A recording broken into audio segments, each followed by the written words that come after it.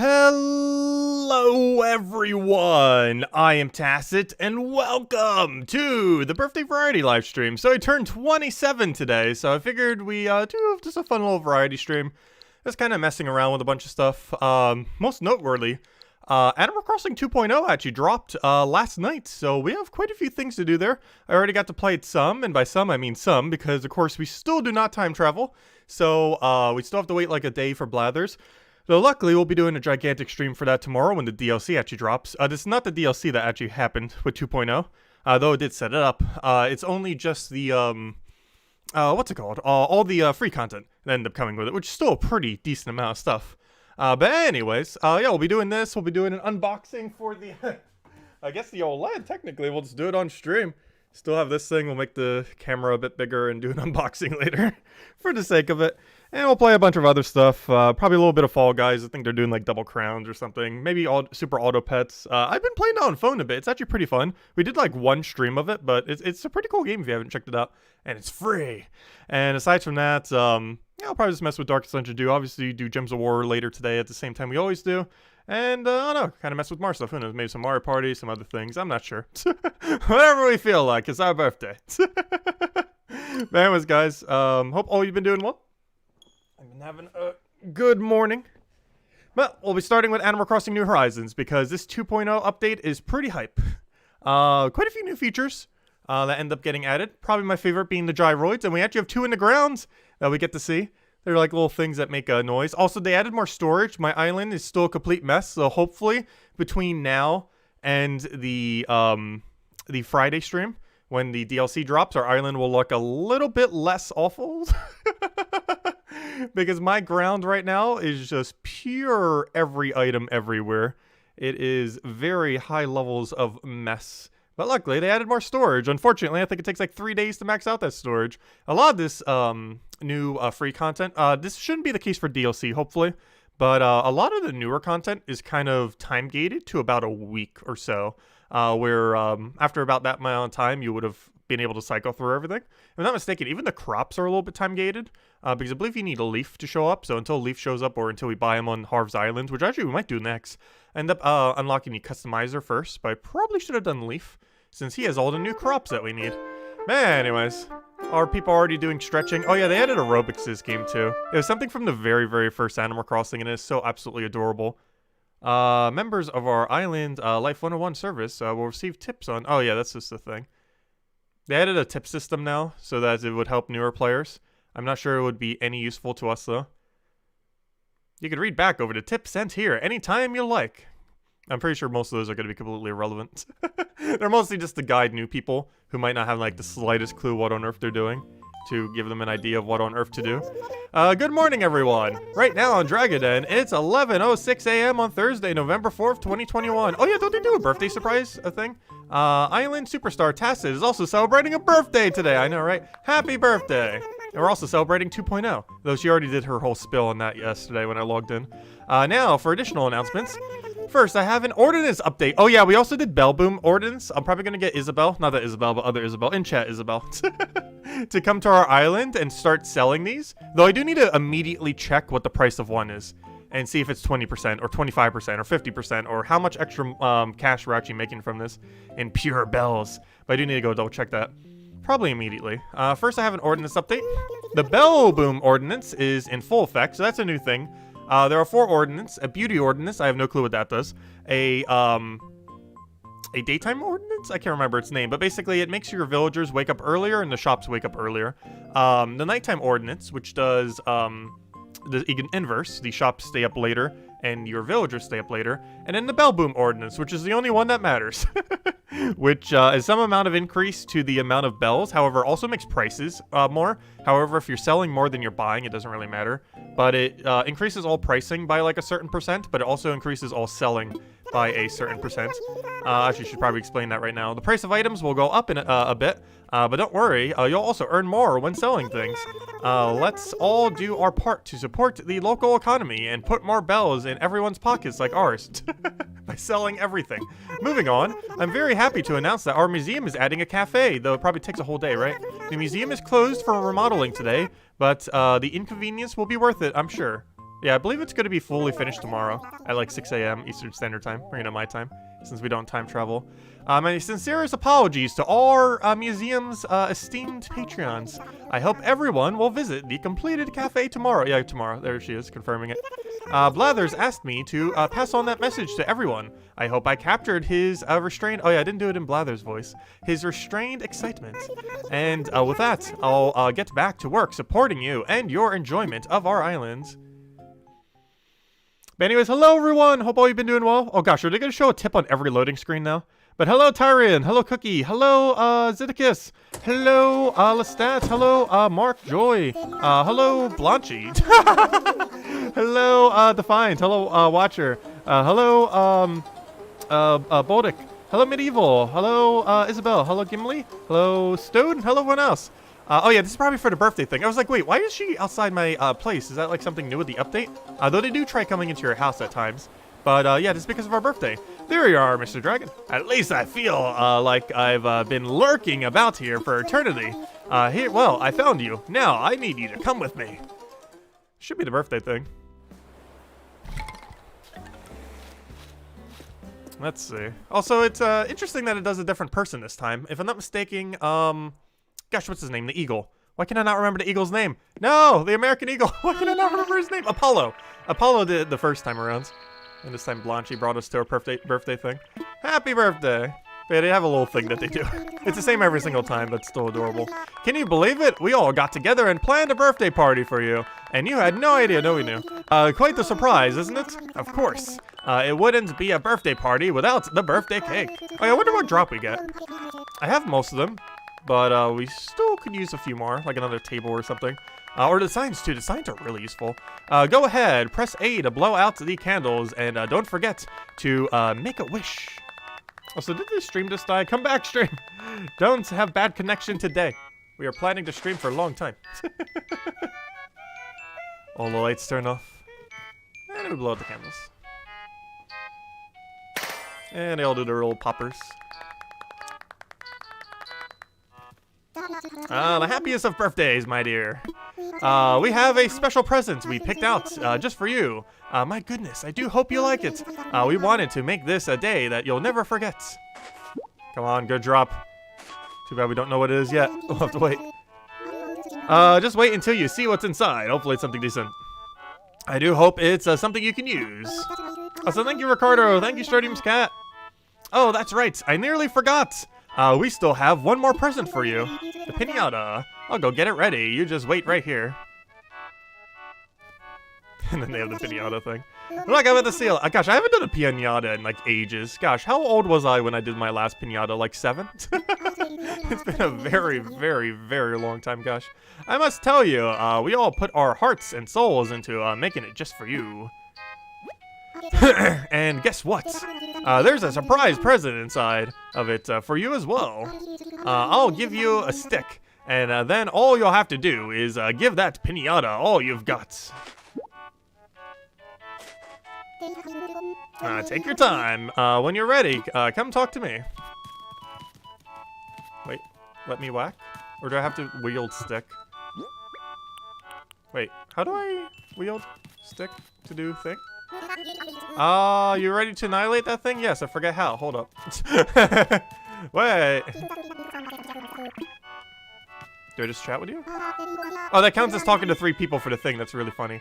Aha, ready to go? Now go ahead and stand under the piñata for me. Okay, there we go. I just had to talk to her again. Now, it may not look it, but that piñata is one tough cookie. One little tippy tap won't do a thing. The trick is to hit it hard and fast, my dear. When I say start, mash A with enthusiasm. Oh no, it's Mario Party all over again. Alrighty, prepare yourself. Ready, start. I wonder what happened if we just let it sit there forever. Or just keep making noise.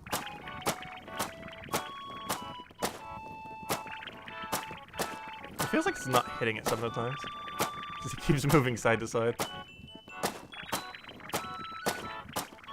There it goes. Cupcakes! Well, you gave it what's for. Also, who on earth puts cupcakes in a piñata? It's normally candy. Which reminds me, we might eat some cake on stream. I do have a cake. A cheesecake. Actually, it's kind of funny because my mom's actually away right now because she had to go and, one of her friends was having an operation today. So she ended up making the cake preemptively because I don't think she's going to be back until tomorrow. So we're probably not celebrating it with her until like the weekend or something. But I still have the cake. You gave it, what for, you know? You aren't half bad at this. I do hope you enjoy the birthday cupcakes inside. There we go. Nice. Go on, don't be shy. Take your birthday cupcakes. They're basically standard food. We can still decorate with them. We made a big batch, so perhaps you could share them with our friends who couldn't make it today. Oh yeah, I wonder what would happen if you did. I never tried gifting it to anyone on this day. I wonder what they would say. Let's give one to Apollo since he did our birthday last time. Watching you break that piano nearly moved me to tears. What a powerful moment it was. All that's left for you to do now is enjoy your party to your heart's content. We'll chat with everyone once. Let's see what you have to say. You know what you have to do on your birthday, right? Whatever you want. It's your birthday. He has the right idea. Let's see. Happy birthday. You know, the more I say that, the weirder it sounds. Yeah, that's blunt, you have to say. You're the guest of honor at today's birthday party. I hope you're enjoying the spotlight. I must say, you do look fabulous. Happiness is in fashion, after all. We're still in the same wetsuit from that one patch like a year and a half ago. Going home, are you? Yes. We've got other things to do, like the whole entire 2.0 patch.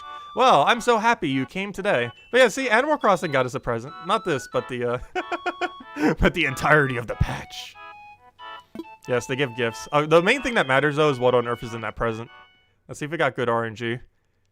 Did we get good birthday RNG? That will determine our RNG for the rest of the year, right? That's how this works.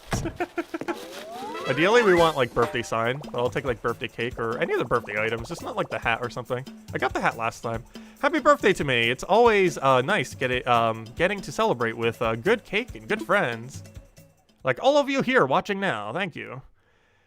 Anyways, let's go and open this thing.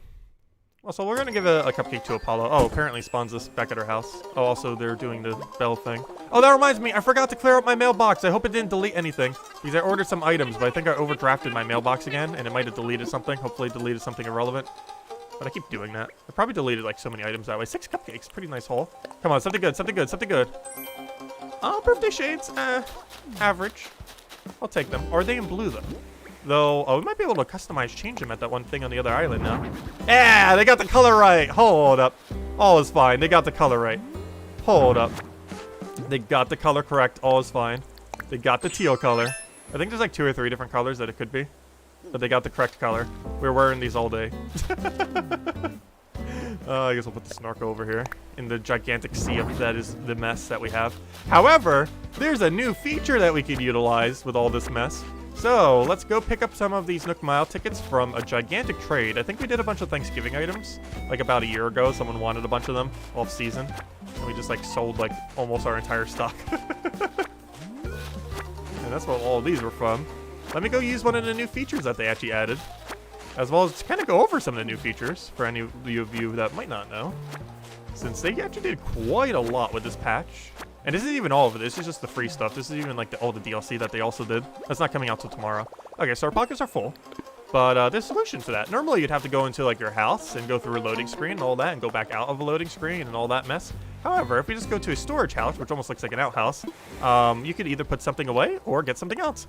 And guess what? This has basically no loading time. So I could just go do this, click everything, boom, boom, boom, boom, boom, and just put this all into storage. Also, you might notice the storage is bigger. It used to be 2,400, now it is 3,200. And then we're going to upgrade it again and then again, which reminds me I should go do that right now before I forget. Because I will forget. Let's see, how much does he want for the next upgrade? Let me just grab a full inventory of bells and whatever we need, we need. So thank you, Cadralis. Yeah, let's just get all of our bells and go see what happens here. So he'll talk to me, say, hey, yeah, we did the upgrade for you. You like it? Yes, thank you. However, that's not what we're here for. We're here to, talk about our home to upgrade even further. You got that right. Good job, Tom Nook. Take our things from here. Also, I added like a billion things that you could redeem with Nook Miles. However, I am here for, actually, well, I'm here Nook shopping. I actually am here for something else. I wanted to see, hey, there's that Animal Crossing New Horizons switch. Ooh, is that new? Pine tree? Is this a new item? I'm pretty sure it's a new item from this patch. I should go get that.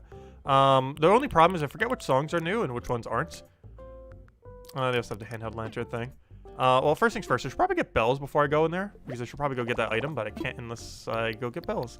Anyways, he probably wants like 1,000,000 bells or so. So let's go withdraw all of our money. Let's just make sure we have enough. And let's see. Redeem Nook Mile. So yeah, they added a bunch of new things here. Oh yeah, I should probably check to see if they got a new fence. I got that one yesterday. I already have that. That was an old one. Okay, they added, let's see, they added fire hydrant. They added a round street light. This thing, whatever this thing. Oh, that's not, is that a trash can? Almost like one of those things you put mails in. A shrub. Oh gosh, it's gonna be hard to do a lot of those shrubs. It's gonna be expensive shrubs to try to get. Crosswalk signal. Oh, that's a good flower bed. Got a bench. Got herself a, what new ones? Got this, whatever that is. Got this chair. Almost reminds me of one from the very first game. We got a nice, different shrub that's even more. We got some cool signage. Got herself a palacing, another palacing. Oh, a volleyball set to go with the volleyball. Some kind of windmill. Really cool coloration on it too. Oh, I actually ordered this. It better not gotten deleted in my mail. Okay, we should probably go check our mail. But yeah, there's this new steel thing. This thing we actually ordered. I absolutely love. Another plaza thing. Some, let's see, what else is new? These two things, little, gazebos. Actually, that's not a gazebo. Oh yeah, that's like the Japanese version of a gazebo. This elephant thing. Let's see, what else? Some other plaza toy. Oh, that one looks pretty fun. I didn't order that one yet. A little train station. These two little other festival things. Oh gosh, I have so many funny memories from merry-go-rounds. A bigger storage shed, which I believe I ordered, as well as probably the most important one, an ABD machine. So an ABD machine is kind of interesting. Before I do interact with that though, Nook shopping, I want that new item we don't have yet. Because now I need to actually check Nooks for the billions of new items. One of them I got from a balloon yesterday, but they probably added like hundreds of new items. So far we've seen 2. Though there is definitely more than 2. Anyways, let's go and check out the ABD, or check out our mail and see that if it deleted like everything, because I forgot to clear it out. I think I cleared out like 5 slots. I think I ordered like 6 or 7 things, so that's a fail. So hopefully nothing important got deleted, and hopefully it's all there. Ooh, did it? Did it though? Yeah, it did. Though, what did it delete? Oh, also our mom sent us a birthday present. Our other mom. Let's see. Do you remember when we first met? Of course. Wait. That's funny for our mom to say. Of course not, silly. But it was on this very day. If that's not cause to celebration, I don't know what is. It's a mom joke. My inventory's full of bells, isn't it? Fail. I think I forgot to do something. Hold up. 1 second. I think I forgot to do a thing. Yeah, you can recustomize them on the thing. I made sure to unlock that on the other island yesterday. So we can actually color customize it to whatever we want. I'm not sure how much it costs though. I'm pretty sure it's just bells, and if it's just bells, it costs basically 0. Let's see. I'm here to talk about my home. Please make it have 1.5 billion storage. 5,000 is not enough. But at least make it 5,000. Expand my storage. How much you want? He wants 1 million. Imagine if someone came up to you and was like, do you want more storage for your house? Well, $1 million. Good job, Tom Nook. Though in this game, we'd pay it. We need that storage. They could release an update that's literally like $5. You get 50,000 storage. I would buy it in a heartbeat. The amount of 0 delay that would occur if they were to sell storage in this game. Which is kind of funny that they haven't tried to sell storage in this game. Because they could get away with it so easily. I'm come here to delete that. That is not the button to press. Gosh, I haven't played this for a while. Forgetting how to menu this game. Throw away. Throw away our birthday card. Okay, let's see what our mom sent us. And probably also finish cleaning up, though that's going to be like an endless task with this island. She sent us homemade cake, and it has a different icon now because there's cooking in this game. Oh, there we go. Same cake as always. However, it now has a cool icon. I guess we'll put that in our storage, as well as all these tickets. Alright, let's clear up a little bit more area here. Actually, probably all these framed photos, too.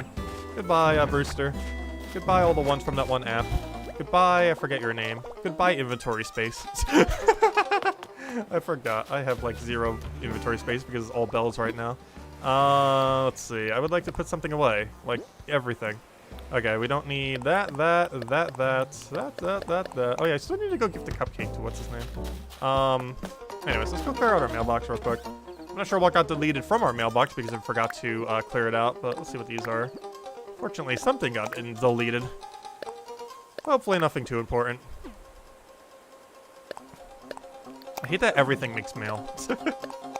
This is still the game that has the most amount of mail of any Animal Crossing. However, the problem with that is because there's so much mail space, they give you so much mail as well, which just clutters your mailbox like crazy, which ends up deleting like 1.5 billion things. I'm pretty sure we've lost like hundreds of items from the fact that it has overflow, or that it overflows your mailbox. Oh, let's see what some of these newer things were. Let's see if we can recolor them at the other place. So one of these is really important, and it's not that one. It should be this one then. I think this is the first one I ordered.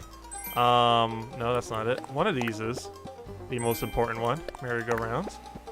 ABD. So this is an interesting item. So this is just an ABD. You can just move it around.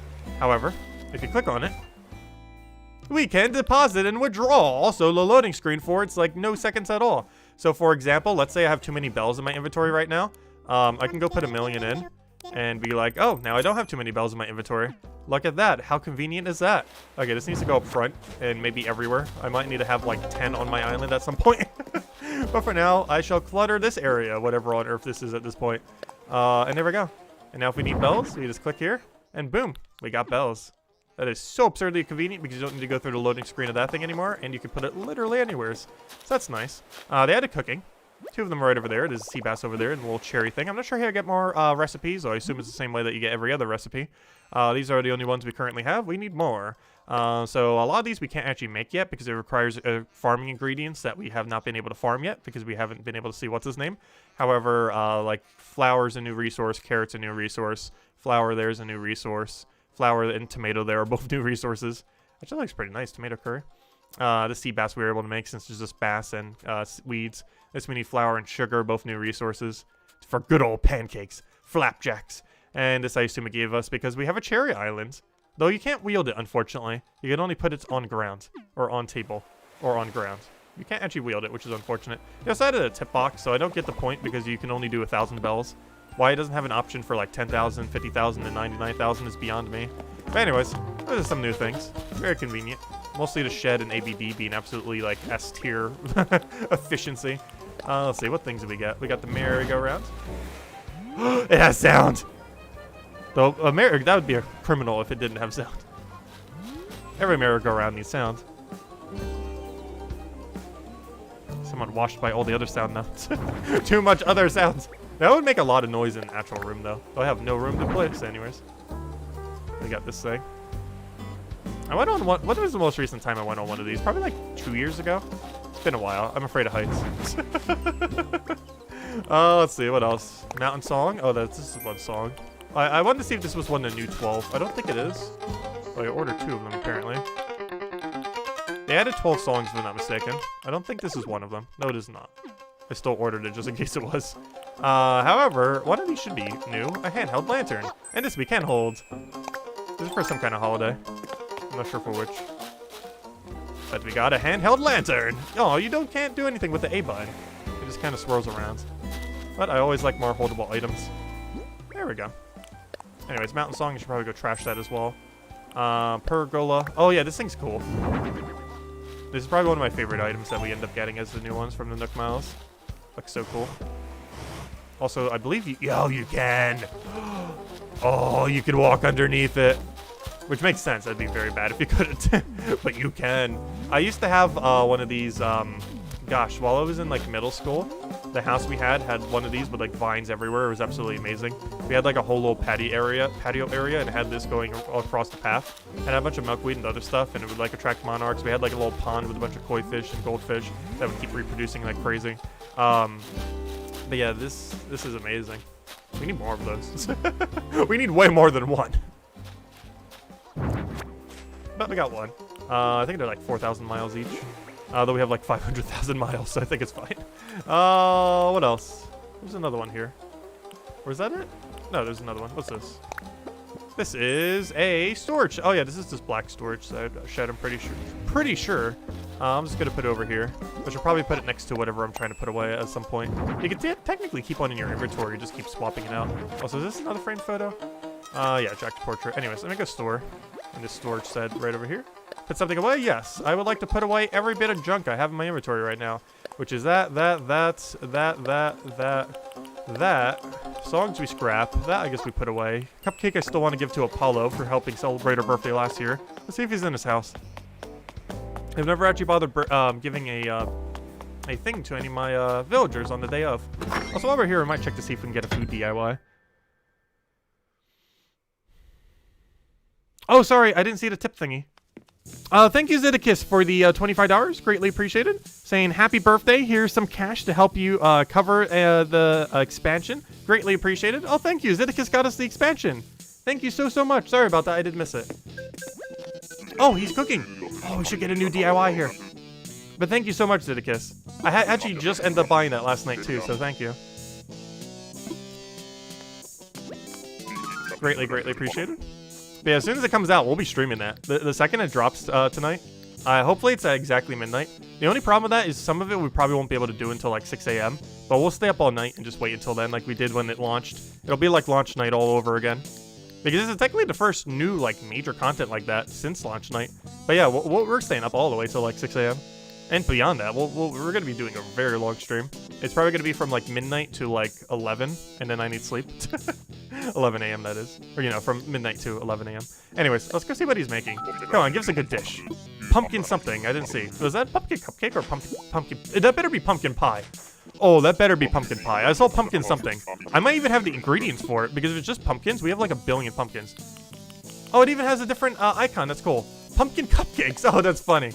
That's close enough. Okay, we got pumpkin cupcakes. Oh no, that's gonna probably need flour or something. No, we don't have the currency of flour. Wait, where is it? Oh, it's probably under new. Why is it all? Oh gosh, you're gonna put it all the way at the top. So if we go all the way up, all the way up, all the way up.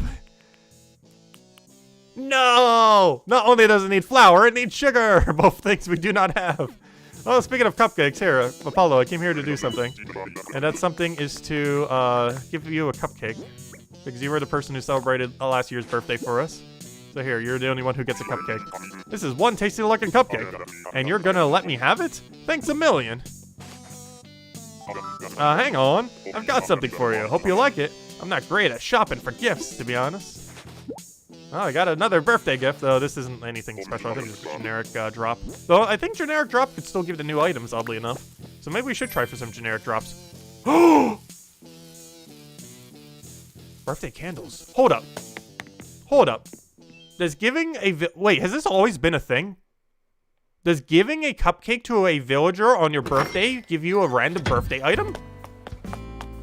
Has this always been a thing and I just never realized it until now? Hold up, I never knew that. Really? If I go and place this. Yeah. Okay, well I know what I'm doing with my other 5 cupcakes. Hello, I have a gift for you. Oh, sorry, Isabel, what was your other thing?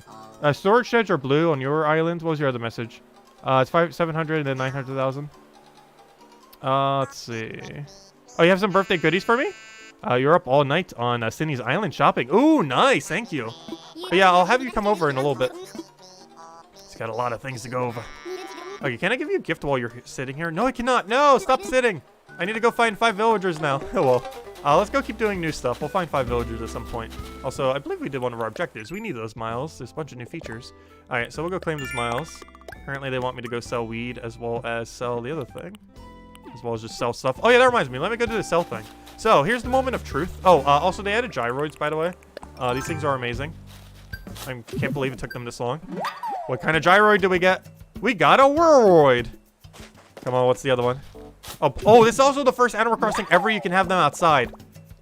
Hold up. And we got an oink oink. Hold up. Gotta place this guy.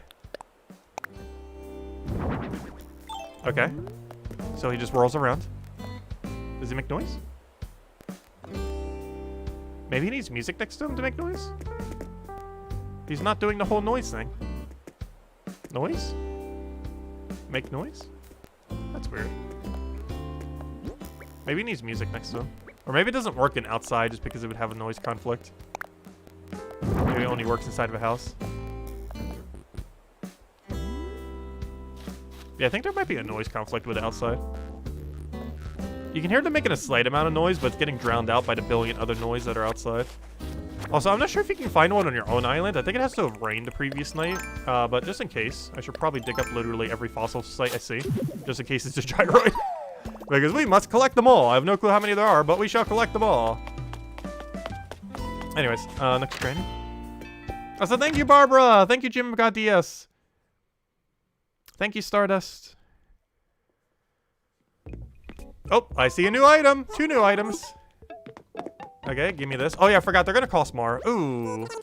Seems like you're interested in a chandelier. That'll cost you 36,000. Barely a dent. Give me that chandelier. Our first ceiling item. So that's a new thing they added. And we also got pot. Let's see. Seems like you like a small vase. I'm pretty sure it's a new item. I'm sure it looks new. I don't recall such an object. Oh yeah, I almost forgot. There's another feature too that they added. And Nook's Cranny wasn't open, so I wasn't able to interact with it last night. However, they added a... Oh! Basic cooking recipes. They also added this. That's not what I came here for, but sure. Yes, I want it for sure. Is that the only new recipe one? Though there's another one that I came here for. It's not the main reason I came here. But thank you for more recipes. I'll go check what those are in a moment. However, what I actually came here for is... Oh, making more foods and drinks. We know. Thank you. Okay, that's not what we came here for, though. What we really came here for is a ladder setup kit recipe. So now we can put ladders on cliffs, and it permanently stays there, and you can customize them. No, I don't want a second one. Okay. Okay. Looks good to go. Okay, let's go learn this ladder kit. See what our new recipes are. Let's see. Wooden ladder kit. Thank you. It's gonna help a lot with the flower business. Okay, now moment of truth. How much of, well, actually I need to go collect the flowers first. Well, 2 things. First things first. Let's go check what the new DIYs are for cooking. You're gonna make me have to go all the way up again? No! Why must cooking be all the way at the bottom? I guess it makes sense this is the newest piece of content, but still... Okay, what new things we get? So we can now cook a ladder. We can now cook whole wheat flour, brown sugar. Oh, seaweed soup! I have a billion seaweeds on my island. They better be having like a really cool sushi looking item, because I have more seaweed than one person could ever fathomably use. Whole wheat flour for a bunch of organic bread. We got ourselves carrot cake. A lot of carrot cake I can't have because it may contain nuts. They've also been really hit or miss. Whole wheat flour and brown sugar to make brown sugar cupcakes. Gosh, they got a lot of cupcakes in this game. Tomato puree. And, oh, they added potatoes too. Interesting. Ganache di patate. Sounds good. There's a lot of really good potato dishes. I wonder if they added, oh, I forget what it's called. It's like au gratin or something? Potatoes au gratin? I can't remember what it's called. I really hope they added that dish. It's like one of my favorite ways to have potatoes. And since they have an actual potato currency now, that'd be great. Ah, there we go. And I assume the rest of them we get from our villagers and possibly from the beach. But anyways, so next order of business. We haven't even scratched like half the new content. But, let's see. Oh yeah, let me go check out what Bell Boom does. So, moment of truth. How much more does our flower blood money make? So I'm going to grab 10 of these. 1, 2, 3, 4, 5, 6, 7, 8, 9. It should be 20%. 10. However, it might be more than 20%. It better not be less than 20% though. Okay, so let's go and craft this into a reef. And normally, this would sell for 20,000 bells. No more, no less. Now, let's see how much it sells for. Also, let's see if any reefs are up here. Normally, you can't. Though, if this update added them, that would so much increase its profit as well. Though it doesn't seem like it's a thing.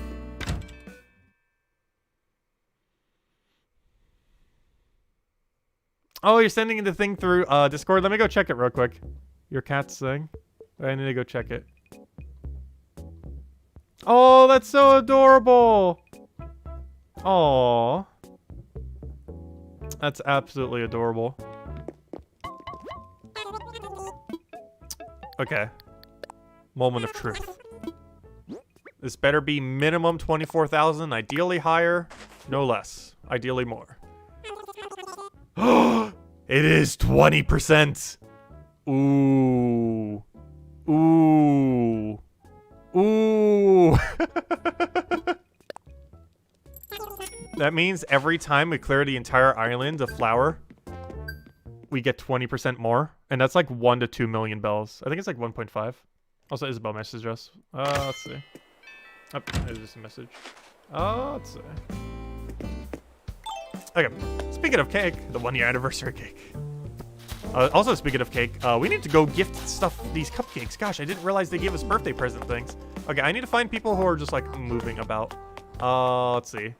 Do you have more DIY? The only problem with the cooking DIYs is it might take away from the other DIYs, so then again, we don't really need the other DIYs. That's kind of interesting if they run both, though. We'll find out if we find one in one of these houses. Oh, perfect. 2 for 1. I come here to gift you thing. I have cupcake for you. Please give me gift. I have cupcake. Please reciprocate in gifts. Cupcake for you. I never realized this was a feature. This is so much easier to get these items. Gosh.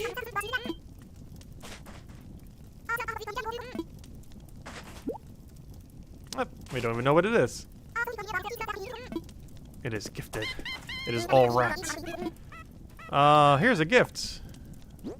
I have cupcake.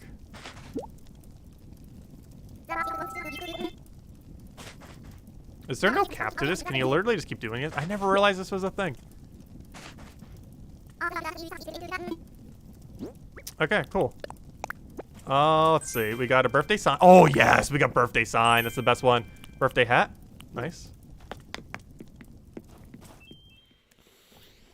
All these going straight to storage. Alright, we still have a few cupcakes. Let's see, who else still has their lights open? Let's see. Who have we not gone to? Blanchy? She technically already gave us a gift because of the thing, though I don't think it counts as the gift cycle. So you shall gift her again, and she shall present us again. Here you go, Blanchy. We have a thing for you. Please accept the thing. I've gotten you a cupcake. Now you shall magically generate gifts.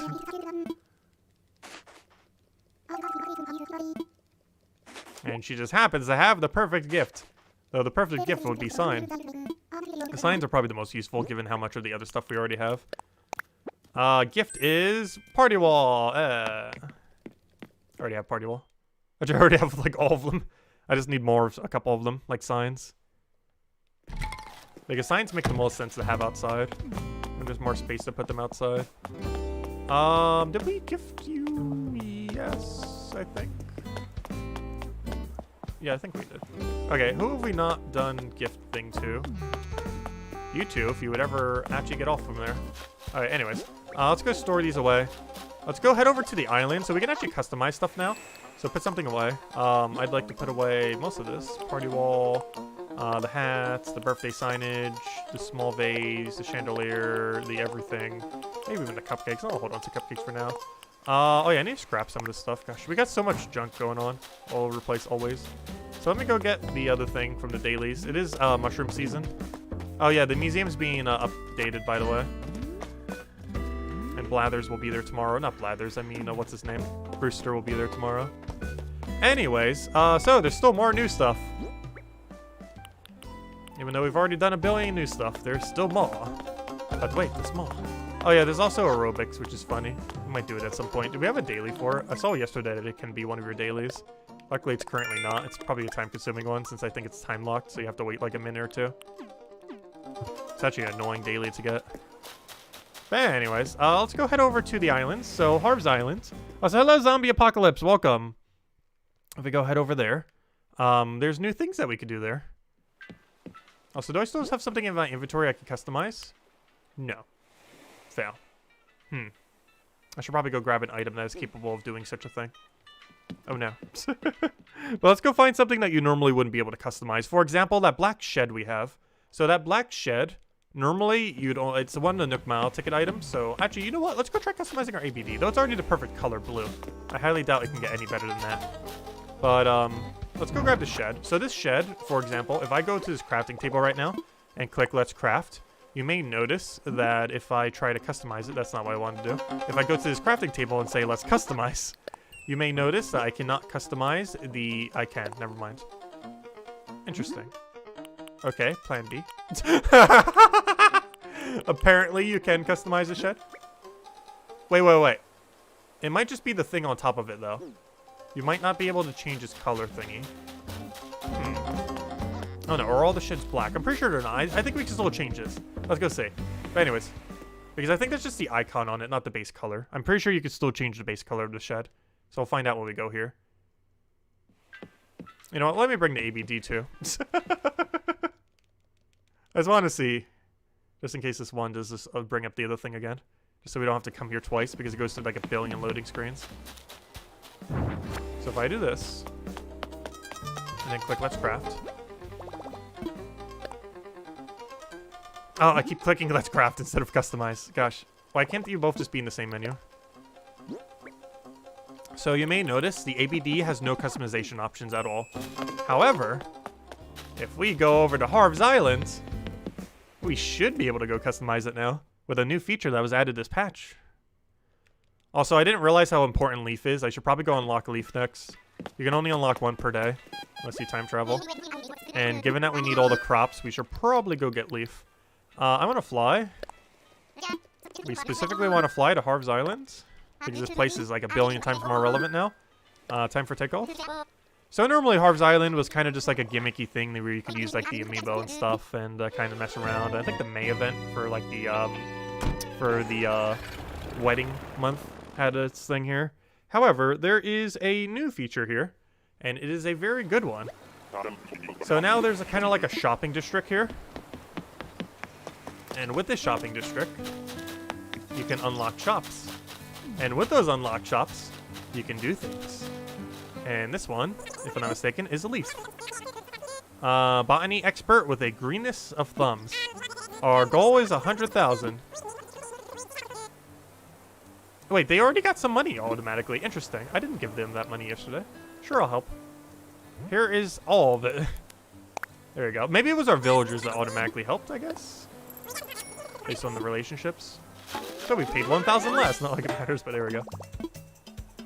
Okay. Unfortunately, you can't do multiple. If I try clicking on another one right now, like whatever this is. Great morning, pal. We're no longer accepting donations because you can only do one per day, unfortunately. But now, if we go talk to our new people here. Hey there, I've got big news for you today, Tassets. Reese and Cyrus's customization shop is now open. Well, hello again. Thank you so much for taking those wonderful photos of us a while back. Good to see you. Yeah, they're from the May event. Like Harv said, we're thrilled to be opening up a new shop here. Probably the most useful one on this entire island. My side guy can customize just about anything you bring to him. It better be literally everything. Aw, come on now. Don't go over promising things. I'll do my best. Sorry, just caught me off guard. With that intro. Let's start over, huh? Good to see ya, kiddo. Now, come on, give me more Harv dialogue. He has, like, the best voice here. Now, as my lovely Reese mentioned, I can customize darn near anything. Just bring it in, and I'll have a look. Gosh, you two lovebirds are just adorable. And you run a business together? That's remarkable. Well, I'll leave you to it. Hope you enjoy the new shop. Oh, we need to go talk to Harv again. Give me literally any dialogue. Harv, where'd you go? Harv, you've disappeared. No, Harv. No, you're gonna be up front doing your normal thing, aren't you? No. Hey, I hear you pushed us over the top with a generous donation today. That's just so groovy of you. I'm not a big paperwork guy, but I did go ahead and file the papers for the new shop. It'll open up tomorrow. Hope to see you there. Good job, Harv. Anyways. Oh yeah, we can also do haircut. I forgot about that. We didn't even need to buy that one. Let's see what haircut she gives us. I'll go with RNG. I'm pretty sure she does random regardless. I have a feeling we have to remove our hat. I didn't try doing this yet. I believe there's a few new haircuts you can unlock through this that you don't actually have. Oh, welcome. Think I could interest you in a makeover? I used to be a hairdresser once upon a time. Been a while, but my clippers are still sharp, and so is my style. I'm sitting on some bold hairstyles, and I'm just itching to try them out. What do you say, Shug? I'll try it out. Glad to hear it. Hop into my chair so we can get started. Let's see what RNG gives us for our birthday haircut. Okay, let's get started. I think that's one of the new ones, though, at least. You're all set, Shug. And you look fabulous. Oh, what do you think? Do you like your new hairstyle? I love it. Oh, no. I'm so glad you do. You'll have to remember this hairstyle for future do-overs. Okay, Sugar. You're all set. I like the back of it. The braid's a little weird, though. Though, luckily, so yeah, we got taught a new hairstyle. I think she has like 6 new ones or something. But I like the back of it. Let's go and do, let's see if we still see the back when we put this on. There we go. Okay, I can live with this. Because the back's the only thing that shows, and that's the best part. Perfect. There we go. Sure, we'll use this for now. Mostly because it's going to be too annoying to change it. Hey, this place has a real great feel, doesn't it? Thanks again. There are some things that only I can customize, so bring them here. Yes, that's exactly what I'm here for. Howdy, Squirts. You looking to get something customized? Yes. Customize my ATM. All right, leave it to me. So what's your order? There it is. ABD. Oh, there it is. These used to be so annoying to get the correct colors for because you'd have to just constantly trade. We already have the best color, though, so what are we doing? Oh, one of them has a bell icon on it, though. Hold up, we don't have the best color. Hold up. I gotta get it with a bell icon on it. You can't have an ABD that does bells that doesn't have a bell icon on it. And only 8,000 bells to customize it? Nice. Also, you don't even need customization kits. You could probably customize anything this way, potentially. Wait, can we not do our tools, though? Oh, no, we can still do our tools. I'm pretty sure he doesn't have unique options, though. Let's just click on this. Yeah, he just has normal options. I was hoping there'd be, like, a weird, unique one. Though that does mean you could do it cheaper than the other thing, though. Or maybe not cheaper, but... Okay, so let's see what we can do with storage shed. Yeah, that's what I thought. So you may notice before when we were trying to customize it on our island, we could only customize the door decoration. However, now we can go make this blue or whatever other interest. Oh, they do have a blue. Let's see. So ours is normally black, which honestly is probably my favorite. Oh, Isabel, they have pink. You can customize it to pink. Oh, they have a worn down shed. I like that. Oh, gosh. I don't really feel like it fits the island aesthetic. Or my want of blue. Or light blue. But that one actually looks pretty cool. But yeah, black's still my favorite. Though, I can get black whenever I want if I just order it. Plus, we could always customize it again later. Yeah, black's my favorite. Second favorite's probably the damaged one, actually. Though, I must go blue. And since we're here, I might as well change the decoration thing, too. I've got the floral pattern, I think. There we go. And there we go. Now we can customize things that we weren't able to ever customize before. Also, what does what's-her-name do here? Does she do anything? Does she just stand here and watch her husband do everything? Let's see. Oh! While I have the chance, I want to thank you, Tacit. This trailer will be a wonderful way for my side guy to show off his skills. We're going to have so much fun. I'm glad we'll be able to see more of each other. But you don't do anything, though. Well, good morning. If you have a customization... Oh, no. She doesn't do anything. All right, well, that's all we can do here now. We got our new hairstyle. We bought the one thing per day. And we customized our stuff. And now we can change that whenever. And then we'll have Leaf tomorrow. Then we'll probably do red. Because being able to get art daily from red is going to be so insanely useful. We're out of here. Trainwreck Cheesecake is reporting Tango arm wrestling is a go. We have cheesecake.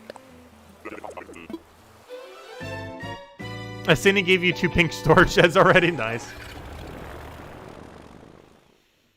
But anyways, let's go put out our new green ABD. As well as our storage shed back on the ground. And then let's go do the other new feature. There's still more. Though we're starting to go through most of it at this point. But one other new feature that they added. Oh, let me go put the ABD down. Gotta go put our bell for all of our blood money of flowers. There it is. That's how an ABD should be. A little bell icon on the side to get our millions of bells, quite literally. Okay, storage shed. Let's just plop this down over here. Also, they're still in those seats over there. There we go. Nice blue storage shed. I still like the black one better, I think, though. Okay, next order of business. Let me get rid of these two things randomly. I also wanted me to sell 5,000, so this will probably count as some of it. Also, I just realized something. Stuff sells for full value here now, doesn't it? Doesn't it? Because 20%? Easiest way to tell would be to try to find one singular flower. Let me go grab some flowers again real quick. I want to check something. What the value for the sell here is. 1, 2, 3, 4, 5, 6, 7, 8, 9, 10. Okay, so I want to check something. So does the 20% increase the bell boom get rid of the 20% tax?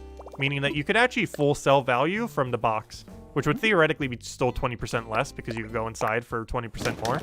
However, if this works as I think it does, this should make it cost 20,000 or give us 20,000. So is this number 20,000? It'd be very weird if it didn't. If it doesn't, that means it does the reduction and the other. Wait, never mind. Yeah, it does the reduction and then the increase, which would make it come out to a different number. That's slightly below 20,000. That's weird. They coded that very weirdly. But that's exactly what it did, because normally it'd be 18,000. So what's happening here is they coded in a weird order. I'm not sure if they're going to fix this or if this is intended. But what they did is it reduces the cost by 20,000 and then increases that reduced cost by 20,000. So basically it goes down to 80%, which is what, 16,000? And then that 16,000 is increased by 20%, which would be 32,000, which would bring it to a total of 19,200. What it should be is 20,000. But what it's doing is reducing it by 20% and then increasing that reduced number by 20% instead of just negating the 20% tax. Meaning you're still taxed even more than base value, even when you have 20% bonus, instead of just wiping out the base value because they coded it so weirdly. I hope they change that. I'm not sure if that's a mistake or if they just intended for that to be that way. That definitely seems like a coding mistake, though. Because instead of just wiping the 20% tax, it's charging the 20% and then increasing that reduced 20% by the 20%, which is making the number weird. Anyways, if we come in here, it's 24,000, which is the full 20%, no reduction. There we go. Anyways, I just wanted to test that. So yeah, they coded that very weirdly. Anyways, so we still have one pretty big major feature that we didn't do, other than Brewster, which we can't do till tomorrow. But that and crops, which we can't do until we find them. Need to get Leaf. But one other pretty big new feature, which I should probably clear some inventory for. Where's my ABD at? Gosh, I still have an ABD on my island, but it still takes forever to go there. Oh, wait, have I given Pierce a cupcake yet? I can't remember. Let's just remember that we got to give it to those two. But anyways, let me go clear up some inventory. I would like to do the full amount. But there's a new feature. Unfortunately, it's time gated to 1 per day, which is kind of unfortunate. However, have I given you a thing yet? I'm just going to give it to the other two just to make sure I don't accidentally give it to the wrong person. But if we go head all the way over here to our dock, there's a new person here. Oh yeah, I forgot. I had shooting stars last night. Give me those stars. But we have these new mystery islands. Unfortunately, you can only do 1 per day, though it's only 1,000 miles. We got Cap'n from the first game. You ready to take a tour? Round trip fare costs you 1,000 miles. He sings as well. That's 1,000 miles then. Always pay him through an app. Time to set sail. Watch your step as you hop on board. And now we get to hear a sea shanty, which unfortunately you can't skip through if you don't want to listen to it. This will get tiring like the 100th time. But for the first week or two, this won't be too bad. And he has his own lyrics.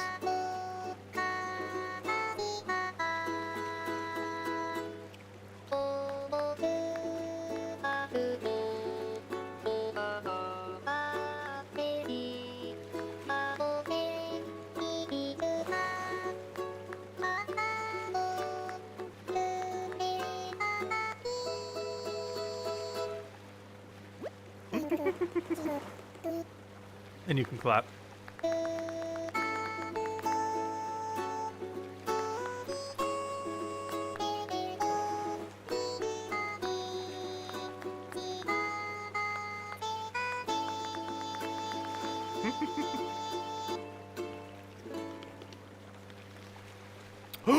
Autumn leaves. Hold up.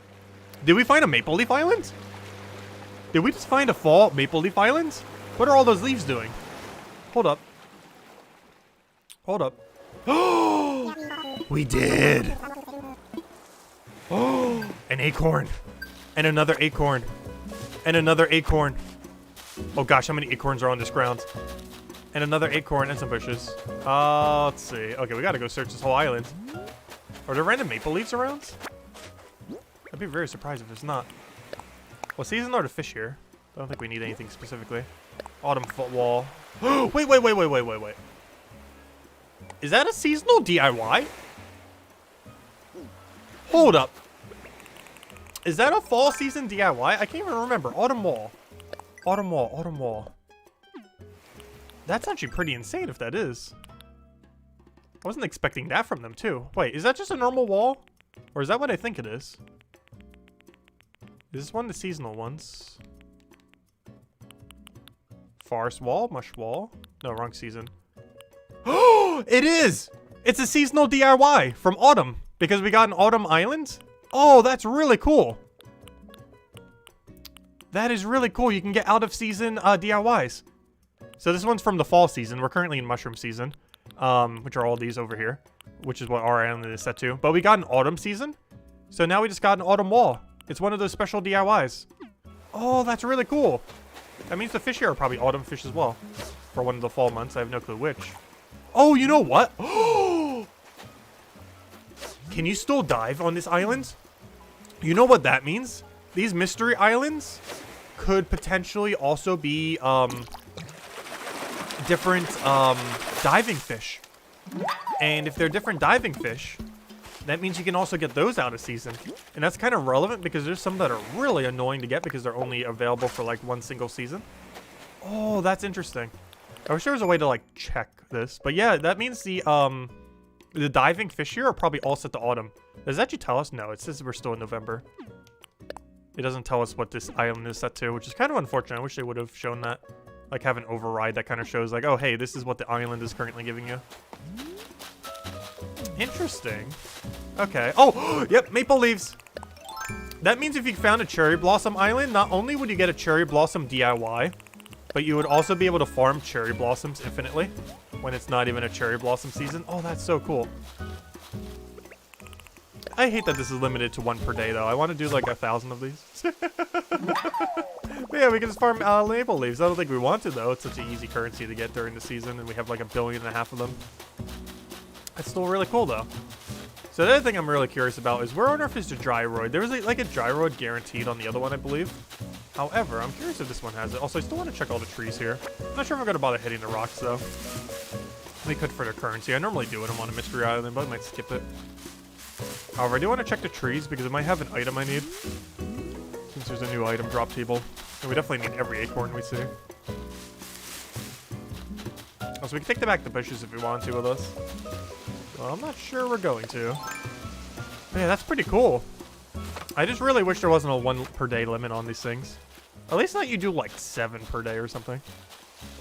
Like, I wouldn't mind a day limit if it was more than 1. One's just kind of weird. Because they make this feature to kind of counteract time travel. Yet you would need to time travel in order to do it more than once per day. Oh yeah, and if you wanted like infinite acorns, you could literally just spam click one tree, couldn't you? Yep, you could literally just spam click a single tree if you wanted infinite acorns out of season. Oh, that's amazing. So you would have to get RNG into the season you actually wanted. But yeah, I could literally just spam click this and Y spam, and we just keep getting acorns. That takes forever. Alright, this better be a gyroid. This 100% better be a broken gyroid. That is 100% definitely a broken gyroid. Nice. That means we can get 1 gyroid per day from these islands. You know what we're doing daily every day now. I need them gyroids. Yeah, let's finish the trees. No item trees. There might not be any item trees. Like the other islands. still want to check just in case, though. I don't think item trees are a guarantee thing on these. Oh, Maple Leaf, though. Come back here, Maple Leaf. I want the currency of Maple Leaf. Why does this river have to divide us so? Okay, I think that's all the useful loot for the most part here.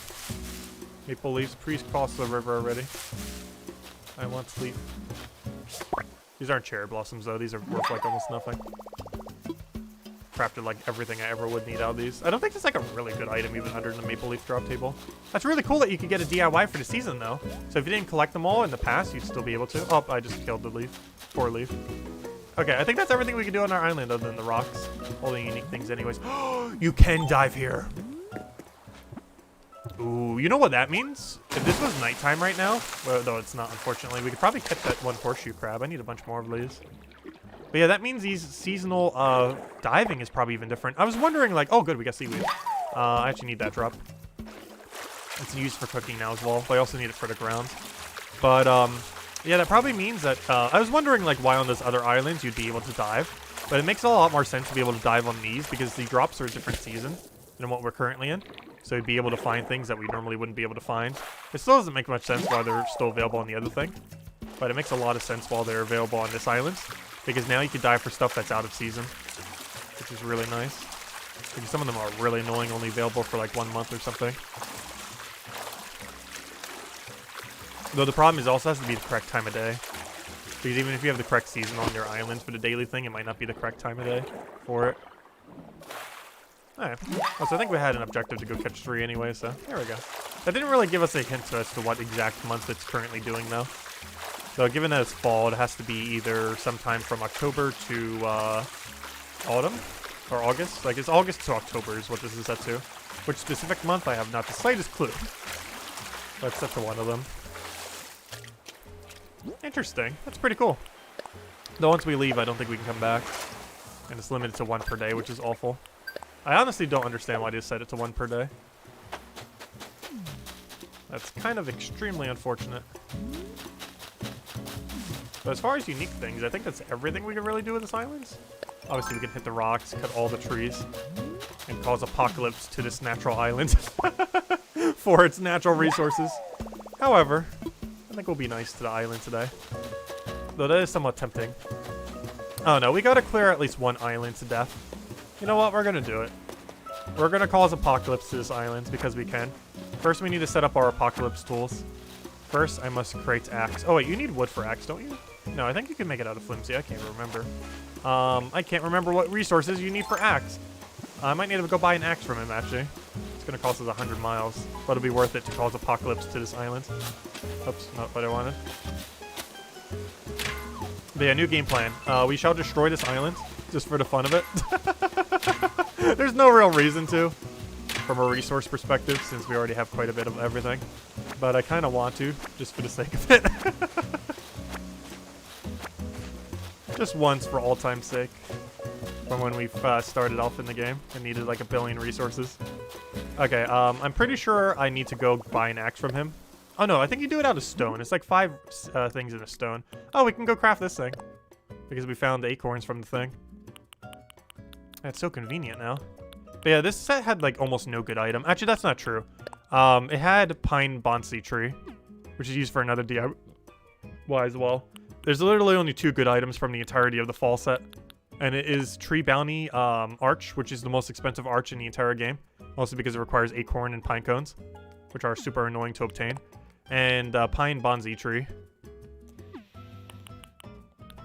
Those are the only 2 good items. Everything else is kind of meh from that set. Anyways, I came here to make axe so I can destroy this island. I need a stone axe, wherever that may be. How do I make stone axe? Good. Now I need an upgraded axe so I can kill every last tree on this island. That is the game plan.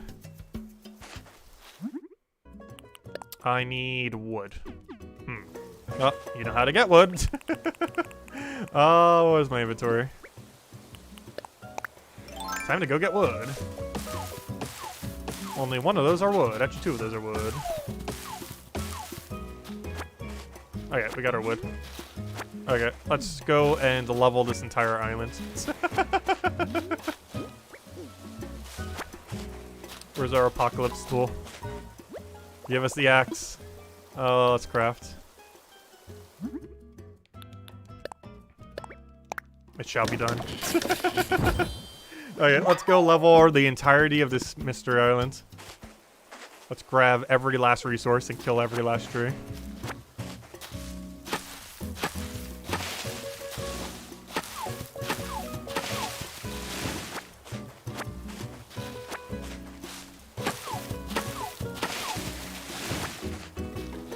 Unfortunately, most of these resources we don't really need.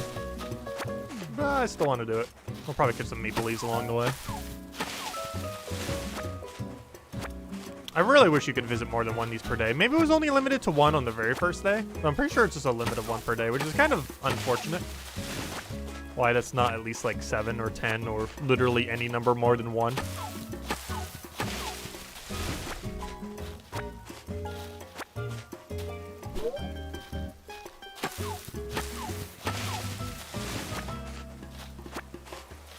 Too bad that doesn't drop maple leaves. Also, we can grab bushes. And seasoned bushes as well. Those are hollies. I think. Right? Pretty sure those are holly bushes. Yes, holly bush.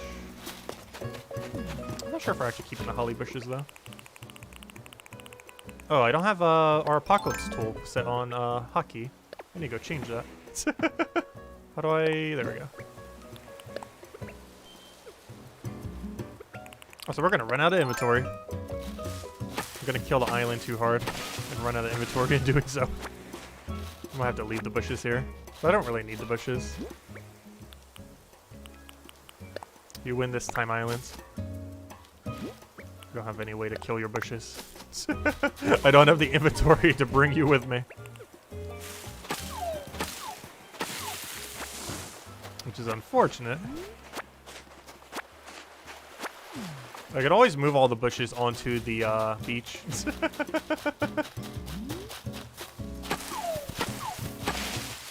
I just killed one of my resources because there's no room for it to spawn. Fail.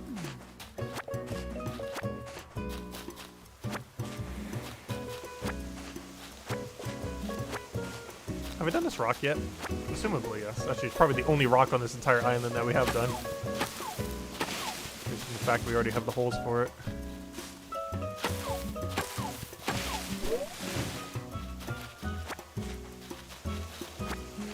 Poor islands.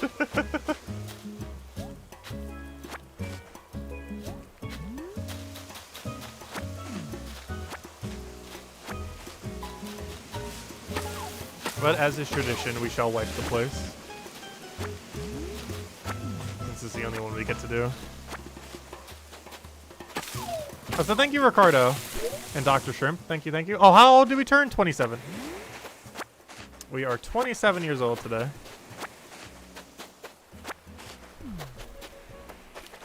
Alright, what other natural habitats can I destroy on this island? We're running out of space, though. And they still don't have a system where you can just send stuff back. Not even for these islands. Which makes it even worse that you have like a 1-day limit. Because once your inventory is full, it's just full, you can't do anything. Which is rather unfortunate. Alright, this island isn't completely dead yet. So our job is not done quite yet. Let's see.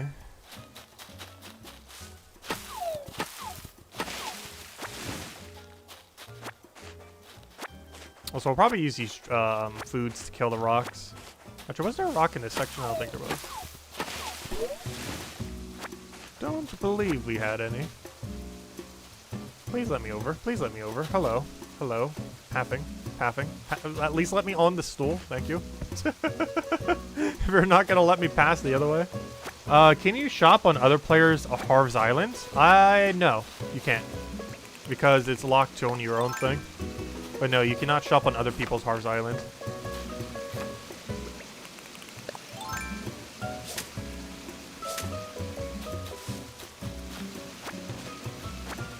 That would not be possible. There's just no way to go to someone else's Harv's Island. You can only go to your own. Like if you just click like to go to Harv's Island, it just has only the option for your own.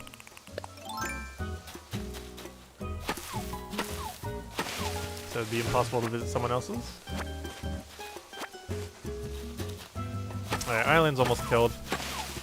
But yeah, this is still a pretty cool feature. I just wish it wasn't locked to 1 per day. Doesn't really make much sense why it's locked at all. If someone has the miles for it, they should be allowed to just go. We farmed up those miles for this. And now there's nothing we can do with our 500,000 miles.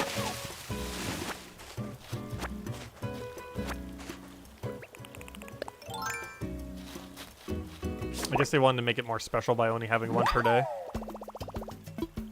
But in doing so, they kind of defeated the point in having it kind of bypass time travel. Because even though these islands bypass time travel now, what's the point if you can only do 1 per day?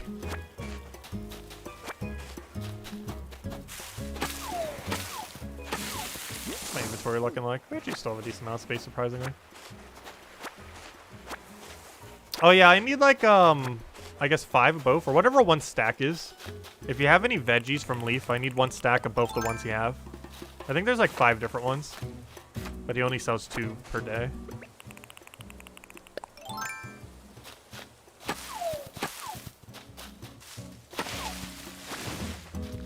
Alright, start killing the rocks.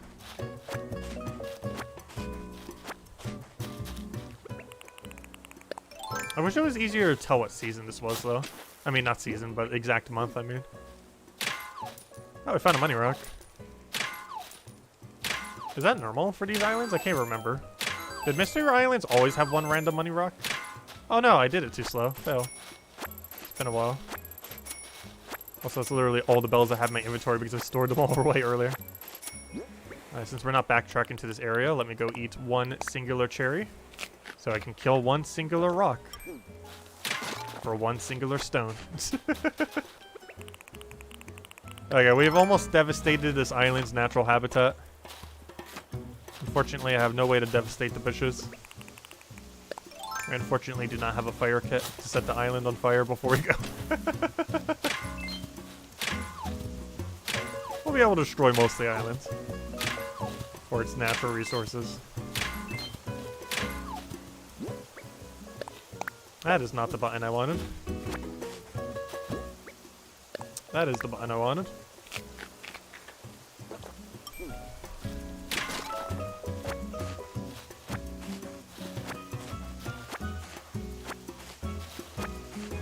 Is that a maple leaf moving towards us that isn't going to go away the second I pull out a net? Sure, try to. There we go. Give me that maple leaf. Too bad this wasn't Cherry Blossom Island. Though actually, kind of good that it isn't. Otherwise, I'd probably be here for like 2 hours farming cherry blossoms. Especially if the island had a good layout. Hey, have we devastated pretty much everything now? Might have. It seems like it has 1 less rock. Then again, every single island had a different amount of rocks. It wasn't like a set amount. It's been a while since we've done Mystery Islands. Though they didn't have the guarantee item in the tree, unless I forgot to shake one. But they don't have the guarantee beehive or the guarantee item in the trees like the other islands. I almost feel like doing normal Nook Mile tickets, but it's probably not worth it. Because their drop table for the guarantee item per island is probably different. Or, you know, it got updated with all the new items that was added in the update. Okay. We have pretty much devastated this island. We've devastated enough that I am happy with our destruction. And just for the fun of it, let me grab 2 bushes, I guess. I don't feel like I need 2 bushes. But we now have more than 2 bushes. Or we have 2 bushes more than we had before. Fully grown. Oh yeah, I was like trying to find the other dock thing. It's like, oh yeah, it's right over here. And there's a little buggy. On our little stool. Alright, anyways. Unfortunately, it is, I think, capped at 1. I need another island. I'm ready to go home. No, I want another island. Yes, there's no returning, unfortunately. Like, at least let us return on the same day to the island that we were at. If you're not going to let us go to 1 billion islands. I hope they change that. The 1 cap per day is going to get annoying.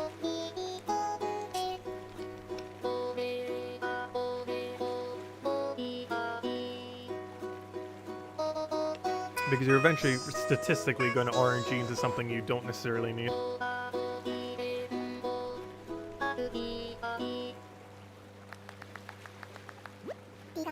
Because with Nook Mile tickets, it didn't really matter if you rolled the wrong islands because you could just infinitely farm them. And just keep throwing them down. But you can't do that with this, I'm pretty sure. Unless it was just a one limit specifically for yesterday, for whatever reason. But I'm pretty sure if we talk to him again, he'll be like, nope, I'm chilling until tomorrow. It just seems so weird to time gate the one thing that can bypass time travel. Doesn't make much sense.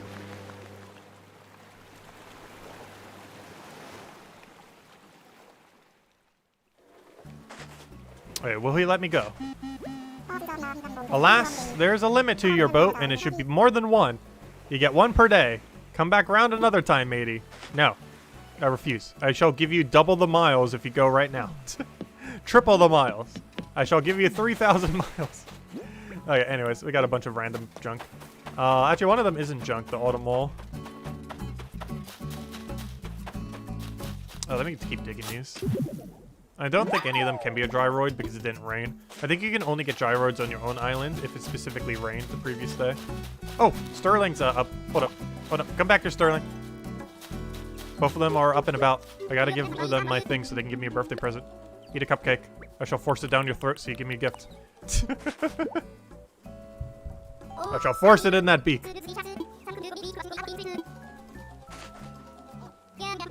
Alright, now I just need to give it to Gladys. Also, Gladys is our best villager, so hopefully she has the best gift. I need to make sure I know which one it is. Let's see if Gladys gives us best gifts. Let's see, what did he give us? He gave us, party flooring. It's kind of funny, we got the party wall earlier. Gotta spare both now, I guess. Alright, so if I give you this, you're gonna give us best gift? I don't know, what's even the one we want the most? Probably sign.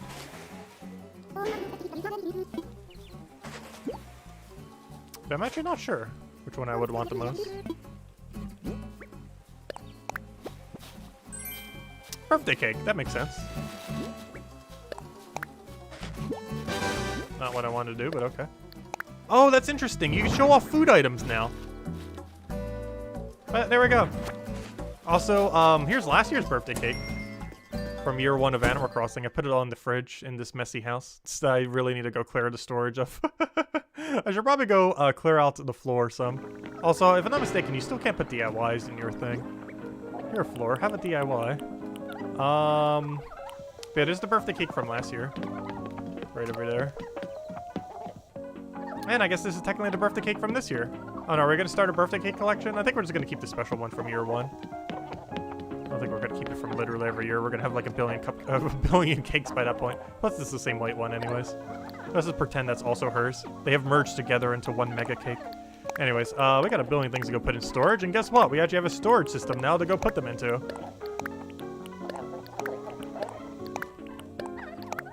Unfortunately, you still can't put DIYs in storage. They did a thing. Oh. They never mentioned that. Wait, did they add mass crafting and I'm not even aware? You can put DIYs in storage now. This is revolutionary. They never mentioned this.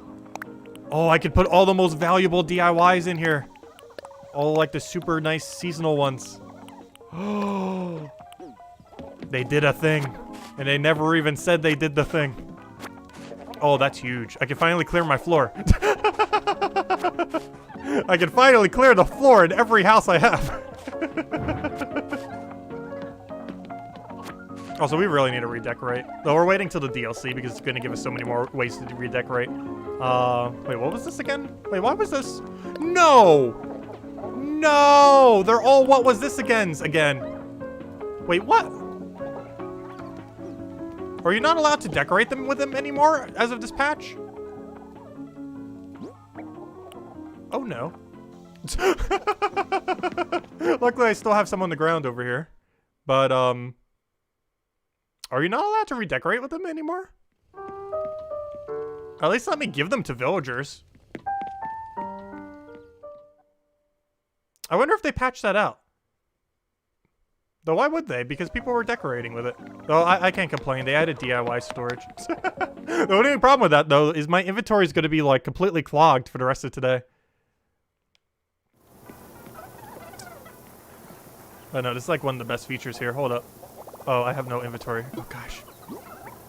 Okay, does it let me at least... Oh, no, no, never mind. Hold up. You just can't store it. Okay, never mind, that's fine. No, no, no, you can still put it on ground. You just can't put it in storage. Never mind. They're still the same mechanic. You're just not allowed to put them in storage for whatever reason, which I guess kind of makes sense. Never mind. The mechanic's still the same. I just need to find somewhere to put them. Because apparently they're still not allowed to go into storage. Never mind, it's the same way. However, what is different is being able to put DIYs in storage, that's for sure. That is 100% a new feature. And a much needed one, gosh. And one didn't even mention either.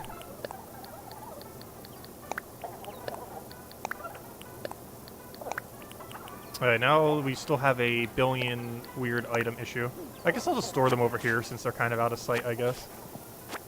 Since we can now pick up all of our DOIs and put them in storage for when we want to trade them later.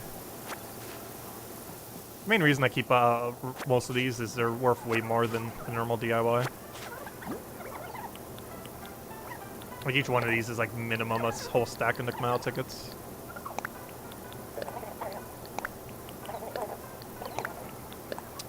Actually, some of the Celeste ones I think might be slightly lower, actually. So I might scrap them later, we'll see. But we have the storage for it now, so might as well.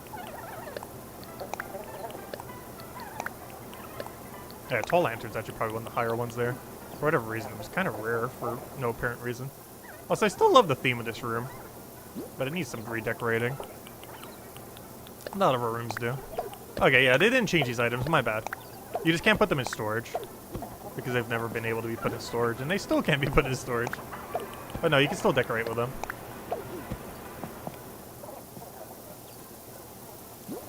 Let's see. I still got one more. Alright, there we go. Now they're out of sight. At least whenever we walk into our main room. I'll catch you later, Tyron. Also, thank you, Imperial. Okay, let's see. What on earth do we do the rest of this stuff now? Oh yeah, let's go make a seaweed soup. I have like a billion seaweed. I might as well do one. They better have a good sushi dish that uses seaweed. Because I have literal hundreds of seaweed. I'm probably one of the only people insane enough to have collected a billion of them because I wanted it for part of my island, but now we can also use it for cooking. Because I had a feeling whenever they added cooking, it would also be used for that. And guess what? There's minimum at least one dish that does. Possibly even more. Though the only one we currently have access to is seaweed soup.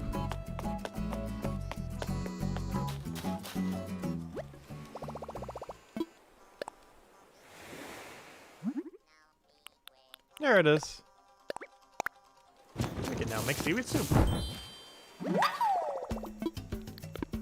And now I can put seaweed soup on the ground. I should probably go put all these things in our house. There it is. Oh, that's not a good way to look at it, is it? There it is. Oh, there it is. Oh, okay, that works too. That's kind of funny that you could show it off. So you can use them as a kind of like a held item thing when you want to mess around with people. Show off your favorite dishes. Actually, if you're at a table, hold up. Can you show it off while sitting? Also, gosh, why is my entire island here? No, you cannot. Aww. You can't show it off while sitting. Aww. I was hoping you could do that at like a table. What happens if you're standing at like table height? Does it like show it on the table? Okay, I need like a table. Problem, I have no table like anywhere. Actually, you know what? I have these stools over here. That's about table height.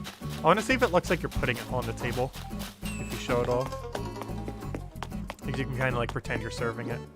It's like the most table-like thing I have in close proximity. Problem is you can't see it when we're here physically. Fail. Okay, what if we do it like this? Oh no, you still can't see. Gosh. I need something that is actually a table. Okay, these are technically tables. Problem is they're not in front of me though. I will find a table. Do I have literally 0 tables outside? Oh, I know where I have a table. Hold up. I know where I have a table. All the way over here. Gosh, the lag, the lag, the lag. Oh yeah, we still need to go pluck all the flowers. Isabel! I should probably go invite you to my island. Okay, Isabel, are you available? Let me know. Okay, let's see what happens. I'm gonna click show it off. Does it look like we're putting it on the table? Yeah, pretty much. That looks like you're serving it on the table. That's like the closest you're gonna get, yeah. Oh, that's actually pretty cool. But there we go. We're serving it. I have gotten you seaweed soup. Eat up. Coconuts.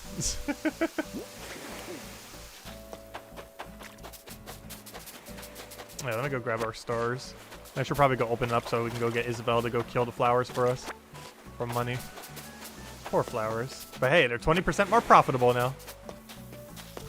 Let's check our beach side real quick. Actually, I might as well just take everything now that we have the storage for all these shells again as well. Plus, if we didn't find a DIY yet, I want to see if it's a cooking DIY.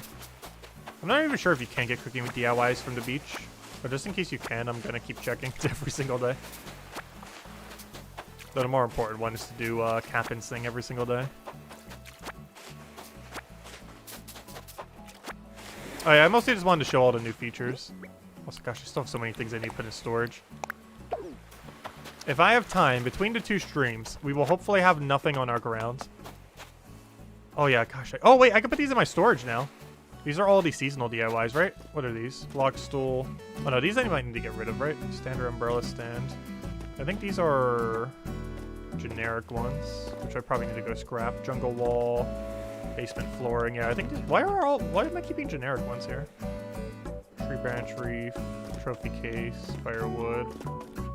Yeah, why are these even here? All these are just generic ones. I need to scrap all these. Yeah, I think literally every single one of these. I just want to make sure. Just in case. Zen style stone? No, that's a low quality one. Yeah, these are literally just all scrap.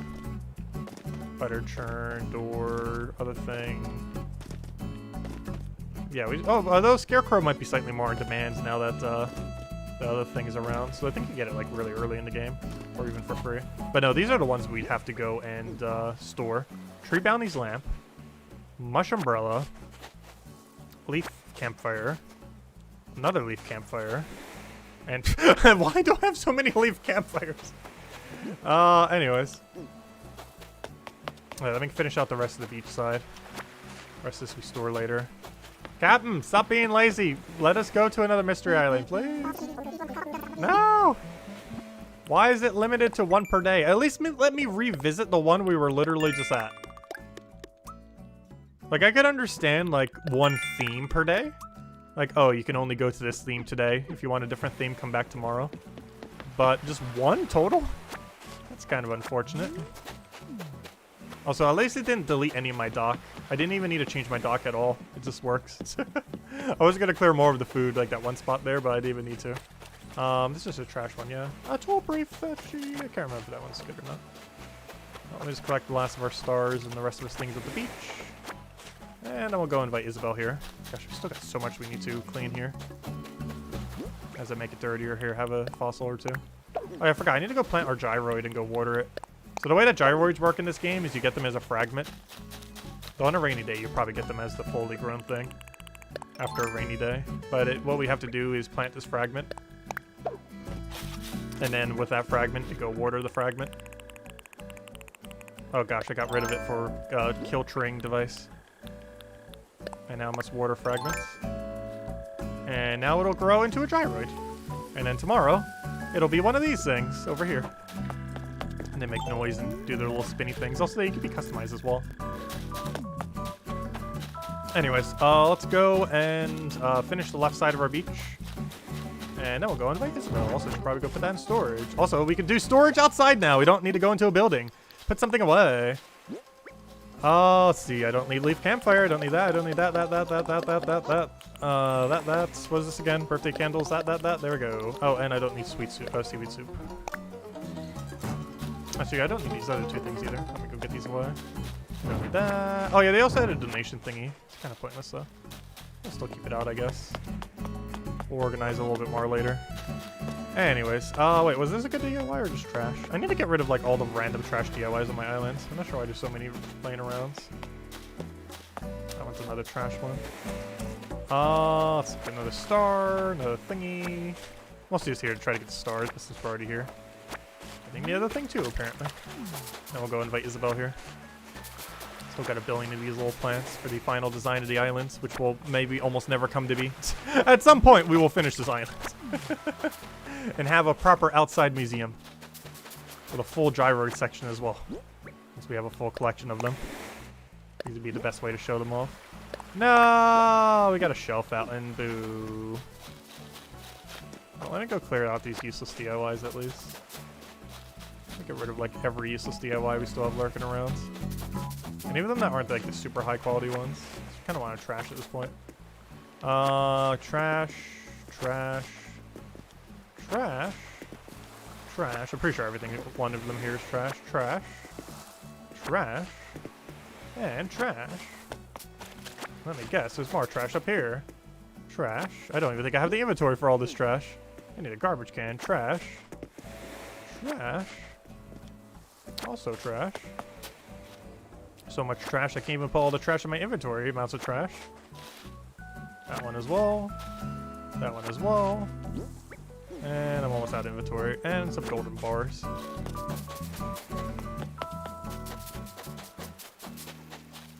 Alright, let's go and trash all of this. I guess we'll sell it since we get 20% more now, though. Oh, another thing I need to go dig up. I must know if it's gyroid. We must know now. Plant a holly. Plant another random holly. Deck the halls with... There we go. Must know if gyroid. I don't think it can be. I think it specifically has to rain the previous day for you to even get a gyroid off of ground. Otherwise, you have to get them off the mystery islands. Okay, anyways. Let me go trash all these. As well as probably the axe. Put the rest into storage. Put something away. I would like to put away none of those DIYs. I want to put away that's not the fossil, the food. That, and there we go. Okay. Everything has been slotted away. Alright, let's go put this fossil down. Oh yeah, there's one other feature I want to go show, which is really funny. I want to do it before Isabel gets here because I don't think I can do it while she's here. So let me drop this. I have so many random golden tools. Let's see, let's just replace out our normal tools, I guess. You can always get more later, it's not too big a deal. Alright, let's go scrap everything that isn't gold, I guess. It's always fun repairing them, but let's go sell all this junk. Do it inside just for a little bit extra profit, not like it really matters. Thank you, Fangs! And then we'll go get Isabel over here after we do some exercising. Since I'm not sure we're throwing Ring Fit Adventure into the stream, we might as well do some aerobics. It's gonna be hard to stand here with this chair and everything with how the green screen is. Oh, let's just trash all these lesser DIYs. As well as these tools, I guess, since we're just using gold. Also, why? Oh, it's probably in my hand right now. Oh, we're gonna keep a spare shovel, apparently. Oh, also, we finally got golden shovel, by the way.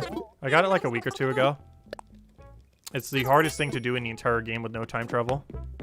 Get a naturally occurring golden shovel. It's probably our biggest achievement so far. Then we've almost finished out all the objectives. There are still a few that we haven't bothered getting around to that are really annoying. Like one of them being to do KK like a billion times. Oh, there's new ones!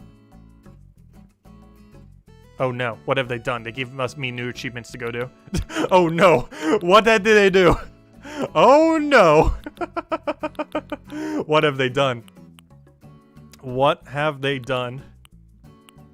That's a dangerous game they're playing. But anyways, yeah, we still gotta finish out Deep Dive. We gotta finish out, I'm ignoring all the ones that are, oh gosh, we didn't even get to see some of the newer ones, gosh. Smile Isle. This one is very annoying. Though, if you play a lot, you can kind of cheese it. The main one that's gonna be super annoying too, KK Mania. I think we have to check every Saturday like 100 more times or something. I'm pretty sure you're gonna need like 120 or 100 or something. Stretch to refresh. Yeah, we only do that once. Gosh, they got a lot of new achievements. What have they done? Now I'm gonna want to do all of them. Let's see, what are some of them? Set Sail Adventure, I've done it twice. So you have to do that a bunch of times. I did that one last night and one today. This is, I have no clue what. Stretch to refresh. We've done that once and we're about to do it again. What other ones do we have that are new? Two things that we don't know what they even are, though they seem to be crop related. Oh, they're probably literally the crops that, what's his name gives. Oh, why is there 2 of them? Oh, it's probably plant each one of the crops. Kind of like how fruit roots are. So probably plant all 5 of the new ones, or 6, however many it is. And the other one's probably a total number. So this is probably like total number planted, and this is unique ones. Kind of like how the fruit roots are, where you get like a thing for each unique one. Anyways, so we got 2. Gyroid better. So we've gotten 2 gyroids. We're about to get a 3rd tomorrow. And nice to meet you, gyroid. And this is just the first gyroid you ever do. Oh yeah, that was actually today, because we discovered our first gyroid today from digging it up, even though we technically got the part of it yesterday. So, cookbook. This is probably just total number of recipes. Oh good, that means there's probably about 50 recipes then. That's not too bad. We have 17, so we probably have about 1/3 of everything you could potentially cook. Possibly. But it might be even more than that. But there's at minimum like 50 then. There's probably even more. Gathering ingredients and creating delicious treats. So this is how many times you've done a cooking. So it's basically just craft a number of cooking things. And I think that's all the new ones. Okay. So we got 2 related to cooking. 2 related to gyroids. 2 related to the new crops, which is what I assume those are based on where they're categorized. And the fact that we haven't done any of the new crops yet. This, I have no clue what that is. This is the new island thing. This is the new aerobics thing that we didn't show yet that we're about to. And that's all the new ones. I actually have no clue what this middle one could be. Because it can't be related to the DLC. The DLC is not out yet. Anything that's related to is already existing. So honestly, I have not the slightest clue. Maybe we'll just do it randomly at some point. Also, I was wondering why it wouldn't let me sell my shovels, because I'm wielding my shovel. Anyways. Let's see. You have 3 different veggies? Nice. Yeah, I'll still need to find this other 2 at some point. But thank you, Isabel. Okay, there's one other thing I want to go do. Oh yeah, the aerobics before she gets here. Let's go exercise. It's a tape deck for group stretching. Let's stretch.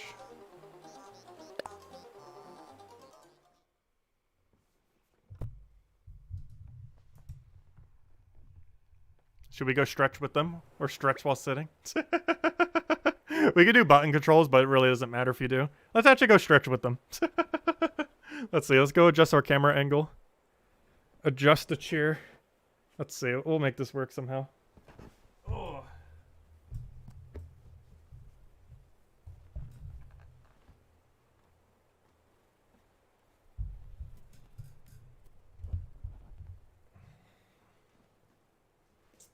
Gosh, chair, you're in the way. Not enough room to move chair. Okay, let's exercise with our villagers. Let's see, am I even in frame? I'm kind of out of frame, aren't I?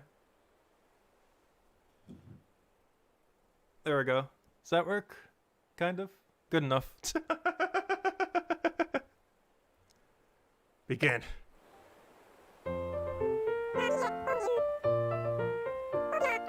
Yeah, they had this in the very first Animal Crossing game. It's kind of funny that they added it again.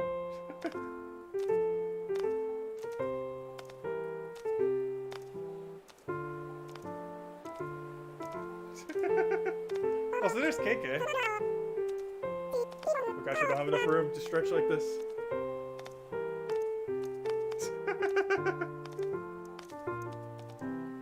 I have very limited space here.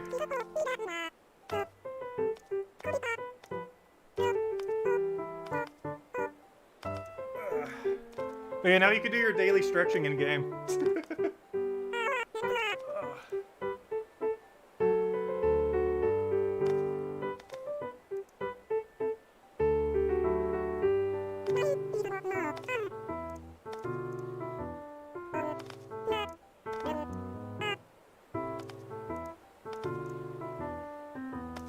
Gosh, they go quick.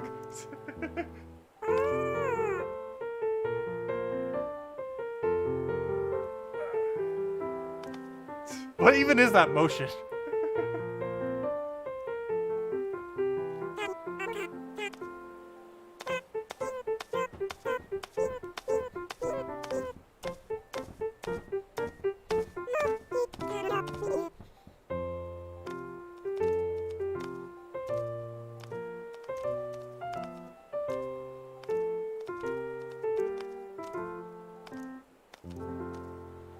Anyways.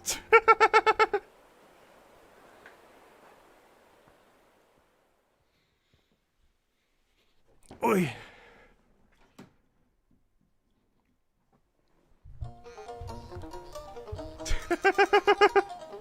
Anyways, it's so hard to do with so little room.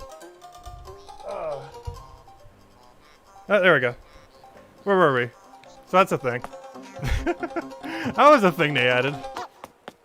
It's actually never been in any Animal Crossing except for the very first one, and they actually brought it back. You could also do it with motion controls with Joy-Cons, so it wouldn't really matter. Because button prompts have no effect on it. Or I don't think they do anyways. Anyways, gosh, I might actually slightly out of breath from that. Where were we? But yeah, you can do your daily stretching in game now if you want. And just mess around with your villagers with it. So what were we doing? I'm probably inviting Isabel over. So she can pluck our flowers. So let me go do that. But I believe we did almost everything we can do in new content then. Until Friday, of course. Or I should say tonight.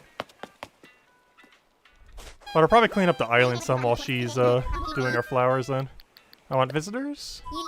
Just so we can be nice and neat for when... yep, there it is. Version 2.0. Just so we can be a little bit neater for when we go do the thing later.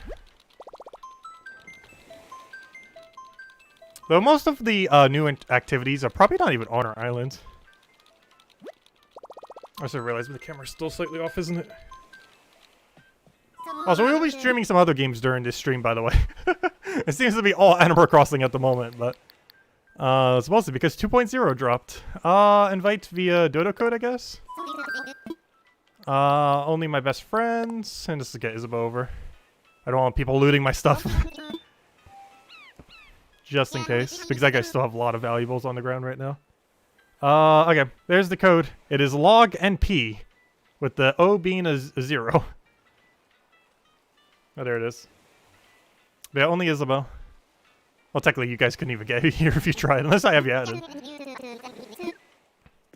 But yeah, log NP, but with a O instead of a 0. I mean, a 0 instead of an O, I mean. I know Isabel can do our flowers then. And while she's doing that, I guess we'll slightly try to clean up to the best of our capabilities. First things first would be to try to scrap all of the sandy beach flooring thingies.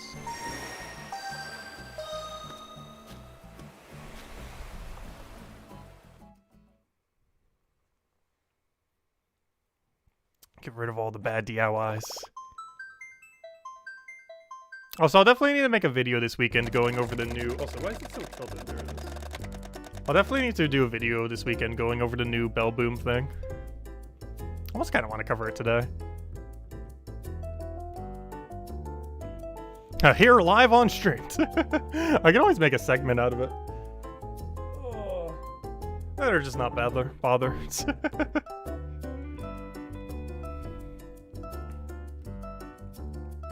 Because it's a method that has kind of already existed for a while. I always happen to do it. Also, is the screen still not fixed? Oh no, it is fixed. That one just has a delay. Yeah, I know, I fixed the thing. From when we were exercising. It's kind of hard not to rub up against it. Since it's right there. You can't really see how close it is because, you know, it's a green screen, it's kind of invisible. But it's like right there. Like when we were doing the aerobics, I was pretty much like hitting this thing like half the time. But luckily it's very thin, so it doesn't really get that in the way. I was pretty much like right backed up to it when I was doing them. Alright, let's see. All this needs to go in this house. I do need to go scrap the DIYs right now then, if nothing else. Also, we don't have to be there the whole time while Isabel does the things. Like, she'll probably do the flowers, take the amount of blood flower money that she wants, and then be on her way. Oh yeah, I forgot, she has the starters. Hold up. She has new content for us. So we can't really do much with it. We can just water them. Thank you. We got carrot starters. Seed starter. Potato seeds. Sugarcane. Nice. Thank you. Oh, you made a dish out of it. How do I clap? I don't have a clap, do I? How do I not have clap set? How on earth do I not have clap? Oh, a dish. Spaghetti? Nice, thank you. Oh, you just ate it. Oh, don't hit the rocks. Oh, wait. Isabel. I might need you to go use the toilet just in case. Oh, you had an ABD, thank you. Oh, and a popcorn machine. Wait, Isabel, wait. I need you to follow me for a second, just in case. Let's see, popcorn snack set. Just to make sure the food doesn't do anything. I know you probably don't even have a shovel on you, but just in case. I can't risk the things getting hit. But it's in the left room over here. One over here.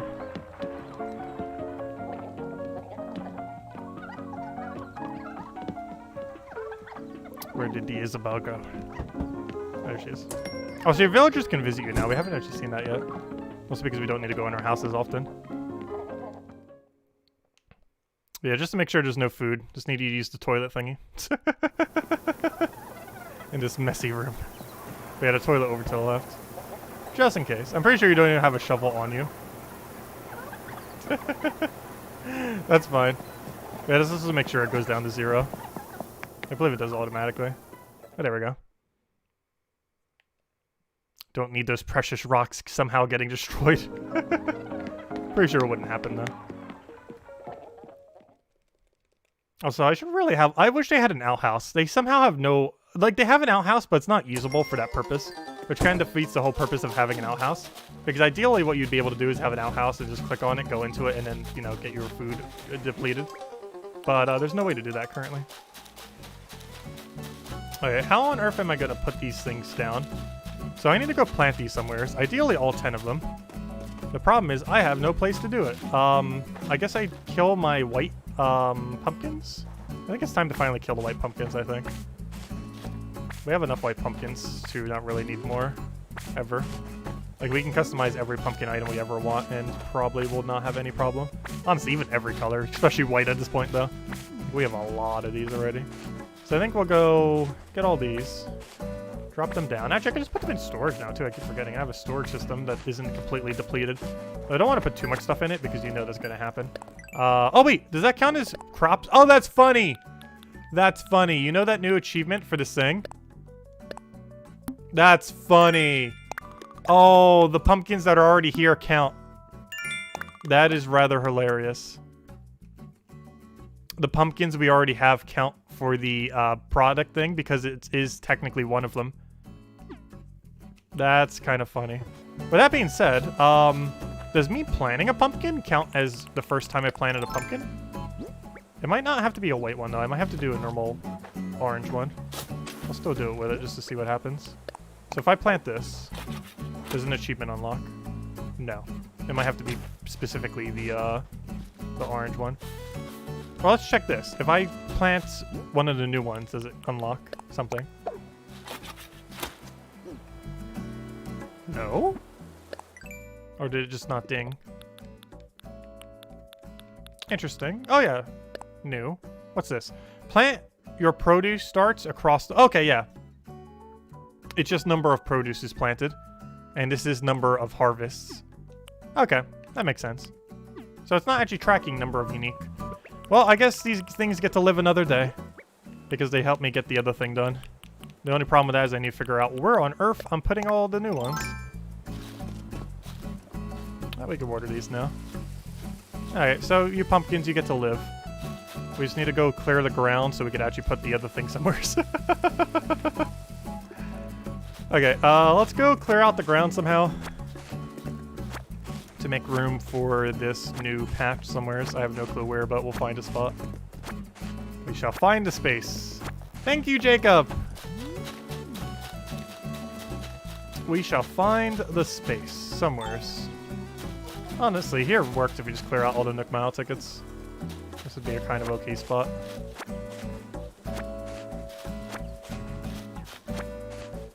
Yep, and we're at inventory. But you know what? There's a new feature. And this new feature, even when someone's here, allows us to put stuff in storage. There's almost no way there isn't going to be a major glitch with this. I sure hope not, though. We've had enough economy-breaking glitches in this game. We do not need more. Oh yeah, she gave us an ABD, too. Thank you for that. I feel like I'm going to need like another 10 of them. That and storage sheds. Though honestly, APDs you probably don't need as many on your islands, realistically. But storage sheds, like, there's no such thing as enough storage sheds. You know what? Is there an interesting way that you could combine flowers with storage sheds? Kind of. Your guest wouldn't be able to.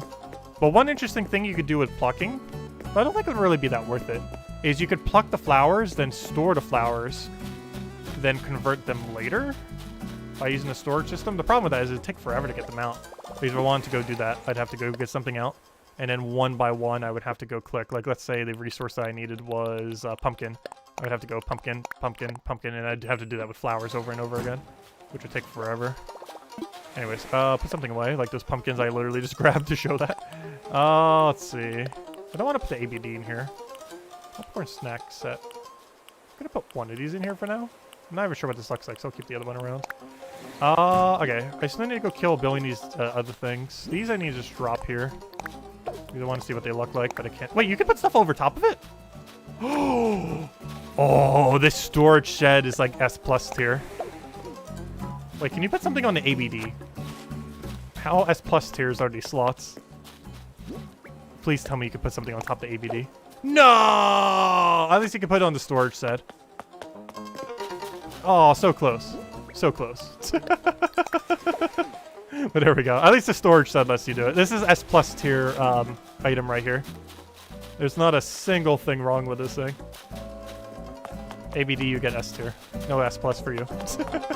You're not allowed to put objects on top of yourself. Anyways, we need to go and plan a billion of these things. I should probably go clear an area for that. Let me just go quick sell these just to get out of my inventory. It's probably easier to just do trash can though. But get rid of this. Get rid of that, right? Yeah, sandy flooring. Don't need that. Okay. Now let's go plant these plants. That is what you do with plants normally.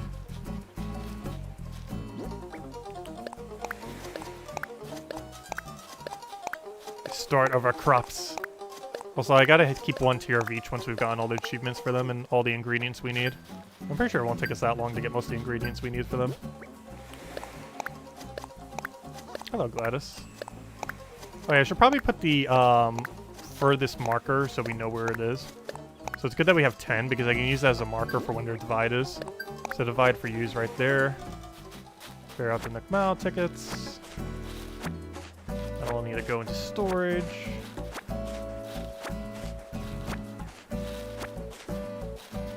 Our best villager is looking at us plant everything. Yeah, we still need to get 2 more new plants, if I'm not mistaken. There's like 5 or 6 total. I think there's 6, but one of them is the already existing pumpkins, if I'm not mistaken. But there might be more, I'm not actually sure. Alright, and now we just need to go get that one that we planted all the way over there. As well as start cleaning up a bit more of all this mess.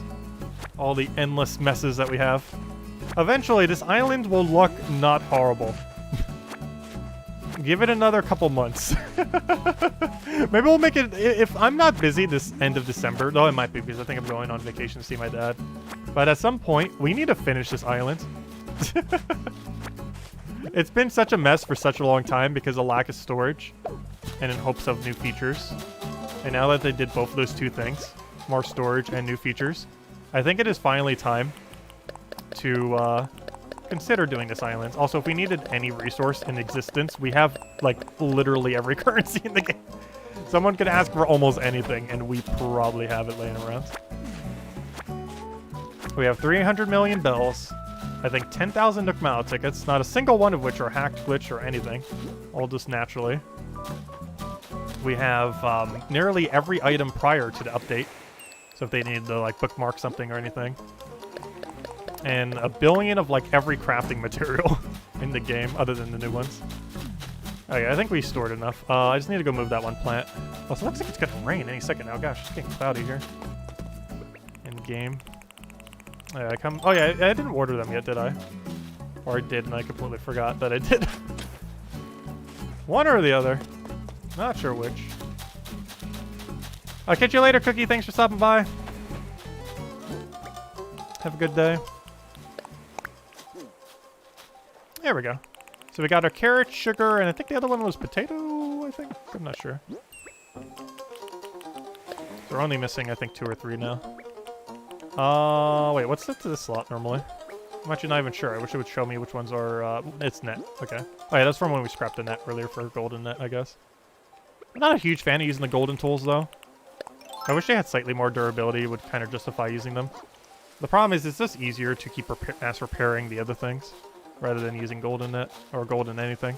The only thing that's really worth it is golden watering can. Golden watering can's the only gold that's particularly worth it because it has a better AoE. Also, I really hope they add a sickle to this game. Almost every farming sim does, and now that they have actual farming, it's kind of annoying that we don't have a sickle. Because ideally, we'd want a gold sickle for 3x3 farming, which would also make doing flowers insanely quick. The main reason they don't is I'm pretty sure because unlike other farming like simulator games, normally they put them like directly onto the ground and then you move up to them and get them. But that's not how the item system works in Animal Crossing. It's a lot more tile based. So you couldn't really necessarily put it on the ground that you're sitting on. Because if, for example, you tried harvesting like right here and did a 9x9, you'd get like 5 different flowers. Plus you'd be putting all those, not only would you be trying to put 5 items on one tile, but you would also be putting it on a tile that's already occupied by something. So the game would have absolutely no clue what to do. Unless they put it directly into your inventory, which would work. But they really need a sickle.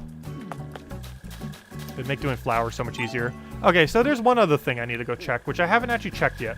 I need to go pluck 20 flowers and see if mass crafting is a thing. I'm pretty sure it's not, and I really wish it was. This is something that they could manage. Like, sickle would be kind of hard to code in this game. But something like mass crafting, I still do not understand why on earth they have not done it yet. Well, let's go grab like 20 flowers so I can see if mass crafting exists. I highly doubt it, but they surprised us with the fact that you can put DIYs in storage, so you never know. Because that definitely made this quite a bit more efficient if we actually can do that, which is pretty huge. Okay, let's see. Did they add mass crafting? I am pretty sure the answer is no. But we shall find out right now. The verdict is... Please let me multi-craft. Let's craft. Now, if I click on this, will it have a toggleable option for multiple? I'm not seeing it. No, I want to craft 2. Let me craft 2. Yeah, I'm not seeing any button for it. It has back, favorite. That just unfavorites it. Scroll, which just lets me move through what we have craftable out of these resources. And then crafting it. And it says no, or craft only one very slowly. No! They didn't add mass crafting! Though at least they allowed DIYs to go in storage. But they didn't add mass crafting. Boo.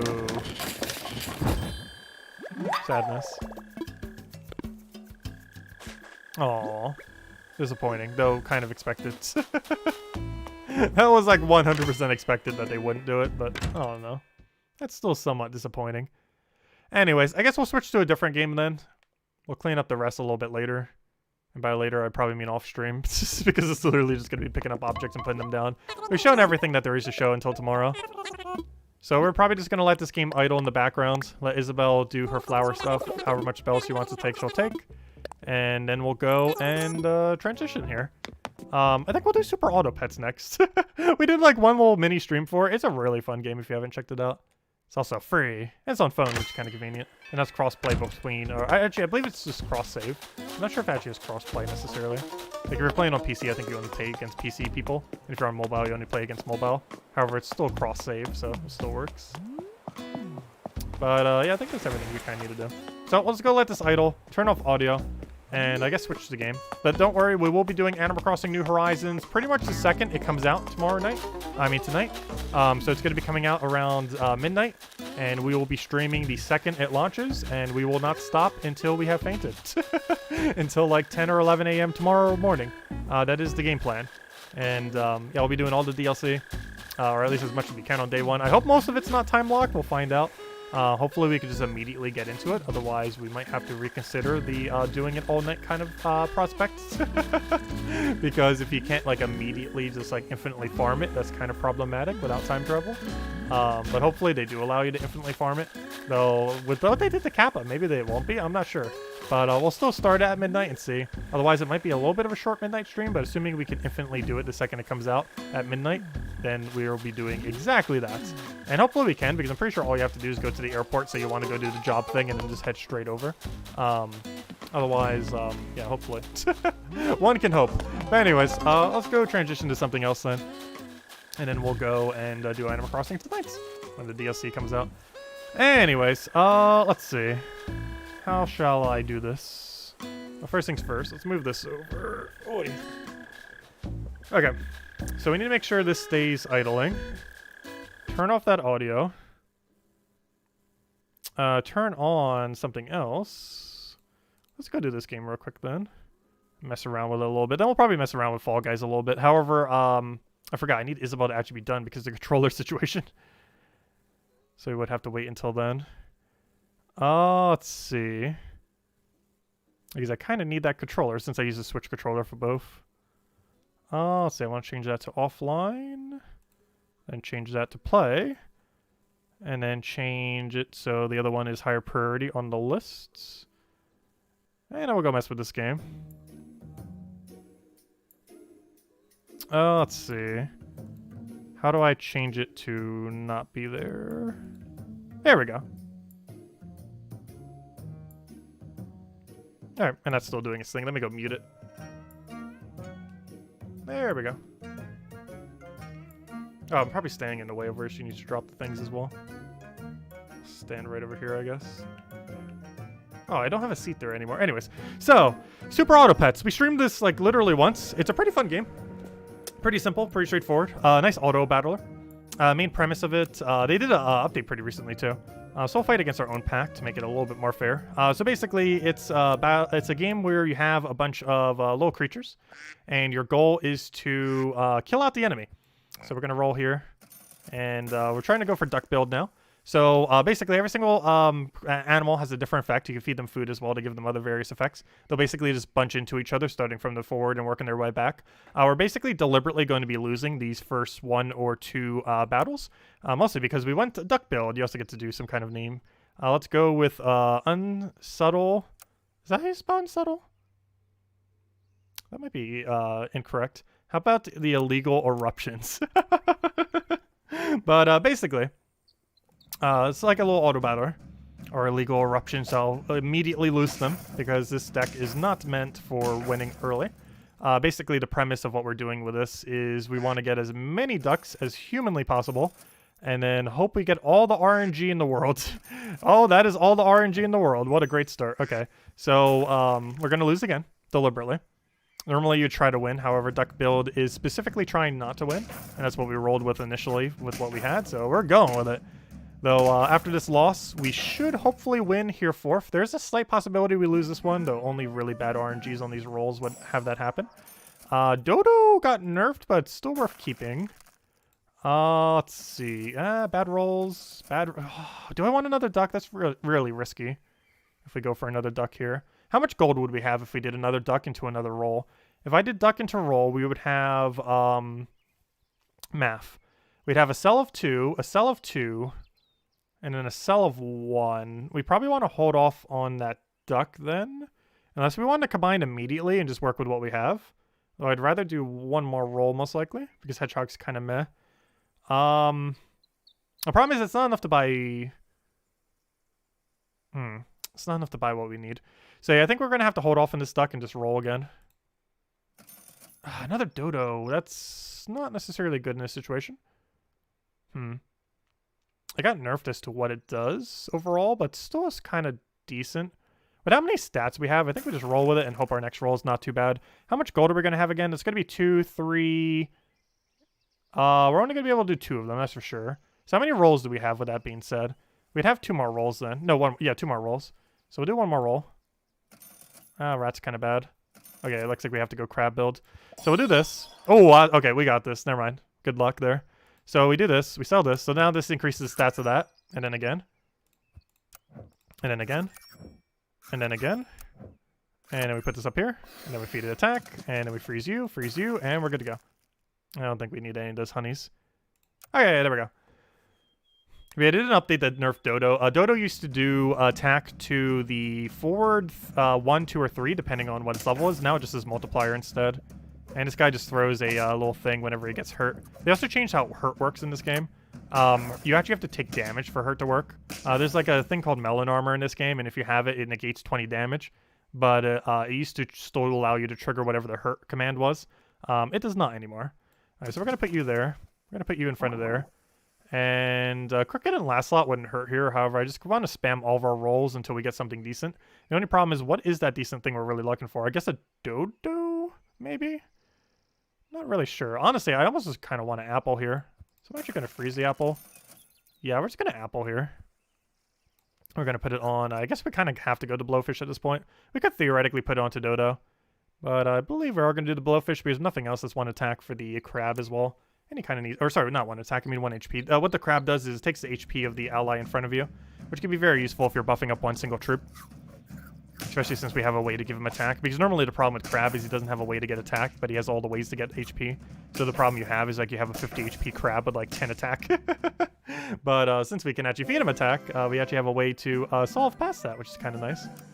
Anyways, speaking of crabs, I don't think he gains any additional benefit from being upgraded. Actually, it specifically states that as well. It does not upgrade when leveling.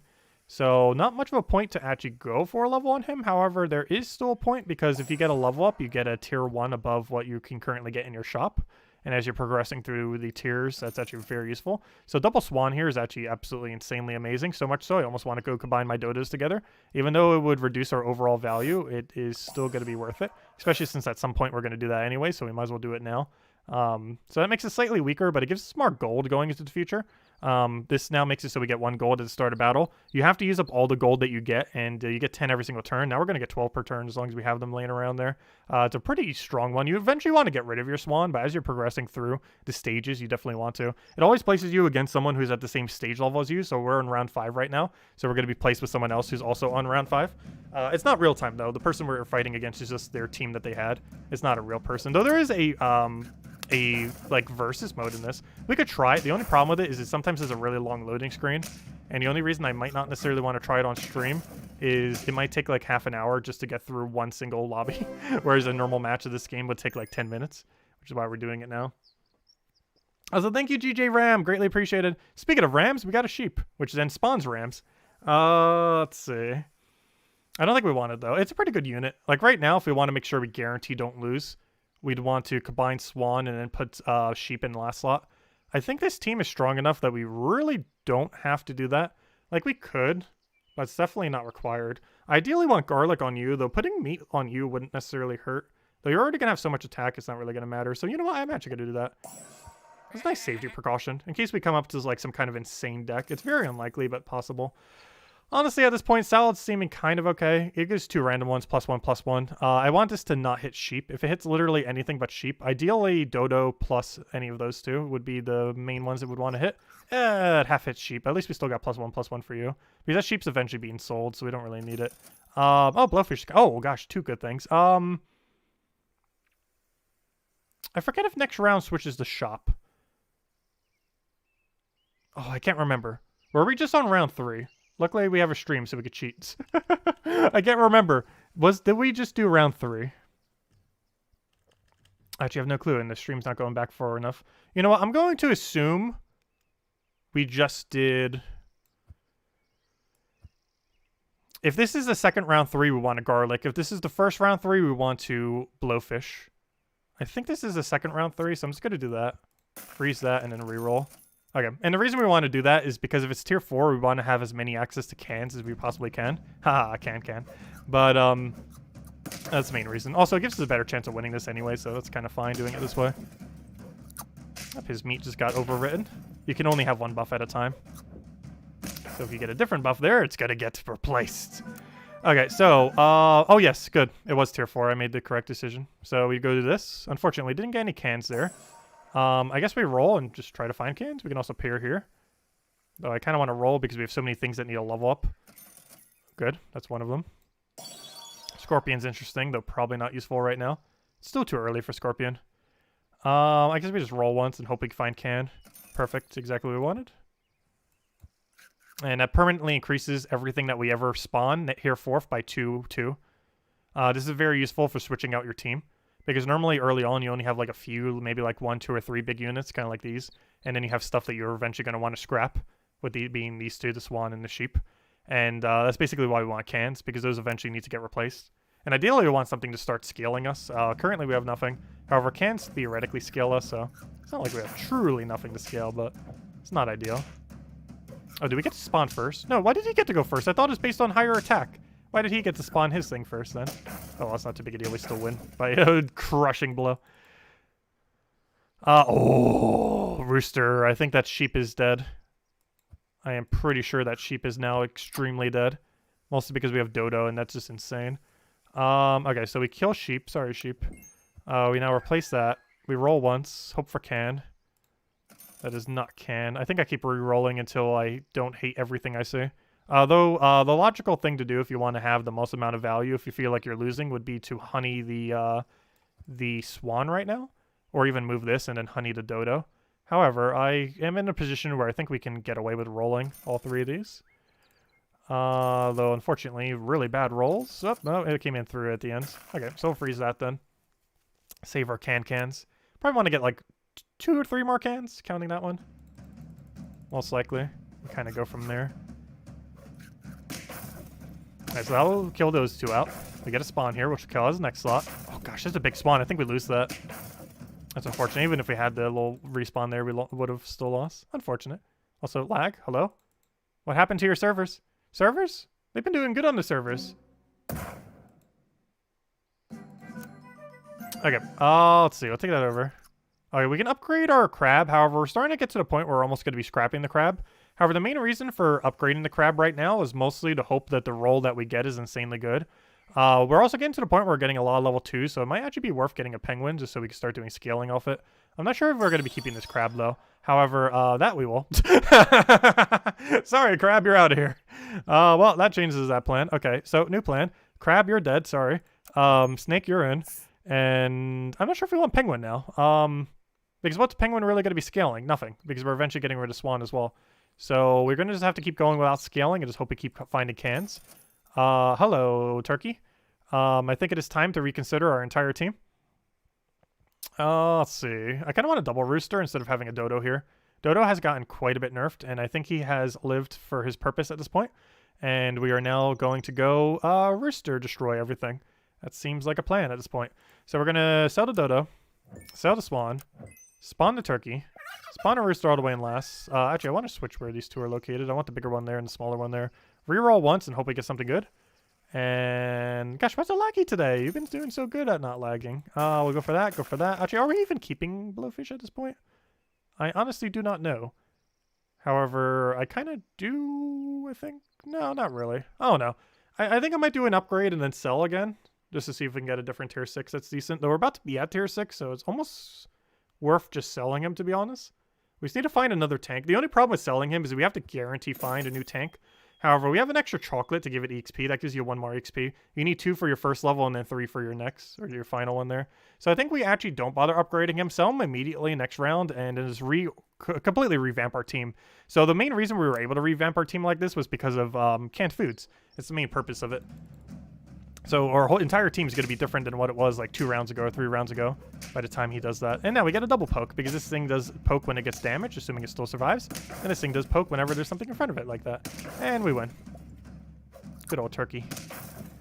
Turkey's kind of broken. I'm going to be surprised if it's getting nerfed soon. Let's see. I kind of want to upgrade snake, though I also kind of want to upgrade turkey. Only problem with upgrading turkey is I would need it to be level 2 before it's really going to be that relevant. And we might not be able to get it to level 2 right here. Which means we might have to keep blowfish for 1 more round. Especially if we keep getting these kind of rolls. Oh, cow is interesting. So what cow does is it basically gives us a bunch of stats to one of our units. And I kind of want to do it to snake. Ideally, we want to do it to our tank. So one thing that we could do, though we actually can't. Because what I want to do is summon hippo, then summon cow. However, even though we'll have access to 5 gold, so I could cow and then hippo, but the problem is I want a hippo and then cow.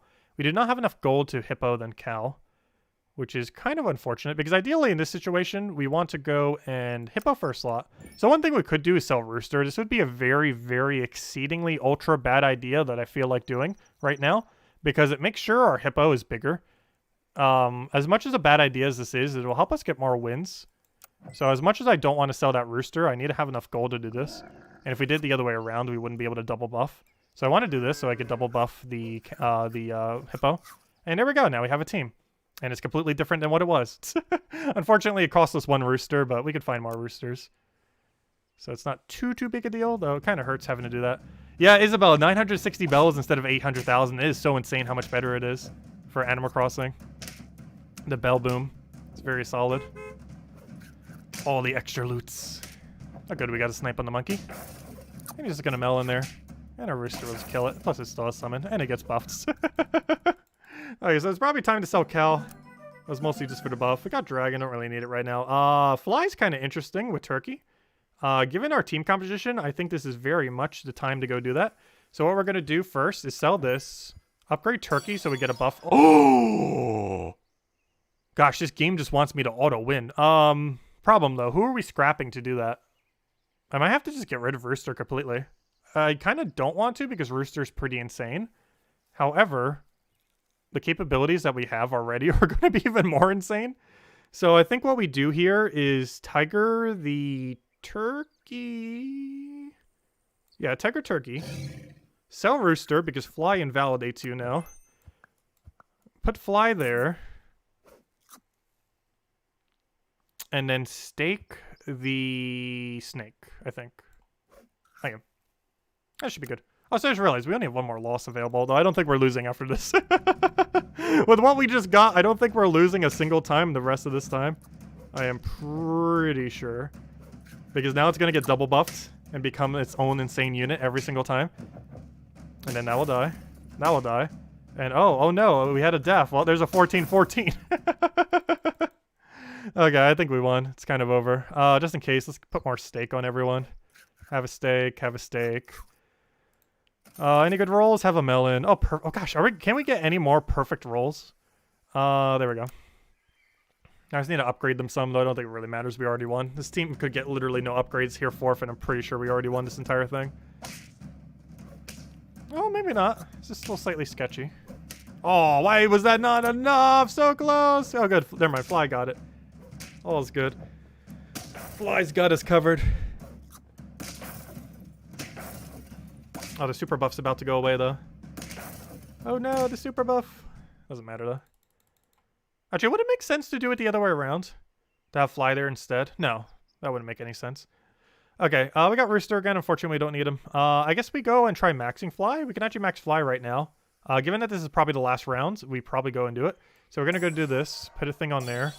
Tiger doesn't get to do anything. Like, what would we sell to make Tiger do something? Nothing. There's just nothing worth selling. So I'm actually going to hold this cupcake. This is the final round, most likely. So I'm just going to cupcake something, most likely. Probably our hippo. Yeah, probably our hippo. So I'm going to throw a cupcake on there. That only lasts for one round. However, since this is the very last round, there's no reason not to use it. The only way this isn't the last round is if we tie here, which hopefully will not happen. Though if you could keep technically infinitely tying, though, that's very unlikely to tend to occur. And let's see what happens here. No! He sniped one of them, though luckily the Fly lived. The fact that the Fly lived was huge there. We could have actually lost this if the Fly died from that. Luckily, it lived with one singular HP, so good thing we just upgraded that thing. That was such a lifesaver there. And we won. That is match. And that is Super Auto Pets. But yeah, it's a pretty fun chill game. Uses literally a bunch of emojis as the characters. Decent amount of strategy, though. And then you can spend the points on hats and various other cosmetics. As well as backgrounds. They added 2 new backgrounds, too. Trying to make money trying to sell them, but luckily they're also available for points, so they're not money locked. I think the Hot Desert was, so I'm not sure if there's available for points as well now. But, yeah, you can get it either with points or money. The only thing that's truly money locked is the expansion pack, so I guess we'll go roll with this once. So, this is a bunch of different animals. You can actually check which ones they are if we click on the thing over here. It shows the full overview of every single thing that you can end up getting. And the ones for these are slightly different. So we'll go with the pay-to-win then. It's the $5 pack. You can change to fight your own or fight all. Theoretically, it's better to fight all if you're doing the pay-to-win. But we'll fight our own to keep it a little bit fairer. And they also made versus mode work now. So I'm not sure we want to queue into it. I don't know. Maybe we'll do one round for it. The only problem with that is we're going to be talking a lot because it's going to have like 10 minutes of downtime. So I'm probably just not going to bother doing it on stream. Okay, a little bit of a bad start, but we'll roll with it. A bit of a weird start for the pay-to-win deck as well. So I'll throw this down. Though it's not pay-to-win since we're actually fighting all the other pay-to-wins. So we're still fighting the same paid deck. Cricket is honestly pretty tempting. Okay, so this scales us constantly. However, I'm not sure I want to do it. The 2 plays here is Apple, the fish, or do Ant. I'm pretty sure I want Ant. I'm pretty sure this is an ant move right here. So we're gonna do this then, I think. Bit of a weird start, but we'll make it work. Okay, we got the silly swimmers. Gotta get that alliteration in there.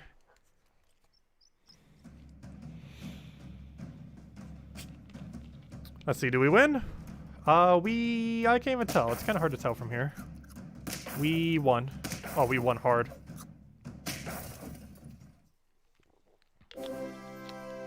Alright, one win down. So unlike before where we completely sacrificed our first 2 wins, we're actually going to try to win the earlier battles. Unlike before where we deliberately sacrificed our first 2 battles. I don't know, Bluebird's kind of interesting. I don't think I want it here though.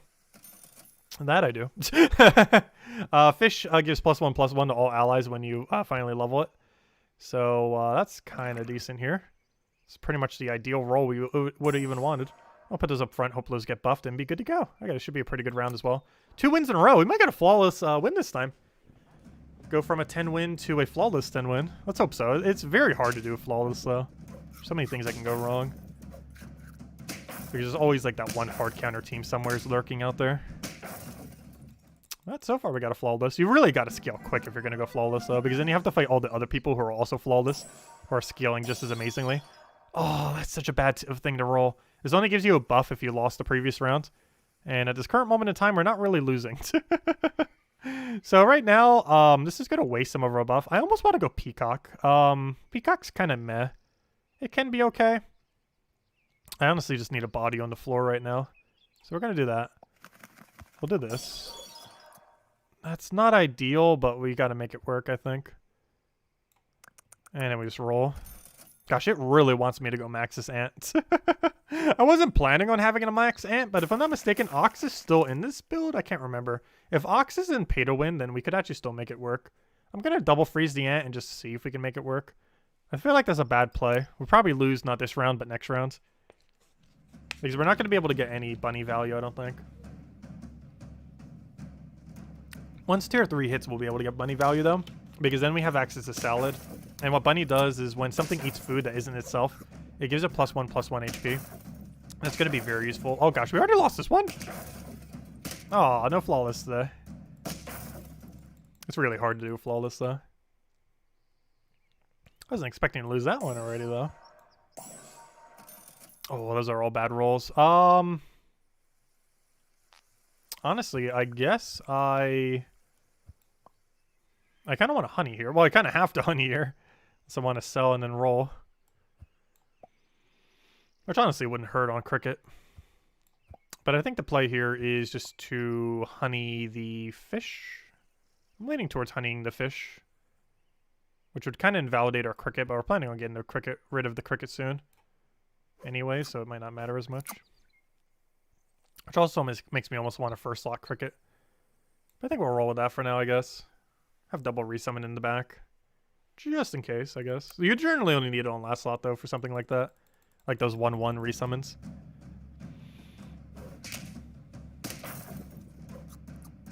Oh, gosh. Yeah, people are vicious in this deck type. I think we lost. Yeah, we lost 2 in a row. The team's falling apart.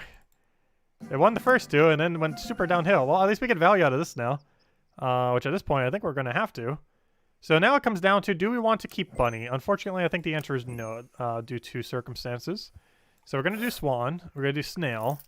I'm not sure if I want to commit to Peacock, but our shop kind of says we have to. We'll do that. We roll once. Can we make Caterpillar work? I think so. If we want to not lose, we want to go Hatchling Chick. If we want to win to 10s, we should probably Caterpillar here. However, I believe we are kind of in a situation where I actually want to do the hatchling for now. I might save the caterpillar, but what do we scrap if we do? There's kind of nothing. I kind of want a garlic armor then if we're going down this route. And we'll see what next turn brings. So this is going to be a very short-term build at this point. Not long-term, which is probably going to kill us at some point. But once we can start scaling, once we hit tier 4, we should be fine. Tier 4 is where like you just start like going crazy with scaling in both decks, but particularly in the free-to-play one. The pay-to-play can still do it as well for the paid deck. So, we can't use that anymore because we already did it for the previous round. We'll do this, get a roll. Nothing good here. Well, this can be, but you really have to build around it. We can't sell it anymore since we don't have the rabbit. I think we just roll in. I guess we just keep rolling until we run out of money. Owl summon to sell into nothing. There's not really a follow-up on it, is the only problem with that. I'm not sure I want to upgrade this yet. We definitely don't want to upgrade Hatchling Chick. That feels like such a weird one to upgrade. Theoretically, we could sell something and have a second one of them just to have it. Too late for dog. Flamingo's not really worth it with you around. I think we just go for this buff and freeze whatever. Okay, good. Actually, I don't know. Do we want Rooster? How on earth do we put Rooster onto this team? You know what? As good as it is, I think we scrap it for something that can scale. As much as I hate doing that. Rooster is probably one of the strongest units in the game right now. But in this particular situation, it is not needed. Compared to other options that we need to find. Alright, so short term, this team's going to be fine. Problem is, long term, this team will not win. That's the biggest issue we have right now. Alright, I need to find the scaling. That's a form of scaling. There's that Rooster from earlier. Okay, I think we just keep rolling until we actually find something worth anything. That is something worth anything. Deer replacement seems kind of interesting somewheres.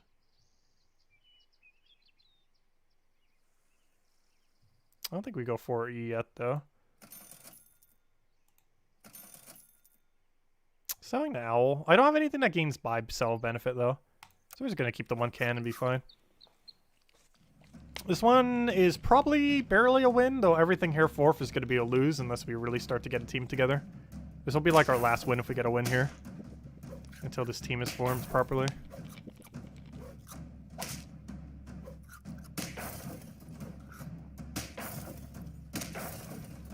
Good. If you're wondering why we put a honey there, it just made us win. That is why he has honey.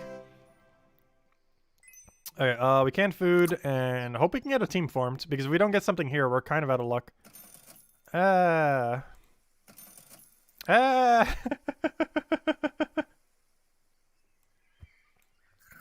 What's the play here? Alright, we need to start selling, like, literally everything to reform this team. So you get combined, Rhino. I guess we temporarily make that work, because we really don't have a choice. Oh gosh, I got a double sell, though. Or do I? I don't want to kill Swan. I really don't want to kill Swan here. I might just have to sell Ant, as much as I would hate to do so. Sell Ant for Rhino. At least for now. Rooster also doesn't hurt. Because I could just buff, instead of doing Peacock, I could just buff the Rooster and have a big unit up front then. So we sell this. Move that. Move that. And sorry, Rhino. We're just going to have to build around Rooster then for now. Alright, this one might be a loss, so hopefully this is our very last loss if it is one. I think we win this actually. Must be because of the double 14 poke. And now we get to build up attack off of this, which is why I put it back a little bit. I didn't want it in the first slot because it's more likely in this deck type that they're very front-loaded or back-loaded. So it makes having that in the middle more sense. Oh, let's see. Seal's kind of interesting. Give 2 random friends +1/+1. It's kind of like the worm, but better. However, like this is the scaling option we really need if we want to get rolling. The only issue is we don't have tier 6 yet to have the reduced price in selling. If we were to completely commit to it, I think we can get away with it. The only problem is we'd have to go through 2 rounds, and there's a possibility we'd lose both those 2 rounds. However, I kind of want to gamble on it. So we're going to go Seal. It's been a while since we've gotten a Seal build. Oh, Seal build confirmed. Oh, I don't have a level 3 anymore for Bison, though. But, well, it is now confirmed what on earth we're building. The only problem is I don't have the thing to really synergize with it, but what we do have is Sushi. Okay. So I think this is double sell. What do I do about Eagle? I want to freeze this. Roll until we see something that makes us happy. Okay, this is rather interesting. I kind of want chicken now. Chicken is kind of like a can, but whenever we summon a tier 1 unit.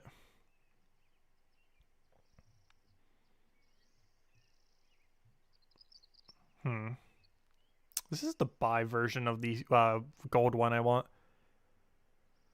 I think we pass for now. Ideally, we want to find like another copy of Swan right here. That is not another copy of Swan. I think I kill Swan for deer and then buff our team. And by buff our team, I mean like buff our team. Okay. I gotta re-roll one more time though. So let me sell Swan. I kind of want to sell Chick though, to be honest. Because at least this gives us an extra gold going to the next one. Plus we could still find Swan right here. Oh! Well, I know what my build is now. We're just going to have a whole army of seals, and that is just our whole team. Because this is going to be funny when we do this now. So when we throw this down, I was going to go poodle, but gosh, we're just going seal army now. So we do this, and then we do that, and then there we go. And we just do that like every time we find a sushi or a salad. And or it's going to buff our entire team like crazy. Now I just need to find a thing that reduces the cost of food, and we're literally just going to go as triple seal build. It's kind of funny because one of the most popular streamers for this game put a seal in like the lowest tier. And I have no clue why, because it's absolutely insane. It's probably S tier, if not at like high A. Yeah, he put in like the lowest possible tier. He's very biased to tiering whatever like he most recently used very high. Though we did lose this one. But that's not the seal's fault. That's just the other team we're being up against being like the most godlike thing ever fault. Oh, that's exactly what I'm looking for. How convenient is that? Okay, we need to go reconsider our entire composition now. Or not completely, but I need to figure out who I want to scrap. Does the rooster die or does the swan die? Realistically, the swan dies. So we do this, so we can buy this, so we can then buy this, so we can then buy this, so we can then roll a bunch of times until we have good food. And at this point, we just keep buffing until we win, ideally. Freeze that. Another seal.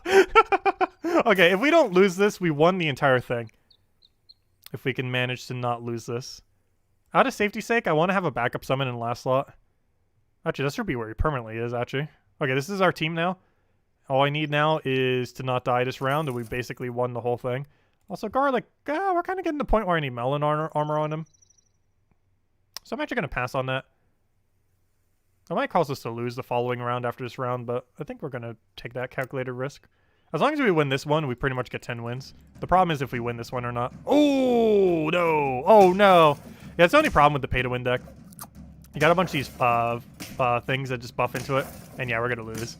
No, that's one really annoying thing. I hope Caterpillar gets nerfed so hard. Caterpillar is so broken. It's why I normally play in the free-to-play deck, is literally because Caterpillar exists. If it wasn't for Caterpillar, I would probably play the other deck so much more. But it's just so ridiculously broken because what it does is it copies the highest statted unit on your team. And if that's had a high statted unit, something like a 50-50, or in that case like a 40-40, you basically have this unit that you played for literally 3 gold become a 40-40 or 50-50 or, you know, like this maxed out troop. And it is so absurdly unbalanced to such a exceedingly high degree. Even if you tried countering it, it still doesn't even necessarily end up hitting it. And it's probably the most annoying thing about that deck, and why I normally play with the standard deck. So let's do one more for standard then. Then we'll probably switch to a different game. Oh, so thank you, Cynical! But yeah, that was not Seal's fault. That was just the Seal in free-to-play can actually go pretty well too, since you don't have to worry about that. But that was definitely just, what's its name being so broken. I want to switch back to free-to-play. But yeah, Caterpillar, that's probably the main thing making this deck, like, awful. The two really annoying things about the paid deck is weakness, though they did nerf Bat, but the weakness mechanic in general, and Caterpillar. For literally 3 gold on tier 3, which is like, what, turn 5? You can create a unit that becomes a 50-50 multiple turns later. But all you have to do is simply place a, midway through the game, just place something that has 3 that then keeps scaling and then keeps scaling even harder. Because it gains 1 to all stats every single turn until it becomes a butterfly and then it steals the stats from your highest unit. So it's really bad on the first turn you put it, then every turn after it just keeps going higher and higher in value until it becomes absolutely insane. And then eventually it just steals a 50-50 from your team and it becomes invincible. But yeah, if it wasn't for weakness and Caterpillar, I'd probably play this deck a lot more. But those two mechanics just completely ruin the fun of this deck. makes it so unbalanced. So we'll play normal then. We got a 10 win on normal, so let's see if we can do it again. I absolutely hate this roll though. This is a horrifically bad start. This is a horrifically bad start that is slightly better, but still awful. I don't know. Do we have to go duck? I think I have to go duck then. We're basically just going to take some guarantee losses here then. Why is the server so bad with this today? Is it my connection or are their servers is bad? I'm pretty sure the servers is bad. Yeah, maybe we won't be doing another round. Gosh. Hello? Hello? The game's literally frozen. Could not connect. Okay, new plan. We switched to Fall Guys now. Oh, let's see. Oh yeah, I forgot. I can't quite switch to Fall Guys now. I need to go switch the controller with Isabel. 1 second. Let's go bring in Animal Crossing again. Where even is Animal Crossing? There it is. Hello, Animal Crossing. Okay, Isabel. I need to go switch this real quick. So finish what you currently have so it can, wait, do I need to close island? How do I do this? I need you just to leave island real quick. If you can. Just leave and come back real quick. Because I need to switch the controller, and if I try doing it now, it's just going to disconnect you anyways. So I needed to save. Thank you. Sorry about that. Okay, she's currently doing the flowers. The flower blood money. Where is she putting the flower blood money? I kind of want to go show all the flower blood money. I wonder if she's putting on left beach. I don't think there's that much room on it, though. But yeah, this thing makes absolute bank. It's pretty insane. It makes 20% more now as of the patch, which is even more insane. So let's see. Where's all the flower blood money? Did she not drop it yet? Or maybe she brought it with us. There it is. But yeah, just in the time, she already has all this from the things. Alright, so we're going to do this just to switch the controllers real quick. This also allows this to drift the controller so we don't have to keep clicking it, which is nice. Because I'm going to use the drifty one. Okay, what's the best way of doing this? But Isabel, should still be the same code, so just come back after. It was log NP, if I'm not mistaken, with the O being a 0. But yeah, I just need to switch this controller real quick, because if I do it while you're here, I'm pretty sure I'll disconnect the islands. I'm not 100% certain on that, but knowing Nintendo, it probably does. So what I want to do now is switch controller. Change grip order. Get the drifty controller in, which is actually a feature because it allows us to idle indefinitely in this game by using the drift. And now let's go set up the drift. Okay, now let me go set up the drift. But I'm not sure if it keeps the drift as... Actually, Isabel, you can come back now. And then we'll go set up the drift. And then we should be good to go. But Isabel, you can come back.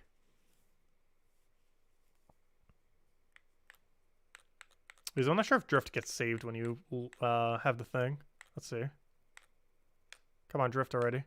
Of course, now you're not going to drift at all. What, did your drift issue just magically get fixed on this controller because I haven't used it forever?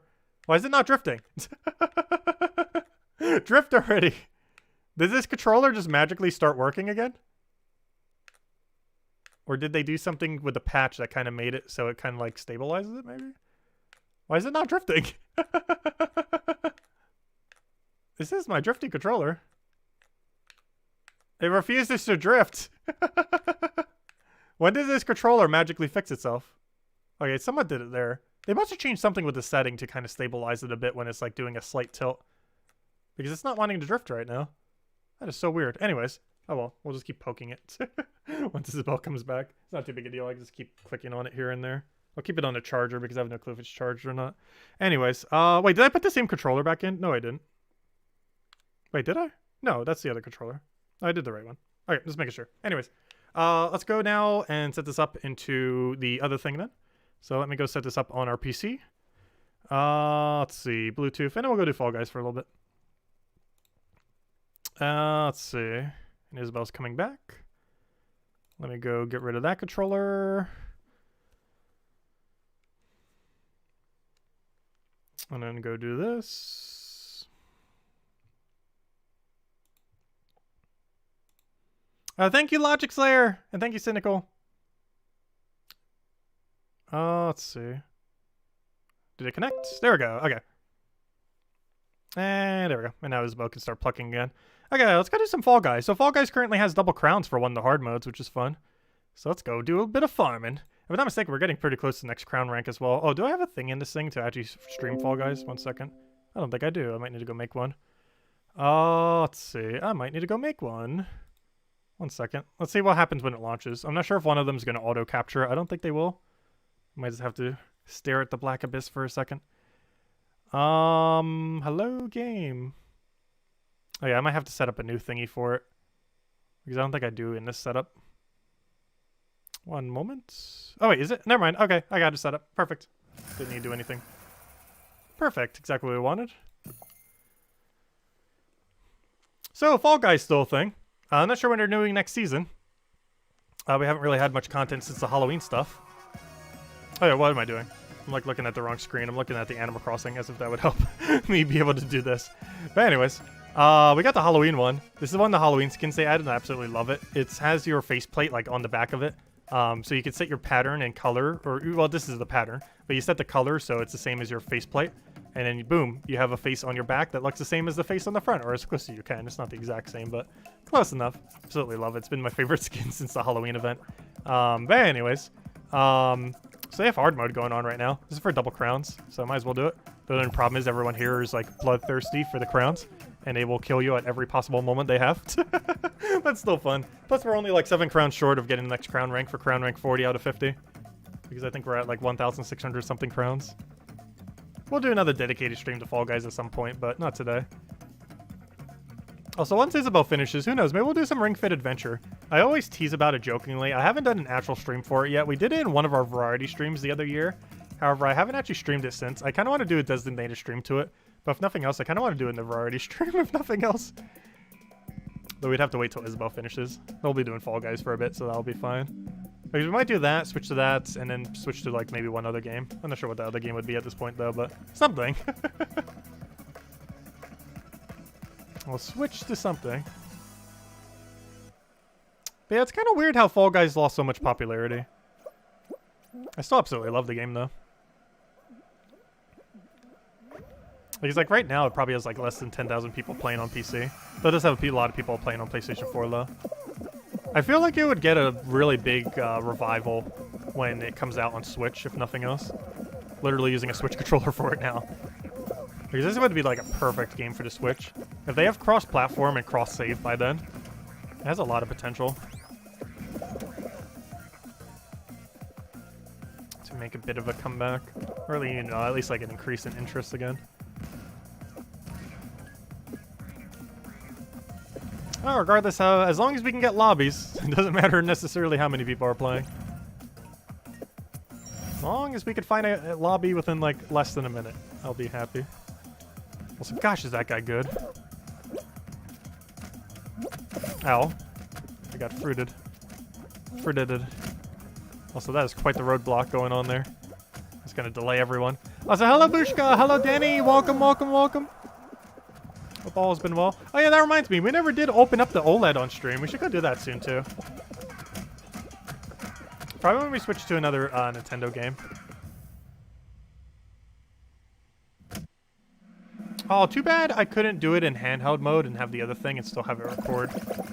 Because that'd make it so I have a bit more space. But I think we'll still do it here and try to have the green screen. It's going to kind of limit our space, but I think we can kind of make it work. We just can't do any of them that require us to go on the ground. Because there would be literally no way to record ourselves then. But any of them that can have us just standing, we can make that work. Yeah, we'll do Ring Fit Adventure after this. But actually, we'll open up the OLED after this, and then we'll do Ring Fit Adventure after opening the OLED.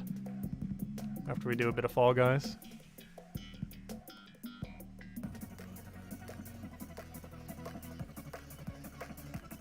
We're not going to be playing off the OLED, though. I'm not even sure if I want to set it up yet.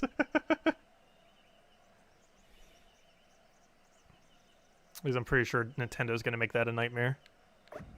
Plus, I'd probably have to type in the password for the thing. And wouldn't want to do that on stream.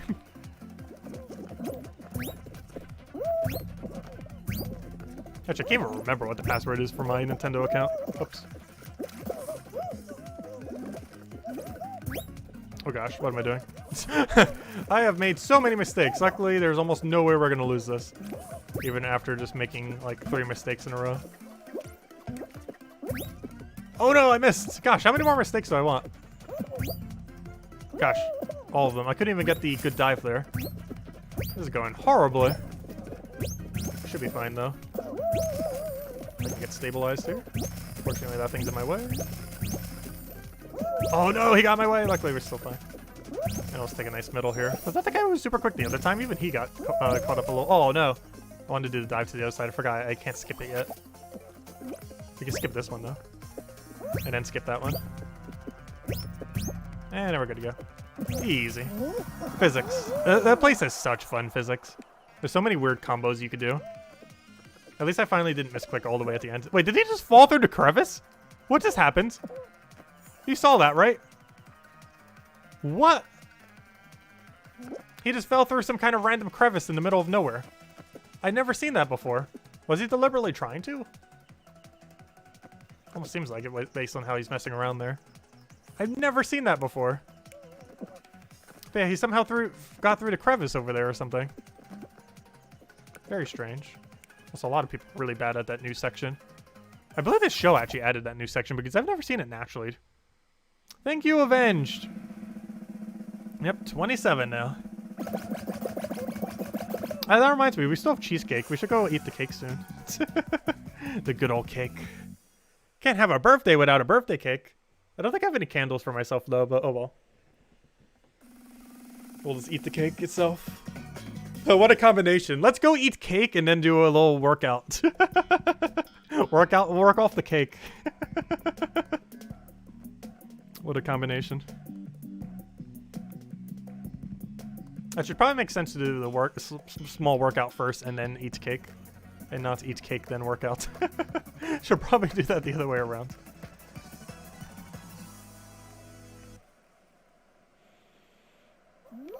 Oh, we got a good starting location. Not the best one, though. Cuphead's at the best location. And he actually is called Cuphead. He's from that one bullet hell game. We never have streamed that game. We might at some point. I'm pretty sure Steam eventually has it on sale for like $5 or $10 or something. I never bothered checking, though. Ah, I missed a shortcut. Nah, I messed it up. Okay, I'm just gonna take it normally at this point.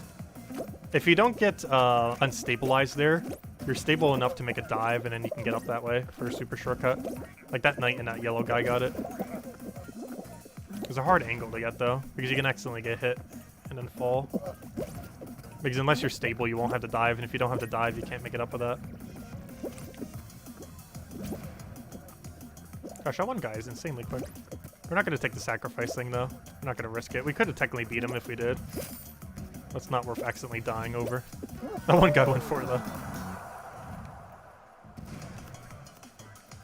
Oh, and we got people fighting on the rod. The good old rod. Actually, I kind of do want to go get the cake now. Honestly, they're going to take long enough that I think I have enough time to go get cake. I'll be back in like 1 or 2 minutes.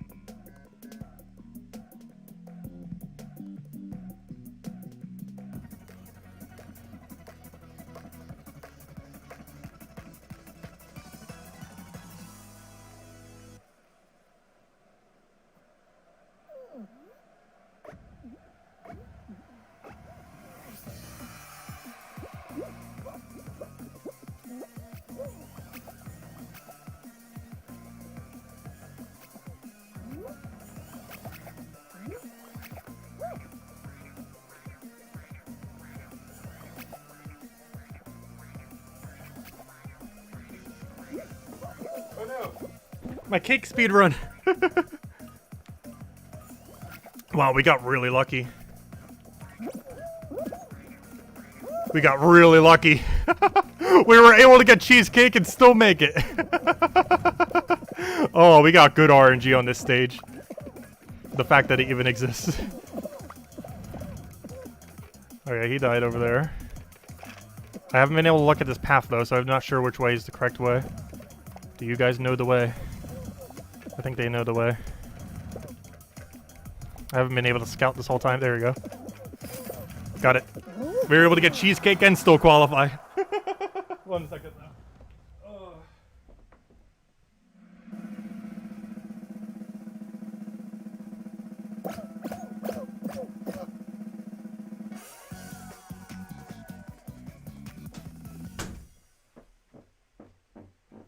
The cheesecake speedrun. But yeah, I completely eclipsed it in snow. But there's the cheesecake. But you can't even see it from there. You should be able to. But there's our cheesecake. You see it kind of on the fork too. It's kind of like completely eclipsed by whipped cream because I like it drowned in whipped cream.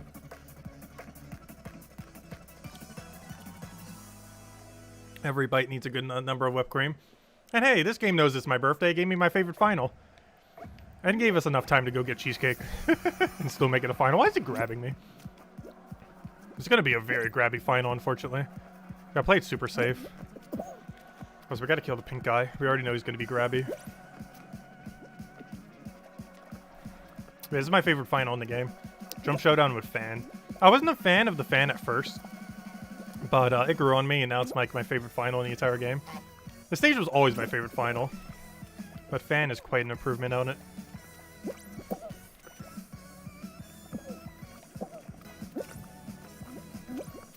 Ooh, that was a sketchy jump. I'll take it, though. That was a very, very, very sketchy jump.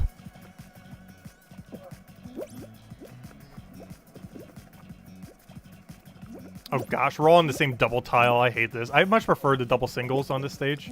Especially when they're separated double singles. Because then it actually comes down to who can do the fan strategy the best. And actually survive it. But now we gotta worry about every single person grabbing each other. As long as it's not us, though. Alright, 1 down. Many to go, though. Many more to go. And then we get to eat cheesecake as a reward. Hopefully we also get double crowns as a reward. Need them to not grab me. I'm not being too grabby yet, luckily. Yet. Keyword. Very keyword there. Be that yet. Alright, that killed out about half the lobby. Keep it going. Oh, the pink guy's grabby. Yeah, gotta watch out for that pink guy. He's out for blood. He wants a double crown.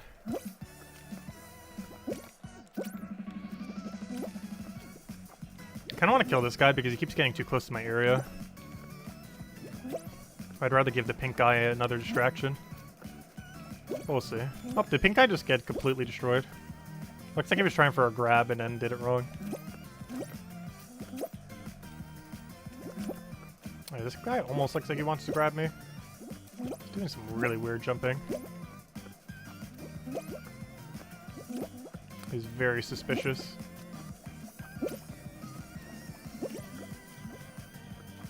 Oh yeah, I think he killed someone. Which is concerning because we might be next. Now I'm being too overly cautious. Wait, did he die as well? Okay, that works. Alright, there's only 1 target left. We must grab him. But we must not let him know we're a grabber. Like, our first grab must be the definitive kill. Like, we gotta play it safe. Make it feel like, oh, yeah, he's not gonna grab us. Maybe even give him a wave. Give him a wave. And you're dead. I'm sorry, it's for double crown. Even if it was a single crown, we probably would have done it. There we go. First match, first win. Give me those double crowns. Oh, there we go. We were able to get cheesecake and eat some of it and still win. AFK for like 2 minutes getting cheesecake. And still get the double crown in the end. Yeah, we only need 5 more as well for the next thing. I'm not sure we're getting that this stream, though. We'd have to win, like, every single one we do to do it. Though that is possible. It is a possibility. Yeah, this cheesecake is so good. We're definitely gonna need to do the Ring Fit Adventure, that's for sure. Every bite's probably like 1 pound. It's so good, though.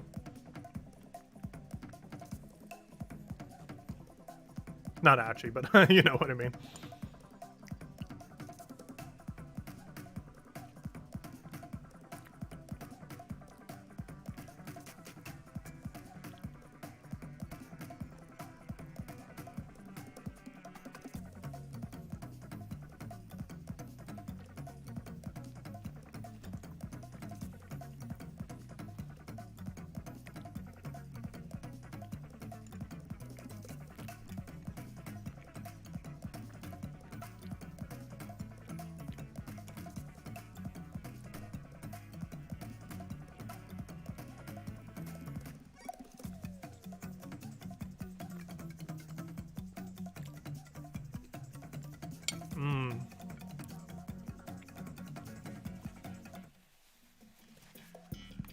So good.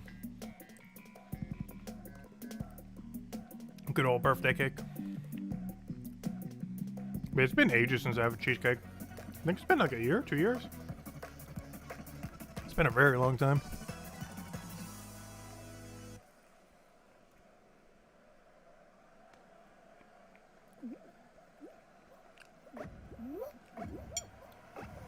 Covered in like a billion whipped cream. Also, I was right. It is raining in Animal Crossing now.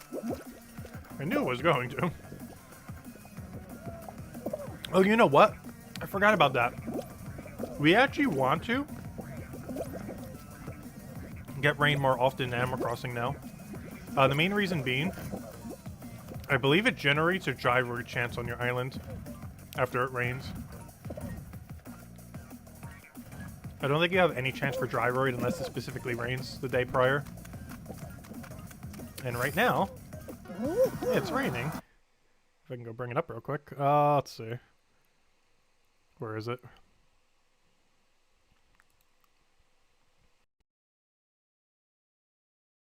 Yeah, it's raining now. So now everything will be watered. And hopefully we'll see a gyroid generated tomorrow then. Anyways.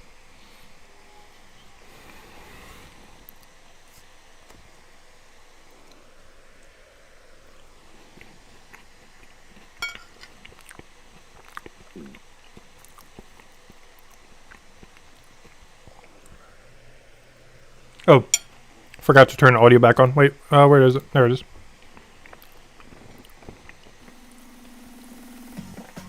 Actually, is the audio on? I'm not sure how high I have it. Because I know I had to turn down like way, my master volume like way down.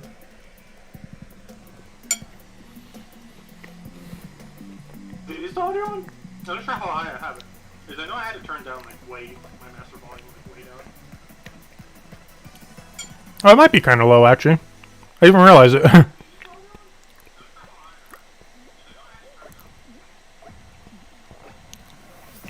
it's so weird. I'm not sure why the game audio is actually that low.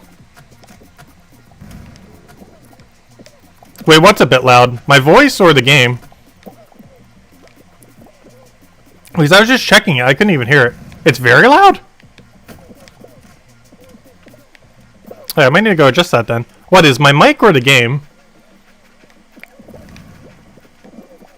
Oh, me? Oh, okay. I need to go double check that then. We'll check it after this match. He should die soon. Because it might have been when I was doing the exercising, it might have tweaked it off, or when I did the other thing. I'll go double check it.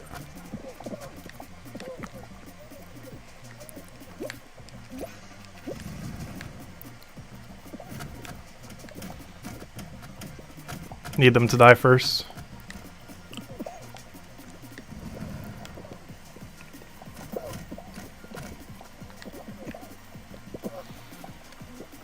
No! Okay, I could die trying for it though. Because I'm rushing. Alright, let me go fix this.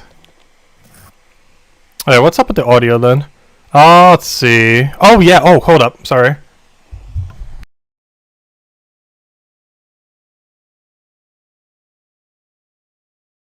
sure why it does that sometimes. There we go. It has been fixed. Can you hear the game though? But yeah, audio should be fixed. Sorry about that. I'm not sure why it does that. But sometimes if you bump the cord, it's like really weird like that occasionally.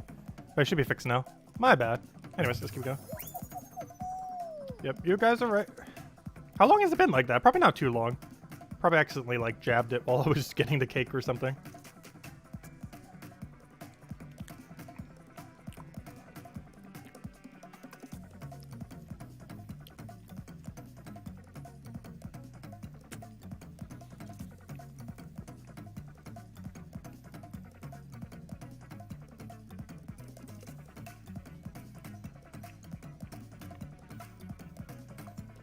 Yeah, I hate that it does that sometimes. It has to do with the cord, though I'm not sure why it does it because of the cord.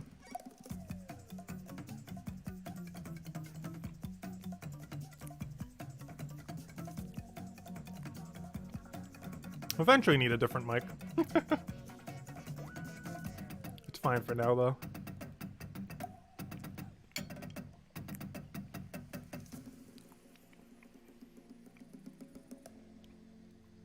Might even look into a non-USB mic next.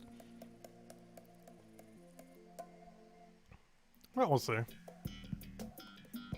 I'm definitely not an audio expert, that's for sure. Like, I wouldn't even know where to start to look.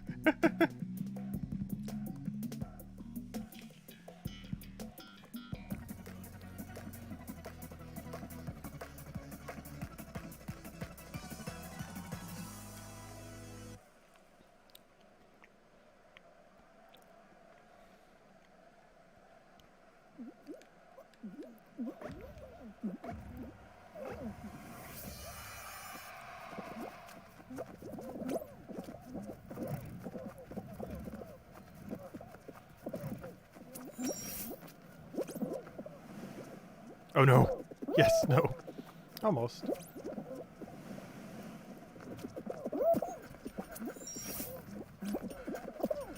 Oh no. Luckily this stage is in permadeath. It's a 2x crown mode, but it doesn't have permadeath when you fall. Because I believe those are the two 2x crown modes, hard mode and extreme mode. On extreme mode, if you fall off, you just die. This one still gives double crowns, but you still get to live when you fall off. So I made like I missed like 2 cycles there. Pretty sure I could have made both of them too. Just didn't want to risk it. Also, Isabel, when you come through the pipe, you look like you're literally like almost T-posing, floating when you come through. It's kind of funny. I think it's literally T-posing, but it doesn't have like a special animation. Because it doesn't start animate until you actually do like the animation of you coming out of the pipe. It's kind of funny. It's like your model just moving vertically upwards until it does the animation.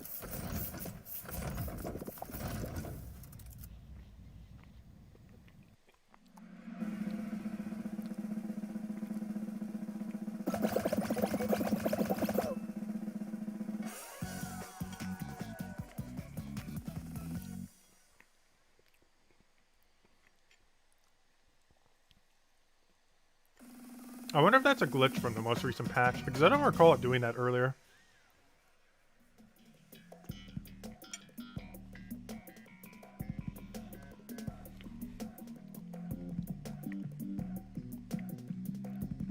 Hey, we were right back where we were right before we switched the mic, to be correct. Literally the exact same layout, too. So we're just back where we were like 2 minutes ago.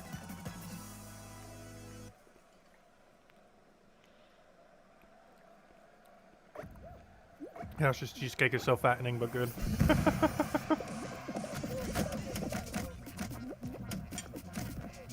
Pure sugar. But tasty sugar. I still only ate about half of it. I've been doing good on not like completely consuming it. As much as I want to. Because it's been made for 2 days now and I've only eaten half. Which is still a lot of cheesecake, though.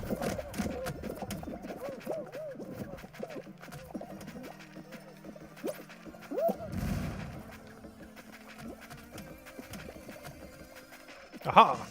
Oh no! Oh, I wanted to be the wall master. I was on it, but then I got destabilized.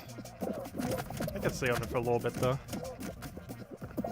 I was trying to emote, but then I got flinged off the wall.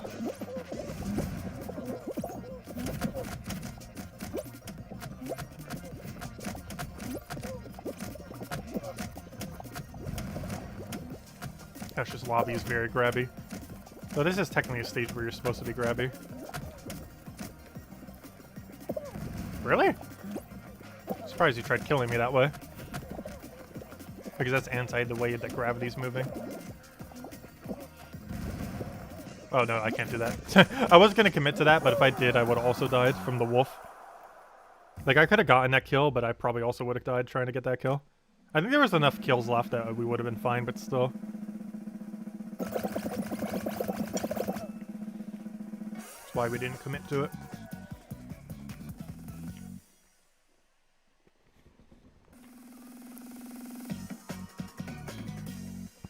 But yeah, we should go open the OLED soon. And then we'll mess around with Ring Fit Adventure to work off this cake. Gotta let it settle first though before we switch to Ring Fit Adventure. So I'll probably finish this round, do one more round of Fall Guys. And then do Ring Fit Adventure to work off this cake, gosh. Not for too long though, probably like half an hour. Or until we get too tired to do it.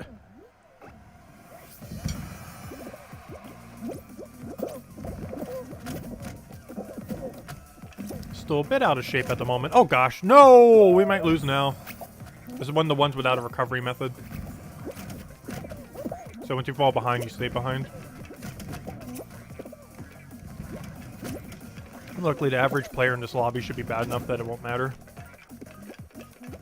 Oh, unless I do a huge mistake like that. Hey, this is still redeemable. A little sketchy, but still redeemable.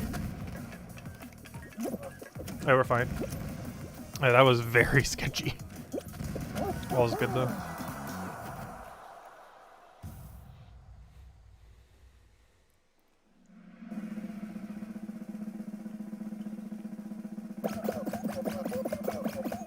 And that's why we need ranked.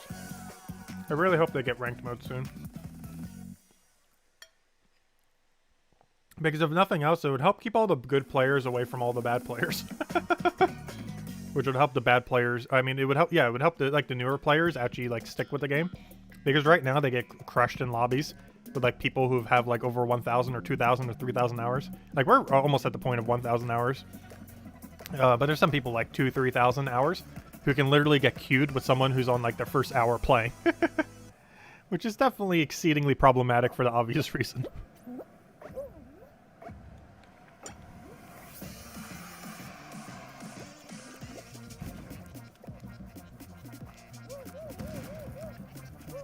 And there's somewhat a way to keep them away, in the sense that, like, hard mode right now, like, a new player wouldn't likely queue into this. But all the good players would, because it's double crown. But still not enough compared to, like, an actual matchmaking system.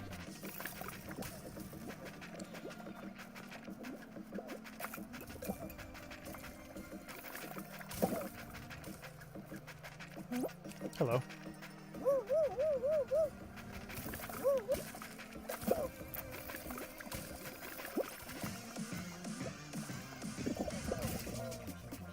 Gosh, why does the timer still feel so high? Did they increase the timer on this stage or something? It feels like it should end in like 5 seconds, but still has another 30 seconds on timer. Or maybe hard mode has a longer timer, I'm not sure. I don't think hard mode would have a higher timer though. Or maybe because this is the easier variant, it has a higher timer. Or maybe I'm just going crazy and it's always been this long. Which could be the case. I just warned the stage was shorter though.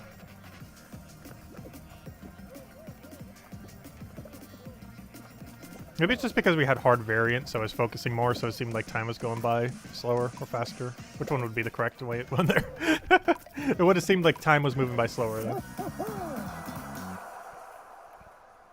Oh no, faster would have been the right one. Never mind.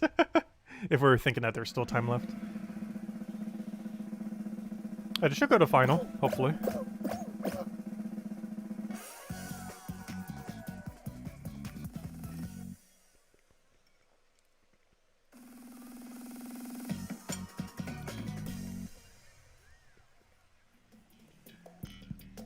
There it is. Oh gosh, hexagon.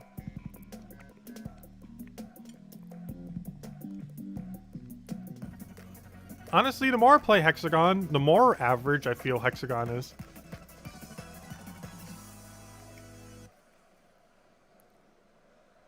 It's still better than like Fall Mountain, but still.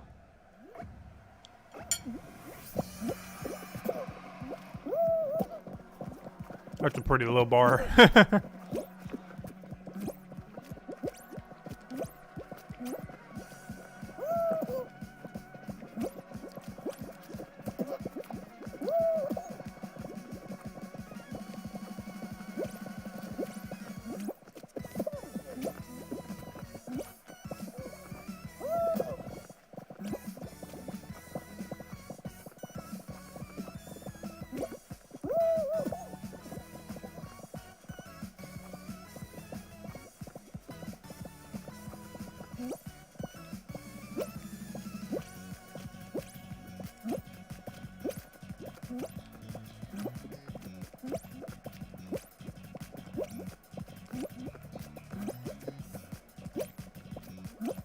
That one guy stole my section. I don't want to cut him over.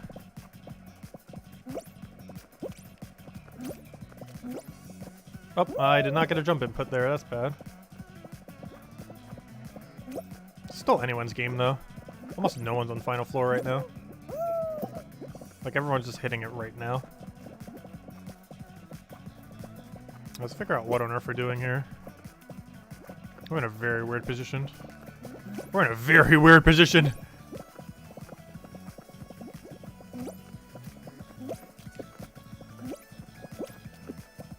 Can we even cross over there? I think I have to try.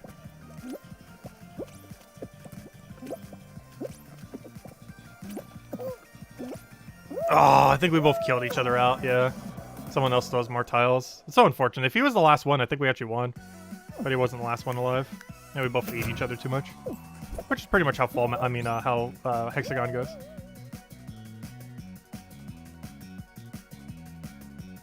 Oh yeah, true. There is no way that you would be able to plug the whole thing. I might need to go help though.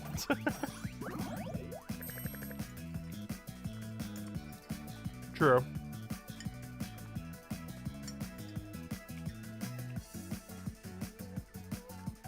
Very true. Especially since you have even more bells to drop now. That doesn't take too long though. I just don't want to pluck on stream just because it's going to be really repetitive if we do. Like, I don't mind plucking. It's just it's not really good stream content. Since all I'd be doing is just spamming them.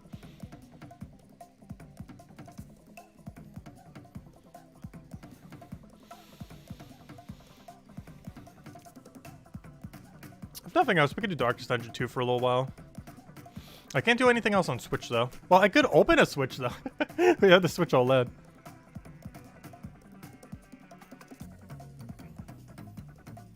We could do one zone of Darkest Dungeon 2, I guess. Like, draft our team. The first area is the hardest area anyways. Honestly, trying to take out the lair boss in the first zone of Darkest Dungeon 2 in the current balance is probably harder than killing the actual final boss. Because by the time you hit the actual final boss, you're so skilled. But when you fight the first lair boss, you only have one skill upgrade. Whereas when you hit the final boss, you have like all your skills unlocked, fully upgraded, like perfect trinkets, perfect battle items. And it just makes the battle so much easier. Compared to the first lair boss where you might have like no battle items, literally only one skill upgrade, barely any trinkets if any.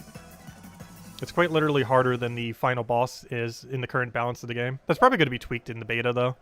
But as it currently stands, the first lair in Darkest Dungeon 1 is quite literally stronger than the final boss. Especially if you have it like really early in the floor, where you have done barely anything yet. Or if it's like strategically exactly where you hit like the exact amount of bad stress. And then you're just kind of out of luck. Yeah, I'm still so hyped for the Animal Crossing update tonight. We'll be streaming it. The second it comes out. I just really hope you don't need time travel to immediately interact with it. Because that's going to be very problematic if so. Because that would kind of ruin the whole plan for tomorrow. Or tonight, I should say. But hopefully it will not require time travel to interact with the new system.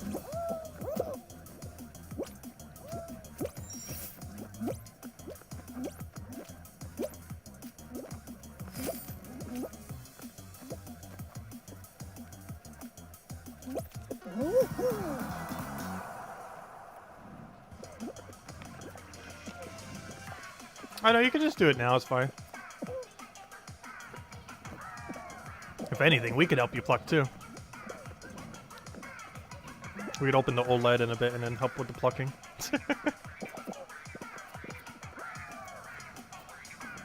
That reminds me, Animal Crossing New Horizons hasn't added a OLED into the game. You kind of think they would have in the most recent update. Because they added the Switch Lite, and they added the the normal Switch and the Animal Crossing Switch, but they haven't actually added the OLED model Switch to the game with the white Joy-Cons and the better screen. Maybe because they kind of figured everyone else would already have a Switch who would have the game. Because that'd be kind of bad if they're like because they're still trying to sell the Animal Crossing Switch right now as well. Because that'd be kind of bad if they were trying to sell the Animal Crossing Switch while at the same time it's like, oh yeah, here's this OLED. Remember that Switch you just bought? Well, how about this one? Spend $650 instead of $300. Oh yeah, we got the good variant. Oh yeah, duh, we're in hard mode right now. It has to be this variant if we're gonna get this stage. This is the only variant of this stage that matters. Every other variant is awful. Hopefully we don't die immediately though, because that spinner is right in the way of hitting us. Good. Oh, I didn't get a kill. Okay, we got an orange over here and an apple over there. Not sure if I want to bail to the apple yet.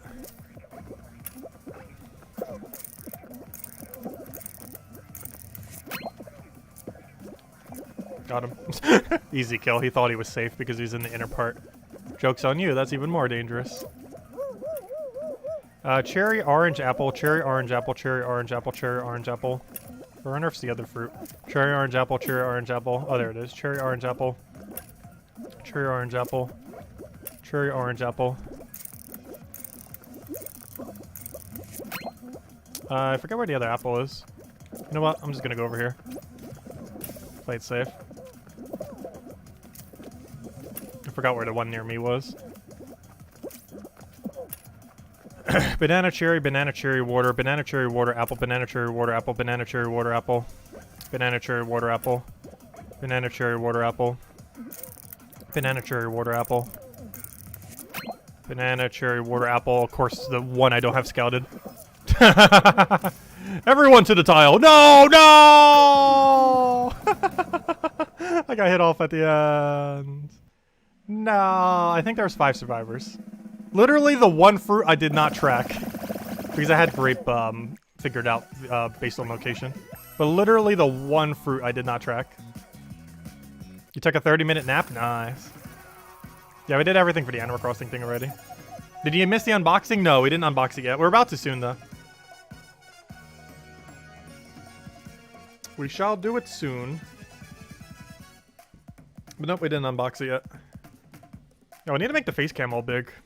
We almost never do a big face cam thing. We'll definitely need to unbox it soonish. Probably at 3, I think. We'll probably unbox it. Because after we unbox, we'll probably switch into Ring Fit. That'll help Isabel with the island if the flowers aren't done, which they likely wouldn't be by then. Flowers take a couple hours with one person. With 2 people, you can get it done in like 1 hour or so, with like max efficiency. If nothing else, I could actually be helping with flowers while I'm in loading screens. I almost forgot about that. I shall go help her. Let's see. She's making pretty good progress. I don't think she started on any of the blues, though. Looks like she... Oh, no, she started on some of the blues. She just didn't finish gold, then. Oh, yeah, I didn't put up any of those ladder kits yet, did I?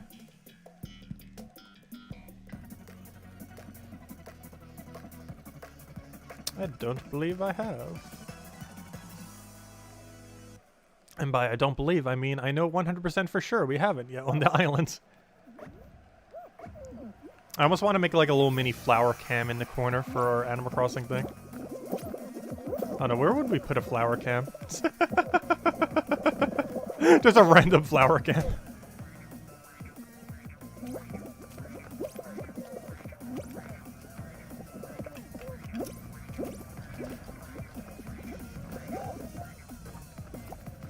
Why on earth is he grabbing me? Why on earth is he continuing to grab me?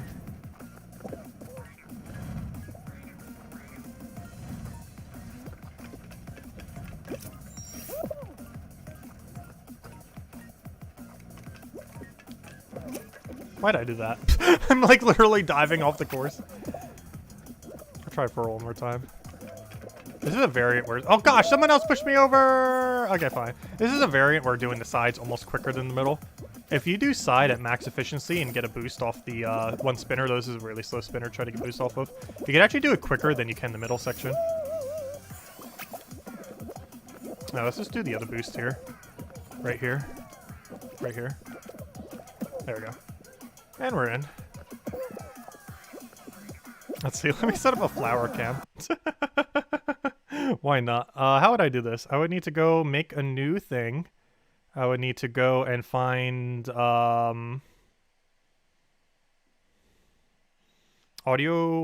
video capture device. Add source. Add a new source. Call it flower cam. Add source. There's our webcam. That's not what I want, though. I want my capture card. Wait, can you even capture two instances from the same capture card? Is it just gonna, like, explode? There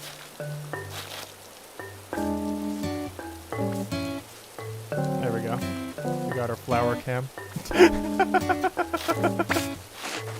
There's Isabel in the corner in the top left there in our little small flower cam. There we go. Flower cam. Rainy flower cam, though you probably can't see the rain with how small it is. Alright, back to Fall Guys. Little mini flower cam. I should probably put it in like top left or something. Instead of bottom right. But then again, that would block something in this game. I'm gonna make it slightly bigger in the corner. Oh, what am I doing? I forgot. There's a shortcut here. Thank you, Tasco! And there's Isabel plucking our flowers. Thank you, Isabel. Get all that flower blood money. We're gonna need it for the update tomorrow. Actually, I'm not even sure if we really need bells for the update tomorrow. Even if we do, I probably have so many already that it doesn't matter. But you might still need more. So take whatever you need. That was a big boost. I'll take this hammer at this point. To victory!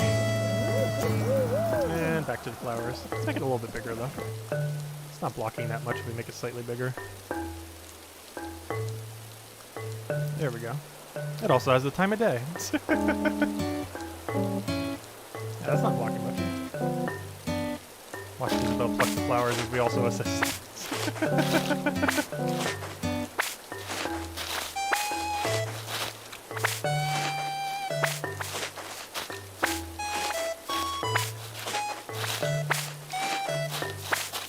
What people that don't hack this game need to do for bells. So we're 21, right? Yeah, definitely. 27.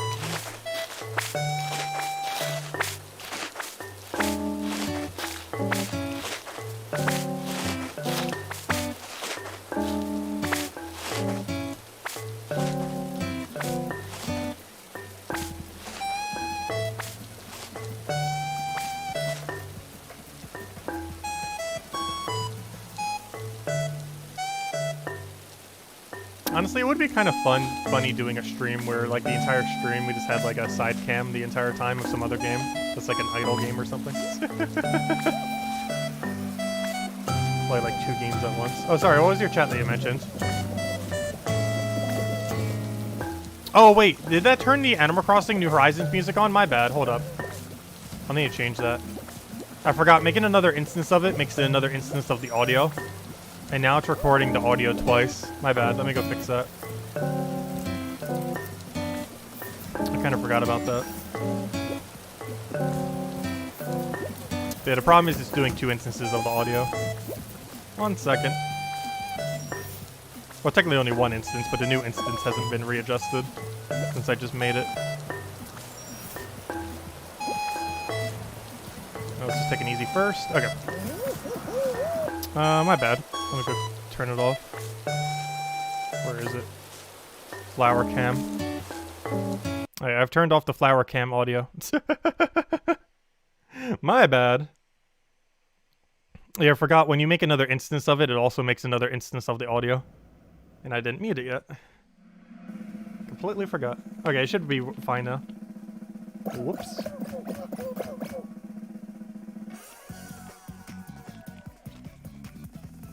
Which is kind of funny that it's even still doing the audio because I actually have it muted right now. The game itself. But because the options for the game isn't actually specifically muted.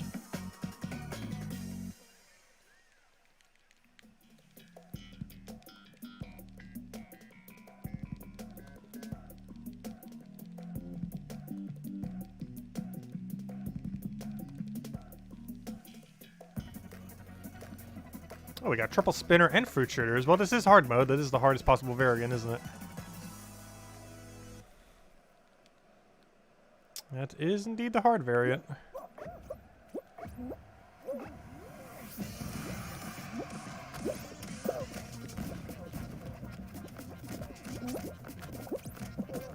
Let me through? Yeah, there we go.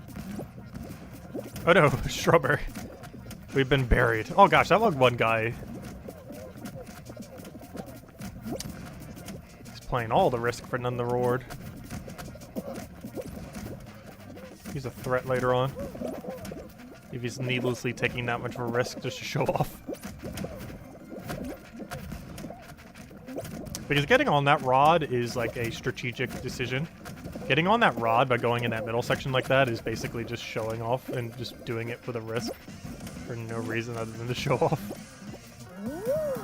Because going on that rod is technically safer. To some degree.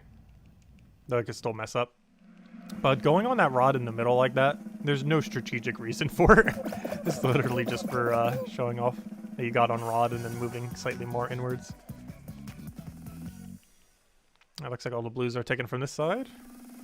Pretty sure the blues are not taken from this side yet, though. She's worked very quick. No, I was gonna say. There's like no way it's even possible. Wait, I'm out of storage. Oh, no. I was just accidentally trying to grab the fossil. Oh good, we got tiptoe again. Oh, that's when we got the cheesecake earlier. There's enough time in the loading screen of tiptoe, as well as the tiptoe duration, to get an entire cheesecake. And then start eating it before the round has ended. Like, I could probably pluck flowers for another minute before we even have to try to win. But I probably should, just in case there's a hammer that's going to get them all the way to the end. Just in case. Alright, we should probably go try playing now. Okay. Yep. If the controller doesn't fall. But the controller's probably charged enough by now. Oh no! That was a fake tile! Ooh. Almost got faked. Okay. So we're here. The problem is, where on earth do we move from here? Okay. Is that a straight line? No, it's not a straight line. We saw it jiggle. I think I see the path, though. I'm pretty sure I see the path. Oh, maybe that's not the path. I'm pretty sure that's the path. Straightforward from here is the path. I near guarantee straightforward is the path. I just don't want to risk it. But this going straight forward is almost... Yep, there it is. Okay. I already knew that. Oh! He did the thing! Oh, I should have just went for it. He ended up dropping, too. Why'd he grab me but die because of it? No! I should have seen that coming, though. What a vicious lobby. I knew for sure it was straightforward, too. I should have just went for it. No! Also, the top left is glitched. I'm not sure why they can't do things. Every time they do an update, they break something. I feel like that's about every game these days. Also, speaking of which, did Darkest Dungeon 2 get an update today? I really hope they did for my birthday. It hasn't been updated since like the first day or two. Oh, another picture of your cat. Oh, that's so adorable, Zeddicus. That is so adorable. I am looking for Darkest Dungeon 2. Oh! They dropped a patch for Darkest Dungeon 2 30 minutes ago for my birthday. Oh! We're switching to Darkest Dungeon 2. Wait, should we do it right now? Isabel's going to be a while on flowers. Oh! I don't know. Maybe one more round because we're queuing into it. Though we could just leave it. They did it. Literally 30 minutes ago for my birthday, they dropped a patch for Darkest Dungeon 2. I think it might just be bug fixes, though. No, they have gameplay. They have actual gameplay system changes. Oh, gosh, we're going to have to read these patch notes. Oh, gosh. Yeah, they released a patch for my birthday. Oh, that's so cool. Is there a way to check a Discord without opening Discord itself? Because I kind of want to go through the patch notes on screen. On stream, kind of, just to mess around with it. At least kind of read through so you guys can see what I'm reading through, too. Because I'm reading through them, I might as well be... you guys might as well be able to see it as well. I'm trying to think of how I could do that. Maybe it's on the Epic Game Store? I would need to double check. I'll check after this. But yeah, they dropped an update literally 30 minutes ago. That's insane. Perfect birthday. It's been a really good birthday so far. But yeah, we'll do Darkest Dungeon 2 next. And I'll give Isabel enough time to pluck flowers. And then we'll be good to go. But yeah, Darkest Dungeon 2 literally got an update 30 minutes ago. And we'll go open the OLED next, possibly. With Animal Crossing in the background. Our rainy Animal Crossing. Looking at all of our fish. Look at that collection up there. I will eventually be building an outside museum for them. That has been my goal since I've seen outside fossils during that one trailer ages ago for Animal Crossing New Horizons. And it has been my goal to make an outside museum for Blathers. And we will finish that outside museum for Blathers. At some point. We're even going to get him the full gyroid collection that will make, what's his name? Brewster happy. Another thing for the museum. Okay, yeah, let me go, move our thingy over. Goodbye, collection. I'm taking the pipe. Where did I put the pipe? Oh, yeah, it's not up here anymore. I forgot I put it over here. In the middle. Right in front of the mailbox. That's not our mailbox, though. It's one of the other characters' mailboxes that we use for storage because this game never had enough storage. And there's Isabel crafting the flowers. I have one random blue rose in my inventory. Should probably drop it. One singular rose. That's not the drop button. I can't actually see the drop button because of my screen right now. My laptop screen's actually blocking it. So I had to guess which one was drop. And that one was not drop. And still no mass crafting. Though I'm really surprised they allowed DIYs to go into your house. That's actually pretty cool. But yeah, we'll probably have to show the patch notes via, I guess, Epic Game Store? I don't know. Let's see how featureless Epic Game Store is. Is the patch notes actually posted there when we go check? Because I think I could do a window capture for that pretty easily. Without needing to go into Discord and bring it up. Because I ideally don't want to do it that way. Otherwise, I'll just read it. Pretty sure not too many of you are really interested in knowing every single detail. But if I'm going to be doing it on stream anyways, I might as well have it on screen if we can.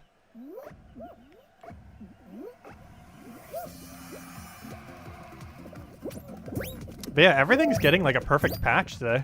It's kind of convenient. Why did I do that? Oh, I still made it though. Barely. Also, I should have taken the side path. I'm not sure why I'm taking middle. Middle's slower.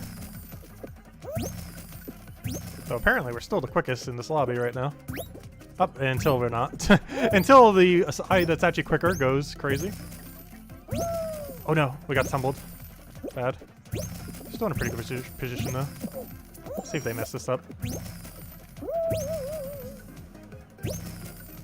Oh, I missed that one tile. I overshot it because of wind. Oh, I got second. I got a second. Good old second place. And now we just mash these flowers together. Because that's definitely how you make a reef. You just hit it with a hammer a bunch of times and then boom, reef.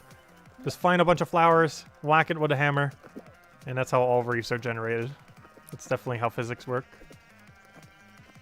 No sticks required, just flowers. It's actually, I used to have a tree that you could use make reefs out of next to my house.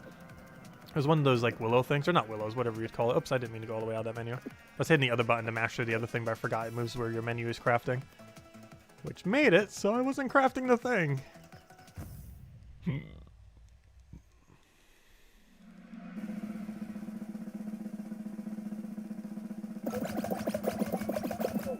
But after this, we're definitely transitioning to Darkest Dungeon 2.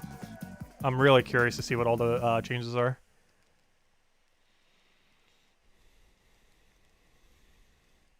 This is actually their first major patch as well, since the beta start.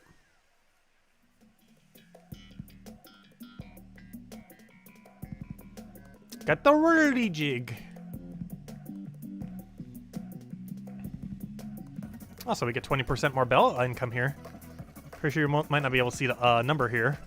However, it should normally be 200,000. However, it's going to be 220,000 now. Which, not much of a difference, but hey, it adds up. It adds up.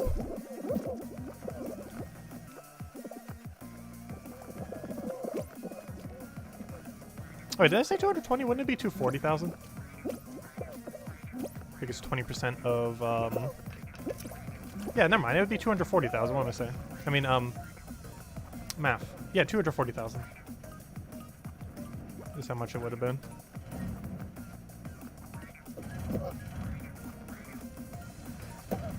Oh, I didn't want to risk it. I think we could have made it, but didn't want to risk it. No need to. We obviously are going to qualify. We could fall like 3 times. Hey, do a barrel roll. We could fall like 3 times and still be fine. That's funny. He's trying to grab me as I'm trying to do a power shot. Not efficient enough to make first, though. And there we go. We got a bunch of bells. And here's a curious thing. Can we actually use the ABD while someone's here? We were able to use storage. We should be able to. You're normally allowed to use ABD.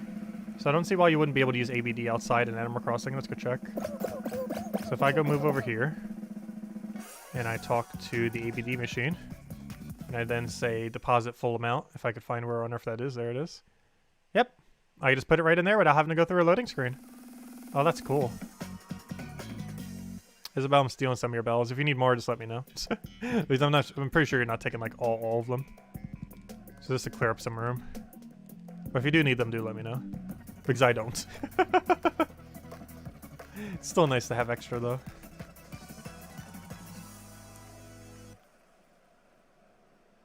And I will go put that in storage. And I will leave more room so you can put all of them down. And then grab them all later. Oh, we don't have any hitter here. Though that makes sense. Hard mode. It's kind of funny because the default for the stage normally has a hitter now for Fall Guys. Yet, it's actually an easier variant. I think they did that deliberately so people could actually catch up like that. But the problem is the people that actually need that mechanic generally don't use that mechanic. Because they don't know how to.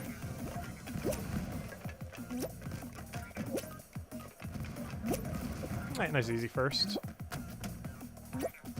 Then we'll put our bells away.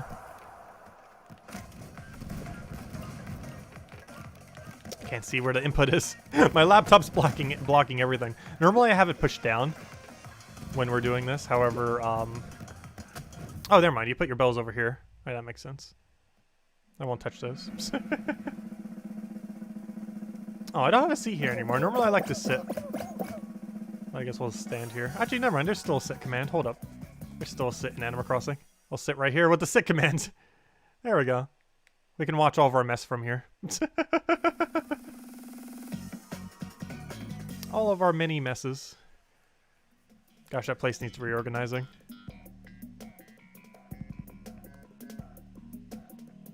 Alright, we got Hoopsie Legends, which should ideally go in the final. Which will then go into a Switch OLED unboxing. Which will then go into Darkest Dungeon 2 that literally just got updated half an hour ago. With their first major patch since the beta. It looks like mostly bug fixes, however, it does look like there's some content in there. Probably not a whole new zone, obviously. They're not that far developed. But it does look like rebalance or something. Okay, why is there so many grabbers in this show? At least this is a stage where getting grabbed won't mean the death of us. Well, it's still unfortunate. He's failing multiple times over. I can actually do a grab. I'm sorry. No! Aww, I failed to grab.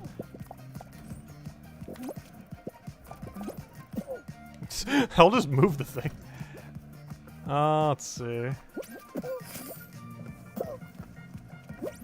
No, the axe got me. No. Can I even make it from here? I can. Do I even want that gold? I don't feel like I do with how much people are fighting for it. Gosh, they're still fighting for it.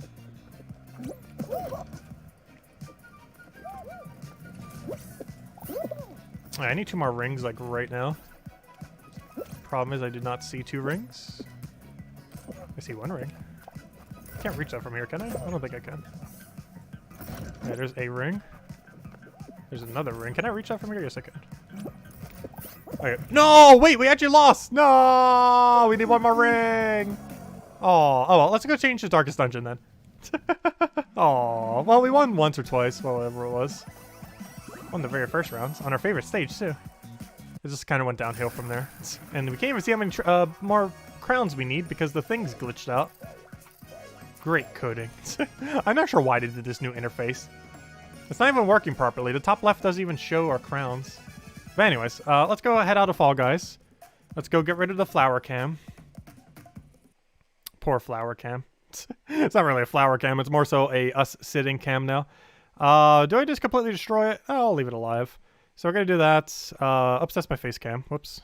They both start with an F, so I got confused. Face cam, come back. There you are. So bring back the face cam. Angle this a bit. Actually, we should probably make the face cam really big if we're about to go do the OLED opening. Let's see. Where's a good place to go open the OLED? Do we have like a random Nintendo Switch in one of the rooms? I guess we technically do in that side room. But it's kind of cluttered like to insane amounts now because of everything on the floor. I might open it in front of Tom Nook. Oh, you know where we could do it in? That one that has that nice calming music. The Animal Crossing New Horizons music. I need to make a bathroom break real quick, though. Right, oh, sorry. You guys can't even see what I'm doing. 1 second. There we go. Now you can see. And now let me give you guys audio. Hey, now you guys got audio. Problem fixed. Also, here is our alley of gold roses. Actually, here would be another place to kind of do it. Here is our infinite gold rose garden. There we go. We got it all in frame. There's a nice place to do it. How about there? There is the infinite valley of gold roses. Let's see. Let's sit in our infinite valley of rainy gold roses that are all sparkling. Where's the sit command? Sit. There we go. Anyways, let's go open the OLED. Let me make a quick bathroom break before we do. 1 second.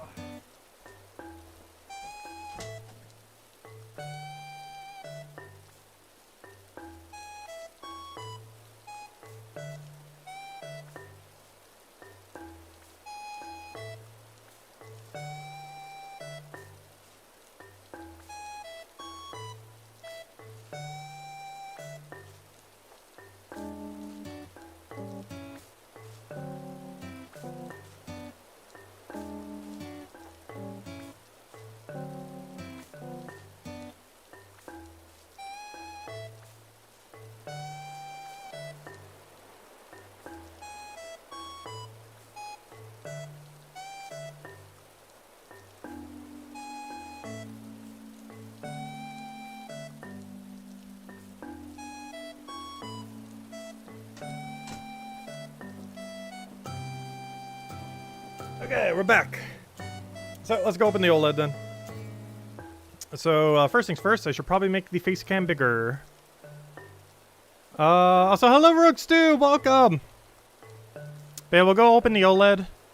We'll then probably help Isabel a little bit with the flowers. Oh gosh, the green screen effect. I still need to adjust that. Gosh, it's like doing it, but it's like a little pixely here or there. Let's see, will this help us? I almost made it worse. I may adjust that a bit later. But for now. Hopefully nothing here does get green screen. Technically part of it kind of is. But let's go open this thing. The OLED. Let me just organize a bit here. This needs to not be here. This needs to idle over there, that's fine. In our Valley of Flowers. Alright, let's see. Not accidentally drop something on the thing. Oh, this needs to pull out. So let's get it a little bit more in frame. Can't even see the thingy. Oi. That partial green screen. It does have some green on it after all. Would make sense.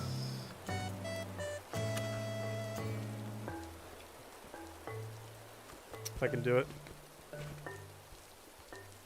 Oh, it opens up. Oh, I just opened it up to upside down. Let's see. Where on earth's the dock in this mess? There's, I mean, the actual switch. Oh, there it is. I think I might have somehow opened it upside down. Somehow. So here's the Joy-Cons. I think that's everything in here other than some instructions, which are probably irrelevant, but I'll still check later. I'll put them back in the box if nothing else, because I'm probably keeping the box. Just for the sake of it. Oh, shiny Joy-Cons that don't have drift yet. Nice white as well. It does have a really good white aesthetic, I do have to say. Even though it's not like a custom one with like a cool designer or something. The fact that, oh gosh, these feel so smooth too. Do my normal Joy-Cons feel like this? They feel really nice. Maybe it's just my other Joy-Cons are just so worn down, I'm not sure. It definitely feels like a slightly different material. Though it could just be that mine are so worn down from use. The double Joy-Cons. Now let's get this out of the way. And of course, the main thing that matters, pretty much the only thing in here that really, really matters, the actual Switch itself. All shiny. With its bigger OLED screen. Oh, there's our flowers. But yeah, it's definitely slightly bigger. I can't really do a side-by-side comparison, otherwise the game would stop doing what it's doing right now. Since obviously it's playing the thing in the background. But yeah, it goes all the way to the edges, you can kind of see. I believe it has some kind of like natural screen protector on it too, though I do need to go get another screen protector for it at some point. Just in case. Already getting fingerprints on it. So this is the one that I'm going to be using for handheld only. There we go. Oh yeah, I like this. This is solid. Yeah, these grips are definitely different. You can really feel the difference, actually. Wow. My only problem with these being white is I might end up getting them stained. But there it is, all put together. The Switch OLED. And then, of course, we have all the peripherals for it. Let's see, let me turn it on real quick. I'm not even sure if it has any charge, though. Oh, the power button's slightly different. Oh, it does. Oh, come on, let's see that nice screen. We're not setting it up right now, though. That's going to be a nightmare to do, probably. But, here's our logo. Oh gosh, the reflection of the other thing's slightly getting in the way. There's the reflection of my window. Oh, the Switch! Can you hear that noise? It's making noise. And it just has all the settings and everything. Let's see, English. Americas. View end license agreement, accepts, didn't read, good job. Let's see, searching for networks. Oh yeah, well, it's just mostly the setup right now. I am pretty sure. Yeah, we'll mess with this later. But there we go. The Switch OLED. And let me go shut this down for now. So hopefully that doesn't completely wreck the setup process. I highly doubt it would, though. But you could definitely feel the difference with the Joy-Cons. They feel like a lot more solid in here. I know my other ones are shaky. I'm not sure because it's like from excessive use. But they definitely feel a lot more solid. Like the other problem, like when I do like Pokemon Unite, if I do it on handheld mode, you can really feel the Joy-Cons jiggle around. This is definitely a lot more like tight-knit. Like you're not going to need to worry about them being all like jiggly or anything. Yeah, this is really solid. I need to get a case for this though. Still didn't get one. Oh yeah, they have a better back thingy as well. How do I even make it go up? Let's see. Yeah, this whole thing is pretty much if you want a better handheld version of it. Its docked mode is basically the exact same. Like, what this thing would do docked is the same thing that you see on screen right now. It would have, like, no difference whatsoever. Oh, there's Isabel. She came to say hi to us. It's so hard to get this dock off, though. Oh, it's really stiff. I thought it was, like, almost gonna break it, but no, it's like... Okay, so, yeah, it has a better dock thing. So you can have it sitting somewhere now. Like that, boom. It's a lot better than what it used to have, obviously. It's really, really solid, too. It seems like a slightly different material as well. I can't really tell. It's like a more solid plastic? It's definitely not metal. I'm not quite sure what material it is. It's way better than whatever the stand was before, so now you can actually set it down somewhere and be good to go. You don't have to worry about like how it was before where you like breathe on it and it falls. But this is much better. Where's the SD card slot though? I'm not sure where it is, because normally it was underneath the thing, and I'm actually not sure where it is on this thing. I know it has one. Somewheres. So you can put more storage on it. I still need to go wipe the other SD card, though. Because I'm using the previous smaller one I had, but this has more internal storage, so it should be fine. Plus, I'm just using it for handheld stuff, so I don't need, like, all my games on this one. Just whatever ones we're doing in handhelds. Well, ideally, all of them. But yeah, it's pretty nice. I like it. Alright, let me go put this someplace very safe. To make sure I do not break this thing.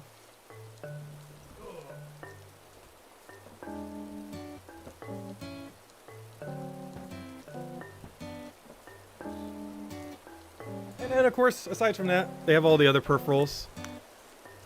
The main one being, of course, the dock. So the dock is a little bit different than the other dock. There's no, like, graphical improvements or anything like that. Like, I don't think it does up to 4K. I'm pretty sure it's still 1080. Though I'm not sure because I don't even have a 4K TV, so it doesn't really matter too much. But, I'm gonna move all this out of the way. So, of course, it still allows you to dock, switch, all that normal stuff, so you can get onto the TV like we have it going right now. Also, why did it get so blurry all of a sudden? Hello, webcam. Please focus, thank you. But yeah, pretty standard. Nice solid white, which is quite a bit different than my, like, gray, grayscale one that we have. Oh, that's funny. The flower is making its green screen. Hey, we can see our gold flowers through it. But, I'm pretty sure that's because of my lighting. So one interesting thing about this back end now is that, if I'm not mistaken, it actually comes all the way off, so I don't want to accidentally break it. Let's see. Doesn't it come all the way off? It seems like you're almost breaking it when you do it. However, I'm pretty sure that's intended with how it is. Right? Hello? Hello? Well, I'm pretty sure that's intended. I just don't want to do anything too hard, just in case it's not. Yeah, that's intended. So, one interesting thing about this, instead of the back just kind of, like, going downwards on the other switch, it actually comes all the way off. So if you want to keep it completely open, you can, which is something you couldn't really do too conveniently with the other switch. The other thing that it has is a Ethernet LAN port, which is kind of hard to see. Can you even see the word LAN over there? There's like a LAN port right over there. I'm not sure you can see. It's all the way at the bottom over there. Like, right, I can't even point it properly. But like all the way in the corner over there. Or is it right there? I think it's pointing at it. If I could show it on screen. Oh yeah, it's over there. But there's a LAN port there now. Unfortunately, that does take up, I believe, one of the USB ports that was there before, so you can't put your adapter there. It has the AC adapter for charging, the standard other thing that just goes straight to the TV or to your capture device, and then the LAN port, which is something the other one didn't have, but you could always use an adapter to have done it, which is what my current Switch does. But now you don't necessarily need one if you're using this stock. It still has 2 extra USB 3 ports at the front, though, right over there, all the way at the front, like that. So you still have access to it, so you could just put one of your adapter thingies there. But the only problem with that is, what if you need, like, multiple? You might have to have an adapter inside of an adapter. Because if what if you need more than 2? Like, you're gonna have to put an adapter in top of one of those adapters already, just so you have more USB ports. Because this technically has one yet less USB port to have a LAN port instead. Which is generally better for most people. However, for my current setup, I actually kind of prefer the previous dock, though I do really like the feature that it can come completely off. So I'm probably going to be keeping this mostly as my travel dock, because I don't believe it has any features specifically compared to the other dock that, you know, you would, like, need to have. Like, it's not like any kind of, like, graphical update or anything like that. And it just snaps right back on. And there we go. But yeah, it just comes off, comes right back on. A little bit different than how the other one works. Overall, port's not much of an upgrade. Though, if nothing else, it saves you having to spend like $20 or so for an adapter for a Ethernet port if you want to have a wired connection. So you kind of save money that way, even though the base price of it's higher. And aside from that, I believe the rest of these are just cords, which aren't that interesting. Just all the required cords to get it rolling. If nothing else, at least have spares of those as well. And of course the charger, obviously. But anyways, that's the new OLED. Also, our first unboxing on the channel, technically. Mostly because this obviously isn't like a tech or unboxing channel. But I figured I might as well do it. And just kind of mention it during our birthday and mess around with it. But yeah, overall, as far as Switch OLED is concerned, I would not really bother getting one unless you don't have one. Or your Switch is damaged to the point where you feel like it's gonna like bite the dust at some point, which is I feel like where mine is currently at, where it might actually get completely destroyed within the next year potentially. So I'm just keeping it docked so it just stays nice and safe, and then have the other one because I've been traveling like so much with the other one with no cases, no anything. Though it still had a screen protector, but it's definitely gotten a little bruised up and stuff. And the screen's starting to come out for a little bit. Still very usable. We're streaming off it right now, obviously, but just in case we did get an OLED. And the OLED's mostly going to be my handheld, but in case my previous Switch accidentally dies, we're going to be using the OLED as our new one then if it does finally bite the dust. But for now, the OLED will be exclusively my handheld device, and then the current one that we're streaming off of is our permanent streaming one until it gets completely broken, or hopefully never, but you know, in case it does. It's going to be our designated streaming one, and then if it does bite the dust, we have a new one ready to go in case we ever do. But anyways, that's the Switch OLED. So, next order of business. I guess we do Darkest Dungeon 2. Let's see if I can go bring the patch notes on screen, because they just got an update like 30 or so minutes ago for our birthday, apparently. Definitely was because of us. No other reason. They just wanted to do it like perfect timing for our stream. There's absolutely no other logical reason as to why. But yeah, let's go do the update. So, let's see. How should I go about this? Well, first things first, I need to figure out how on earth to even get it on screen. That or I'm just going to be reading it, and I will have no way for you guys to follow along. We'll find out, because I'm reading them regardless. Oops, I did not mean to launch Darkest Dungeon. No, I want to launch Epic Store. No, don't launch Darkest Dungeon yet. No! No! No! No! Also, kind of glitched out there for a second. No, I do not want Darkest Dungeon open. Let's see. I want to exile this. Let's try this again. Epic Game Store. I want you to open and see how featureless you are. You better have a patch notes for this game here. Oh, League of Legends on Epic Store now. Interesting. I would never play it there, or at all. But interesting to know. Anyways, where on earth is, 1 second. I'm looking for, Darkest Dungeon. So let's see if the patch notes are actually posted on anything related to this game. Why do I have a feeling the answer is no? Let's see. Because if it is, I could show it on screen pretty easily. If not, then that's problematic. Let's see. Is there a changelog anywheres? Darkest Dungeon 2. No, that's not it. Let's see. FAQ. That's not information on it. Let's see. I want to go back to Darkest Dungeon 2. Let me guess. You have no patch notes? You have no patch notes. Wonderful. Okay, well, we might have to read it without having it on screen. That's unfortunate. Wow, Epic Game Store has, like, no features. How does anyone use Epic Game Store? I know people, like, joked about it being featureless, but gosh, is it, like, super featureless. How do you have these lack of, like, basic features? I'm like trying to search for everything on here. It just lacks like any amount of features whatsoever. Okay. Well, I guess I'll bring the menu on screen and then just talk about it. Because I want to read those patch notes. Let's see. But yeah, that's so bad. How do you fail so bad as a company? It's missing just so many basic features. Also, it keeps glitching out every time I open Darkest Dungeon too. I'm blaming Epic for that. Also, I just realized Isabel hit a circle around us, a square. That's funny. Anyways, let me go and let's see.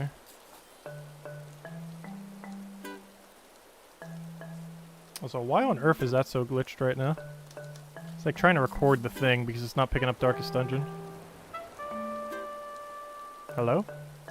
Why is it still doing it? Why? Which one is even doing it right now? I'm so confused. I am so confused. Why is it not picking up the thing?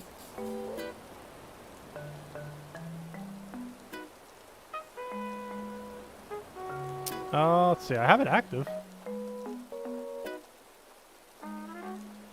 It's literally the correct one.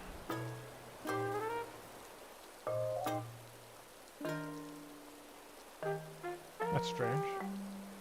Is it doing it now? No. It's literally doing nothing now.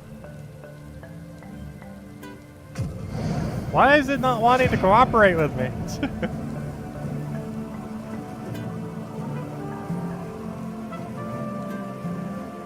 That's so weird. Why is it not...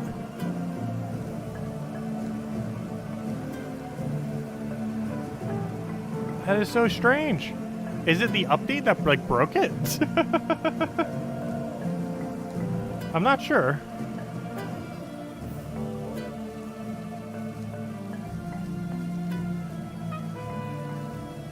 I'm trying to figure out why it's not recording the thing.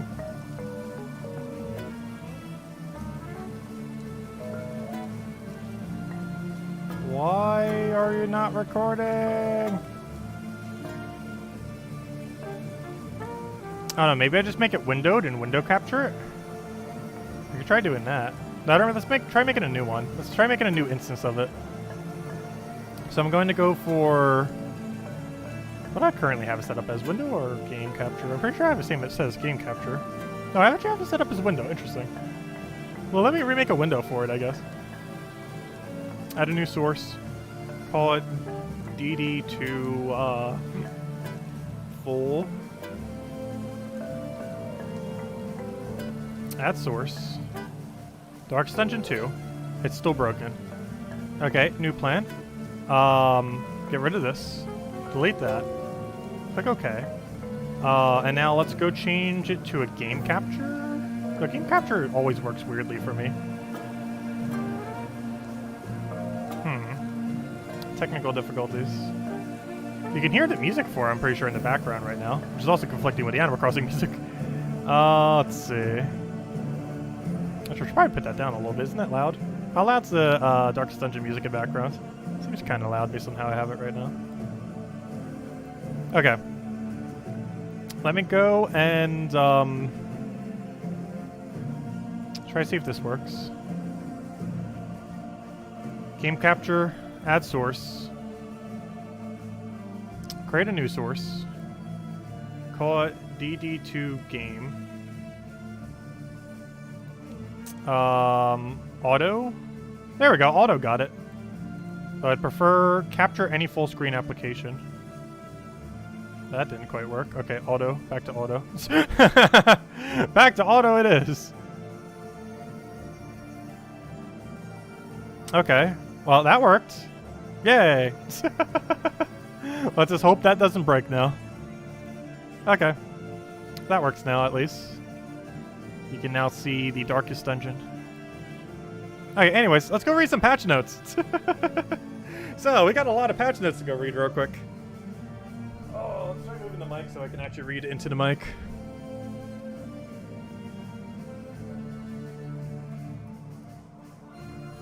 Yeah, I'm so glad I finally got an OLED. It is so hard to find. I got so lucky that the first place I found had one copy left.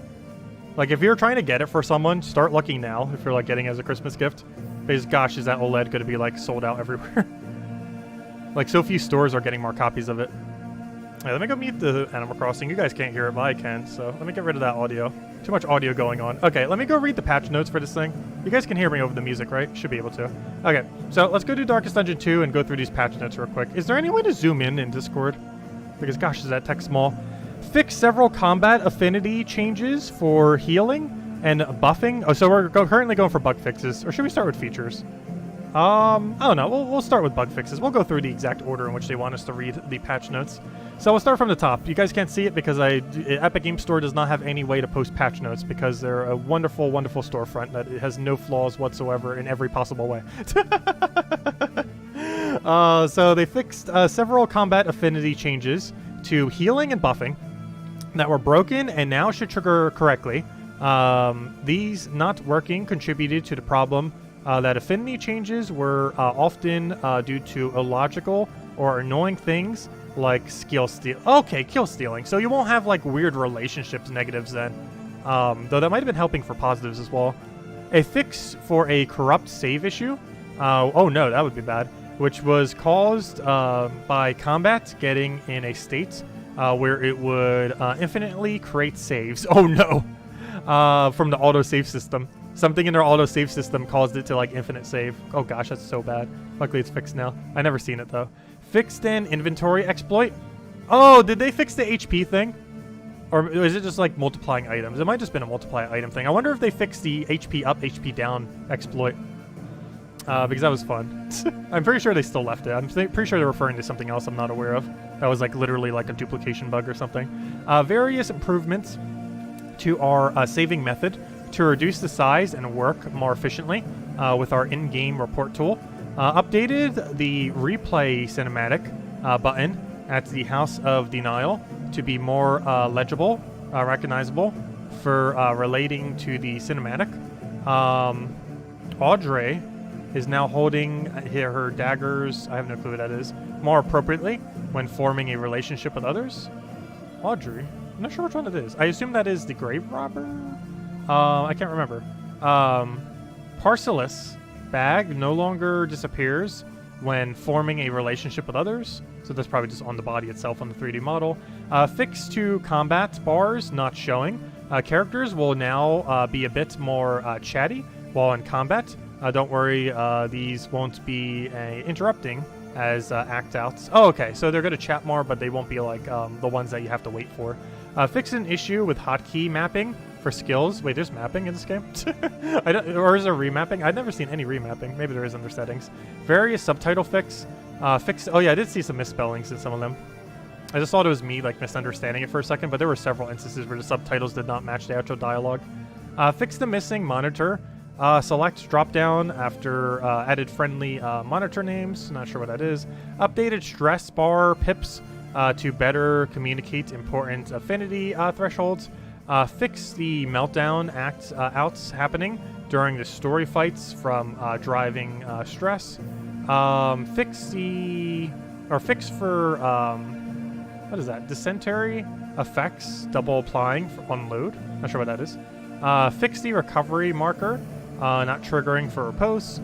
Disable fight breaking act out of combo taproot. Disable fight breaking act out. Oh, there was one of the taproot glitches on one of the bosses in that one grassy area. Fixes some item drag issues. One which leads to soft lock. Oh gosh. Fix to quirk log entries showing up from Leper Hero story fights. Fix for Pit Fighter Death Store conditions. Fix to Dreaming General soft lock. That was the other thing with the taproot. Let's see. Removed the 1 second wait when actors don't have a death timeline to fix turns being calculated with dead. Removed actors. Oh, I think they're referring to that one glitch that the Shambler had. I think that's what that's referring to. I'm not sure. Where it could like summon its summons after the fight has already technically ended. I'm not sure if that's what it's referring to. Fix removing a quirk that you have an act out for a hospital. Wait, what? Fix to removing a quirk that you have an act out for at the hospital. I have no sure what that means in that context. Fix some enemy heals not showing the pop-up text. Replace quirk icon reward with the correct version. Fix to token view on Def Softlock. Updated game credits. In-game cinematic can now always be skipped. Oh, cool. Added min cost to the store cost multiplier to prevent items from costing 0. How? Is there a thing that reduces cost? I haven't seen it. Fix dot triggering again at the start of turn if you previously quit and loaded back into combat. Oh, that'd be funny. Wait, you can actually leave during combat and it loads back into that spot? I've never actually tried that. Always waited till the combat was either over or, you know, in the moving part. And the last bug fix, until we get into the other ones, fix for end of combat issue that could result in rendering errors or post-skill effects being skipped. Okay, so that's all that. Now let's go into some of the more juicy stuff. Well, here's some UI stuff real quick. Increase font size for bottom left tooltips in combat. Additional resist labels for tooltips. Added relic cost display to bribe. I'm not sure what that is. Resist story choices. Biome goal label colors updates. Okay. Okay, so they're more colorized too, the areas. So here's where it starts to matter. Gameplay. Affinity system. Relationships. Large turning pass based... Wait. Large tuning pass based upon first observations. Short-term goal is to have less character or less chatter and instead have a smaller number of more meaningful moments. Affinity changes. Fixed up several important but broken affinity change events to do with healing and buffing. Reduced proc rates for many affinity change events, especially the most annoying ones. Increased effects of the most meaningful and logical of affinity changes. Example, Hero A is on death's door, and Hero B chooses to heal someone else. Hero A gets upset. Relationship act. Audit and adjustment on all proc rates. Further iteration expected. Obviously, it's beta. Generally increased magnitude of the things that positive and negative act-outs can do. Looking for bigger moments and less noise and interruption. So they're trying not to make it so it interrupts you like every 5 seconds. Like some turns, it felt like they were interrupting you like 3 to 5 times. Now it'll interrupt you a lot less, but it'll be a lot more impactful when they do it in a positive or negative relation. So that's going to be interesting to see how that works. That definitely will be a bit of a time save since they don't probably have a speed up option yet. Added variety to some positive and negative act-outs. For example, buffs might not include other token besides strength. Debuffs can include variety too. So relationship stat bonuses.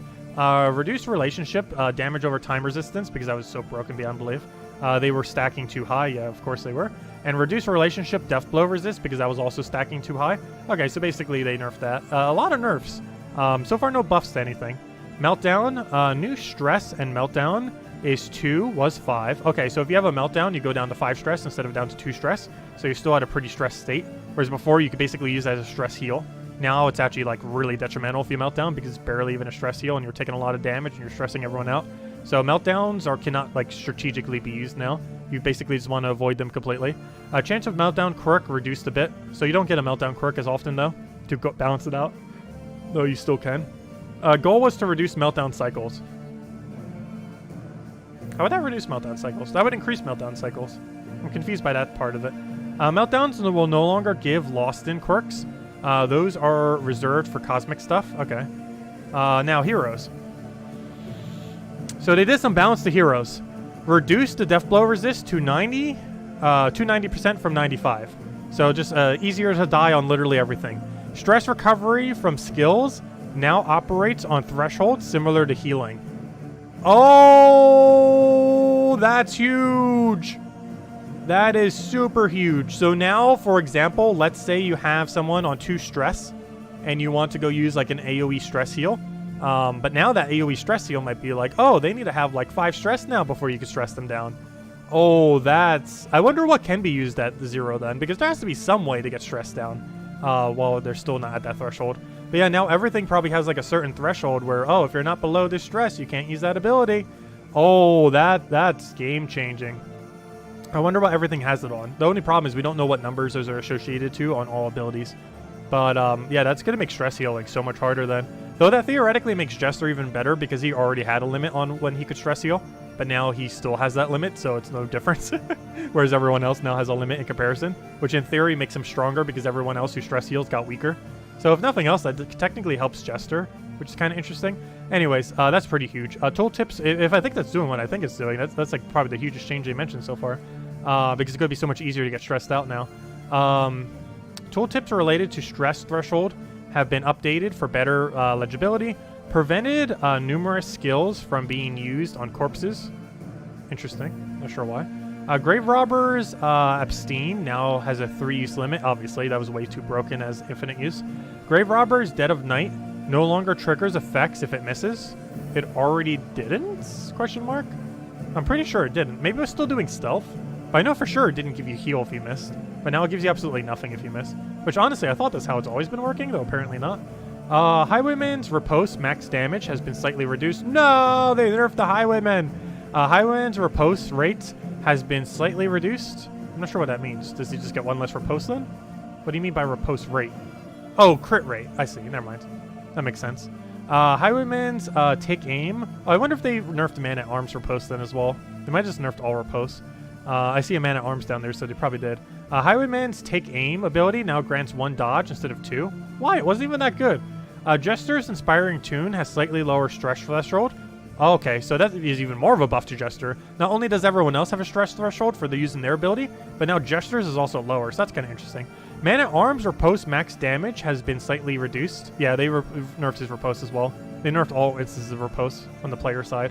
Man-at-Arms Bolster has been reworked. Okay, you didn't say how, but I'm curious to see how.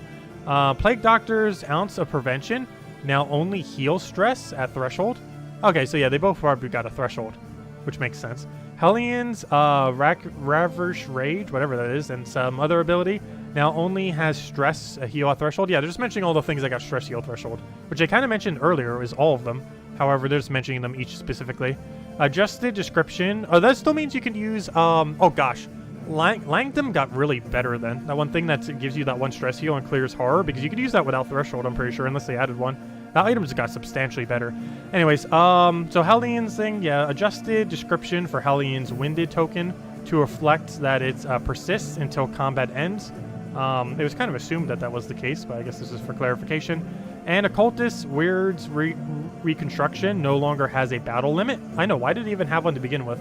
Let the zero heal bleeds commence in abundance. Yeah, it no longer has a limit. Though I wish they would make the frame of how wide it goes a little bit better. However, him having an infinite heal is not necessarily bad, because that's like a 0 to 50% heal, I believe, if they're below 33%. The only problem is that they have to be below 33%. I wish it was below 50%. He could actually be viable with that RNG thing, because that's normally when you would try to heal him in Darkest Dungeon 1. And then a bunch of other changes. Let's see. We're almost at the end, though. Oh, they also buffed the boss, I think, because they have it underneath a whole gigantic explorator section. Anyways, let's keep going. Let's see. Oh, where did the face cam go? My bad. Face cam kind of got devoured, didn't it? My bad. Let's go bring back face cam. I kind of started reading the thing and changed the other thing. Oh, you know why? It's covered by the new thing. And I forgot to change where it's located. There we go. We have face cam again. Sorry about that. Let's see. Also, thank you, David, for the happy birthday. Greatly appreciated. All right, let's finish reading through these patch notes then. So we're at the troop types now. So, Fanatics. I'm not sure which ones these are. I think those are the flame thingies. Bind, Shamans, Blaze... Yeah, this is a fire thingies. Blind, Shamans, Blazing Aegis now has a 2-round cooldown. I think that's his healing ability that, like, full healed the whole team. Or maybe it was a double heal, I can't remember. It was something healing, defensive related. Obviously, it's called Aegis. Whispering's Smokes. EM no longer does damage and continues to ignore repost accordingly. They don't ever remember that ability, though it was probably irrelevant, so I didn't need to ever remember it. As far as Plague Eaters' Billis skills are now guaranteed to be used on the next action after consuming a corpse. Oh yeah, so that was kind of something that was funny. So there's a bunch of things in the Plague Eaters location where if they eat a corpse, they get like a stronger ability. However, they didn't always trigger their stronger ability immediately, which was kind of funny and it made them really weak at times. However, now they immediately do their stronger abilities. That's cool. Next we have the Lost Battalion. Lost Battalion Knight clears blind. I believe this is a grass area. Lost Battalion's Knight clears blind when using On Guard. Oh yeah, this is definitely the grass area. Foot Soldiers can no longer resist the taunt component of the Drummer's defensive formation buff. And Bullseye Barretts can no longer fail to use Marks of the Dead because he's blind. Okay. Next is Cultists. So this is pretty relevant because Cultists are in every single location as well as the final area of the game. Raised proc rate of worship tokens. Not even sure what they really do. On Evangelist and Cherub abilities to 100% from 67% on most abilities. The Evangelist Cherub worship skill will activate automatically on round start if they have sufficient worship to a maximum of once per round. Using a worship skill now grants a 25% heal, clears dots. Oh gosh, it clears dots? Oh no. Oh no. They just got a huge buff. That's all I had to hear is clear dots. The heal is already bad enough, but a clear dot as well on the target Decan or Cardinal. Raised a minimum damage on Decan's Flesh from Bone. Fixed launch ranks for Decan's Flesh from Bone. I'm not sure which one that is. Improved damage of Decan's Weight of Worlds. I think that's a full AoE ability if I'm not mistaken. Decan now uses the Flesh Warps at combat start. Okay, so before you could just kind of tank him down before he uses ability. Now he immediately uses it at the start of battle. Basically what that is his half resistance. So he kind of like shuffles between half resistance to melee and half resistance to range. Before he had to cast it on turn 1, Now, not only does he cast at the beginning of the fight, meaning you can't just burst him down, he also gets a whole additional action because he's no longer wasting his first action on doing the armor. So that's pretty huge. Improved, I already read that. Deccan Sundering Steel removes block tokens, but still respects them for damage reduction. So basically, if you're stacking a bunch of damage reduction against him, it won't work. It'll work initially for his hit, but it won't work if you have like 3 stacks. You won't get to keep your stacks, you lose them all. Cardinal's Execution, or Exulsion, now ignores the clears of riposte tokens. So Pillager, spoilers, and Aquariums protect me. Oh yeah, they rebalanced Antiquarium. Antiquariums protect me now pushes, pushes Hatchman to the front of the crank shots to the back. Okay, so it kind of moves them where they need to be. Instead of forcing everyone to the front equally. Yeah, that doesn't make much sense. I didn't even realize it was doing that. So basically, the tanks will move to the front and the back lines will move to the back when she uses Protect Me. Antiquarium's ignoring or Invigorating Vapors now grants 1 strength token at a 25% chance in addition to the dodge. Antiquarium's Invigorating Vapors now affect herself in addition to teammates. And that's kind of weird that it wasn't already. And Antiquarium's Invigorating Vapors can no longer target corpses, which was really funny when it was doing that, because she kept spamming it on corpses and it was pretty hilarious. Anyways, Shambler Mobility has been fixed when using skills. Shambler behavior has been slightly adjusted to be even more lethal, probably. Dreaming General, which is one of the bosses for the grass area, probably got a bunch of bug fixes, maybe some rebalance. Taproot is no longer subject to retaliation on group attack actions, which causes the fight to stop functioning. Dreaming General's Strangle Dots will no longer travel with a hero should the line collapse. Wait, what? Oh, I see. So if you like move them? I'm not sure exactly what that means actually. And heroes will now bark when using Whispering Darkness. So they will make a noise when doing it, I assume.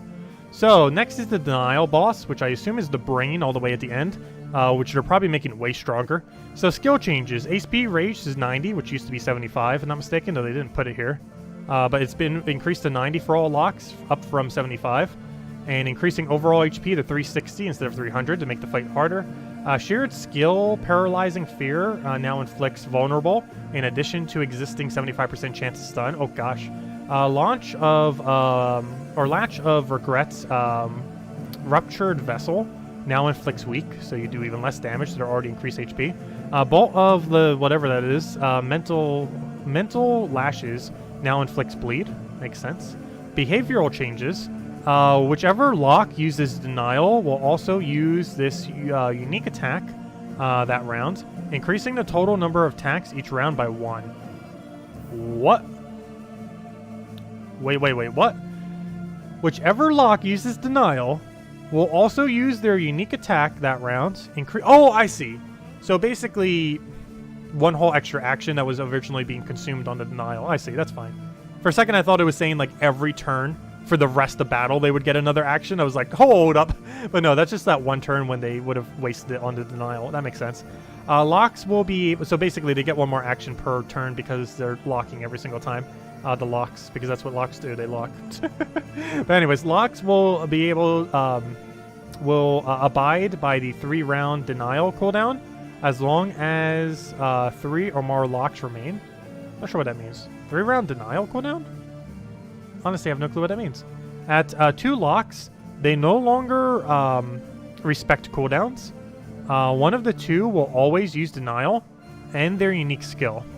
At 1 lock, the remaining monster will use its Denial and unique every round. Interesting, to make them a lot more lethal then. In addition, each lock generates a unique buff on all surviving locks when it dies. Oh, that's huge. These buffs last for the duration of the fight. Gosh, they made that fight way harder.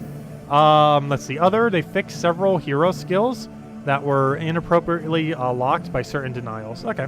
Yeah, it sure seemed like some of them were weirdly locked. Like some of the support ones were being locked with like range lock or something, which probably shouldn't be the case and isn't anymore, I would assume. Hero stories. These are probably irrelevant since we already completed all of them. Oh, by the way, we completed all of them. Hellian's storyline was basically Man-at-Arms, but different. The main difference with hers is she got outcasted, whereas Man-at-Arms just became a shattered soul of himself from his actions of war. Whereas Hellion kind of just got outcasted. Like, they basically did the same thing. They both led an army, completely failed at leading that army, and then their whole army died, and then they were, like, so bad because of that, and, you know, they had to deal with that. But they just dealt with it differently. She just got outcasted, and yeah, that's just her whole thing. She just kind of got outcasted, and that's it. She's just an outcast now. And Man-at-Arms just got like soul crushed from losing his entire army, and then paid homage to the Fallen, but was still kind of crushed by it by the end. But I would say overall, Man-at-Arms was better. You didn't miss anything by missing Hellian's storyline. It's actually pretty weak, especially after seeing Man-at-Arms first. It pretty much just seemed like a refreshed Man-at-Arms storyline, which is like a slightly difference. But it seems so ridiculously similar. But Man-at-Arms was better. And we did that one on Halloween stream. Anyways, miscellaneous gameplay. Update. We're almost done, by the way. We can almost play the game. Anyways. Hopefully we get a run done, though. I'm not sure we'll have enough time. Especially now that it's harder. Updated and added some tutorials. Added more party names. Sleuths fixed to generation so they can appear anywhere between valley and mountain. Wait. Oh, never mind. I see. Instead of only in one spot. So now they can appear pretty much whenever. Battle modifier shaping reduces change in region 1. Wait, what? Battle modifier shaping. Reduced chance in region 1. Increased chance in later blooms or biomes. Increased battle modifier chance with lower torch. Increased power of some battle modifiers. Those words are confusing. Battle configuration shaping experiment. No hards in first non-valley region. No easies once you are at third full biome. Okay, so they made that one a lot harder because you were able to get some really easy, like, double goal fights. Oh, this other one actually mentioned it too. Double goal barricade mash no longer has a round limit. 2 goals enter, no goals leave. Let's see. Base scouting from 45% to 37.5, making all scouting better now. Goal is to ensure that scouting stagecoach upgrades and the watchtower are viable. Currently they weren't, so yeah, there definitely should be some of improvement then. Base chance of quirk at N is increased to 80% instead of 75%. Reduced mastery points, loot proc rates at road combats. Okay, so you're going to get less mastery points for those random road battles. There are not the primary source of mastery points, but are a nice bonus when they happen. So they basically reduce that substantially. Change hope bonus for killing bosses from 200 to 400 to incentivize. Oh, okay, we're going for all the bosses. Oh, that's huge. They're doing an extra 200 hope for every boss kill. They're literally doubling hope. It's a double hope forever for killing the bosses. Oh, we gotta go slay some lairs. Yeah, they definitely made it more incentive now. It's now double the bonus for killing a single boss. That's a huge increase. Anarchychampion trinkets. Wealth threshold to trigger their powers reduced from 75 to 35. Yeah, it was so hard to get 75 for them. To make them more valuable. Fix to pillager battle configuration that had crack shot and R1, which is useless. Guard token description fix. Fix to stimulating tooltip to make it accurate. Adjusted map cost down. Wait, what? Mop cost down? Oh, the mop item was reduced in price. I feel like a lot of them need adjustment in that regard. Weird to only do one. Encounters. Finally, we're almost there. 5 more lines of text, and then we can get into this. Sorry about that. I just wanted to read through all these. Also, thank you, Costas, for the happy birthday. Greatly appreciate it. Okay, so the last few things. Added disease glyph to appropriate choices. What is that? I have no clue what it is. Fixed mysterious loot glyph in caged creature cosmic story. Avoid story alignment. Added dyschronious definitions. And miscellaneous fixes. I'm not sure what most of those were. Known issues. Jumbo Trunk is still missing its item art. Oh, did they finally make that one note item finally have an item? Okay, let's go play now. So that's all the patch notes. Anyways, let me go check something. Did that thing that have no icon finally get fixed? How do I check? Where's the arrows? I can't see. I'm blind. Let's see. Does it have an icon now? Was that it? There's like a storage thing here that didn't have an icon before. I assume they added it now. Oh, no, they still... I thought they fixed this. Wait, do I have to manually update? Hold up. Jumbo Trunk is still... Oh, no, that's the known issue. They just don't have art for it. That's fine. I assume this game auto-updates. I didn't actually bother to check. There's an easy way to check, though. We can check when we see their abilities. Also, these icons are different, so I assume, yes, this is definitely the update. Because those icons used to just be quirks before, and now they're disease icons. But yeah, this was under the known issues. They just don't have an icon for it, so they can't put an icon there. They still need to go make the icon. They just haven't decided what they're doing, I guess. But anyways, continue journey. There they do, and they just forgot to update it in this patch for whatever reason. We'll be able to know the second we hit this area if this thing has been patched. Because when we see their abilities, we'll see a threshold on every single stress relief ability. So we'll know pretty much immediately if it has or has not been patched. Otherwise, we need to go download the patch. But I'm pretty sure we're on the patch version right now. The house on the borderlands. Okay, so this run should be a lot harder.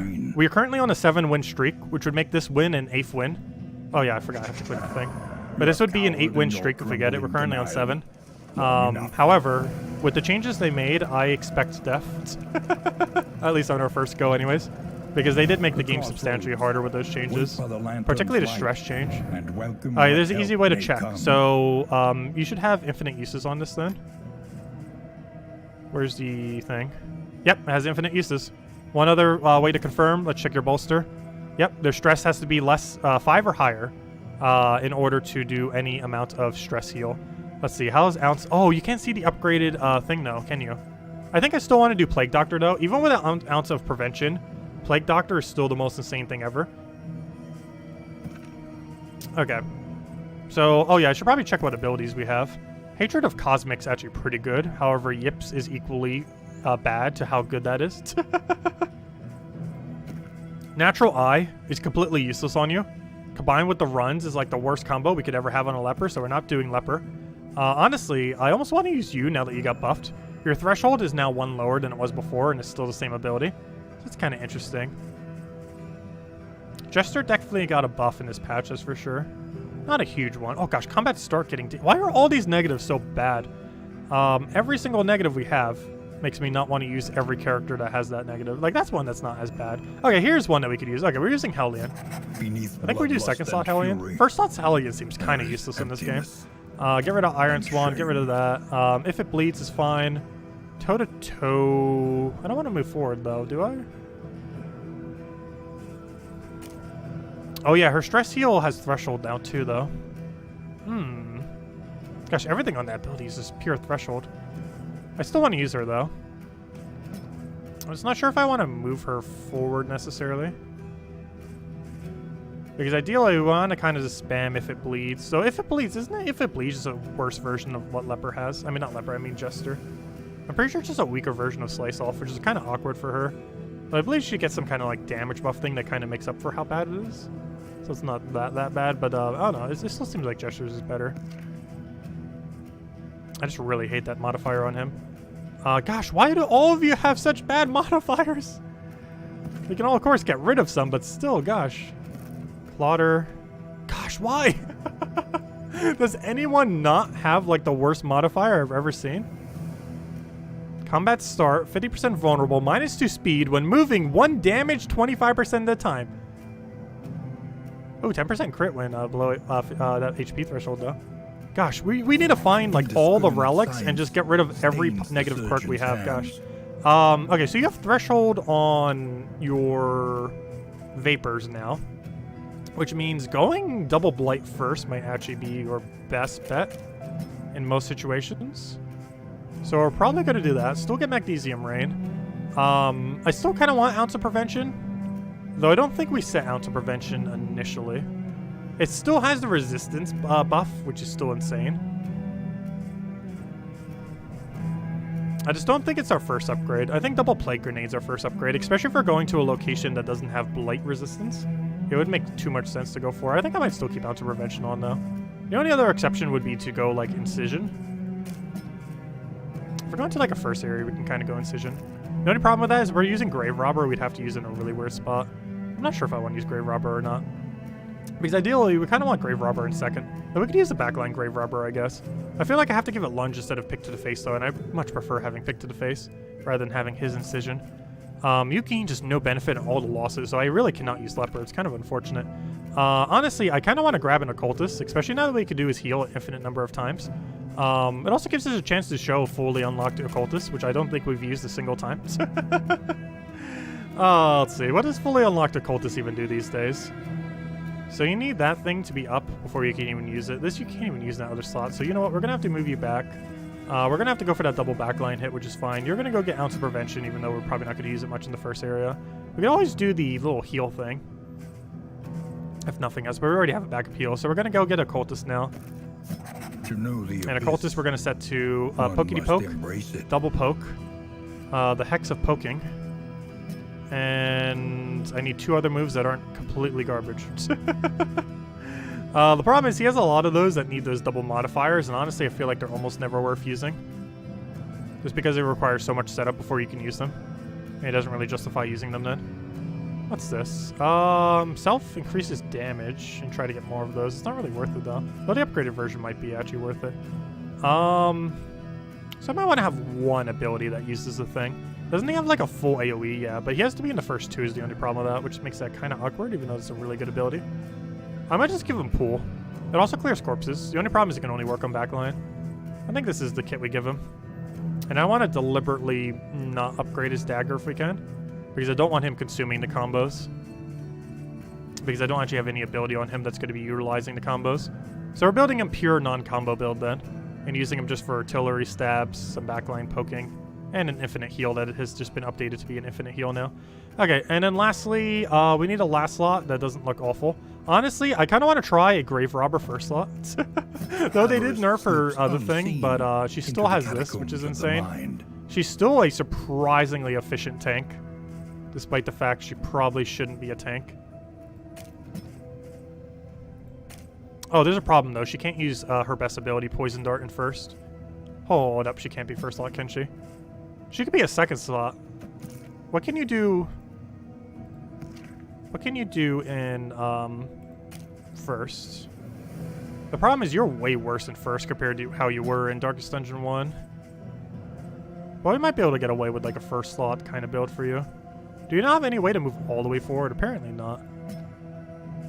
So we're just gonna give her bleed out then. Howling End. I need something that doesn't use her token things though. I might just have to give her her Wicked Whack thing. Seems so bad though. But I don't want to give her Winded. Oh wait, this doesn't give her Winded, does it? Forward 1 and allows taunt on her. Hold up. Toe-to-toe actually seems kind of good. Alright, let's roll with this then. I think we can make this work. So I'm going to go toe-to-toe, which gives her taunt. Oh, it immobilizes her though. That's kind of weird. Would she not be able to move the following turn? Though, realistically, I'm normally just going to need her for go from second to first, but if she gets disoriented. So we can end up doing that. We got ourselves the bleed out then. We got ourselves the adrenaline rush. I think we can make that work for her. Okay. Next is Grave Robber. Grave Robber, you need to get rid of Dagger until that gets buffed and get Dead of Night. And I think that's the only change you need if you're going to be a second slot to tank Grave Robber, which is kind of funny. She's like a dodge tank now. She used to be like so squishy, but she's basically a dodge tank in this game, which is kind of interesting. I hate the fact that she has blind on her. They got so many horrifically bad negative quirks. But as we keep going and getting more unlocks, we do get extremely more negative. We also get higher highs. The only problem is if they don't have the higher high and they have the more negative, that leads to some detrimental situations. Okay, I think we're good to go. Let's get it rolling and see how bad we do in our first run of the updated, harder Darkest Dungeon 2 post-patch that came out for our birthday. It's the birthday patch. Also, is there a way to change brightness settings? This was a beautiful place once. Options. What a pity. Graphics. Is there a way to change brightness? I did not see any way to change brightness.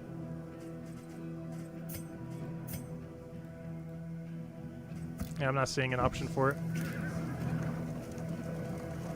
Because I do feel this game is slightly too dark. Because it's the Darkest Dungeon 2. I don't want to have to change like my entire monitor's settings just to do it. An unexpected find. Oh, that's a pretty good drop. Oh gosh, that's some pretty good drops. The trinkets are awful though. But like everything else that isn't those trinkets, I am pretty happy with. Okay, you have blind on yourself. So take this to stop blinding yourself.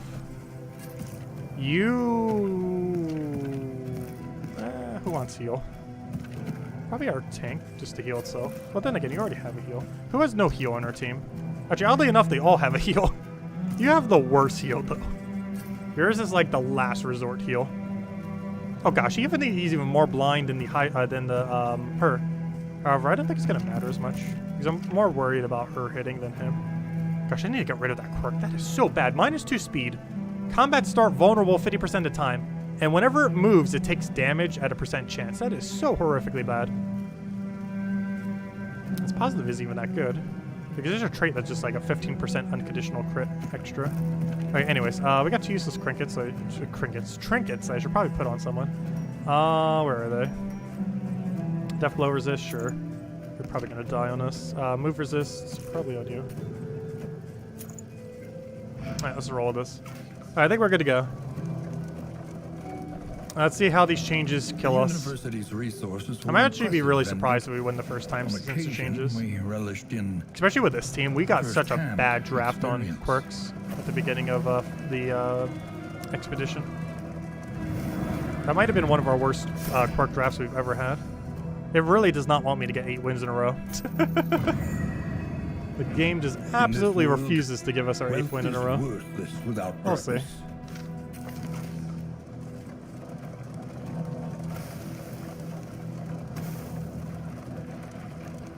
Because we are on 7-win streak right now. So I feel like that's ending here. Each gravestone is more than a failure. It is a promise to do better. The bulwark of your denial is giving way.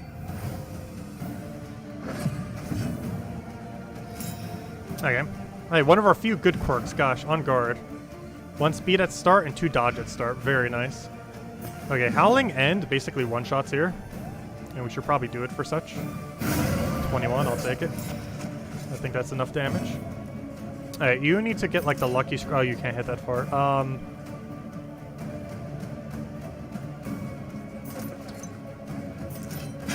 That's the lowest roll you could possibly get. Good job. Okay, new idea. Hit a crit, please.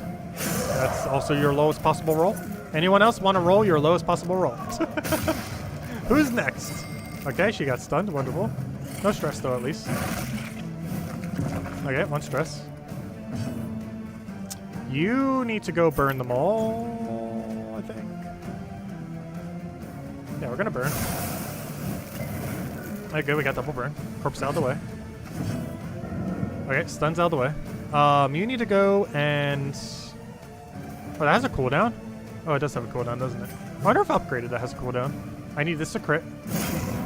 Is that enough? No, you're 1 damage short. That's very unfortunate. Because now I need to tap for just 1 damage. Who's realistically going to hit lower? Depends if we land Blight or not. Yeah, we're just going to hope for crit. That is the lowest possible roll once again, and no crit. Wonderful. Luckily she has taunt, I guess. Noxious Blast, that kills you even if it hits no Blight. Because the burn will kill it. Alright, you're out of the way. I just got to deal with this thing. We're just going to get taunted and hopefully dodge it. Nice dodge. Alright, and now we can just kill it with a whack. I don't have any way to really heal anything, so let's whack you. And then we whack you again. There we go. Success. An unexpected +1 mastery because it's guaranteed. Oh, glimmer of hope! This run has hope. We have a chance. We have gathered hope in the very first battle. Okay, time to not use this for the entire run. Okay, also what's the point of this? It's so bad because you can just stack food to have like 100% healing, or if not more. Yeah, you can only stack that up to 2, which is like 50% healing, making it way worse than literally every other food item in the entire game, even though it counts as one of the other things. Hopefully it'll rebalance that or something to like a full heal to make it actually worthwhile. We would come here in summers of years gone. Okay, so first in has kind of gotten a bit more complicated now due to the changes. So we do have this sluice over here. Many forks in the room. However, let's see what these 2 options are. And ride out. If you could stop talking. Unbowed. Come on, Wayne. There you go. Okay, so what are our conditions? -death blow resist, -blight, Even though this is minus blight resist, there's no blight here for the most part, or very little. Visit 3 academic studies. That's almost guaranteed not happening. Complete the region without any things mounted on your stagecoach, which ideally is also not happening. Though we could get away with it, actually. I just don't want to deal with blight. We have a really blight-heavy team. And this place has the highest blight resist, which would be very annoying for the first area for this team. Like, this team has so much reach to the boss in this area, which I kind of want to do and hopefully not die to. Which makes me kind of want to take this. I just hate that it tells me I have to go do 3 academic studies, because that's almost guaranteed not going to happen. Learn what can be taught. Now here's the real question. What on earth do we upgrade? Just a little I'm taller leaning at the towards double backline blight and just open with this instead of the vapors. Because before I knew vapors existed, the stress heal from it, I was always just using double blight instead. My only concern with doing this is we have almost no way to stress heal other than Hellion if she gets super stressed. Which basically means our entire dependency on stress healing is like Hellion. Which isn't the worst, but also is very unfortunate. I believe it has a base of 1, right? Or does it actually have 0 at 1? Hold up, we might actually have to upgrade that. How much stress heal do you do to your allies at level 1? Okay, it still does 1. It's still the threshold, but it still does 1. Okay. So she still has a stress heal at level 1 without us needing to do an upgrade. So I think we go Plague Grenade here, because it does really good in this area. And it also deals with the boss, which we're going to be trying to take. Good. So I figured that out. In doing so, doesn't this area want us to not use a stagecoach upgrade? Carry you where you must go. Complete the region without any... Oh, no, that was the other one. Yeah, if we're going here, we need to... Our great cities we'll need to put this stagecoach upgrade on all there. that beauty and knowledge. Alright, so we'll do that. Ash on the wind. Alright, we did that. Provisioner. Anything good here? Kind of. We have so many negative quirks. A Glimmer of Hope is so good, though. Honestly, I almost want Glimmer of Hopes more than I want a Purge trait. Well, I have no clue why Glimmer of Hope only costs 3. It's like the best item in the entire game. With how little ways you get to flame in the current state of the game.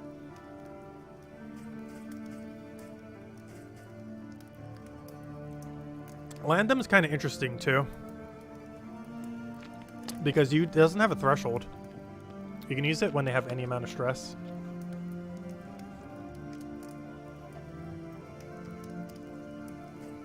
Gosh, there's so many good buys here.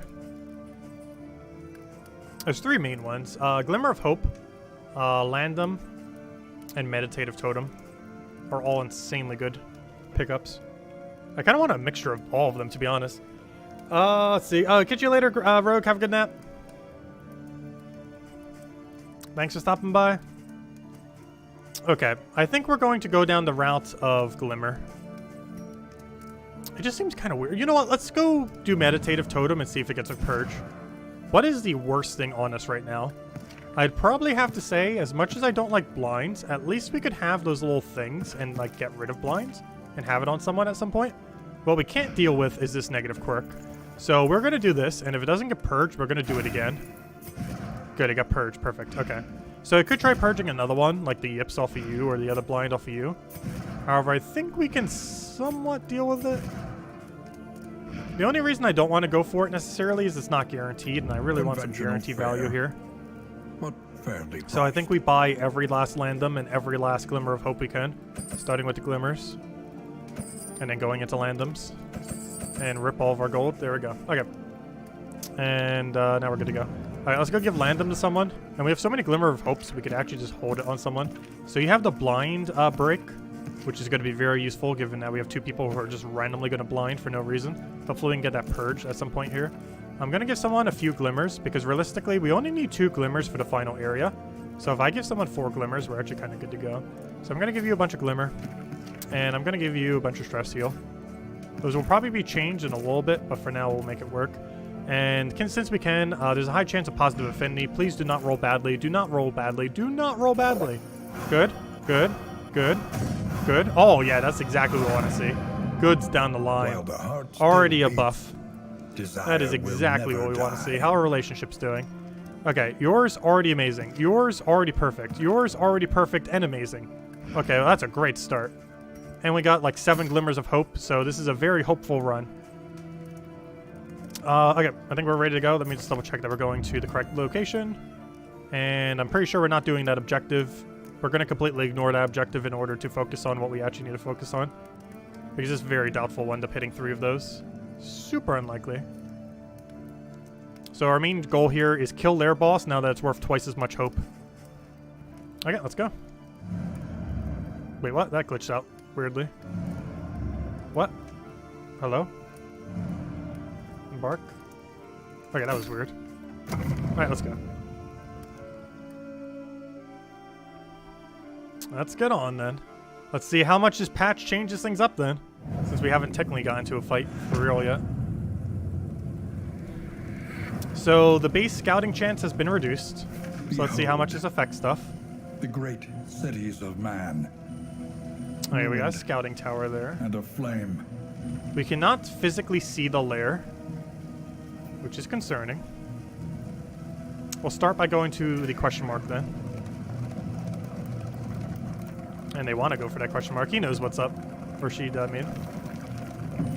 Oh yeah, we got torch heal. Might be able to pick up something for our stagecoach there as well. They need your help.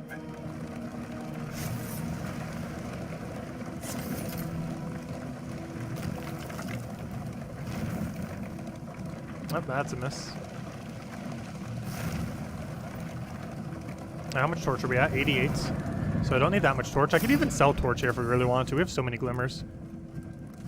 Though nothing's really that worthwhile to sell it for. So I'm just going to go for a small amount of free torch. Plus it's better relationship-wise. Abandoned or forgotten. Oh, that's how a new one we haven't really gotten to use. Chance to spawn a crit token each combat until next in. That we might want to see for the final boss. That we probably just want to scrap. I hate things that have like the high stress heal, but a chance to do even more stress because then that leads to really bad situations. Keeping that though.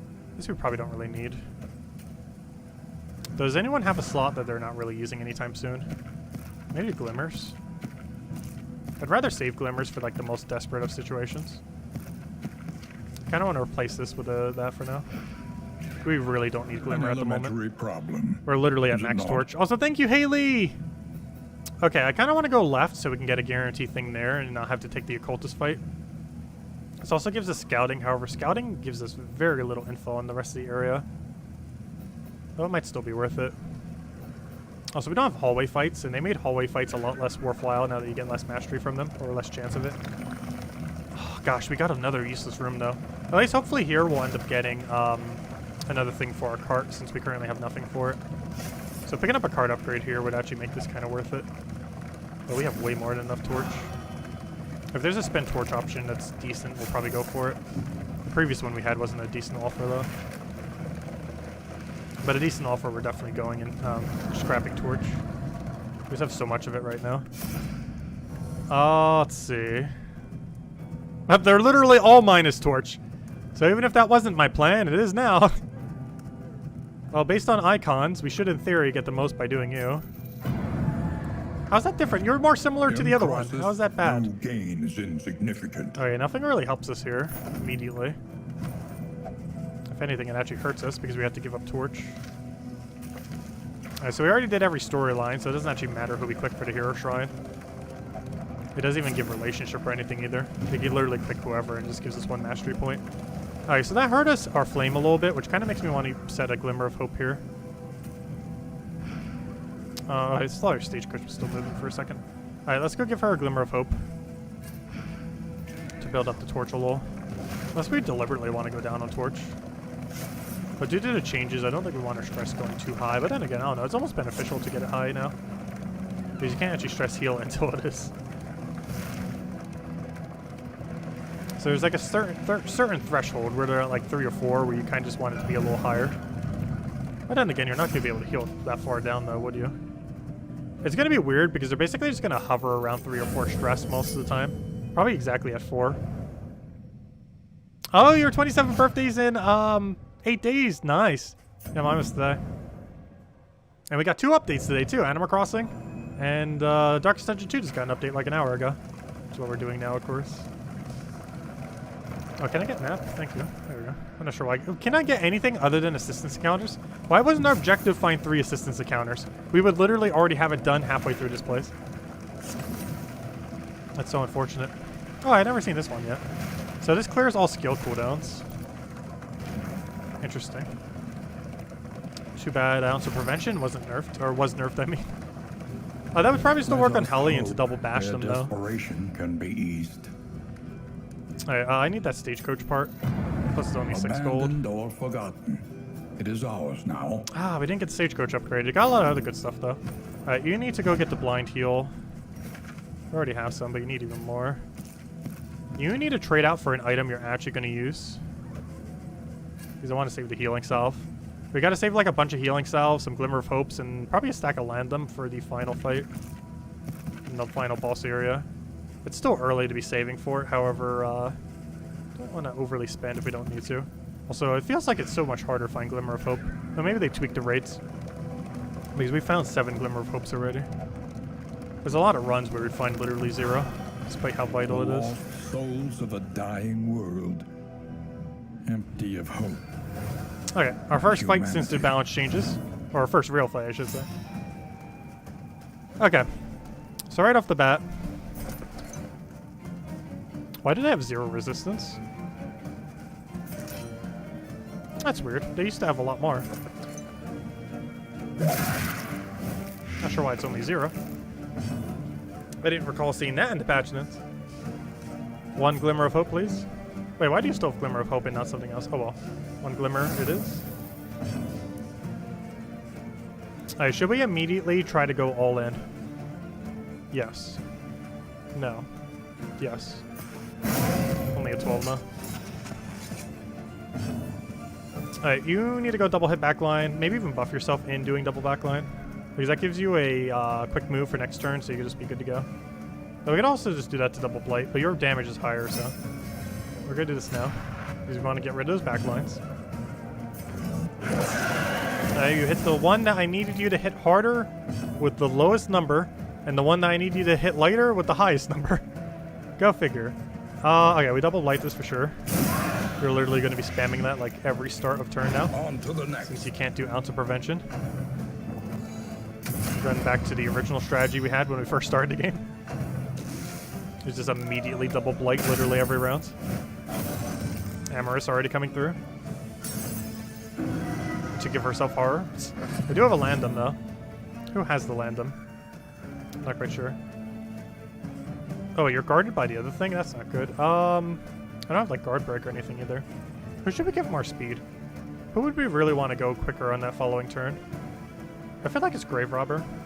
Though it might also just be Plague Doctor to try to land Blight since he has such a low Blight resist. To make sure that he goes before the other thing's turn. Just to stack even more Blight. Alright, so you're just gonna have to poke first slot, I think. Harsh Vulnerability Hex did damage. Or at least move defend dots and, or the tokens as well as the dodge ones. Which currently only moves dodge. Okay, so Dead of Night, you don't have a stress heal on that until that gets upgraded. So you basically have no good option here. Oh, did someone have a Landum I could have used? I probably should have used that already. Glimmer of Hope does nothing at this point. We're gonna go... Oh yeah, I forgot you have a cooldown on the other thing. That's unfortunate. Well, I guess we'll just keep bleeding you then. And just keep spamming that, even if it's doing 0 damage. Alright, you need to go and land them that. You need to make sure not to use too many of those, though. And you Noxious Blast that. Hopefully it lands. It does. Dissection. He's taking 8 damage now, so he's basically dead next turn. Doesn't matter what he does here. He will be dead. As long as it doesn't do anything too annoying. Yeah, that could have been less annoying, but oh well. Okay, he got blinded, because that's the thing he does now. Or at least with his quirk that he has. You need to try to not get blinded. Or not. Right, you're going to get poked for some damage, but I can go heal you. So it's like you were never poked at all. Oh, is there a threshold? Oh, I can't even check. I wonder if there's a threshold on her stress heal for the other thing now. I would assume so. Because pretty much everything got one. Okay, let's go and... except Landum, oddly enough. But it's probably because it's a consumable. No, let's just blight him. He's already dead. I don't think anyone else really needs a heal. Because I can't stress heal. Alright, and always whack you. Is that even enough? Yes, it can be. It can be if it wants to be. It did not want to be, though.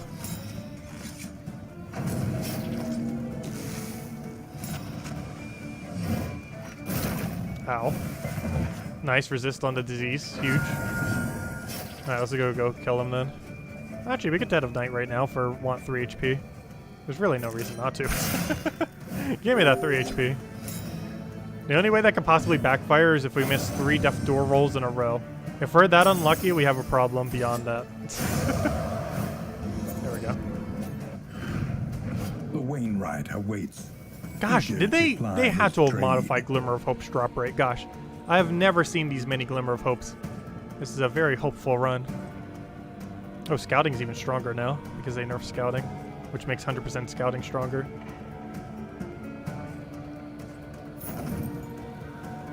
I forget which one Forgotten Shrines are. Those aren't academic studies. I assume Forgotten Shrines are those little bells, I think?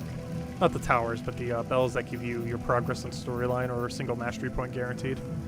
Okay, we need to go allocate some items somewhere. So we have range damage. This should probably go on you. What else do we got? Is that it?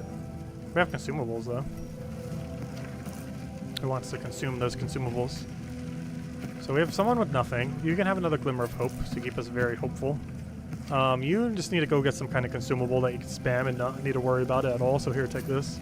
And just spam it the first second you get the chance to.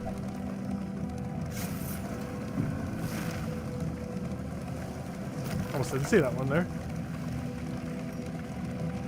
Alright, so the watchtowers actually are a bit more useful now.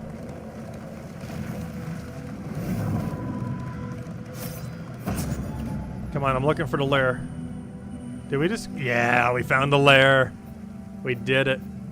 We can take a medical wards here, too. The only problem is, I'm not sure how much gold we have. That's a very unfortunate amount of gold. Okay, there's no way we could take 3 academic studies. Doesn't matter what pathing we take. It's literally impossible. So I believe our route here is try to do a cultist fight and hope it does not absolutely kill us. Then go to academic study and sacrifice some torch because we have like infinite torch with how many glimmers of hope we have right now. So sacrificing torch means absolutely nothing. Then we go for catch, which will hopefully give us a thing that we can mount onto our ship or our cart, I mean. And then we take the Guardian, probably triple kill it, and then be on our way. That sounds like a good game plan. Okay, so let's take the occultist here. Unless every single one of our allies is like, no. A simple choice. No, why do you want to heat? Why? It should be. Why? Why do you want to go left? I think we're defying their command. We kind of have to. Gosh, that grave robber is going to try killing herself now. Very unfortunate.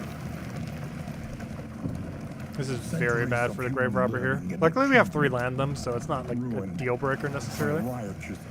Plus we can actually use stress healing on her now, technically. Because we do still have stress heal off of Hellion.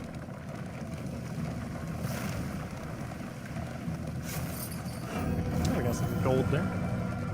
Okay, let's see how much harder this fight is. We're definitely taking it. Good, we got a buff for it too, perfect. Anyway, we got a good resolve test. Honestly, our relationships are going really well so far, given the changes. I'm actually kind of surprised that they're still kind of trucking along.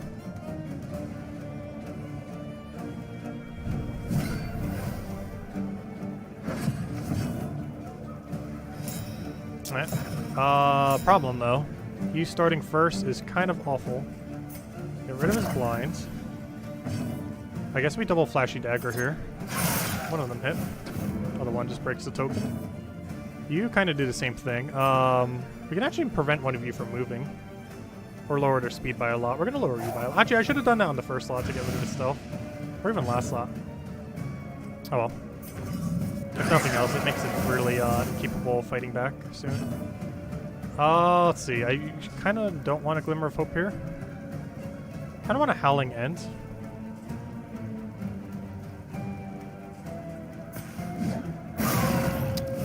No crit. Oh no, that's stress, isn't it? No, it's just weakened, that's fine. We can still play with her. Because we're not using her necessarily for her damage output.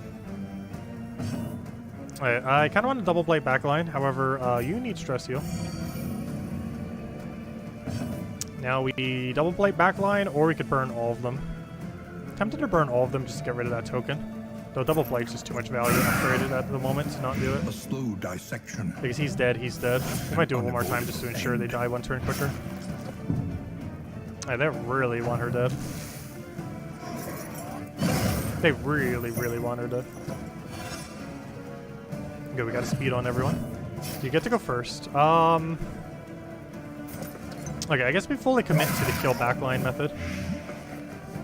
It really comes down to how do we want to go about it. I think we artillery here and just let that be your turn, and then the other one throws down the burn on everyone. That ensures those two are 100% dead. They're actually already, yeah, they're actually already confirmed. However, because I want to double get rid of those stealthies, we should probably do that as well. I might have to use all my landum here, as much as I don't want to. Gotta keep her a bit de-stressed. Okay, and now we're gonna go for burning on everyone. Okay, it either resisted or did something bad. However, I got rid of the tokens, so that's all that matters there. I need to be able to hit you, so I guess we taunt up.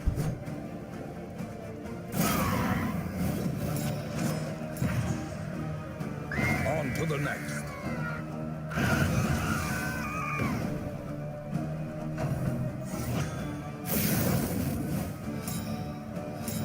Alright, that thing's gonna hit really hard, but at least it's hitting really hard on our tank. Steady yourself. Or dodge tank in our in our thing that's not supposed to be a dodge tank that's actually dodging. Which is kind of funny. Kinda wanna throw a heal on her. Though I also just want to pressure damage because having a bigger bleed dot is so detrimental that I'd rather just let Plague Doctor do it. Nice critical, that's huge. Alright, you want to go and make sure you don't miss. And then kill that. And try to do it with a blight in case you fail Death Zor. Got it, good. Alright, that's out of the way. Now you need to go get healed before you die. With another billion crits.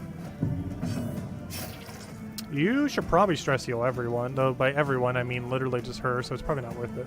Because it's just going to hit only our thing there. The chances missed is so absurdly high that I don't think we go for it.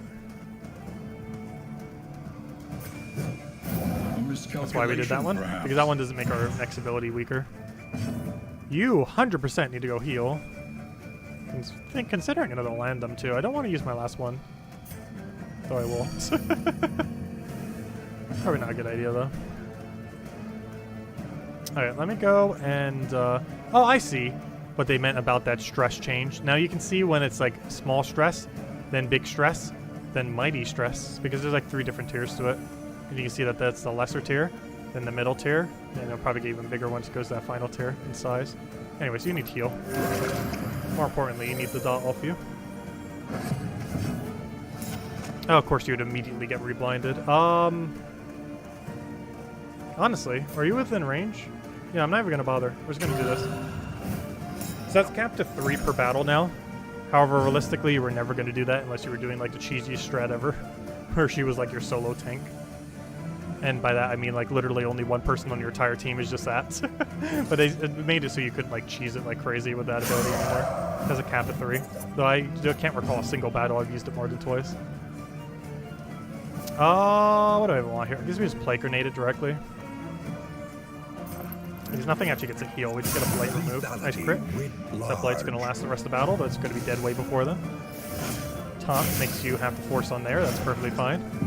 One more stress would actually heal you more stress than if you had the current amount of stress, which is kind of funny. She would actually be better off if she had 1 higher stress right now. Okay, I guess we do this and hope it crits or hit 13. That is the exact number we needed, though it just hit the death door, unfortunately. And didn't actually die from the other hit, even though it could have. But we're definitely going to win probably before it even gets an action. Yeah, we get like everything to have an action here. Okay, so you need to go heal and not miss. Don't miss. I could get rid of it. Oh no, is it worth it? No. Nice. And that gets rid of one of our blinds, so it's not going to matter. Mostly just for the heal. Okay, you go try and kill. That would be a successful kill. Another impediment. Cleared with impunity. There we go. Take all. Oh, we got a thing. Disease resist. Interesting. I guess for now that's fine. Who do we 100% want to make sure has no diseases whatsoever? Well, how about this? Who has the lowest disease resist on our team? 30, 30, 40. Why is your 40? 50. Well, that makes sense. You're Plague Doctor. Okay. I have now figured my target for this. I have successfully figured out the target to that.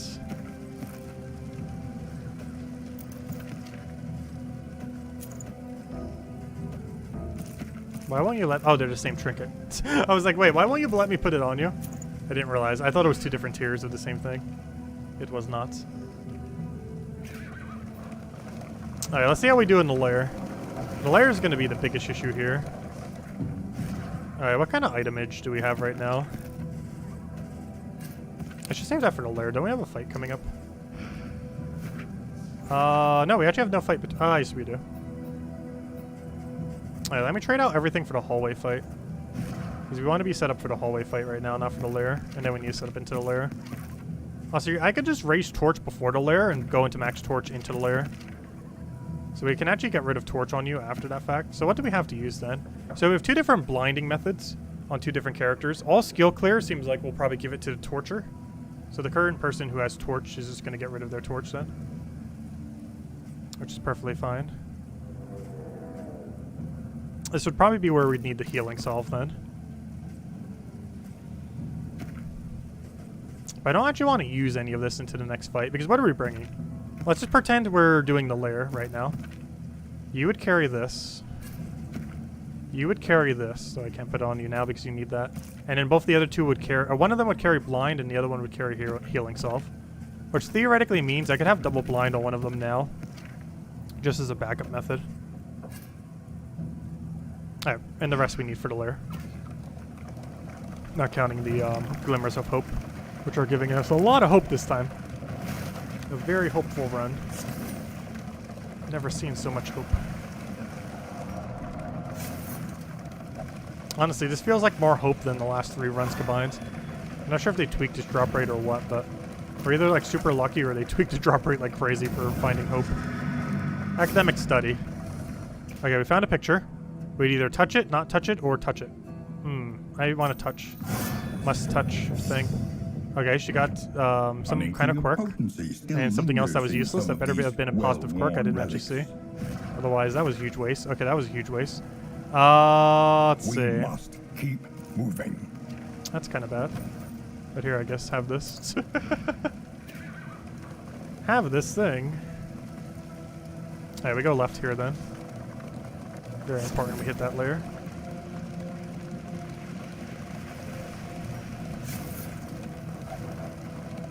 Alright, we definitely need to spam Glimmer of Hope this round then. I need to get 2 glimmers down. Just to make sure we have all the hope going into, or all the flame going into that next fight. Luckily this turn, or this battle will definitely last longer than 2 fights, that's for sure.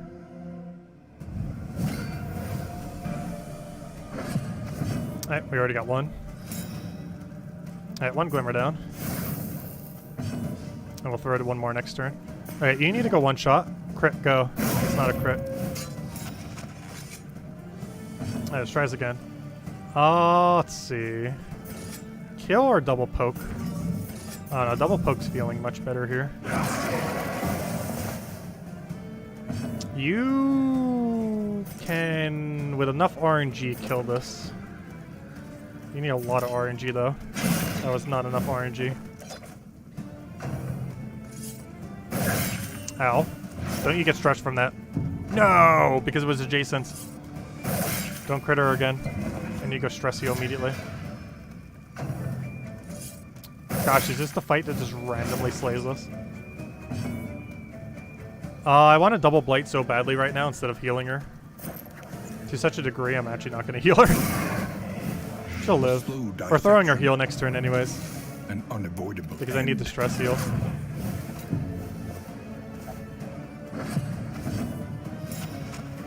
You need to neutralize whatever is about to try to attack you. Unfortunately, you can't stop both of them.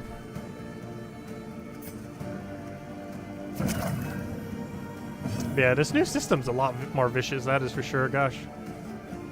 Okay, you just have to do this and hope we get lucky, though. Can't you just double tap? Might as well just double tap so no one else has to waste their action on that. Because you're dead now. You're gonna get an action. Don't you dare stress her out. I'm about to give her a stress heal. Does neither of you touch her? Good. Don't. Good. That could have been bad. Okay, perfect. So you go... are you both dead already? No. Last slot's not dead yet. We should probably go change that. Do I blind him? I forget if he still gets an action or not. We have enough blinds that we can get away with it. But I really don't feel like we need it. Alright, so you're dead now, right? Yes, okay. So we only have one thing to deal with. So I actually don't want to throw you a heal, as weird as that may seem. Because you're about to do it yourself. It would get your dot off you, though. I think it's fine, though. Because realistically, you're only going to be hit with it next turn anyways. So we're going to blight you.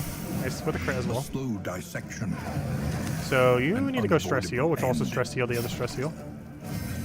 Do we need a second glimmer of hope? Yes, perfect. This is round 2 after all. Oh, we almost did win before she got her second turn. I wasn't thinking we would, but we actually almost did. Okay, so this will stress heal herself and all allies that have 5 or more stress, which is almost all allies.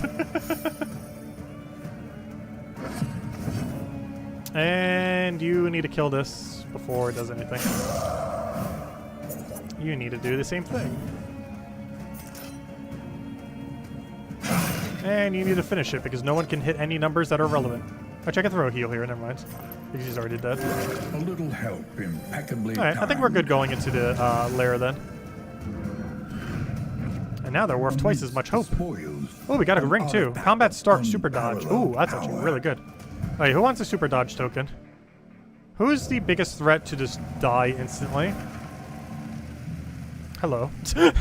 Hello, 9 stress. Let's see.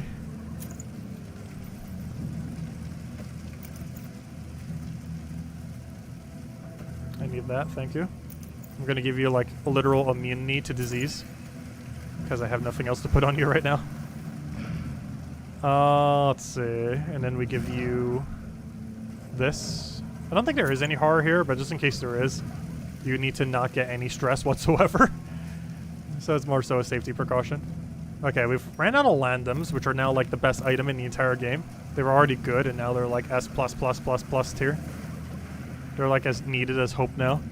So we don't need Hope anymore, at least for this battle. So we're gonna give you the Refresher so you can like double poke if we want to. You keep those. You keep blinding. You throw down a heal. And I think that's all we want. Unless we want to throw like even more blindings on the boss. And just like blind stack him. The problem is we'd have to sacrifice... If we didn't have these 2 blind traits, I probably would get rid of this Milk-Soaked Cloak. Because we'd have no need for it. But the problem is we have 2 people with a blind quirk. So if we really need to make sure we hit in a certain situation, I have to keep the cloaks on.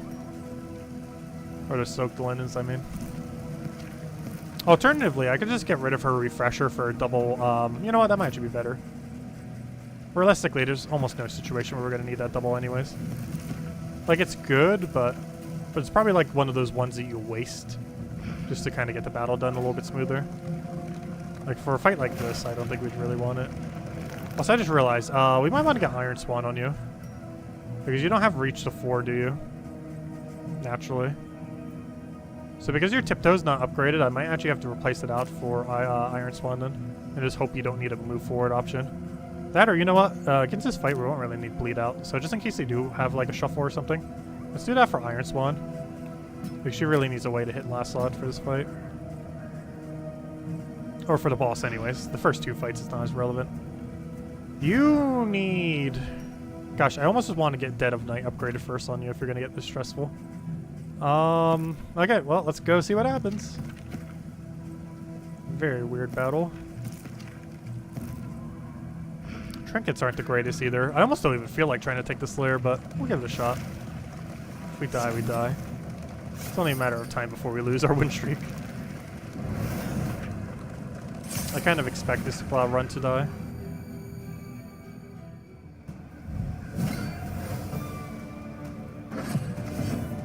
Okay, right off the bat, you get blinded, of course. Okay.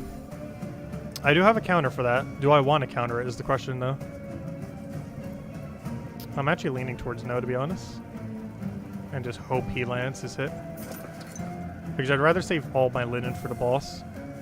Since they both have a chance to blind per turn. What's going to be really annoying is even if we save it, they might double blind. Because they can both blind on the same turn. I don't think they have yet, but it definitely can happen. Nice one shot. Exact value as well. Perfect. I'm tempted to blind here. Doesn't this guy hit hard?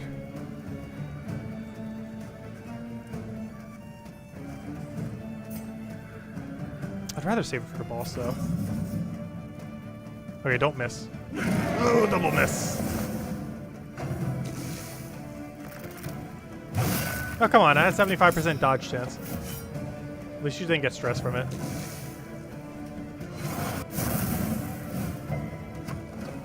At least you didn't get a panic attack from it.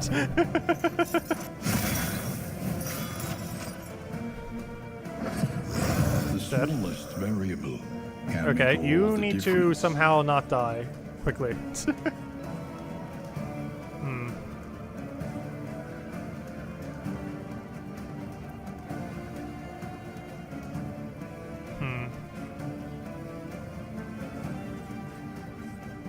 It's visually kind of weird now how it is.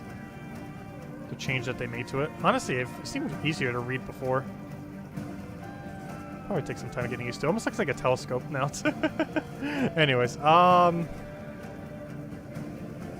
almost don't want her to attack the repulse. Just because if it crits back, I'm pretty sure she panic attacks. Well, and while the chance of that's exceedingly unlikely, it is not 0. I might just give her dodge, to be honest. I don't think I've ever bothered using this when she specifically didn't need it for the heal. However, we need her to not get hit so badly right now that I actually think this is the play. Yeah, you need to get blighted, and hopefully don't miss. Good, good. Or this way. And you're dead. Okay. So now we only have one thing to get rid of. I can actually pull him to the front as well if we really want to. Problem is he's going to get his turn regardless. This almost feels like a blind situation. I do kind of want to move him forward here, though. What's this corpse clear? And a crit, apparently. Oh, and a combo token. I don't have anything that can combo with it, though. Other than his little thingy that he doesn't need.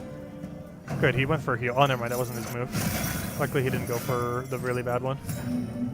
Yeah, that's fine. Okay. You're already dead, right? Yes, okay. So this is basically just a... stress heal? This doesn't stress heal you, though. All this does is stress heal her by 1. However, at this point, I think that's kind of relevant.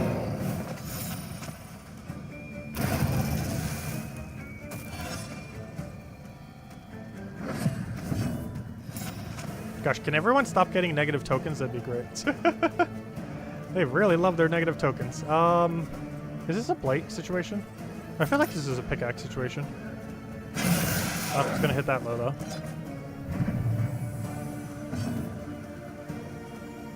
Vulnerability hex.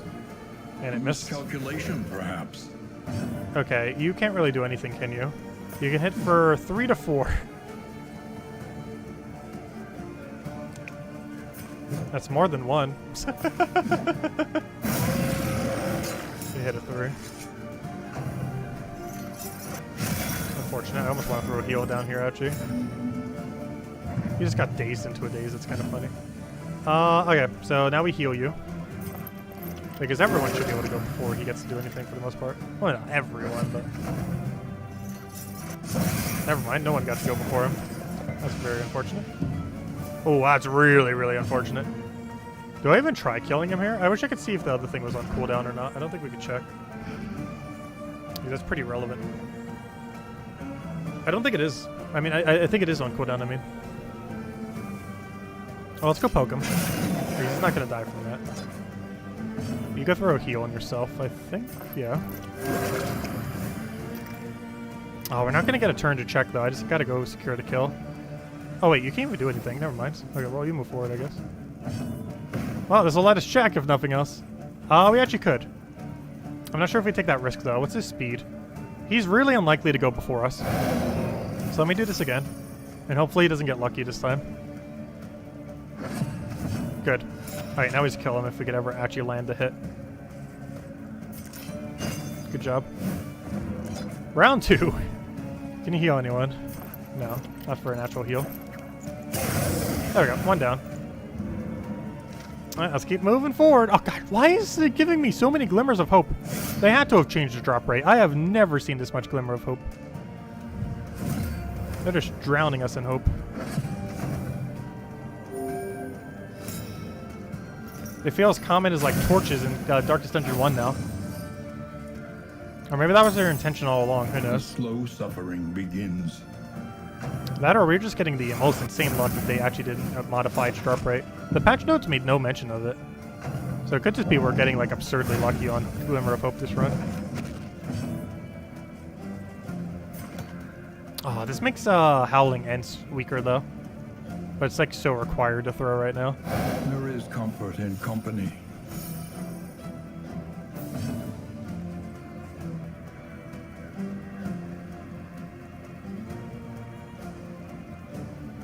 Thank you, CJ. Yep, turned 27 today. And also, apparently, everything's getting an update for our birthday. Because Animal Crossing end up getting it, plus they get DLC tonight. Technically tomorrow, but it should be up by midnight. And we also have Darkest Dungeon 2 update that just hit. That made the game like 1 billion times harder. It's been quite fun. And we haven't died yet. Oh, gosh, the stress. They definitely wanted to make stress a lot more of a factor with that update, that's for sure. Like, you can really feel the stress now. A slow dissection. Alright, I think we go for double blight here. End.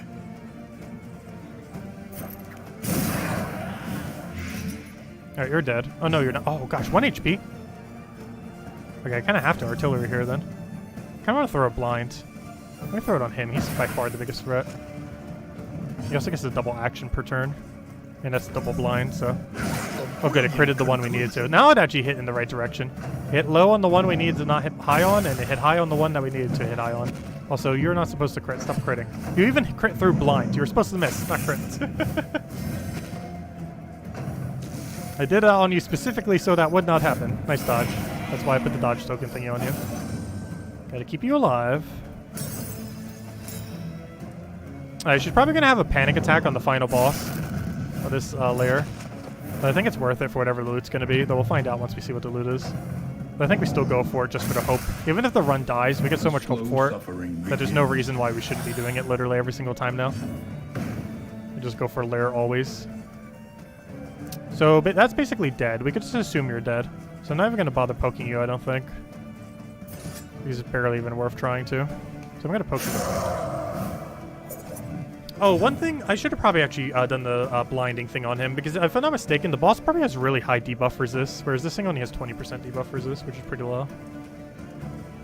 I'm going to ignore the fact that you're currently almost dead, because you have a way to heal yourself pretty efficiently. I'm just going to throw a blight on the first slot, because you've got to pressure damage at this point. Also, thank you, John! Oh, he just got blinded, that's awful. Honestly, I kind of just want to throw a blind on you. Oh, wait, this could actually get rid of our blind token. That's actually perfect. Good. So that got rid of our blind token. Now we can do this. Nice. Relationships coming through. How are our relationships holding up, by the way? Let's see. Good. Good. Oh, really? Gosh. This guy just loves everyone. Let's see. Wow, relationships, despite how stressed they are right now, relationships are holding up like crazy. Okay, I think we throw a heal here. And just hope last slot just naturally dies to that bleed. I mean, to blight. Or better. That'd be very problematic if it doesn't here. Alright, it needs to die right here or we're in trouble. Dead. Oh, no, it survived. Now it gets to do a buff on that thing. Oh, that's so bad. So absurdly bad. This next hit's almost going to one-shot whatever it touches. Luckily, it only hit one thing. Because the other one was stealthed. Yeah, well, I know I need a heal. Alright, before something bad happens, you need to go kill that thing before we RNG into it not dying. So I'm going to do flashy daggers. Oh, you gotta be kidding me. At least we got rid of his token. And at least she hit through blind. Oh, you need to not die, please? What are you doing? What are you doing? Okay, you need to get blinded. Like, right now. Okay, next. I just have to gamble that it will die. It, in theory, has a 95% chance of dying. How it hasn't yet, I have no clue. I kind of feel like putting a mini heal on himself. The only problem with doing a mini heal on himself is he's still going to need a heal, so it's kind of a pointless move. So I'm going to do this.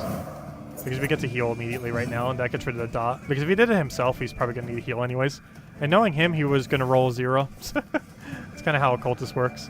Okay, I think we throw a heal here. Honestly, I kind of want to throw it on a cultist, though I'm not sure if that would bring it so high that I can't heal it anymore.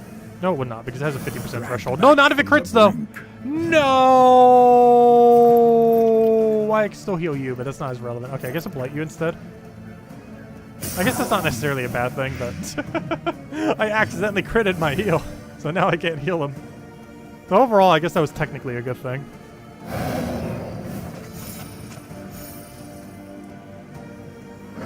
That was more good than it was bad. Oh yeah, the flame gave us a shield. Whenever you have really high flame, I was wondering what that was earlier, but now it makes a lot more sense. It's a 3% chance you gain a shield per round, just a normal shield, every single time you have high flame. It's very rare, but when it happens, it can be helpful. Like it happening on him and him being like fully healed now with shield. Okay, so you, I'm gonna RNG try to kill. Honestly, I kind of want to flashy daggers here. Because the chance you're gonna hit a 6 is inconsistent. But the chance you would hit a kill and then poke this thing is very high. Good. Exactly what we wanted. And that brings you to kill range. And now all I need is for anyone to touch him. Pretty much. Nice miss. That's huge. That is very huge. Okay. I think we throw a heal here because we can. Oh, never mind. They have to be below 33. Gosh, this ability's so bad. At least make the threshold 50%. Like how it is with Plague Doctor. Pretty much how it was used in the first game as well. Okay, what do we get if we win this? I just saw one really good one. We might have to. So relics are nice. Charred books are nice. This is meh. This is pretty good. We've actually never gotten this yet. I believe it actually unlocked at level 33. But it applies stun on hit. It still has to go through stun protection though. But if you get this % roll and then it actually lands through their stun protection, you will then get a stun on them, which is absolutely huge. And for multi-hit abilities, that's even better. So that's amazing. Force speed's amazing. Burn resist in an area like this is amazing. Force storage is good because we have nothing else to put there. And bleed's kind of meh, but I think we go all or nothing. Advance. I believe we also get a token or 2 for upgrading our stuff. Alright, we either die trying or get a billion loots. Honestly, I still feel like the game's set up like that, where if you win the first layer, you kind of just auto-win the whole run. Because we'd really have to mess up, or have like the worst Shambler chain of luck to lose after getting some of these pickups. Particularly these two. The extra speed and the stun on hit. But this basically makes one character immune to burn in these burning areas like we're in now. So if we hit other burning areas, we'll be super immune. And more inventory is nice. The other things are mostly just scrap. But let's advance. Okay, I made sure to set Iron Swan to her so she can actually hit the back line here. This is the whole reason why we set Iron Swan earlier. Nice, crit heal. Nice. Dodge on everything. Okay, actually that one was guaranteed. Actually both of those dodges were guaranteed. Neither of those were % chance. But nice, we hit our 100% chances. I was kind of concerned we wouldn't. Okay, we could actually move you forward. Never mind, I lied. You have move resist to 200. Haha! Scratch that plan. What's kind of funny, though, is you can move the book, so if you had a shuffle, you actually could move it forward. We don't have that shuffle ability on us, though. Alright, so you need to just get poked. And honestly, the best way to poke you, since we don't really need a combo, is simply to just do Abyssal. Alright, you need to blight until it's dead. Just literally blight every turn for the rest of this battle and don't stop until he is dead. You have a 10% chance of missing and you just missed. Stop getting stressed. Oh no, if that hits her. Oh, do I stress heal here? I think I wait a turn. I got an Iron Swan. Oh, so I carried these for a reason. Good, we got blind on it. That's huge. Let's see if it is debuff resist. Only 30? That's actually pretty low for a boss. Hey, Iron Swan, we got you for a reason. Let's use it. Although soon you're going to have to stress heal like crazy. Okay, I just need the book burn to not double stress her when he does it next turn. Nice, pure miss. Good job, blind coming through. Alright, you need to go blighted again. You need to go get rid of its blind as well so we can actually do something. You keep blighting until it's dead. or miss. No, it wasn't the blind's fault. It was the his dodge's fault. Okay, you go double poke since you can't really do much else. Hellion, you keep Iron Swanning until it gets closer, and then you will like instantly kill it. By the time it reaches her hit range, she will be able to one-shot it. You need to actually land Blight, and he critted the books. At least he landed the Blight though. Page Burner, don't you dare hit. No. At least it's not all the way stressed quite yet. Okay, it's about time to go do your stress heal. It is very much the time for you to throw down your stress heal. Okay, keep blighting. Actually, I almost just want to dodge here. Pressure damage or get more dodge. The problem is, if he burns a book and it hits her, I don't think any amount of dodge would prevent that from happening. So I'm just gonna pressure damage. Wait, did it just remove all of its dots somehow? Where did they all go? Oh no. That's problematic. That's kind of our whole win condition.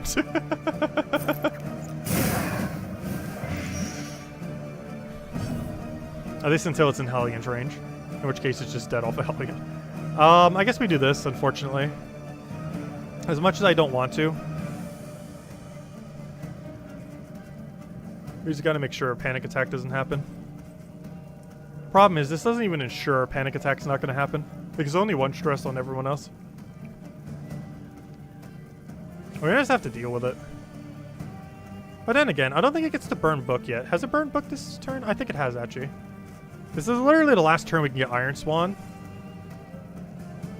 So you know what? I'm actually going to do it instead of stress heal. This is a super bad idea. Also, it only hit 4. But if it was going to get hit by 2 stress, it was going to be enough to make it go over anyways. I just needed to not get burned by books now. The slow suffering begins. I mean, not by books, but by the mandatory reading. Okay, you need to go remove that thing stealthy. Both of these do literally the same thing, but this is higher crit chance in this situation. And that's why we chose that one. You have no problem, Isabel. Thanks for helping with the flowers in Animal Crossing. We'll be doing a big stream for it tonight. Hopefully we don't need time travel to do the DLC immediately. No! She resisted the 1 stress somehow, and I have no clue how. Wait. Gilded Mind. I thought this was a resistance to horror. Is this resistance to stress at any capacity? Hold up. Is that what that does? I always thought it was for horror. They really need to change the icon for horror and stress. Because that's actually really broken if that's for any stress. Is that what that actually does? Gilded Minds? It must, because how on earth did she resist stress? That seems like it's a 15% chance you resist stress. That's actually really good. With that being said, you should probably make sure no one dies, please. Or stress dies. Don't want that. Keep her de-stressed. Okay, you need to go throw a blight and not miss. Nice. Nice. Oh, you're dead then, right? I think he's dead. Because all we do here is double blight. Please blight. Good. And now all you have to do is hit at least a 3. Oh, it has Death Door though. No. But it gets multiple turns, so it might not matter that much. So you do this. All you have to do is hit at least a 3, which is literally impossible for you not to. So a crit would have been nice, because that could actually give it an instant death chance. So he gets 1 turn here, but his next turn he should die. Don't hit her. Good. That's fine. Okay, so now he should die. Perfect. That one decently smooth. Then we get some flame from it. Gosh, why does it drop so much Glimmer of Hope this run?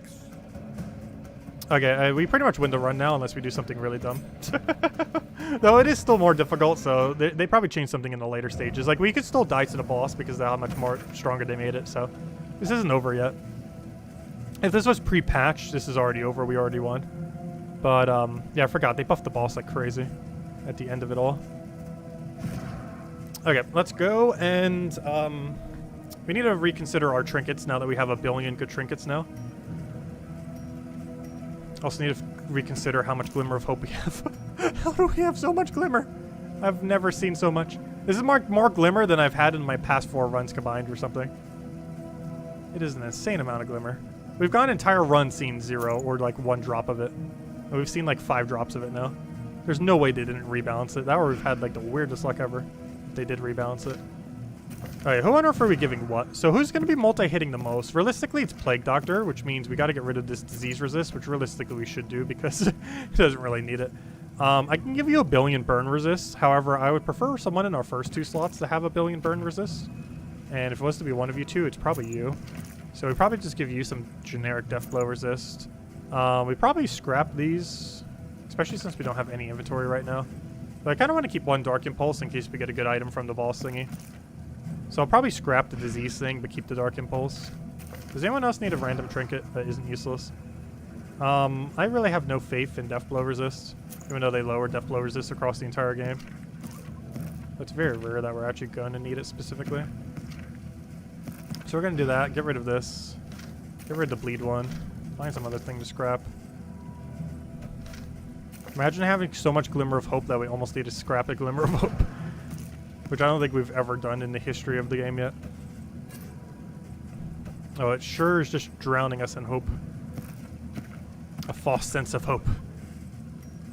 Let's see. Actually, I don't want Torch to be on you. Actually, Burn Salve is really useful here. I'm going to keep the 1 Healing Salve. You should probably carry this consumable thing. Because if anyone's going to use it well, it's going to be you. Because you can just use a double gigantic attack right up front. That would be good against like a cultist fight or something, assuming they don't currently have dodge on. Okay, I think that's what we roll for now. Keep some of our hopes, keep the healing salve for later. Mostly just need that to make sure we didn't die. Consider all. But it was more so the stress that was the issue than anything. Quickly. How much torch do we have? Theoretically, I can go for this academic study. Our objective was to hit 3 of them. We currently hit 1, which I think I'm body blocking right now. But we hit 1 of 3. That'll be 2 of 3. So I think we just take the catch and go right, which of course is the exact opposite of what my team wants. Wonderful. But I think we hold a sharp right here. Oh good, we found 6 thingies in there. But we hold a right, and now we go get this catch. The only problem with this catch is the inventory space for it. Also, our people are just so absurdly stressed right now. And that is not helping. Because once they get stressed, they're just going to keep like chaining stress on each other. Wait, how do you get a buff? How did... It doesn't even show a buff. Why are you giving a buff on this page? I think that might be a glitch. Because he has no buff on him. My wealth and possessions bundled into this meager pile. Okay. Some of this is good. Some of this is not good.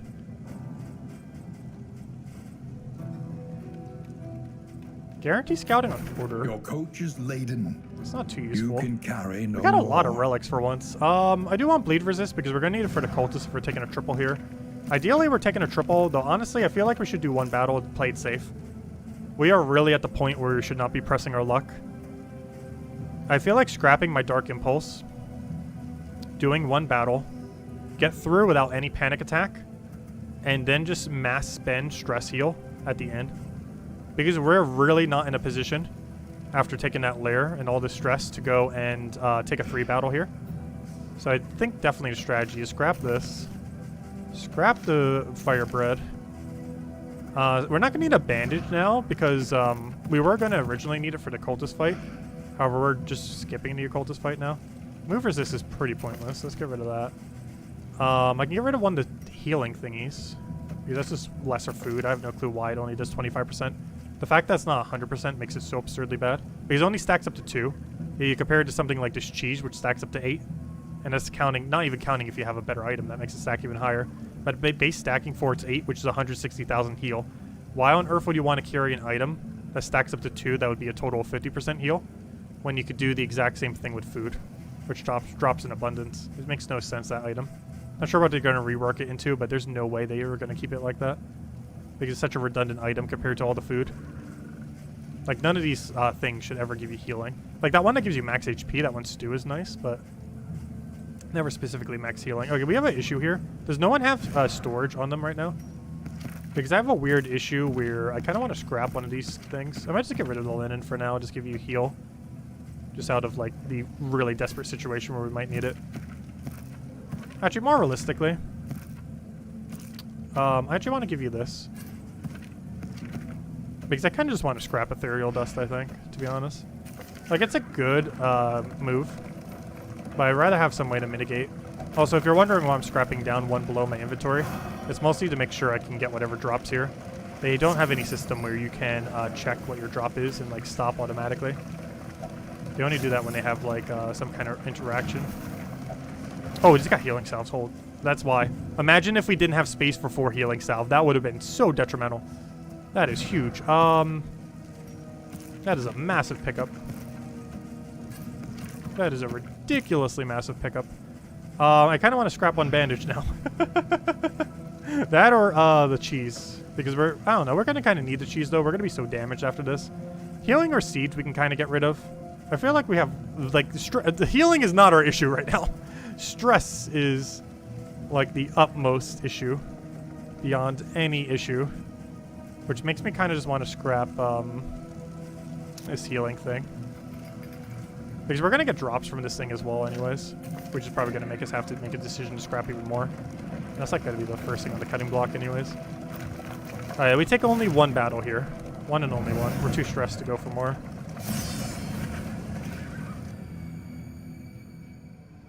Hey, we have more likes than current viewers. Yeah, people have been hopping in and out. We've switched through like 5 different games. So people can be coming in and out throughout the stream. Oh, let's see. Okay, gosh, we got so much stress. They really made stress like all out after this patch. I'm so glad so many games got a patch on her birthday, though. Oh, I forgot about the torch. I actually don't need this on you. I could have straightened this out for something. Because there's no point in using Glimmer of Hope in this battle. We're already at max benefit from torch. Oh, we're gonna double backline poke, I guess. So that breaks his armor then. Okay, Hellion, what on earth is your game plan? I think you try for 1 shot and just hope you get lucky with a crit. Actually, you should probably stress heal first. No, you should do that and then stress heal. Nice. Not enough to kill, though, unfortunately. Okay, I kind of want to double Blight backline. However, I also just want to kill that. And as long as she lands Blight, it's kill. Oh, double Blight Blackline's so much better value, but if you still do it next turn, so it's not that big a deal. So you're dead. 1 down. So he's going to do something. Nice dodge. He's just going to move forward, and then we can just double Blight that and be good to go. And he's going to do something, but that's fine. Nice. Nice counter. That probably breaks through his dodge as well. That's huge. Not even the damage, just the fact that it broke through the counter there. Okay, you need a stress heal because no one else can until we get to that inn. Luckily, once we hit that inn, we're going to have 3 stress heals. Ounce of Prevention, her Grave Digger thing, and her ability that she already has. Okay, you need a double backline hit because we're going to double Blight with the other one. Oh no, he's going to move before we get double Blight. That's bad. I can't daze him either. I don't have any daze. Oh, that's kind of unfortunate. That is rather unfortunate. Okay, because that's the case, I'm actually going to have to Blight him directly. And because we have to Blight him directly, that means you should probably Blight the backline. One less obstacle in our path. Because Plague Doctor's going to Blight that. Actually, should we Blight the other guy? Is it even possible to kill? If I crit, you would hit a 6. Theoretically, though the chance of you critting off of 5% so low, I just have low confidence in that will happen. That guarantees you're already dead, so now all we have to do is kill first slot. That's all we gotta do. And then we go head to the end. Because I don't think we should risk trying to do more battles with how stressed they are. I'd rather just get it to the end, let them be powered up going into the next areas, and be good to go. Because there's no way we get through the final battle of the Occultist with no panic attack. Once we have our upgrades, we could make that work. But with our current setup, there's almost no way that's happening. Nice lowest possible roll. Let's see. Can we try something higher? Come on now. Nice heal. I don't really need that heal, but I'll take it. Nice crit. Hey, we won the battle already. I guess let's kill it. That's dead. A nice little bit of stress heal there. Do we advance? Oh, it's Latinum though. We really shouldn't advance though. It's not worth the risk. Escape. Scavenge what you can and be off. We got what we once needed. more. No less, no more. Okay, let's see. And what we needed was getting through that battle alive without any panic attacks.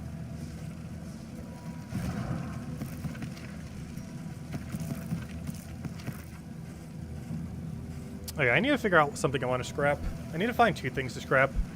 As much as I'd hate to do it, I think we get rid of Smoke Bomb and Bleed, I think. Because pretty much everything else we have I kind of want to keep, for the most part. We got so many glimmers of hope, gosh. We can't even use it all, we have so much hope. Oh yeah, I think we have to get rid of these if we want to keep everything else. Could get rid of the food. But we're also just going to need to save this other food for later. Because this food's really, really good. I wonder if they fixed cheesing it with that 10% heal thing. Like if you put a healing trinket on them and then keep shuffling it. I wonder if you could mass heal with that. I don't think you can. They probably patched that. They mentioned one exploit thing with it. No, I'm not sure if that was specifically referring to the steak and spud shuffle with the HP thingy.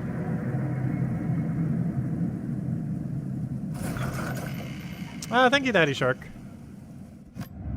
Lower your guard. Soften your gaze. Okay, gosh, quirks. They made a higher chance that you'll get these as well. Slayer of Gaunts. I can't remember what Gaunts are considered. 5% crit. Ignores 100% death blow resist. Oh. That's actually kind of good. Only against Gaunts, though. He got winded, so on top of his bad trait, he got minus speed when he's low. Lazy. Not motivated to do all that much. And you got nothing. Which makes sense. They raised it to 75%. I see they still haven't fixed this. Scouting chance of resistance encounters has been increased by 100%. Scouting chance for cultist territories have been increased by 100%. And 25% heal. Assuming that actually works correctly. Because the texture doesn't. As long as the mechanic does, that's the only thing that matters. One learns quickly when survival demands. Okay, so we really need stress heals now. So probably time to pick up Ounce of Prevention. If nothing else for the resistances. Let's see, what area are we heading to most likely? Provinces and cantrips That's of probably a our good thing land, to know before we pick our crumbling abilities. and undone. I'm thinking of the Tangle without even seeing anything else.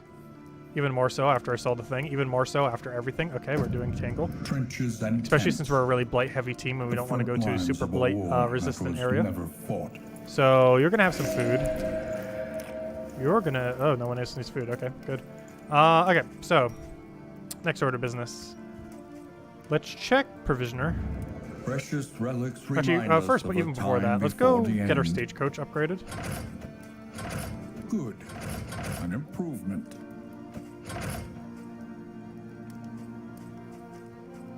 Okay. Oh, I just realized, increased quantity of looted relics. I thought this was stacking. No wonder why our relics are so high. I was like, wait, how do we have 123 relics? That seems like really uncommon for the first area. But the reason we have so many relics is because of the assay gear. Interesting. All right, we have 100% chance to scout Forgotten Shrines, 100% chance to scout the Hoarder, 100% chance to scout Resistance Encounters, and assuming it works, 100% chance to scout Cultist Territories.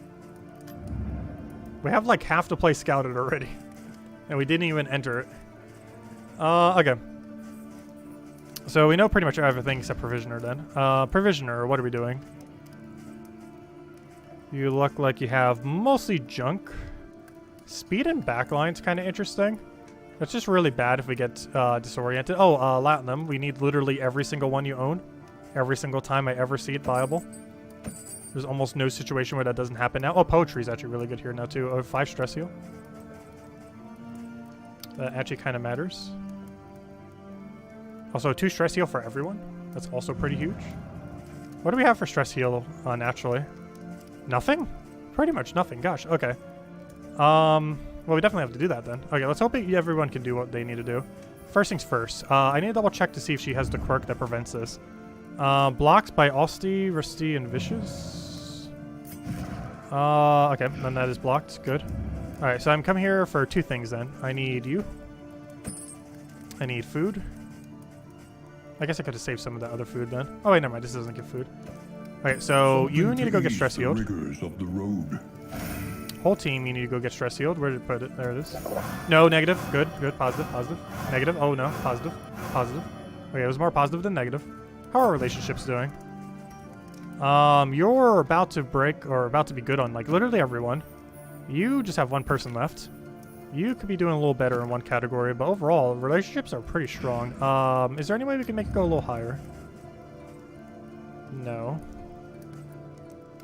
Not that I'm seeing. And we got 2 different positive quirk ones.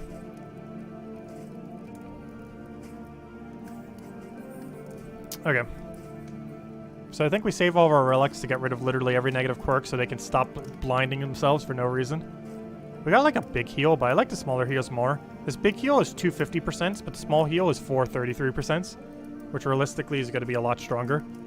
Also, for whatever reason, I don't believe there's any threshold for the heal on the on them either. So you could like do it way preemptively. Where if you have the 50% one, you can't really do it that preemptively because you basically have to wait till they're under 50%. You don't have to, but obviously realistically you probably would. Okay, I kind of want to give +5 speed to you because what you currently have is kind of useless and I want to clear up some inventory space just to make sure it's not an issue at all. So what I'm going to do is scrap this so I can go give you +5 speed. Please let me scrap it, thank you. So we're going to go buy the +5 speed then. That only works if you're in 4th slot. However, as long as you don't get moved, you are in 4th slot. That's probably a temporary one on you until we can get something better. But for now, it should be very decent.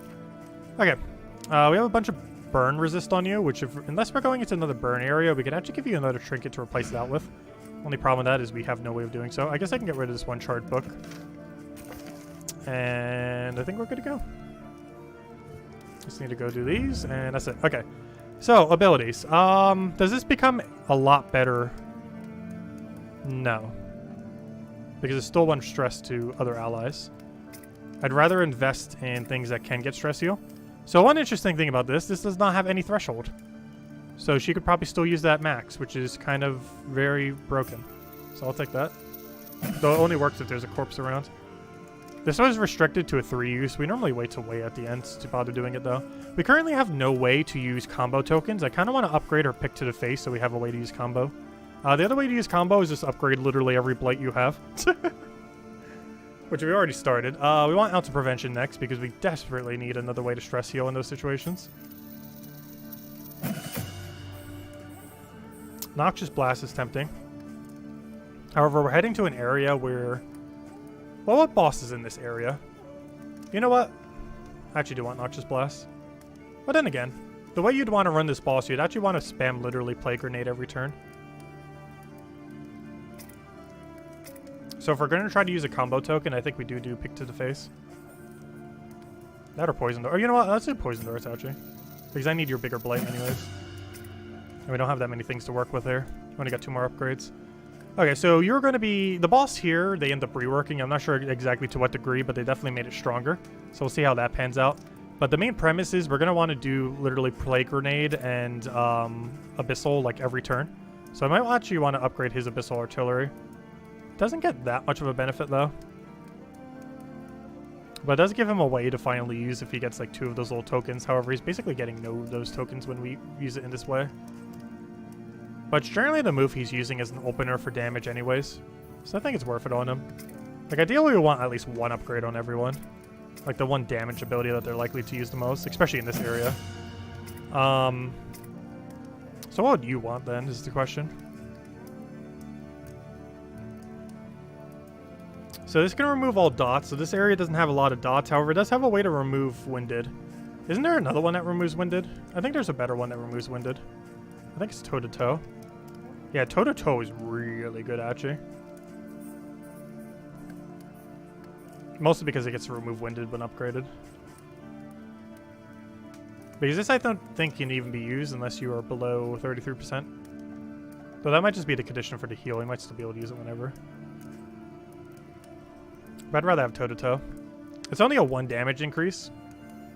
But it's a 1 taunt increase, which means almost their entire team's going to be taunted onto her. So she could do that into like a recovery thing. Or to a big hit, then recovery. But yeah, we're definitely going to go down this route then. just so she can spam this. Like, ideally what you want to do here is, like, have her healing, then do a toe-to-toe, and then go straight into, like, a howling end. Something like that. Oh, I guess to ignore guard when upgraded. I didn't even realize that. Gosh, howling end is good. 10 to 18. Ignore guard, ignore armor. That's like pick to the face, but like on steroids. And it bypasses guard. The only problem is it makes your upcoming attacks weaker, so you can't really use it more than once without having to use another move to kind of clear the weakness on it. But its upfront damage is so good. Also, hello, John, and thank you. Okay. Are we good to go? I think we're good to go. The only other thing we might want to consider is using in-items. As much as I kind of want to save a lot of these for the final boss, I'm not sure we really realistically can. Well, I definitely want to throw some stress heal now, that's for sure. So you get stress healed. Everything I have now, not counting this, we could technically scrap this if we really want to. But everything else I kind of want to keep. Because having a crit bonus in the final area, amazing. Having this, if you could still cheese to like infinite resistance, super amazing.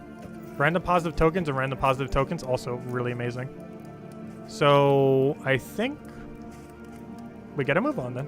Let's just double check all the battle items. So you have healing salves, you have blind thingy, you have glimmer of hope, you have burn heal, which is literally nothing here. Have some laudanum. Though I should probably save a stack of laudanum for the final area, though we're still way too early to be saving for final area. Even though I'm saving these for final area. We need like 2 glimmers of hope for final area. The rest we can spam like as much as we want pretty much. Okay, anyways, are we good to go? I think we're good to go. Let's go. We have like 1 billion scouting on everything.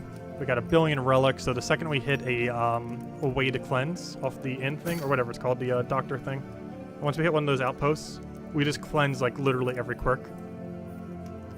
Or every negative quirk anyways. Not literally every quirk.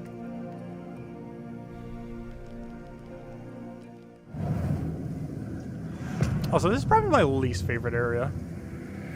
They did rebalance some things, but I think they rebalanced everything to be harder, which is kind of funny because I already considered this to probably be the hardest area. Resignation. It just has a weird combination of tanks. But this area is mostly only super hard if, oh, there's the lair. I do want to take the lair. But this area is generally only super hard if you have, take it as like the very first area. It's not bad, just bad otherwise. Okay, so I 100% want to hit the doctor thing, the hospital. Because we super need to get rid of these blinds. Because 2 of them have blinds. I think we got rid of that vulnerable one, luckily, off of RNG off the thing at the beginning of the game. But I gotta get rid of your blind, I gotta get rid of your blinds. And those are like the 2 100% required ones. We'll also buy laudanums while we're there. And then we figure out what on earth else we're doing. Because we'll probably do more follow-up than just that. But for now, I think we have to go right in order to guarantee hit 1 by the second room.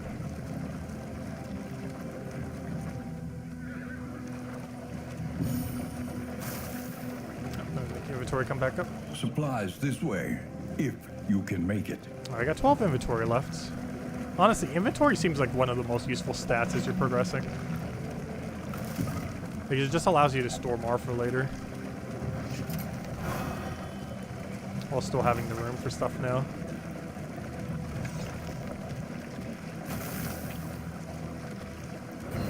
Speaking of storage.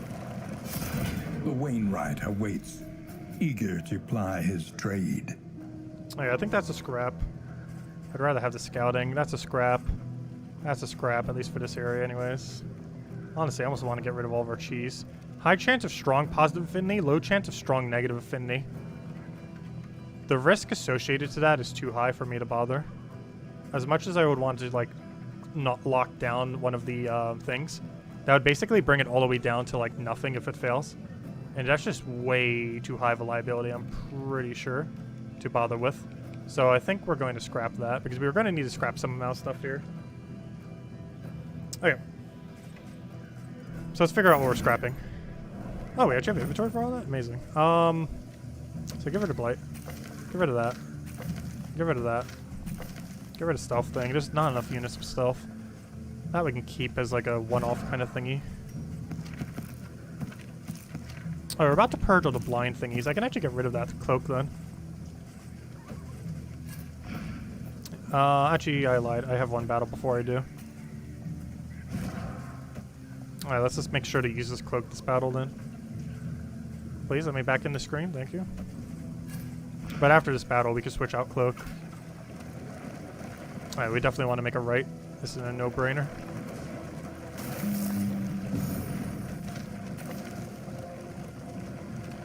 Alright, we want two things here. Oh, we got a good positive relationship. Nice. Nice to see them very de-stressed. Okay, let's see. Gosh, relationships are going amazingly. It's like two that aren't good.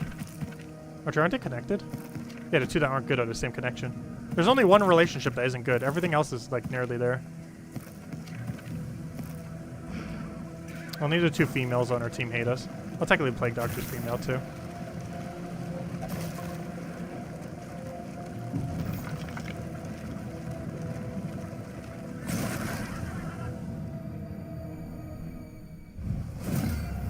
Okay. Let me hit the backline first. They did buff this thing. However, I recall this thing being like 1,000 times more annoying. I kind of want to move forward somehow. I don't have this pull currently. It's a bit of a weird turn order because he has so much speed. I think I just throw a mini blade on it. Oh, that's a bit of resistance. Oh, that's funny. It's actually checking stun chance because we technically have stun chance now. It's a really low stun chance, but it's possible. Alright, you might want to go blade again. Because I just want to make sure this thing dies. Very nice. Okay, I just need to hit you for 3. I have no way to hit you with 3 currently, though. So we're just going to go and whack you. And now you need to hit a 3 or higher. Also, do we glimmer here? Yes, we do. It's time to Glimmer of Hope. Oh, he doesn't have a dialogue line for it? Like in the trailer? A Glimmer of Hope. Nice dodge.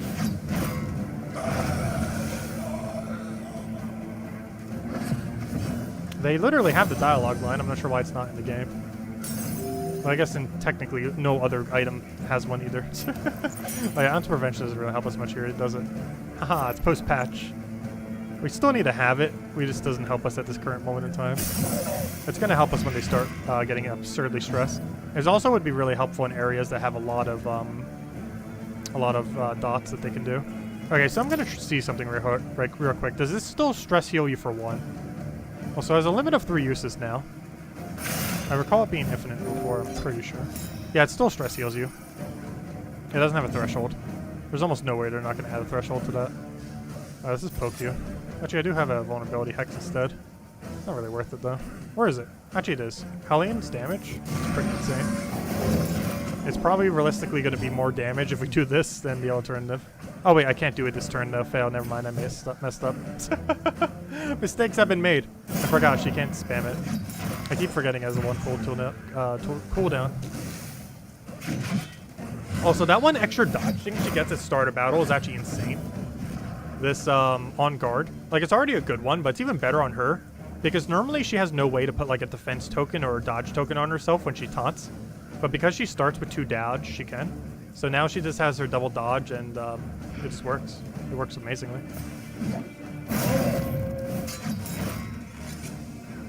Alright, you just go blight it, I guess. Actually, at this point, it's better just pickaxe it. Unless you hit literally your lowest possible roll every time. You just poke it. That's more than a poke, and I'll take it. And Plague Doctor, you kill it. Oh, nice, a stress heal. Yeah, bounce prevention is pointless here. Unfortunateness. Slow dissection. Really? Wait, why did that blight not even trigger a Death's Door chance? It should have triggered a Death's Door chance. Why did it not? That was weird. Alright, let's hope this kills him. Otherwise he's going to repose some damage back at us. Wow, he just does not want to die. Alright, let's try this again. Thank you, finally, gosh. An inkling of potency still lingers. Oh, 20% extra melee damage. I know whose that's going on. Hello, Hellion. I've got something for you. What do you even have on you currently? Oh yeah, you definitely can get rid of that.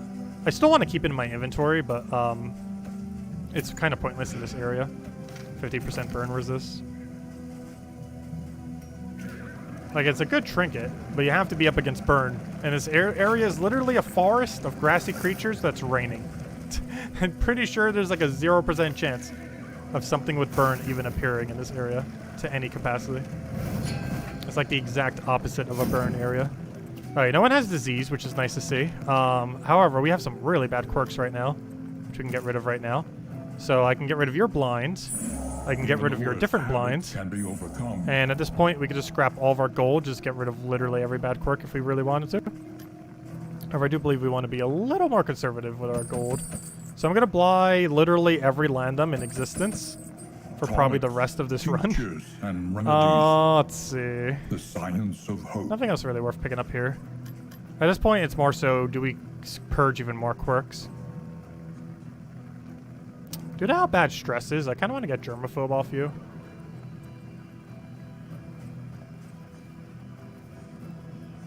Let's see, what other removes would we do if we were to do more removes? Get rid of winded. I'm not sure how bad lazy is. I haven't seen it ever really trigger for the most part. Though the second it does, it's probably going to make her like do less damage or something.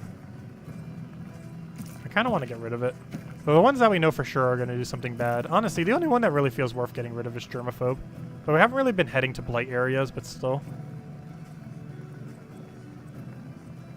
Oh no, out of anyone who get more stress on our team, she's actually the least consequential person on our entire team to have higher stress on. I might just save the gold for now. As much as I want to purge like literally every last thing and use all of our gold, now that landums are worth gold, like literal gold of like, they should almost cost like 6 now. They only cost 3. We kind of need to save our gold for them and other useful pickups. I keep forgetting escape doesn't bring you out of this page. Burn heals are useless here. Most of these are kind of useless here.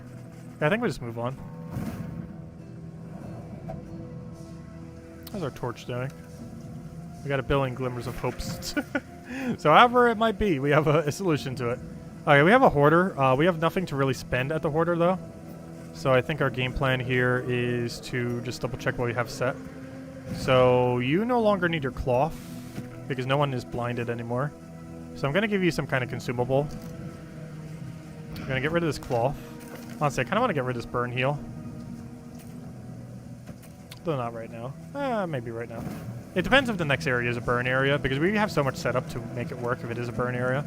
Like, ideally, we want the next area to be a burn area. Though, can it be after we've taken out the lair? I'm not sure. If you can get the area again if you've already killed out the lair.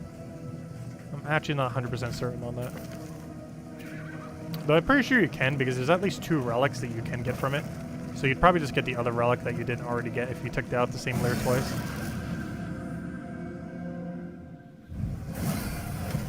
Oh, no Anarchycham? They buffed Anarchycham like crazy. Actually, it's kind of a good thing if we don't get Anarchycham.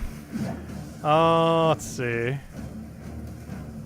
Okay, we're gonna hope you randomly get crit. That is basically the same thing. That's not a crit, but that's the next best thing. Early results. It's like a crit but 2 hits instead of 1. Oh, stress heal from it too, nice. Alright, this is definitely a double blight. Which is now, once again, its best ability. Now that ounce of prevention is pretty bad. But still needed. This is when it was running originally on Plague Doctor. Was this like immediately get double blight? Because its value is just so good. Oh, no stun? Only has stun chance. Didn't land it though. Alright, you need to go get blighted. Might as well do it on you actually. Are you already dead? Yes. Okay, so that's out of the way. Alright, let's worry about the rest of them. Let's see. Do I just dagger poke? Yeah, it has higher crit chance. Oh, I should have used a Glimmer of Hope there. What am I doing? Oh no, we already have max buff. I should still Glimmer him though if we can. It'd be so nice if we could check the map on the screen. Kind of annoying that we can't.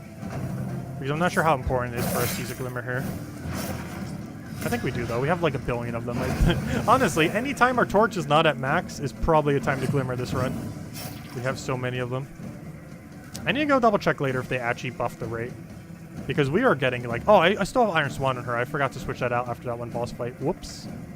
I was like, wait, why did she have another option here? Which I can't remember what I had set there. But it definitely wasn't Iron Swan. I just needed it for that one boss when it was all the way in last slot. In the previous area. Alright, this leaves you with a really awkward turn. Let's use Poke. Our next turn's gonna be nice though.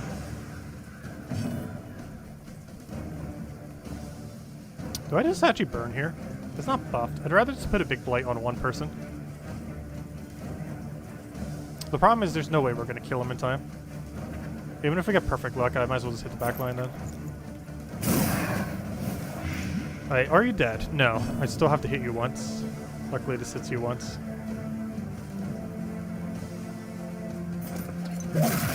Alright, he's dead. I just have to deal with this one attack. I'm just gonna hit on her because it has to, because of taunt and it dodges perfect. God, this, honestly, this trait is gonna carry us so hard. The on guard combined with her taunt is so ridiculously strong. Like, I think I should throw one glimmer here, because there's no reason not to. We have like 1,000 in our inventory, seemingly. Crit. Nice. Also, thank you, Gartero. Also, hello, Clip Bomb. Welcome.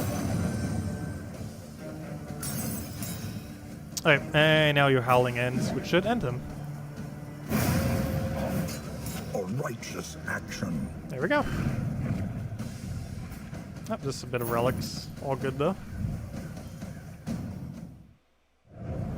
Okay, what's our pathing here? Inventory. We still got a lot of inventory left, luckily. Let's keep moving. Oh no, I shouldn't have glimmered of hoped. See, this is why you need a map screen in battle. No, I wasted a glimmer. Whatever shall I do? Where's my glimmer stash? Whatever shall we do? We only have 8 left. And I only need 4 or 2 for the final area. And knowing how our drops have been, it's just going to give me more glimmers of hope right now. I almost feel like paying Torch. However, 6 gold for all that is way better. In this world, oh, I wasted a glimmer of hope. Oh, well. Without purpose. Gosh, that loot was kind of bad though. Oh, we really need to head to a burn area next. We have so many burning salves. We have 2 whole stacks of burn salves. And I have 50% resist to burn item. Alright, let's get rid of fire bread. I guess it's rainy bread now. I kind of want to get rid of this thing. Oh no. Do we have anyone who's kind of just doing a consumable attack? Or don't really need their current item, or literally have no item set. There you go. Let's give it to you then. Alright, we got question mark or question mark. I'm liking the hold right question mark. Oh, we need to find one occultist. I almost forgot about that. Okay, let's hit this double question mark. One of these is probably going to be an occultist. Oh, so what happened to our 100% chance of scouting occultist battles? That one thing we had said we had a 100% chance of finding occultist, or scouting it. So that's definitely broken. Not only is the text broken, but the function's also broken, which is unfortunate. Because we should know where all the occultist fights are. Because that's what the end thing said with broken text. But apparently the text and the function is broken.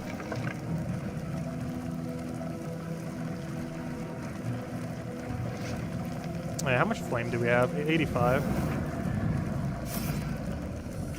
Oh yeah, you can check on the screen as well. I don't know, 6 gold for a better loot chance. I'd kind of want it. We got a lot of it right now. Abandoned or forgotten. Even though we don't need the flame. It is ours now. Oh, a shuffle. Interesting. I don't think I want it though. We'll hold on to it for now though. But it's probably the first thing to get scrapped. Think carefully. Okay, I want to go Today's right. Oversight I think. is tomorrow's Because I need regret. some of these battles. We still have max loathing right now, which would normally be eating out our flame, but we have so much flame that it barely is even noticeable. Oh, there's our cultist fight. We should have already had scouting for. Luckily, we only need 1, and there's our 1.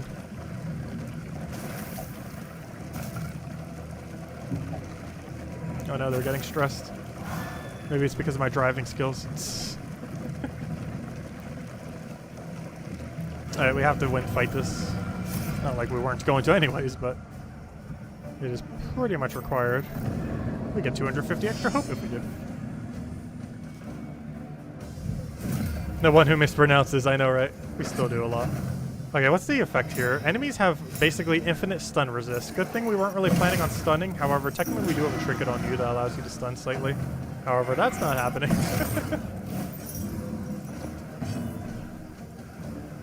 Okay, I don't need to use a Glimmer of Hope. Actually, why do we even have it on you? I should have given you something else. Because Glimmer of Hope actually does nothing here. We're already at max.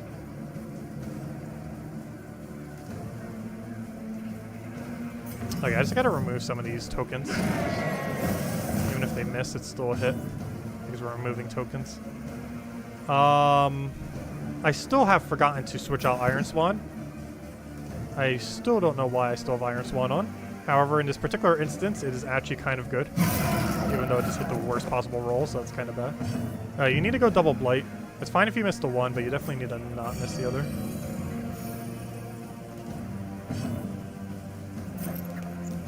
Good, that's fine.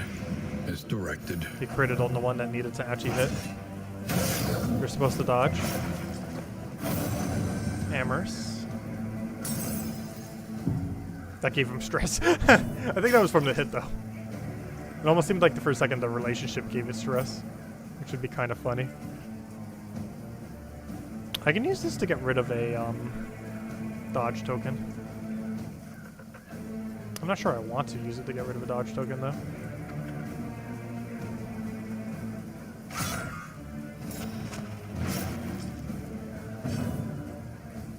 Critical go. No critical hide and roll though. That was also because of vulnerable. Alright, she might need to go eat that corpse. Luckily we'll have a corpse next turn for her. Okay, they still have a dodge token, don't they? That's so bad. I really should have gotten rid of it. We could go gamble it though. Ah, that would have probably killed too. Let's just go blight his backline, I think. As long as that lands, he's dead. He's dead. Hey, you need to go blight. Actually, you need to go do that,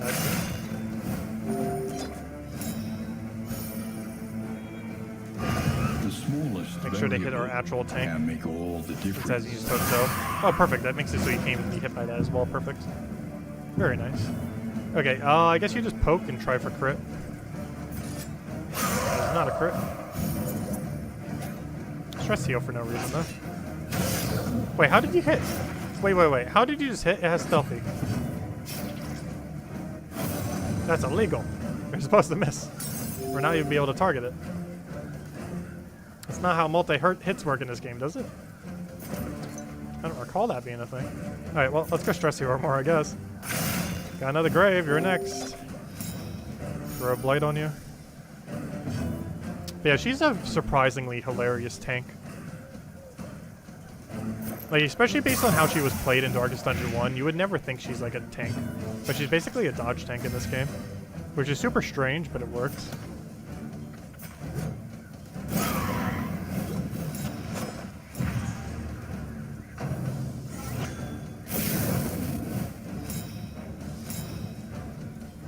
Because Man at Arms is basically a defend tank, and she's just a dodge tank, to a similar regard. No crit. Alright, he dies next turn for sure. You're getting dangerously close to death. Also, I still don't understand how you're hitting through stealthy. Unless his ability just naturally lets it do so. Oh, nice, we got a 30% block off of flame. That's why you keep a high flame. Also, we got a 2 stress heal out of nowhere. Also nice. Okay, I should probably heal you, but you can also heal yourself. However, your damage output is better, though you also would have to waste a gigantic move. Though that gigantic move is still actually hitting in kill range, so you know what, I will heal. So we do that. Plus you're taunted. This will allow you to go and do this, and there's literally 0% chance that will not bring you to death's door. Actually, to such a degree, I'd rather just do this. Because the extra 20% damage we have on melee, we can just guarantee have enough damage there. You go and poke this, and then kill the corpse next turn. And I just gotta deal with you. Steady Ouch. yourself. Ouch. Alright, well, you need to go stress heal and heal next turn. Luckily, you can do both in one turn. Okay, you can't heal that right now. Okay, so you just dagger poke this. If nothing else, get rid of the dodge token. Oh wait, I could have done that with vulnerability, right? Oops. Could have done it that way too. It does not automatically get rid of it. So you need to heal. That heals you and stress heals you for one. You should probably blight here. Though actually, taking this is probably a bit better. Before it goes away. I wish I had a little timer as to when the grave will go away. Since they're a lot more important in this game compared to the first game. Oh nice, we just gave it hopeful buff. Guarantee crit. Well, we get to bring that to death's door in one hit next turn. Let's go throw a blight on you. Or not. Or not. Gosh, even at stun chance there. No, they're not stunning through that 50%. Okay, you're dangerously close to death. Wow, okay. I kind of want to do this, but you know for sure it's going to hit a 0. It has like a 110% chance to hit a 0. Let's see. Okay, we just need to get a dot on it. If anyone could just land a dot already, that'd be great. Anyone? Well, literally anyone. I'm just gonna throw a heal on you because you can't use your other heal because it's on cooldown next turn. You are winded. Though this is guaranteed at 24, so I guess it's fine. Okay, Death Blow came in. What a combo. Gosh, this guy loves doing the combo finisher. An inkling of potency still There we go. lingers Okay, those in are probably some of both these being scrapped. well-worn relics. You need a stress heal just watching that, I know, right? Yeah, the difficulty spiked a lot with this patch. It still hasn't stopped our run yet. Yeah. They've like super buffed the boss. That's actually honestly my biggest concern at this point. Like they like ultra buffed the boss at the end compared to what it was. I need a consumable item that we want to scrap that we don't need to any degree whatsoever, like the shuffle, for example. I might get rid of one bandage, but for now we have inventory for it, so no need to scrap it yet. That's probably the first thing to go, is one of our bandages, since we don't have extra stacking for them. If we did, we'd probably keep it around. Same as the heal salves. I mean, the burn salves. The only reason I'm really keeping so many burn salves is mostly because I ideally want to find a burning location next. Because we have the 50% burn resist trinket combined with 4 burn salves. Emptied of mind and spirit by some existential shock. Okay, we can either fight, run, or oh gosh, amidst 2 of them the want to not trees. fight. Oh no, I kind of want to fight, to be honest. We still have Glimmer of Hope on someone, right? I just hope so. I wish you could check relationships on that screen. Kind of annoying that you can't. Alright, this fight's not as bad. We can deal with this. The only problem is you get a really awkward first turn. Also, did you just heal someone who's already full healed? I still find that funny whenever that happens. Alright, I'm just gonna throw a blight on you. Wait, that's not the ability I meant to do. I thought I was using Plague Doctor. Oh wait, I was using Plague Doctor. You came in to help. That threw me off for a second. An unavoidable end. Oh, that got through both his markers. Ooh, crit, crit, crit. Crit! We got it, 10%. Oh, he's dead. Oh, super lucky, gosh. That's just a gigantic chain of luck. Alright, since we have infinite Glimmer of Hopes this run, well, I might as well just keep spamming it. As long as we have 2 for the final area. Doesn't matter how many we go through. Just need to make sure we specifically have at minimum 2. Actually, I think 1 is technically enough, but I still kind of want to have 2. Okay, I'm just going to throw this for the sake of it due to its small stun chance. I also kind of moved them kind of nicely. Do I get rid of that grave? Not really worth in this situation. I think we got rid of this block. Strike, nice dodge. Want to hit that one next? Come on, you know you want to. Come on, dodge again. Oh, come on. Can't get all of the luck. Alright, you need to go blight you. Oh, that's not the blight option. You're the blight option.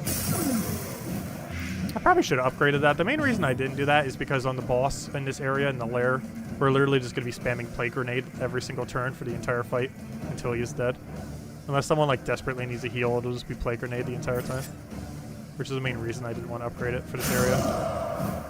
You're actually not dead because that's going to do Death's Door check next, so I'm just going to pickaxe you to make sure you die. Which doesn't it bring the kill range do? No, not guaranteed. Nor does that, so I just have to pickaxe it then. And just hope light kills it right here. Oh, never mind, that's not your turn next, but still. I guess I'll do a toe-to-toe just out of the small chance that it might actually not kill. Even though it probably will. I mean, I have it in heal range. Though I do have a healing self if I truly need it. I don't feel like I do, though. Though it did just get taunted, which is almost a bad thing here. However, we get turned before and we already won. It's over. And super over with that 30, gosh. In this world, Wealth is worth How is without Elliot so purpose. broken in this one? She started so weak with her starting kit, but a lot of them did. The And then you loathing get her like of fully babes. unlocked, and then she just like one-shots everything. While having the best stress heal in the game.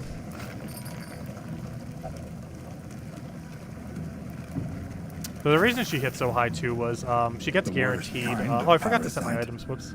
Should be too big a deal for a hallway fight. No, an aquarium, so it's fine. But she sets so high because I believe she gets extra damage passively too as her HP gets lower. Which is kind of convenient. It's kind of like that one passive that's on Leper that makes it weaker due to the blind thing. She has one that makes her stronger based on if she has damage. I believe the first one's when she has less than 50% HP. Which, coincidentally, right now is the case. Oh, I just realized our double blight actually landed a stun. That's so nice. Alright, let's hope Howling End kills there. It has to crit. Ooh, didn't crit that time. Just didn't get a support from an ally, unfortunately. Okay, I have to hit a 6. What's our most likely scenario to hit a 6? This literally can't not hit 6 as long as we get blight off a 90% chance. Or it could just hit an 8 and just kill it outright. That works too. Glimmer of Hope. Do we need it? Kind of. Not really. Still doing it. Now we have max storage. Okay, we'll double poke you. That's a very big double poke. Oh, you're already dead because you're stunned. The other guy is not dead, but we can just throw some poison darts at you and be good to go. Alright, so it's really only a 2-person fight now. Maybe 1 if you keep dodging. Because he's dead. You're about to be dead. I just gotta throw some darts at you. Oh, and our whole team gets to go before you do anything? That's amazing. I can't stress heal anyone with that, so I guess it's toe-to-toe here. Also, I need to remember to get rid of Iron Swan already. We've had Iron Swan this entire area, despite not needing it since that one boss fight. And I still have not removed it. Actually, I want a missile here. One less obstacle in our path. Can you get a heal here? You can. Do I want to heal here? That's more so the question. And the answer is actually no. You'd rather pressure damage. A slow Because if you roll high dissection, enough, you kill right now. an unavoidable Okay, I end. need you to hit a 14% chance. Because that's literally the only thing that kills here. You did not do the thing. Oh, we went next turn though. Dodge. Nice. Alright, now we can heal. A little help impeccably timed. And use poke. Yeah, there we go. Another mastery. Unearthing Wait, was that a potency mastery from a still hallway fight? lingers in some of these Was that a hallway fight? I don't well-worn remember. relics. They supposedly reduced the chance substantially for that happening. Though, as you can see, it's not impossible. Still got one. Yeah, that was a hallway fight, and we still got a mastery from it. Nice. Okay, I think I get rid of the disease stall. What am I running for trinkets these days? You're fine. You're fine. You could use something else there. But I guess for now you're fine. And you're fine. Okay, I should probably scrap one bandage. And I need to go give someone a consumable item that they could just spam and not have to deal with it. So we do that. Still got 2 Glimmer of Hopes. I think I traded out for something else though. No one really has a cooldown thing that really needs this though. Like the only person on our team that really would need this is Hellion. I don't know, we could go use it real quick. The chance we need Healing Salve next fight is so absurdly low. That I might as well just do it for more upfront damage and keep the Healing Salve for the lair.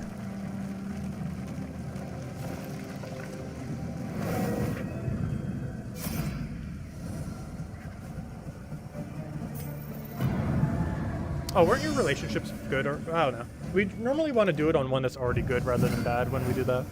But unfortunately, oh, you know what? I still forgot to change Hellion's.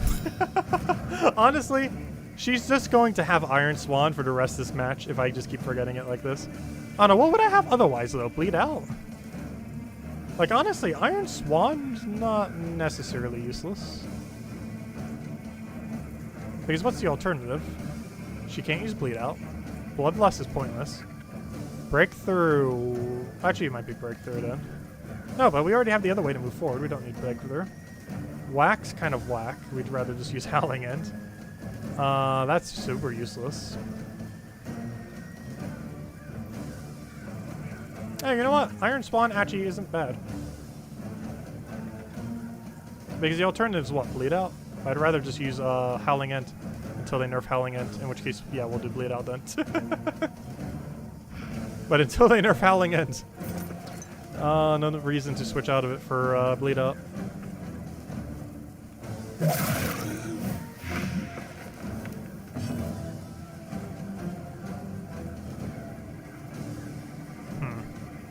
What I want to do is Howling End and then Howling End again.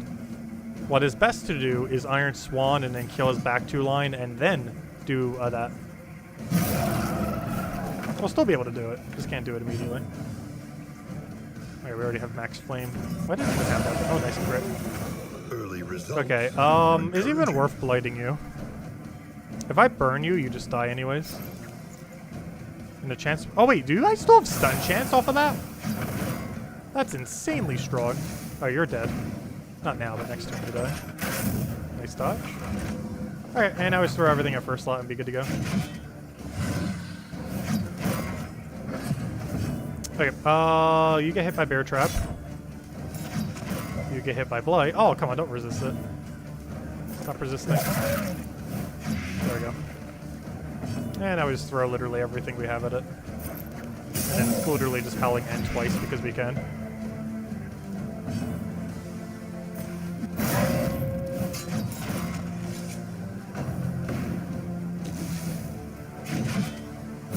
Ow. Ow. Luckily she might not get another turn because this thing has 4 extra speed. It's about to double Howling End. Actually, do I just put Vulnerability here? I feel like it's more damage than the alternative. I'd rather have some consistency.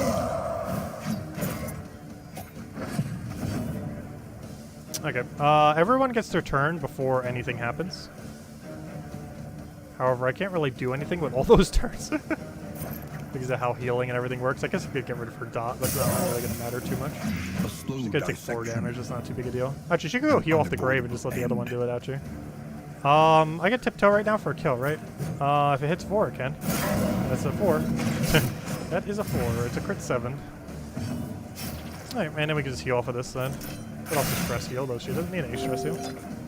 And then this better not miss. We have 2 rolls off of 66% chance, or 67 technically. And we got it first try. Persistence will overcome even Have another mastery point. Those ones supposed to give us mastery. Oh, we got, gosh, I had them. Good drops. Alright, let's get rid of the movement charm. Everything else we'll keep though. Also might need to scrap more of our inventory. I think it's starting to get overly, oh yeah, it's getting there. Alright, what on earth do we want to get rid of? Chance of blah blah blah, strength token, that's good, that's good. Food, I don't need you. I think I get rid of all my food actually. Oh, not all my food, but all the weaker food. Okay, I think that's it, right? Let's just double check that everyone is, we're taking a lair next, right? Yeah, we are. Alright, let's make sure everyone's ready for the lair. How much torch do we have? Okay, someone's gonna need to hold Glimmer of Hope. Wait, do we have a hallway fight beforehand? Nice, okay. So do we have any scrappable ones? Technically, if they have bleed. You know, I'm going to carry bandages on someone because this hallway fight could technically have bleed. So we're going to do that. You have to Glimmer of Hope. And then we're pretty much good to go. And then we'll have like a billion heal salves and Londums for the boss fight. I don't think we're going to need that many, but we have it if we do. So it's not going to matter that much. An elementary problem. All right, let's make sure to take the lair. Is it not? And remember to switch out our items as soon as we finish this battle. Which means we're almost definitely not going to remember. I can hope that I will. They stand guard even now. Deathless and dreaming. Alright, we just got a whole army of these things. Oh, we definitely want to kill that support first. Like, it just absolutely must die first.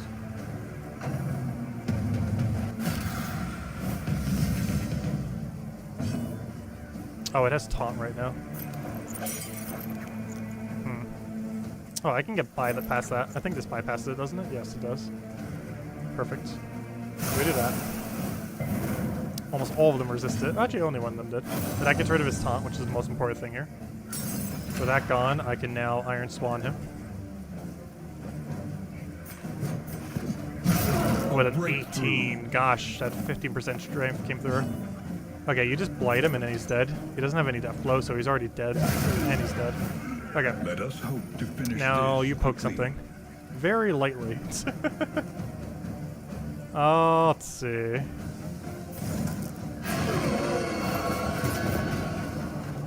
Because we can still get combo off our Blight Dagger thing and hopefully crit off it. Nice dodge. Keep it going, keep it going. Dodge again. Weaker dodge, didn't get it. Dodge. Nice. Hopefully someone gets to go. Oh, never mind. So I was gonna say. So hopefully someone goes before her, so they can get rid of the token. That makes her do less damage. I think I still go for this though. 24, nice. And that's with a 50% reduction. Oh, never mind. I forgot it hits through reduction. Hold up, never mind. I forgot it completely ignores reduction. That's nice. I kind of want to throw a blight on someone. Not sure we really need to do this. I'd rather have you do the blight and have you do the kill. Because this is actually more damage over time. Actually, no, they're actually both the same. What am I saying? Because I forgot. Hers isn't upgraded, but hers is. For poison darts, so they're actually the same for both of them. I bet this could crit. Not like it matters on the corpse. Because I don't think a crit on a corpse or on a death door has any higher chance of actually killing. It just does it based on death blow. Oh yeah, I forgot. We have to throw a torches battle. What am I doing? Even though we're over torching right now, it makes it so we don't have to carry Glimmer of Light into the boss fight until lair. I guess we just move you forward so someone else can combo off you.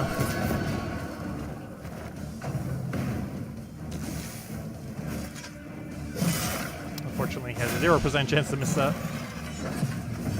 Alright, let's go get a blight on someone. You don't really need a stress heal, though I could if I wanted to. I don't think these things can bleed or anything, though. So not really worth it. I'm gonna blight you. Hope that's enough.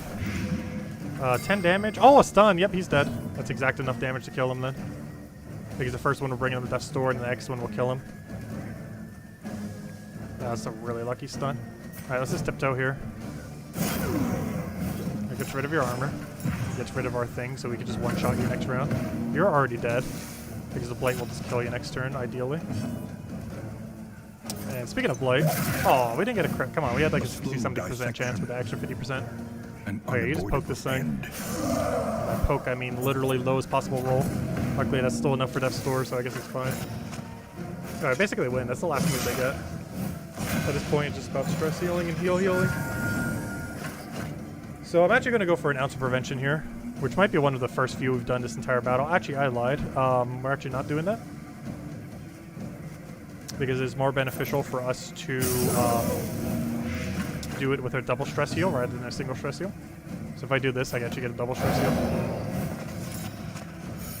Which is one more stress heal than what would have happened otherwise. Alright, you just poke.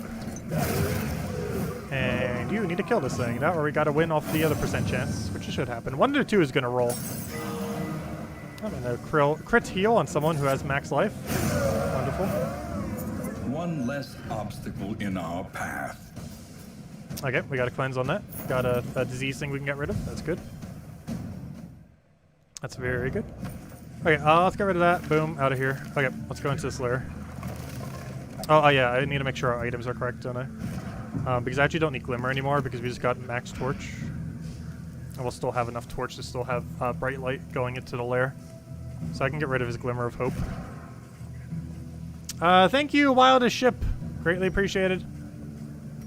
Okay, let's go and get rid of 1 Glimmer of Hope for, I guess, Stress Heal, probably. Because this is a pretty stressful fight if it starts going out of hand. And then I give you a heal. And I give you a heal. Because realistically, you're not going to need that. Honestly, I feel like just scrapping it at this point. Probably will once we get our loot from the area. Okay, so we got everything we need. I don't want to overconsume these, but I'm putting it on them just in case things start to get really dire.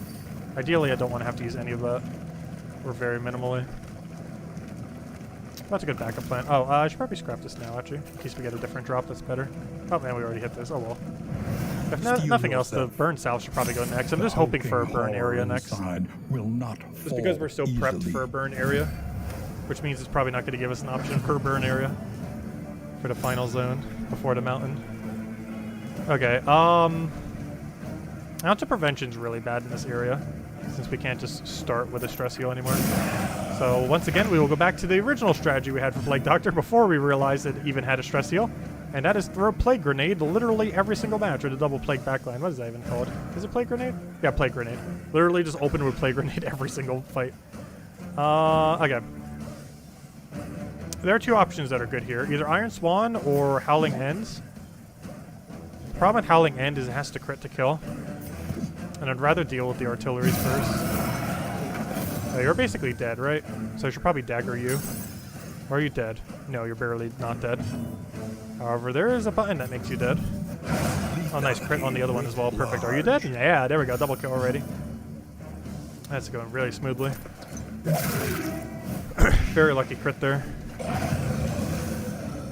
I just gotta deal with these two knights. Hopefully it'll hit on our stealthies. Nice. Or, you know, not hit, but, you know, attack the stealthies and then dodge. Oh, a 12. 12 crit.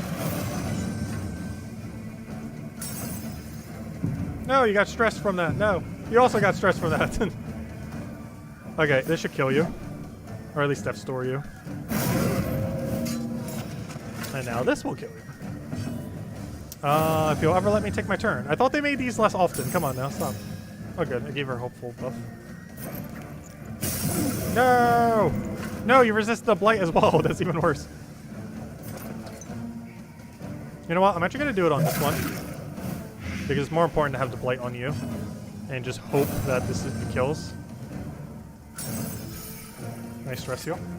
Nice kill. And just hit the guy that has a billion dodge. Or keep critting exact 12 on him.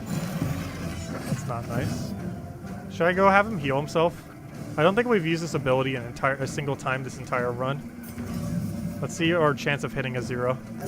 Okay, good. He had 10. That was almost his highest roll. And he bled himself, which made it almost completely invalidated. And that almost invalidated every bit of goodness that it tried doing.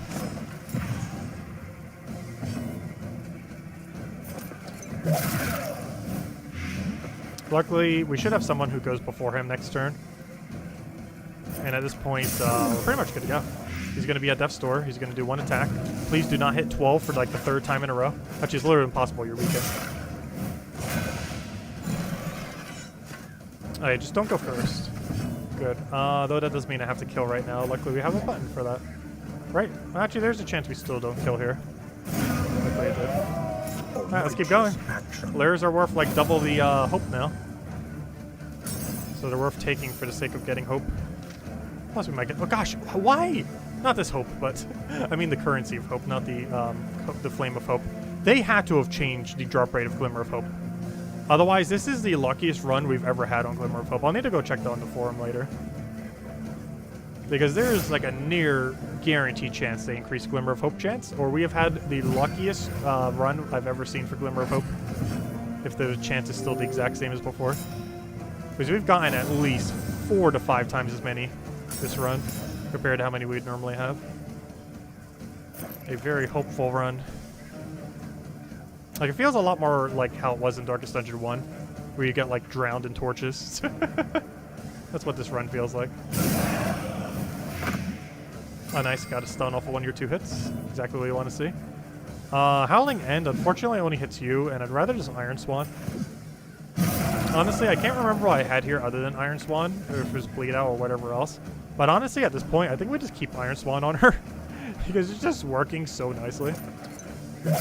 We changed it for the one boss fight, but honestly, it feels like it should just be permanently on her. Okay, I'm doing this because you're already dead due to stun. Otherwise, I would do artillery here, but because we got the stun, we can actually just go try for the higher crit chance. Fortunately, it missed what it needs to do. That should even roll high enough either. Which is really unfortunate. Also, you're supposed to dodge that.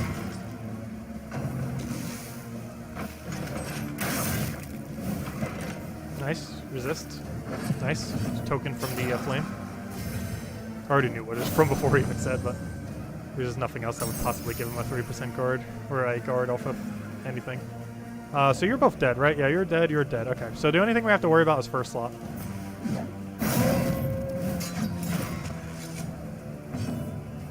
I'll throw some blights at you. Is this the first fight or second fight? Oh gosh, this is already the second fight? Nice. Wow, we are surprisingly not stressed for a second fight. What happened to our stress earlier? Like, it went super high. And now it's like we're not getting any at all. I guess because they all have relationships built up. Nice dodge.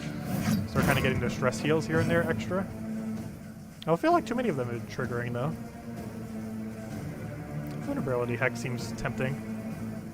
Oh, I'd rather just poke it at this point. Because you're already dead, right? Yes, you're confirmed dead. Alright, you're dead. Let's deal with this thing then. Oh yeah, I kind of want you to heal. Are you in threshold to do so? You are not. So, new plan, tiptoe. For like 0 damage. At least it taunts you. Okay, you need to heal someone. A little help, impeccably timed. You need a poke for at least a 4, and the chance of that not happening is so absurdly low. Let's see, is it even possible for you to not hit? Yes, it is. Oh no. Good, you hit crit 9. And now you kill. If we wanted to really risk this, we could have her stress heal for 1. Oh, never mind, she already did such a thing. Never mind. I was gonna say we could stress heal that by hitting a grave and then let the little blight tick try to kill it. However, we kind of just got the stress heal from something, so we'll do that instead. Since I don't need the one stress heal. Alright, what do we get here? 20%, we already have that. That we already have, but having on another person is perfectly fine. Honestly, both of those having on another person wouldn't hurt. That's useless. That's probably useless, so I guess we could trade it out for some scouting. This is also kind of useless. Gosh, the rewards here are so bad. But it gives us 400 hope, so advance. If that was the only reward, I would do it. Even if we got no other loot. Alright, so this boss apparently got reworked a ton. Supposedly they fixed almost every glitch with it, as well as reworked some things. I already forget what it was. See how much harder or easier it is. I do recall this being one of the more annoying ones. I find the one in the fire area to probably be the easiest. Oh, no, he got resist. How much resist do you have? Only 30% to blight. That's unfortunate. You're still resisting it. I don't think hitting the taproot even matters this early on in the fight. However, it's literally the exact same as Noxious Blast because I haven't upgraded it yet. There's literally no difference, so I might as well just keep doing it. Oh, come on now. That's unfortunate. This is once again a situation where it's actually more damage just to do this, unless I crit, but the chance to crit's only 5% difference. But yeah, both of them are just going to keep doing their backline hits until the end of this fight. And the other two will just keep poking. Anxiety foments insidious fear. He's starting to stress spam. Oh, everyone's marked with the vines. Oh, that was the soil one though. All right, let's keep hitting backline. We just keep doing this until we win. A breakthrough. Nice. Got a crit on it. Maybe it'll last for more turns. Okay, you do the exact same thing. Keep doing that until you win. Oh, nice, a crit on it as well. Perfect. Now we got combo on it, alpha 33% chance, and a stress heal randomly. Alright, this fight should be pretty easy with this team. Anxiety foments unless they decide they want to die randomly. Stop trying to die. The only problem is we don't have bleed out here. Here would be a good match to have bleed out for. I guess we just keep alternating with tiptoe. Just keep doing your big whack. Oh, then again, he has 50% bleed resist. I guess actually is fine doing it this way then. So let's keep alternating her big whack. You keep trying to blight and healing people who get close to death. Which I think I will do preemptively just in case. Though the main reason he did so much that previous turn was because of the underground thing. Unavoidable end. That's not something that happens every attack. But I'm like prepping for it as if it is. Who knows, maybe the hard version of it eventually will. Because they don't have difficulty settings yet, they really need it. But they're obviously going to add it in time. They have 14. Keep blighting. You two keep hitting backline literally every turn until we win.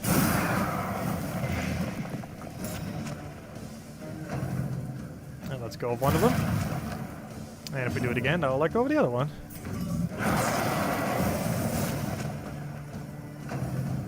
There we go. Yeah, this fight is so easy when you have a double backline hitter. Like Plague Doctor and someone else.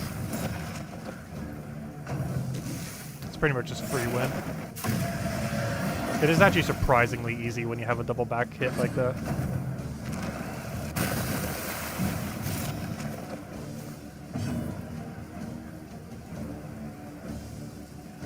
Yeah, I think we still keep going for it. I really don't see a single situation where we stopped doing that exact move. Oh, stun didn't hit. I had a chance. What even is your stun resist? Probably like 80 or something. Let's see, is it 100? It is a ball, so it could technically be 100. It is 200. Wow, that would explain why the stun didn't land. 200% stun resist. That is a slight amount of stun resist. A little help impeccably timed.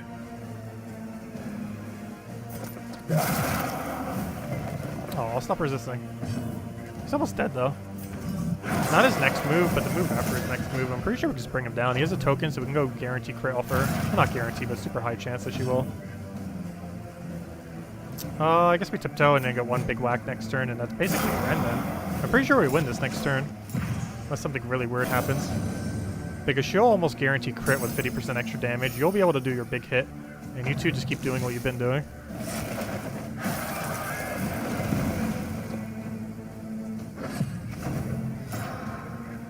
And the flame gave us armor. I don't think we're going to need that armor, but she's our lowest HP, so kind of convenient. You could stress heal here, which is kind of tempting. However, whacking is also fun. For almost max value. No crit, though. You throw a gigantic blight. This hopefully crits. Nice. A breakthrough. We had a 60-something% chance, so it was really likely it would have. But she gets like 50% more when she combos into it, off of almost all her abilities. And then you throw down an Abyssal. Actually, I do have stress heals. I forgot. I have like 1.5 billion Londums. I'd rather keep her at that higher stress, though, because she could double stress heal herself. I'd rather just have her stress heal herself next turn. She might even be able to land a heal on herself. Oh, yeah, I think that's a match. He brings himself to death door right here, I'm pretty sure. And then after that, we have everyone doing their turn. So he's just going to do a thing. Soil stirs. He's probably not even going to get a chance to use that ability. He's going to get stressed randomly from that for no reason. He's at death's door, and now we kill him next turn 100%. More so about healing and stress healing at this point. Insidious spears. Which I should definitely go do, because gosh, is she stressed right now. Alright, so the game plan is, ooh, that's kind of unfortunate she goes last. That means I can only stress heal for one. If I want to secure a kill for sure. So I'll stress heal for one. She can stress heal at the start of next fight, I guess. She can throw her big whack into stress heal, and then the fight's probably over if it's a hallway fight. You don't have a grave to go touch. I guess you just kill at this point. Or not. Well, good thing we started early. What's his death blow resist? 40? So we have a 60% chance to kill every single one of these. There we go. Good thing we started early. There we go. Easy. The spoils. An artifact. Gosh, so much glimmer of hopes. Power. Okay, we need to go through our inventory. We have way too much junk now.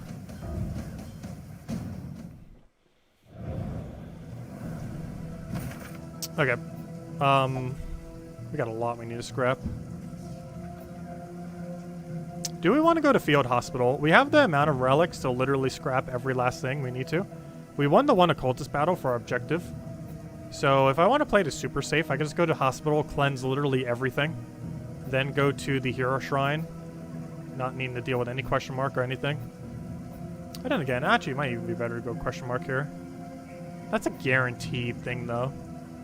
Makes us do an extra hallway fight, but also we know for sure we don't need a fight in the Hero Shrine, so I guess it's fine. We have 5 points. We're going to have 6 from that. If we take out the entirety of this, we'll have 7. I don't think we need it, though. I really don't feel like we need it. We don't have that many upgraded abilities. However, this team also doesn't really need that many upgraded abilities to function. And the ones that it does need to function are pretty much already upgraded.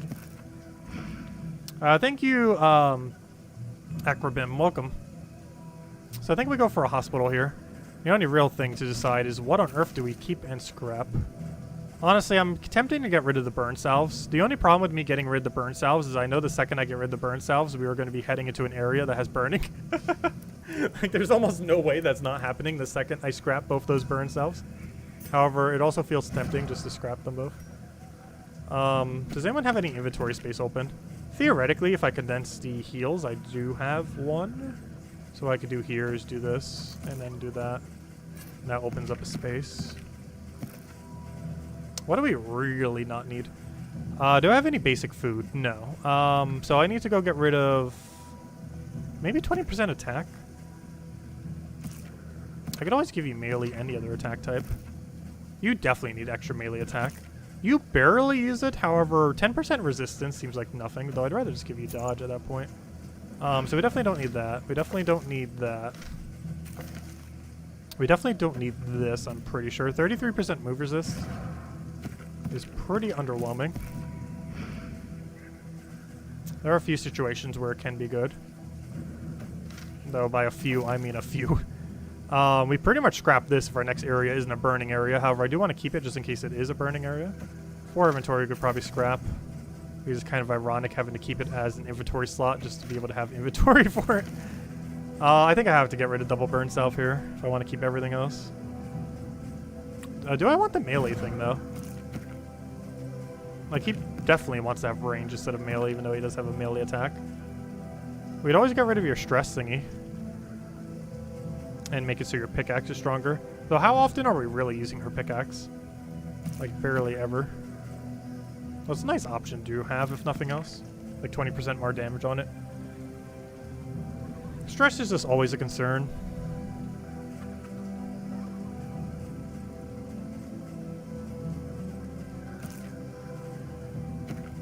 And the fact that she only uses it for one ability is probably not worth it.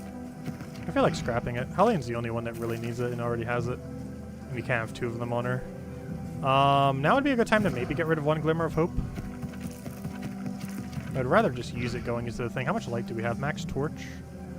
By the time we get there, we can use one and then have max torch for the other thing. So someone should go equip one. However, that's not going to fix our inventory issue. It just fixes what we're doing for next battle. Where did my Glimmer go? Glimmer! You died on me! Where did my one Glimmer go? Oh, never mind. I got set on him. That was weird. Where did my laudanums go then? I guess those are my laudanums? Probably. Okay, I guess we got rid of our two burn salves. Or maybe bandage. It's just bandages we might need for the final area. Because like literally everything has it. And to not use all of our other currency, we probably want to keep it. At this point, I'm heavily leaning towards getting rid of both burn salves. Possibly even the burning thing, and just hope our next area isn't burned. For now, I'm just going to get rid of one. Because one person is only going to be equipping it anyway, so we don't have the thing to make it stack more. So let's go to the hospital. Let's purge literally every trait regardless of how bad or good it is. Or, you know, not the good ones, but, you know, purge literally everything regardless of if it's slightly bad or extremely bad. And then we still have like 1 billion relics left over. That's a really powerful relic to find initially. The thing that makes you increase quantity of looted relics. That was our very first relic from the thing, and it is so broken if you get it like right at the beginning. Because relics are the most important currency. The futility of her and it gives you more of it the entire run. Undertakes it nonetheless. Alright, let's get rid of literally every negative perk, regardless of how bad it is. Even the worst habits can be overcome. And probably buy 1 billion Landums because they're so vital. Though I feel like I haven't been using much. Even though they are so much stronger than before in theory, even though they're the exact same, I don't really feel like I've been touching them that often. Also, do we want to get a greater gilded mind? I'd rather wait out for something better, I think.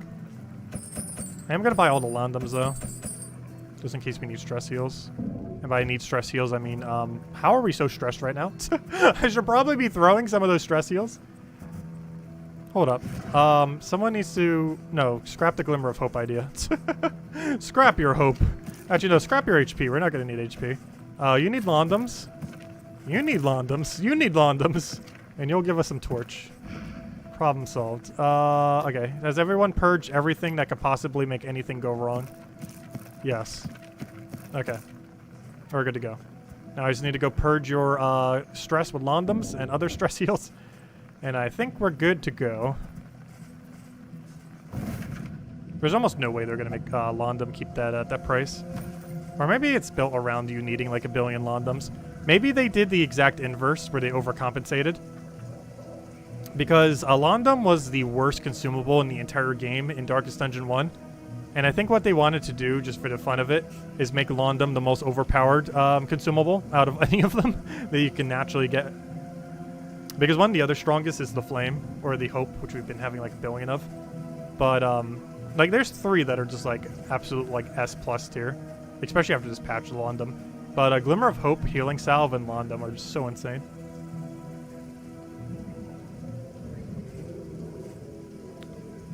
I'm actually really surprised Healing Salve naturally stacks to 4. It literally makes it better than the bigger Healing Salve. Because you can distribute it longer over time, plus it's a higher total amount of heal. So I think we take a left here, use 1 Glimmer of Hope, so we have max hope going into final battle, so we can just have everything good to go for there. At that final battle, we're going to only do it once and skip the other 2. Even though I feel like we can take the Occultists, I kind of don't. Plus, we don't have the inventory to even hold most of their drops anyways. Echoes of so even if we get something, it's just going to get scrapped. Also, I want to see if we get Anarchychamion. This is the last chance we have to see Anarchychamion, and we didn't get it. Oh. They supposedly reworked and buffed Anarchychamion, but unfortunately didn't get to see it today. And I'll probably get to see it when I do it off stream at some point, but you guys won't. It's probably not that big a deal. They mostly just rebalance some stuff. It was a pretty fun fight overall. We have done it on stream, the Anarchychamion fight, though not since it got reworked today, obviously. This, I think, was our last chance to see it. And instead we got 2 gigantic units. This thing's so annoying, the Ghoul. Honestly, he's almost more annoying in this game than he was in the other, and he was also so annoying in the other one as well. I'm actually not sure. I think his main mechanic is just to be annoying. Because he was so much so in both games. So I'm actually going to do this just to get rid of his dodge token while also hopefully getting a burn, which is exactly what happened. Oh, we even got a stun chance.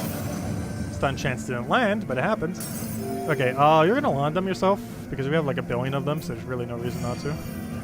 Then I can stress heal you next turn, but before I do, I want to throw a whack at you. Good, second highest roll, that's not a crit.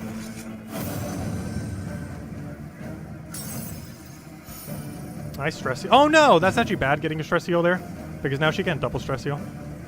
It's kind of funny.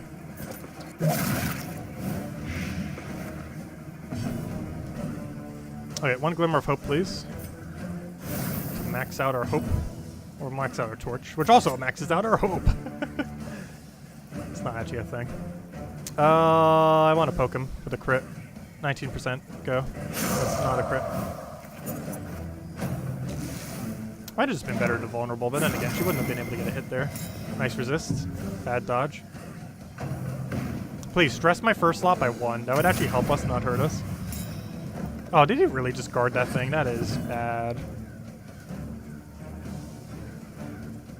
What's our way around this? I guess, Noxious Blast. I kind of want to do Ounce of Protection, though. Mostly because the 30% disease resist. Because if we can't guarantee kill this thing right now, I actually want an Ounce of Prevention in case he's doing one of his disease abilities, just to make sure we don't get disease since we just got past the doctor place. So if we get disease now, we won't be able to get it off for a little while.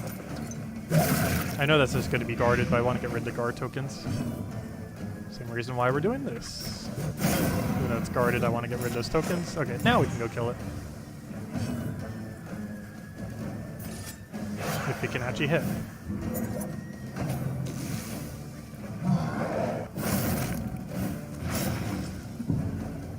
Oh yeah, I can actually use your ability now for stress heal. Problem is, no one else needs a stress heal. Okay, do we gamble this? It's a 50-50. 50% chance he dies, or at least that stores anyways. 50% he doesn't. He hit it. Alright, you need to... I believe the other one has higher chance to crit, so we're gonna do this. You're supposed to die there. A slow dissection. You were specifically supposed to die. End.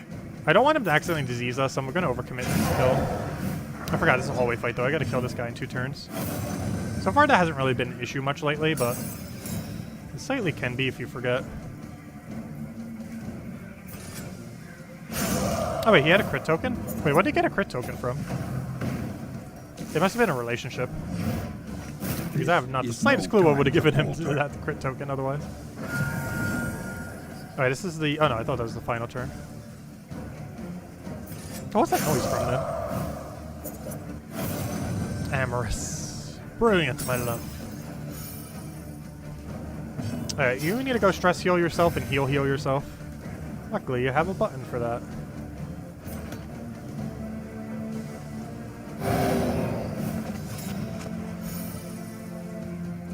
You just throw a big blight down, and hopefully don't miss the blight. Nice crit.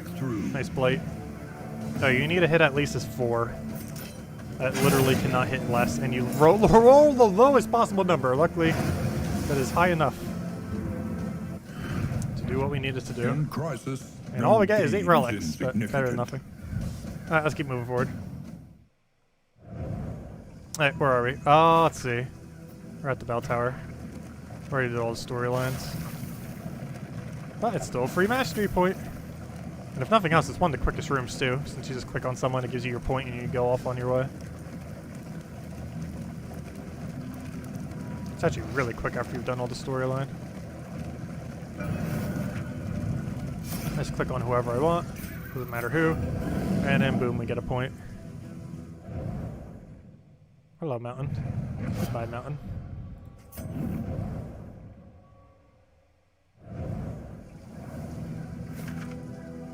Easy. Why can't I move? There we go. Oh, I should probably double check my inventory for this fight. But I don't think we're doing it to a triple. Let's see. I'll bring a bandage just in case, I guess. Because we're not going to need hope. In case I randomly decide I want to do a triple here. I wish you could see what the 3rd room's loot is prior to at the end of the 2nd one.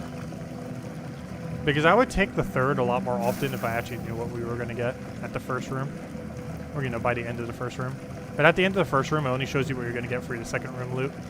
It does not tell you what you're going to get for the 3rd room loot. And dissolution have wormed their way into the world. I'm pretty sure we're just taking this one fight and then moving on our way. They have 4 speed. Luckily, we'll probably kill them before that's relevant. Let's see. That's not what I want. That's what I want. Any stun? Any stun? Yeah, free stun. That's gonna be so useful in the final boss. But I think they have pretty high stun resist though. But there's still a chance it's just gonna randomly get a stun. I'm really curious to see what the reworked boss looks like. We should be able to reach it this stream, hopefully. Oh, yes! Good. Just a second, I thought I wasn't gonna kill. Because we're probably going to rush through this last section. We're already, like, buffed up enough that the boss could literally be the next room and we're probably fine. Like, we could skip the entire... Actually, if we have this loose, I think we are. I haven't done this loose in, like, forever. Because it was glitched the first time we ever did it.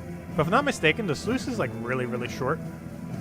And we might just do the sluice just to get to the boss quicker if it's an option. The only problem with sluice is I'm pretty sure it has a lot of blight. But if it's an option, we might take it for the first time. We've taken it another time, but it was still glitched back then. They fixed that glitch. It's been fixed for like a week now. The most recent patch didn't do anything about that. Or, you know, it was already fixed out before even this patch happened. I just saw a soft lock there and just like, nope, I'm never going back. But no, it's been fixed for a while now. Let's see. A slow dissection. An unavoidable end. Okay, I kind of want to kill that grave. It's only for 1 stress heal, though. However, 2 of them are already dead, so why not? Might as well get some value. It also makes sure they're more likely to hit the Hellion that has dodge, or the other thing that has dodge, or all the dodge. You should probably heal yourself. Though we're about to get like infinite heal from the thing, so it really doesn't actually matter. As long as you don't die. And I don't think he can hit rank 4. Oh, and we got stunned to make it even better. 15% chance, plus getting through his resistance, whatever it was. You're dead, you're dead.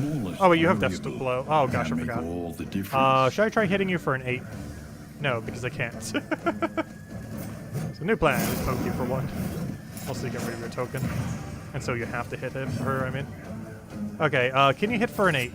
Technically, yes. Likely, no. Very likely, no. Oh, come on. I tried for crit. That's literally the only number that would have killed it. One attack shouldn't matter much. We're probably dodging it anyways. Yep. You can still take out another grave for heal, I guess. No point not to. You need to hit that. Actually, you need to hit that. I lied. You need to go, like, one-shot that thing. You don't have any winded right now, do you? Oh, you didn't roll high enough. Okay, I'm just going to hope we get lucky there. I'm going to throw a blight on you. And if we get lucky enough, you both die this turn. He's dead. Dead? Double kill. There we go. Advance or not? Okay, another Glimmer of Hope. Okay, there's no way they did not increase the drop rate of Glimmer of Hope. It is dropping like nothing. I do believe the escape here, though. I have no intention to try to get the reward here. We already have enough power to kill the boss. Just bring us to the boss. We got all we need. Let's see. Until they add a harder mode, then we can start min-maxing everything. I feel like I've been overly min-maxing on quite a few of the runs, making them go a little bit longer. That is really not needed with the current balance of the game, since it's still towards the easier side. Because obviously whatever mode this is like normal mode. Although it almost feels like the easiest mode that they had for Darkest Dungeon 1. This patch definitely made it harder. We'll have to see once we hit the boss how much harder it seems though overall. Okay, I have 2 inventory space free, so we just keep moving. It doesn't really matter what our torch is at this point, for the most part. Oh, why put it all the way at the corner like that? It's so hard to see. And it made me miss the other one now. Such a fail. Do I want holy water? We'll make that decision here. So this should be the second to last area before the mountain. Ideally, we want to get in and get out. If we have a sluice option, we might take it for the first time then. Or at least the first time we get to complete it. The roaring heart does much for the weary It's a soft body. locked last time. Even more, perhaps. No sluice. For the restless Oh, soul. of course, the burning area. Did I call it or did I call it? The second I scrapped them, it's like, yep. Win at least 3 resistance encounters, or avoid the Hoarder. Don't we have scouting for the Hoarder? The only problem is this place has a lot of blight resist. And our whole team's pretty much blight. Cosmic have 20% extra damage next region. So you're telling me I should avoid all those fights then. The means of mastery. Oh yeah, we got 6 mastery points. We're probably going to pick up like 2 or 3 more in this next area at minimum. What do we really want? So we kind of don't want anything. You're a really weird character. I guess vulnerability hex wouldn't hurt. We definitely want the bigger blight and probably the bigger fire. So let's do that.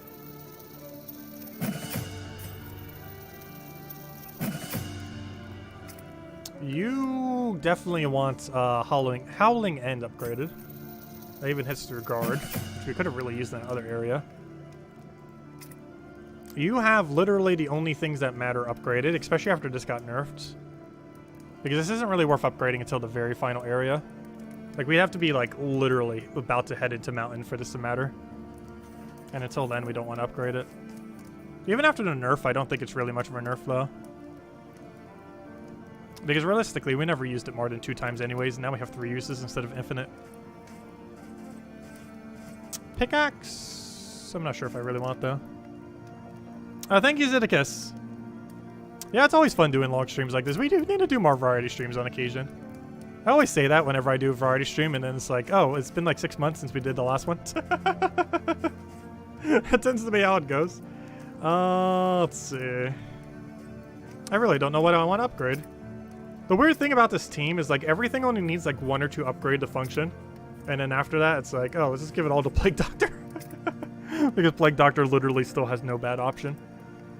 I almost just want to give it to her heal at this point. Iron Swan upgrade? The problem with that is on the final fight, it's kind of meh. I honestly rather just keep going back and forth. Maybe upgrade this, I guess? It gives her Death Blow resist. Like, what's the extra benefit? It gives her Death Blow resist and 5% more heal. That's really bad. At that point, I'd rather just get Plague Doctor's 5% more heal because it's more usable. I guess we just upgrade some damage then. Like, give her a better pickaxe. Give you a better stabby.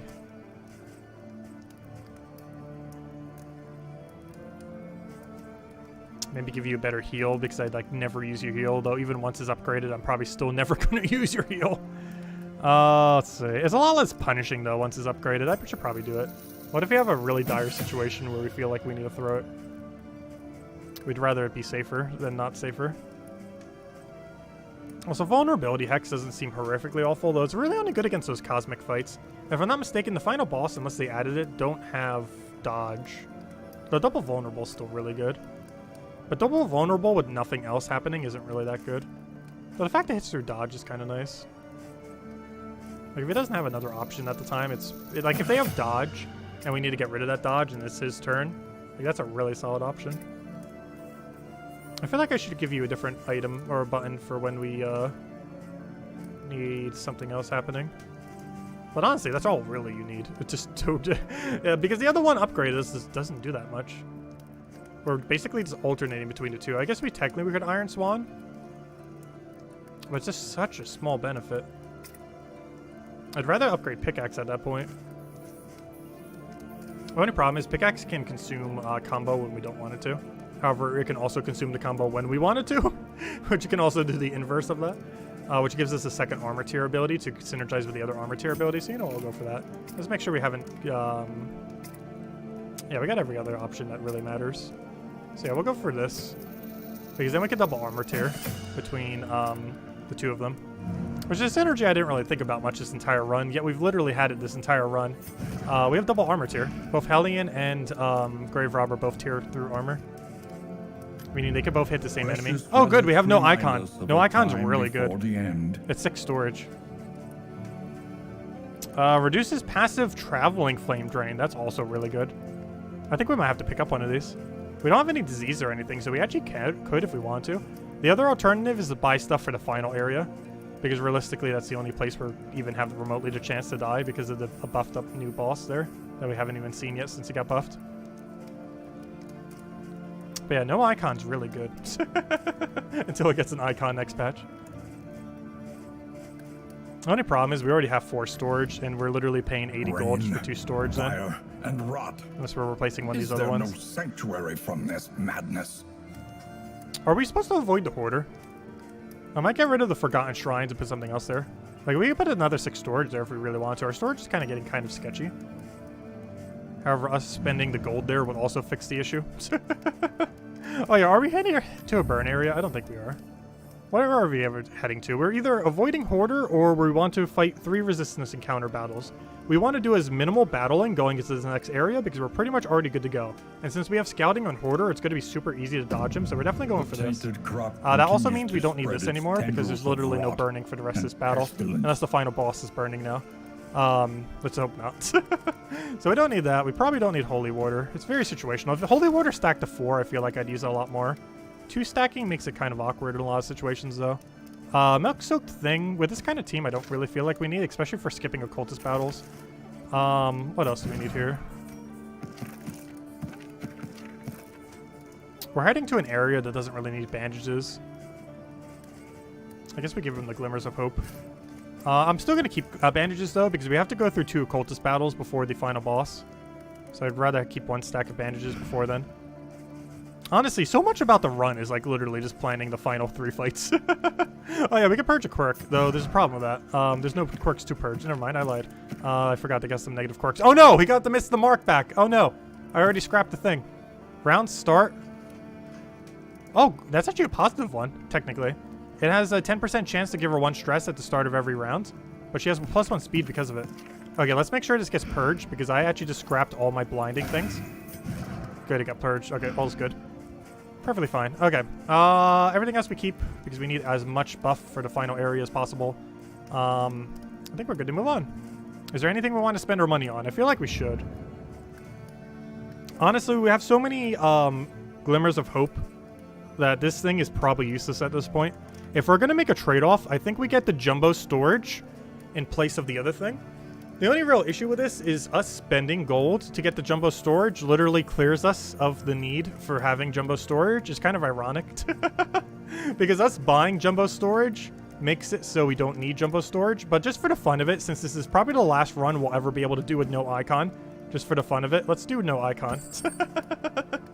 Since this is probably the last time we could ever use no icon. The next stop is leagues away. Okay, let me get rid of Plan accordingly. Forgotten Shrine Scouting. Which I actually forget which one Forgotten Shrines even are. I think those are the questline ones, Experimentation.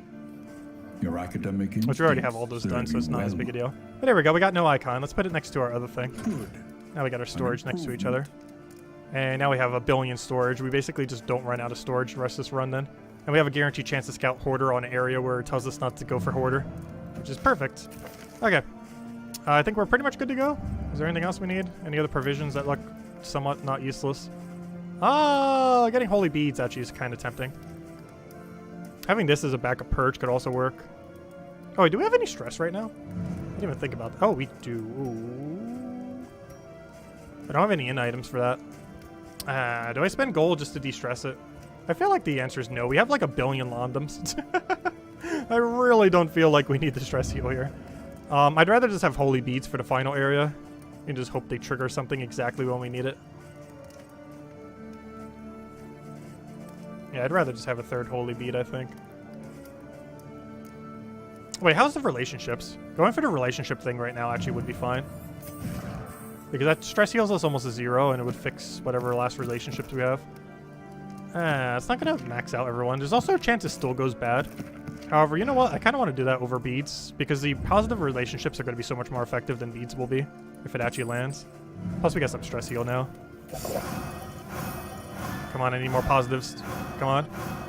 Okay, no one got a full thing. Let's see where our relationships are now. Oh, you're 1 tick away. You're 1 tick. Oh gosh, that was so worth it. Okay, so she's double 1 tick away from relationships. You're 1 tick away. The only ones that are not really build up that much is you with the Hellion. But every other one is like 1 tick away from triggering, so... Okay, I think that was worth it. Unfortunately, we have 0 gold left. But yeah, we gotta go win with no icon. This might be the last time we have a chance to win with no icon until they fix it. And add an icon. To the jumbo storage. Alright, let's go move on.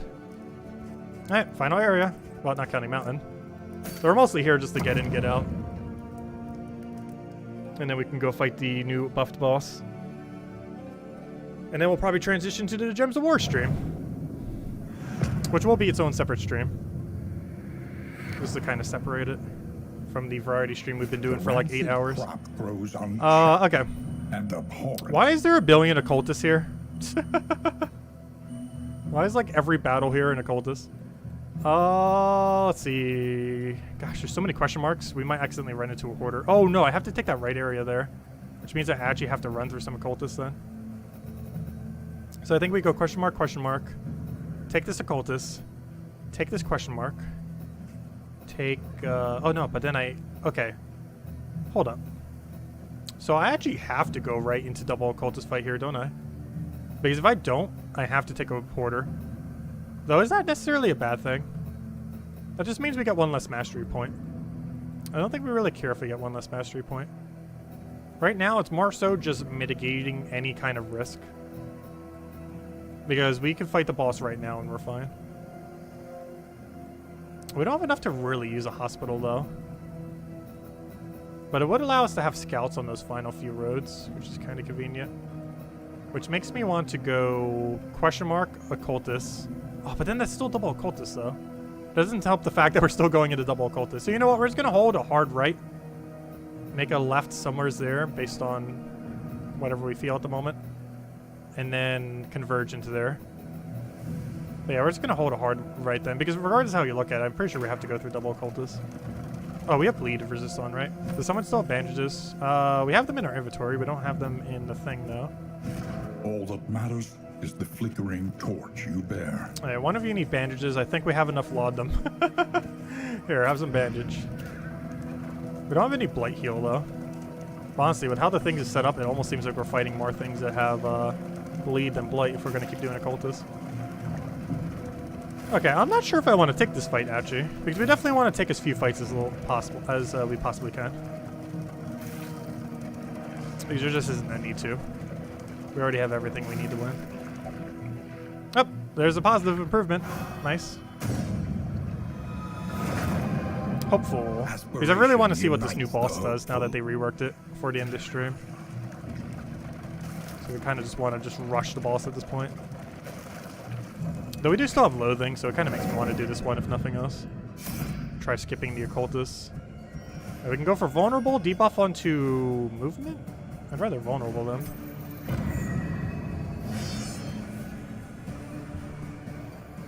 If that's the case. Alright, this fight's kind of meh. Did they change the art for this thing? Why does that look slightly different to me? The other two look the same. That one looks slightly different. Maybe I'm just looking at it differently. Its head looks different. I don't know, has it always been like that? The head looks so much different to me now. Let's see. Because this is the first time we've been in the zone since the patch. I'm not sure if I'm just going crazy or if that head is different. So we definitely don't want to use Blights that often, so she's going to be using Pickaxe like nearly every turn. This makes this area kind of awkward for Plague Doctor though. Because normally it would try to do Ounce of Prevention, which honestly might still be the play. I guess we could still burn. They have pretty low burn resist. Also, we still get a triple stun chance as well. Ounce of Prevention is still good though, because I think these things have a lot of disease as well as Blight. Oh, we got double burn, no stun though. Okay, you need to go whack kill someone. I can either one-shot you or one-shot you. I honestly do not know which one is better. However, this is guaranteed. Though this is very likely. You rolled literally the lowest number. Ouch. It had like 18 to like 30 something and it rolls 18.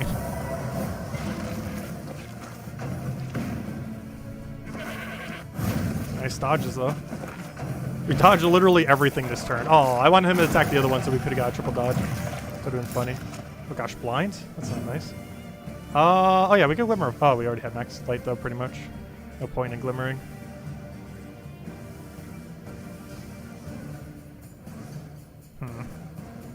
We should probably secure a kill. You're already dead though. So just securing kill on you makes sense. Bring you down to death's door and then anyone pokes you. And hopefully this blights, and also hopefully this doesn't miss. Because it can do that as well. Like that. Oh, Hellion, your turn. Tiptoe at it. Or toe-to-toe. Okay, Plague Doctor, burn it. Actually, I kind of want to Plague it. This gives us 2 chance in case it gets blighted. Luckily we hit it on the first roll. To finish this. And you, I should probably tug forward just so everyone can hit you. Is that our vulnerability hex? I kind of want to tug it though.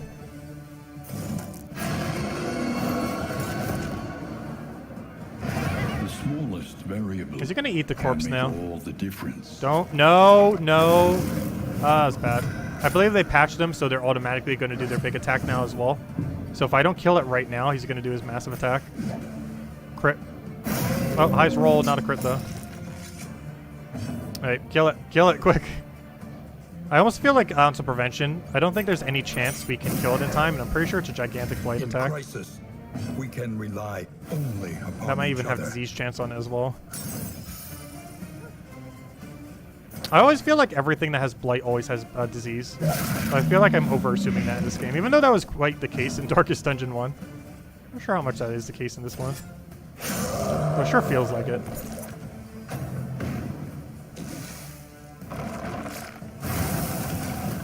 Yeah, there's this big attack.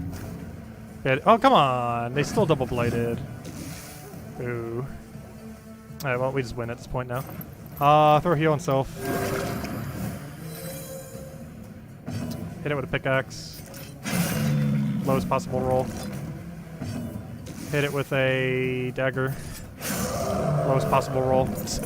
Anyone else? Hit it with a tiptoe. This one doesn't even matter if it hits lowest possible roll. Highest possible roll, though, doesn't matter. Blight dead. Come on, dead, dead, dead. Not dead. Luckily only hit for a 4. And it resisted. Round 5. We can't really stress heal or anything, so just kill it. This is overkill. Guys, we can. Persistence will overcome Hopeful. even the greatest of threats. Stress heal, nice. An Okay, let's keep moving. unexpected find. I don't need that fire thing. Why are you even giving it to me? There's no more fire zones left. Unless the final boss has it. Which I highly doubt it does now, but you never know.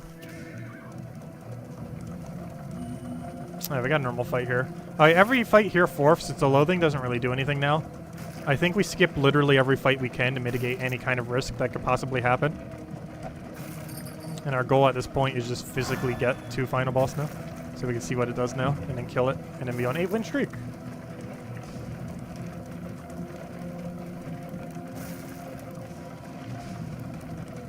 Oh, I need a Glimmer of Hope. Does someone actually have it on them right now? If they don't, I need it to be. Or you're good, they do. Alright, so we want to dodge basically every fight we see here for, if they let us. Oh, that's a lot of gold, though. I'll fight it. This might be the last one we try fighting, though. The occultists we definitely want to try to dodge. Alright, one of them resisted the thing. Nice double miss. Well, one of them still hit through the token. You need to kill this in one shot. Or that. Oh wait, that is a different one. Okay. I was going to say, I thought that looked different. It's just a more upgraded version of it, apparently. I knew it looked different. I knew I wasn't going crazy. But yeah, there are two different ones. One that looks like that and one that looks like that. Because this is what I thought it looked like, and it's like, saw that. It's like, wait, that looks so different. But yeah, there are two different ones. That makes sense. Okay. You're blinded. But you're also acting first, though it's also more likely to kill, and it did, and it wouldn't have killed you, so I guess that works. Nice miss. Already knew it was coming. The 75% chance is almost guaranteed. Okay, we get double blight here. The chance of that happening is very unlikely, off of 50% and 75. The alternative is burn everything. A slow dissection. And apparently not everything. An unavoidable Nice double end. dodge, though. You're gonna miss. You should. You're hitting on a dodge token plus you're blinded. So it hit through blind, but it didn't hit through the dodge token, so that's nice. Ideally, it would have just not hit through the dodge token at all. Let's see. We have some stress heal. I wish I could see my inventory to know how many Londums I had left. I'm tempted to throw one now. Because I don't know the exact number, I kind of don't want to.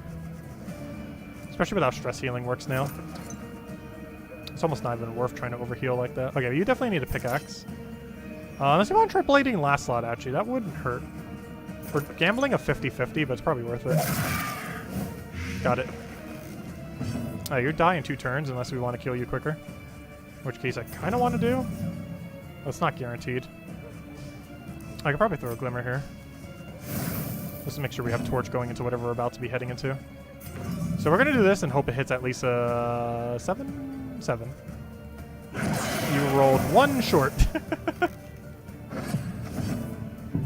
You're gonna make me have to use flashy daggers just to do 1 damage to you.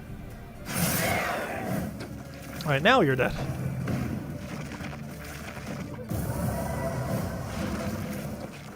And you got dragged to first slot. And you got dragged up. Okay, what's our turn order? We could have her just move up, and you being in first slot, just pickaxing the rest of the battle is perfectly fine. It's actually not even really an issue. I kind of want an ounce of prevention here, to be honest. Even with no stress heal, it's still an amazing buff. Emboldened. Gives you a great chance of not being diseased, and gives you a slightly better chance of against whatever the status effects are in the area. In this case, 15% more for blight. Alright, so let's go move forward with this. Poke you. And that also brings you to a more favorable location. Oh, you're in an extremely unfavorable location right now, gosh. Vulnerability axe or just poke? I'm kind of vulnerable here, I think. On this one, oddly enough, even though the other ones are the damage. And the main reason for this is I'm hoping Haldean can get a whack on it.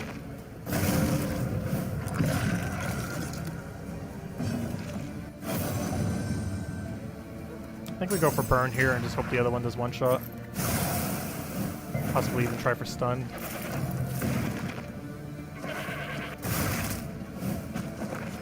Oh, was Haldean dazed? No, it couldn't have been. I thought she was about to get her turn. currently not. Okay, how do we want to go about this? Do you have Death's Door? No, you do, though. You're about to do a big attack as well. Well, let's just let Hellion kill this. It is literally guaranteed. There's not a single chance in which it does not kill.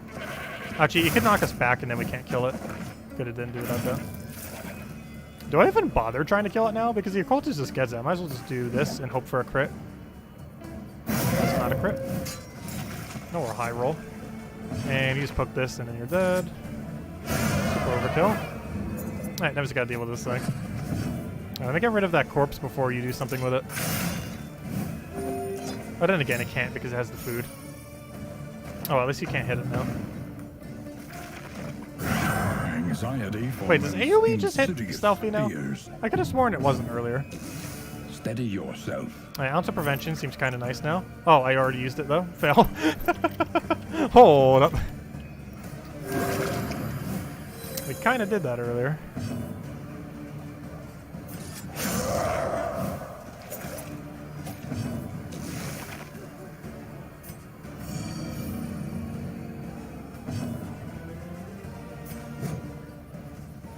Oh, I can stress seal them both right now if I want to.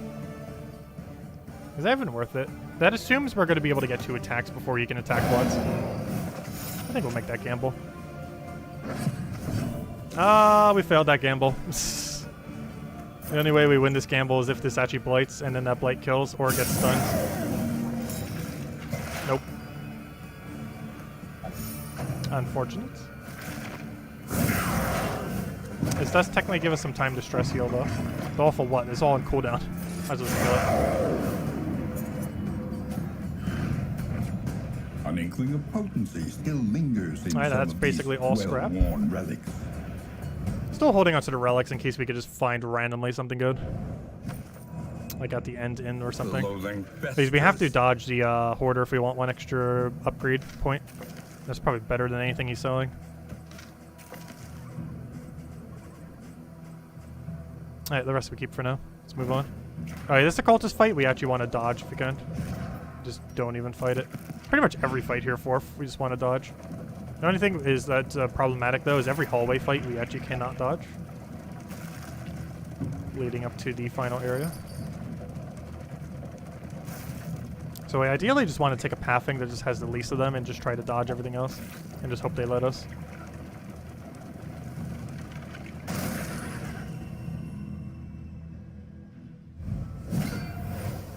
Okay, interesting fight. Only run big threat, of course. Really bad character to have turn 1 with. I think I stressed it here.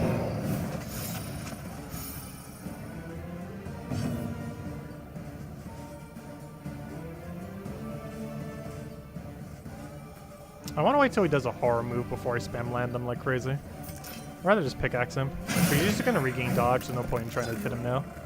Just kill the one and only unit that's helping him. Nice dodges. Only 1 horror, so I can just use a Landum on that. You don't have it, though. Of course you'd be the 1 few that don't. Alright, Noxious Blast kills if it lands Blight. It did not land Blight. You're going to make me poke him for 2.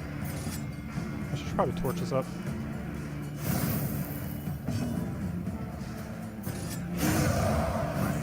Let us hope to finish this quickly. Okay, you need to go and probably try for Blight. Though killing the Grave's kind of good as well right about now.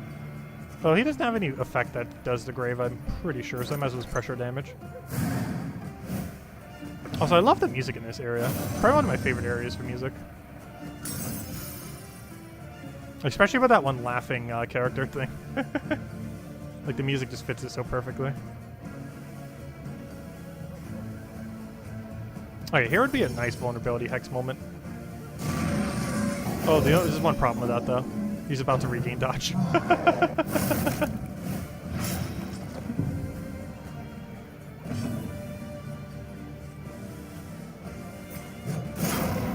That actually hit. I almost didn't want it to hit because of vulnerability. I need to re-vulnerability hex it next turn. Because ideally, we want Hellion just one-shotting that at this point. Oh, I keep forgetting to go use the thing to go clear the horror. Whoops. A little bit of waste of a vulnerable, but we got a big blight on it. An unavoidable end. There we go, horror cleared. Right in time before its turn. Up the relationship as well. Okay, getting rid of that grave is actually kind of worth it at this point now. Our turn order is kind of weird though. Because ideally we would want our occultist to go before the Hellion. Let's go in the other way around, which is kind of unfortunate. I forgot, this battle's timed, isn't it? I think we still go for this though. Nice! Oh, I guess to die right now. Unless we get super unlucky. Here we go. Wow, mastery point for as well. Perfect. Nice. Because we're skipping a lot of them too, so getting some extra masteries like that is going to be very helpful. Since we're mostly just trying to get out of the zone and into the final boss. But yeah, if we have an option here to not do this fight, we're taking it. Also, I should probably restock Londums. Londum, who need their Londum? I'll give you all the light in the world because we only need to keep 2 for the final area. Healing salve stack I want to keep for the final area. And we can just keep restocking this literally for the rest of the match and probably not run out. We have so many. Okay, we ideally want to dodge this fight if they'll let us. Okay, you two have the good idea. Oh, relationship tested. Nice. That should be a positive one. Perfect. Oh, that's even better. Honestly, if we would have known that info, if they would actually add that info on that screen, we would have taken that even if we wanted that fight. Because getting the relationship max is just so good there. Okay, so the only real... I need to get... the only realistic relationship we'll still be able to form then. Because the other one's probably too far away to worry about at this point. The only other relationship we can get is I just need one more tick on Hellion with Grave Robber. And that's the last relationship we could realistically get before the end of this run. Okay, so ideally we almost want to ignore the fact that Hoarder's even there. Even though our mission is to not hit to Hoarder, I have so many relics that we might as well hit the Hoarder. So the safest way to do this would be move here. Move there. If we have anything bad or anything or need more Londum, we just buy out all the Londum and cleanse of trait. We take this fight, ideally dodge it. Then we go straight into the Hoarder. Hoarder, we ideally get like a S tier relic. Then we have to fight, another fight, a fight, and then we take the nice safe path up there. Hope it's something not bad. Skip this fight, do the inn, fight the final boss area. Sounds like a plan. So that will give us one less mastery, which will make us not do our objective. But I think this objective is for hope. Wait, does it tell me? No, the reward is for one thingy. So it is not worth it since it is not hope. That is specifically not hope. And because it is not hope, we actually don't care if it gets done or not. So we actually are going to go to the Hoarder. Even though it gives us one less mastery point, it just makes sense pathing-wise. And also allows us to use our last bit of baubles. Because he might have a really good trinket for us for the final fight. That we might want on someone.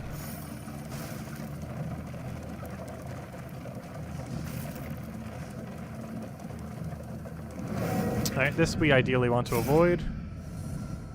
None of those are an avoid button. Well then.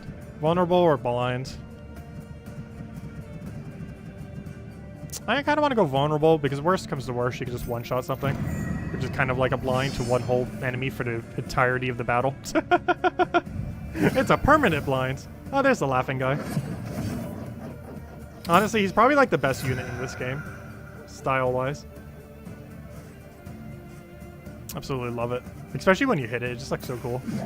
Okay, 18 to 32. Please, hit high enough. Thank you. Gosh, 49 into a 9 crit and you're still not... Okay, good, you're dead. I was gonna say, if you survive that, you're stronger than the final boss. That's a 49-9 crit. That is insane. And see, look, that's why you don't go blind. That's a permanent blind right there. Okay, let's see. I should probably clear that grave before they eat it.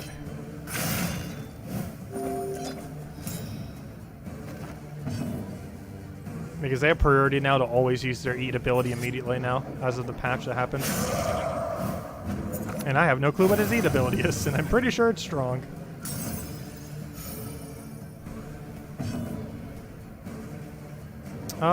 We could try blighting off a 50% chance. He doesn't really have a better option. That did hit though. Unfortunately, that's not enough to kill. I gained regen from the thing. Ah, you're supposed to dodge that. He's already dead, so we can just ignore him for the rest of this fight. Basically a one-on-one now, not counting the corpse that's about to be created from it. Ideally, Grave Robber would go after the corpse gets created, but that's not going to happen. Actually, maybe it could. Actually, it could still happen. Chance of blighting you is near impossible, so I'm just going to burn everything, I think. That or Ounce of Prevention. I think burn that. A slow dissection. Alright, so you're way dead. Unavoidable. You tiptoe forward. Unfortunately, that's going to waste a vulnerable. Technically, I could do it on the other thing, but we're going to have to waste it regardless, so. Because if it's not you wasting, it's going to be the, Actually, you could not waste it. I could give you vulnerable right now. Hold up. Can I make this work? Because Grave Robber's probably... Oh, no, it can't kill Grave. I wish you were running slower than him. It's really unfortunate that you're going before him. Because then I could just clear the Grave with her Grave thingy. Oh, I could probably use a torch here. We still have... actually, we have enough Glimmers of Hope, so I can use every Glimmer of Hope I currently have equipped, and we still have 2 Glimmer of Hopes for the final area. We've just gotten that much hope. I do think I go for Vulnerability Hex here. Because the ideal goal here is Hellion just one-shots it. That's the aim.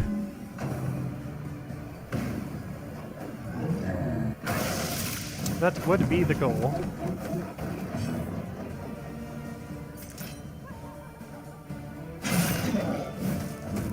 And you're dead. Now Hellion one-shots you.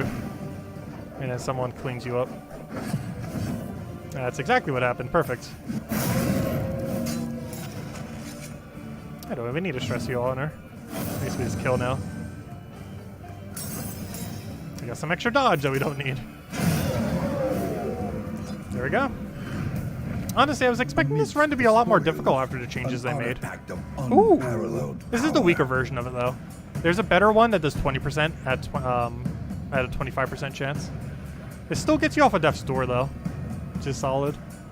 I'm not sure I want it compared to what we have on, though. It's a great desperation item, though. Especially on our actual healers, to make sure that they can just heal up naturally. Because our front line has all the heal they need. The problem is our other 2 that could target heal on others don't have as much heal for themselves. So it wouldn't hurt getting rid of his 15% range damage for it. I don't think I would want to get rid of my 5 speed for it necessarily, though. But there's a little bit of damage. Like, how many more instances are we really going to need his damage? But realistically, how often are we really going to need to heal either? Hard choice. I don't know, especially against the boss, because he's not going to be ranging as much against the boss when we hit there. I don't think we change it out now, but I do believe we change it out in the final stretch. We just hold it for now and just kind of see what our trinket situation is by the time we get closer. An elementary problem. Okay, I think we want to head to hospital here. And half my team agrees. Unfortunately, half my team disagrees. Press onward. Because here we want to purge literally everything we have left and buy every last laudanum. So we have infinite laudanum going into final fight.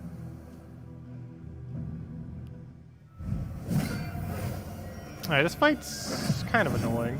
Though not as bad as it could possibly be. There's definitely harder ones that it could have been. Ooh, resist is awful there though. Oh, you just go whack kill this with a 32. I think that's enough. A promising development. He has 13 HP.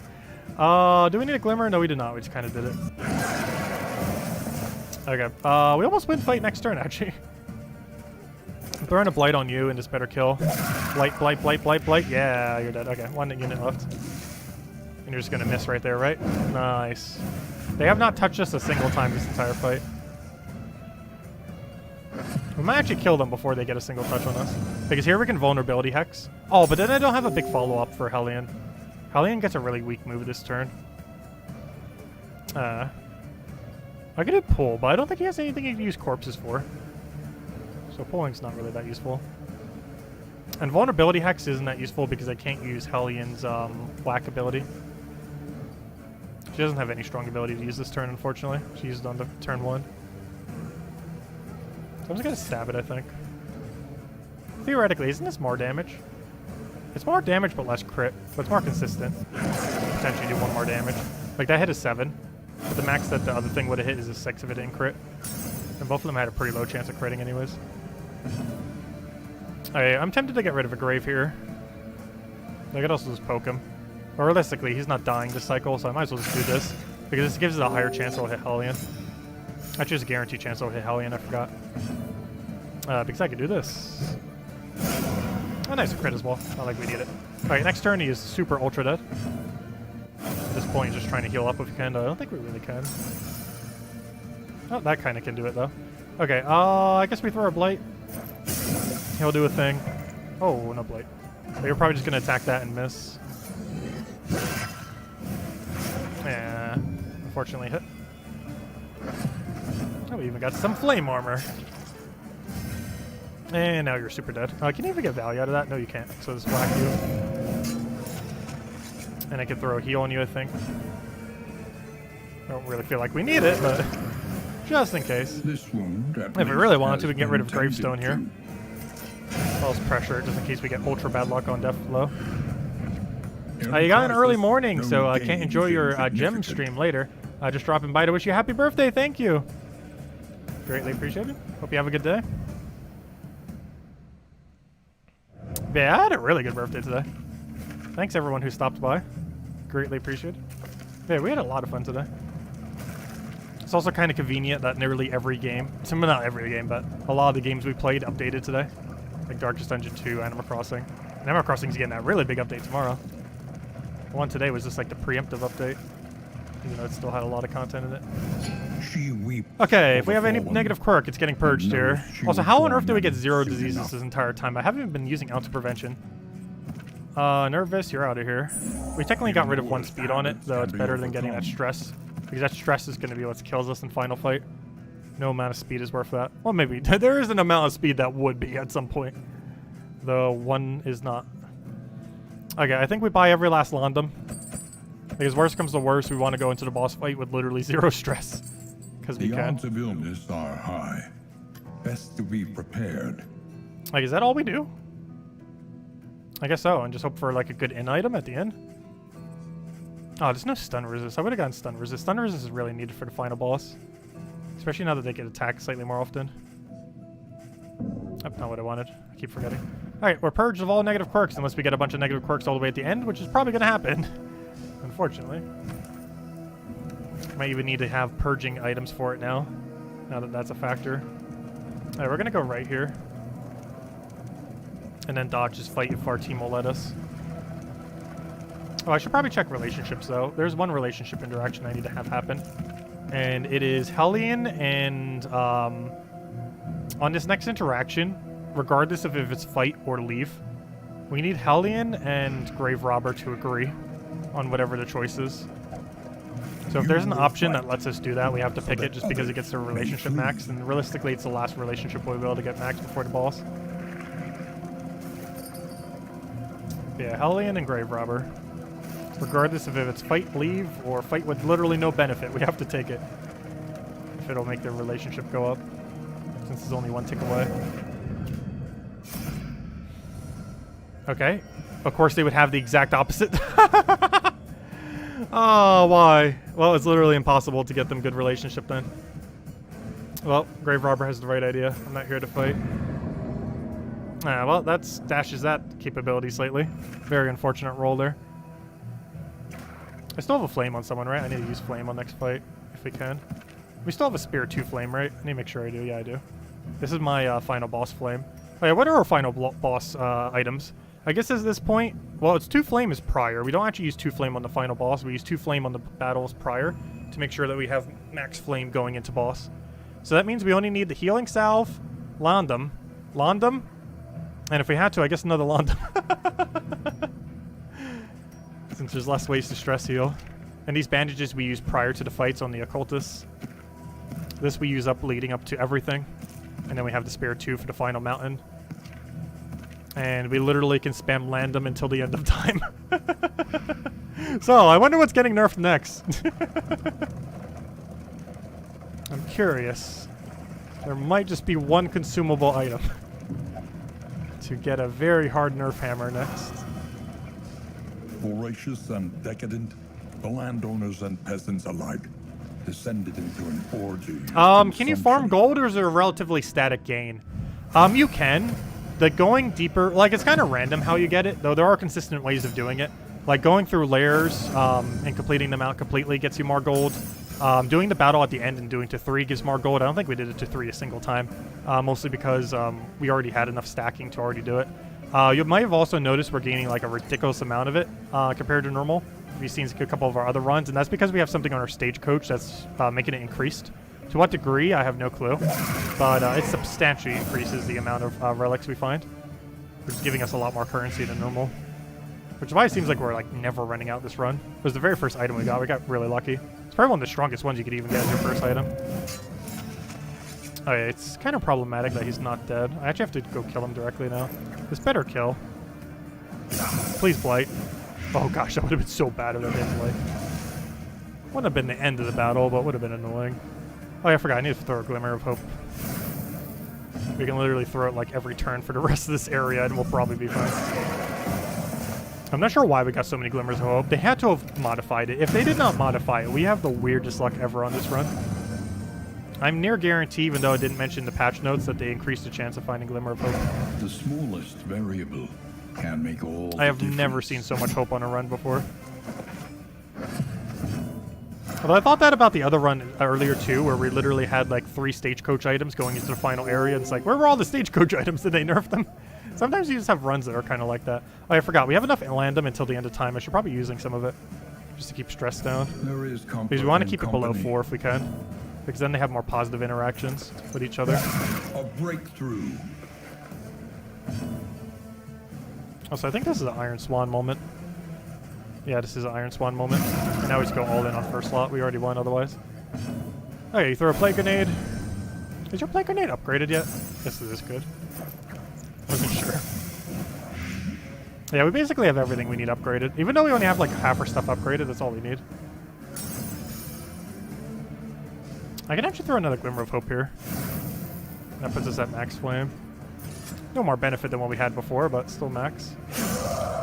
While he does the lowest possible roll, pretty much. I think 30 would have been the lowest, though. Please dodge. Come on, like half our team has dodge tokens on them. Nice. 75% dodge, I'll take it. Okay, you don't have any stress, otherwise it would heal it off a grave. So I guess we just poke you. And once again, I would try to heal with something, however we can't, so I guess we just poke you again. And you're dead. There we go. What's the next one? Abandoned or forgotten. Get rid of that It one is trinket. ours now. Alright, let's scrap the blight thing we just got. So our objective was to not go to Hoarder. However, I just realized we have like a shadow behind ourselves of the thing. I really need to go readjust those green screen settings. I was doing that slightly too when we were doing the opening for the other thing earlier.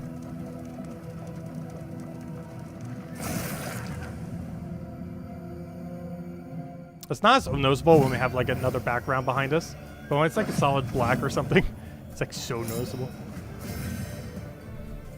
Okay, let's see. I honestly want a magnesium rain here, I think. Mostly because of how high their blight resist is.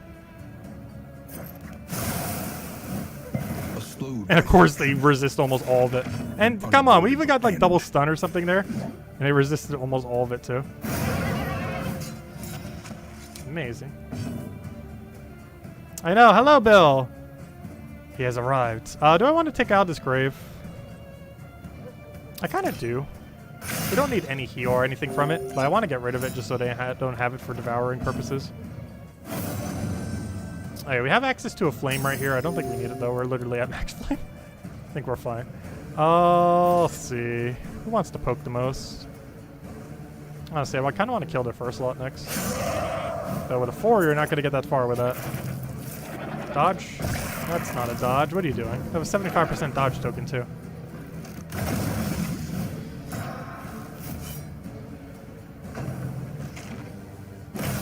Nice, that one dodge at least. Oh, come on, you're a plague doctor. How do you get disease? Or blighted, I mean. I'm pretty sure you have the highest blight and disease resist in the game, and you're still getting hit by it. Honestly, I almost want an ounce of prevention here. but I'd rather get rid of his armor so we can get a kill here. But then again, pickaxe already would have hit through. What do we need here? I only need a 4. Honestly, Hellion's one small poke could probably be enough. Let's go on to pickaxe this then. Oh, not with those numbers. I need you to hit a 4, which is exactly what we just hit on the other one. You have a chance of hitting a 3 or 4. Please hit a 4. That'd be so bad if you hit a 3. That is a 4. Good. Nice dodge as well. Alright, so you're dead then. As long as you don't get healed somehow. I don't think you can in this situation though. Which kingdom do you farm for gnomes tomorrow? The best place to do it is probably Cinder Mirage with all the daemons. The main reason for that is after the changes that were done to Blackhawk, it's actually not worth it due to the most recent kingdom. So probably just spamming Cinder Mirage is your best way to go. Wild Plains works pretty good too, but Cinder Mirage is probably your best overall bet. Make all the difference. Alright, this should one-shot if we get lucky enough. Actually, I needed a crit to one-shot. Come on, crit! Good enough. Okay, I need Magnesium Rain. I don't think it's on cooldown anymore. I think it has a 1-turn cooldown. Yeah, it does. Once again, it resisted, unfortunately, but we got rid of the corpse, which is the main thing we needed to do there. But ideally, it also would be burned. Okay, I need you to hit a 6. That is exactly a 6. Now I need you to roll a 60-something% chance, or whatever it is. A 75% chance. Good job.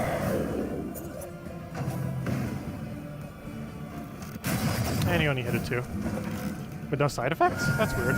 2 with no side effect at all. Alright, let me throw a heal. Oh no! Really? You need 2 more damage before I could heal you here. Oh fine, here, have Blight. And then I guess we just kill with Hellion. Or kill with Grave Robber. There we go. Abandoned or forgotten. A little bit of gold. It is ours now. Okay, so we haven't hit the Hoarder yet, have we? I think that's like right in front of us. Pretty sure. No. Wait, where's the Hoarder? Did we already hit the Hoarder? Oh, never mind. We already hit the Hoarder.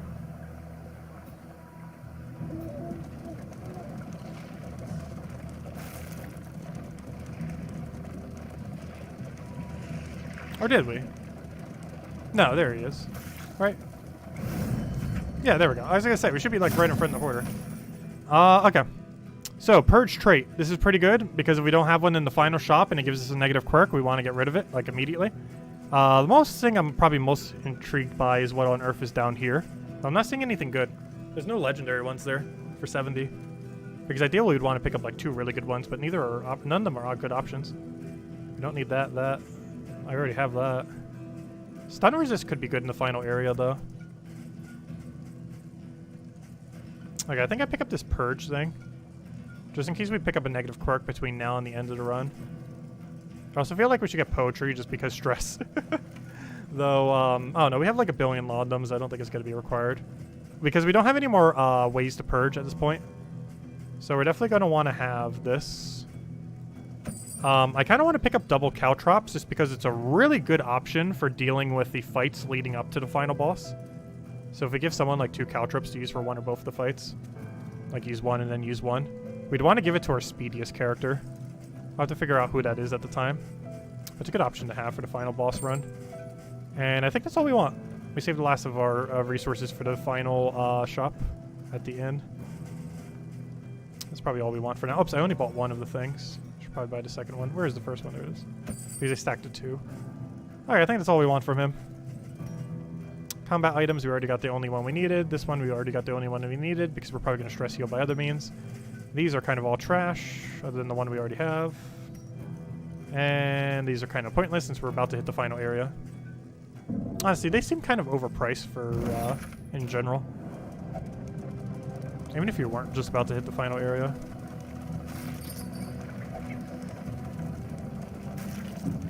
But yeah, we gotta go win with the no icon. This might be our last chance to win with no icons before they patch it out. By actually giving it an icon. Courage at last. I think we have like 3 wins with no icon. We're on 7-win streak right now. There are like 2 or 3 of them, one with no icon on. Nice. Double plate.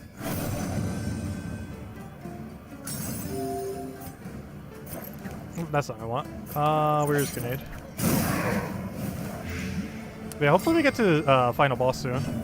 We're like right there. It just keeps giving us annoying fights to have to go between. Because we've been ready like before we even entered this area to take the final boss. But we didn't have an option to take an easier route or a quicker route. A slow dissection. Alright, we're gonna go for this because that's double kill. I don't need flame right now. They're both dead because stun makes it so you're dead already.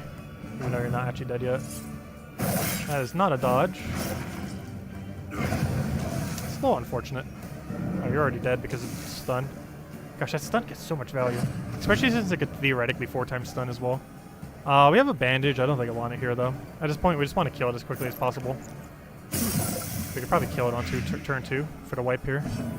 I can stress heal her while I won. I don't think it really matters much though. I'd rather just try to kill it all the way. And Hellion, I just need you to hit like 3 damage. I'm pretty sure you can manage. Yeah, I need to hit a 3.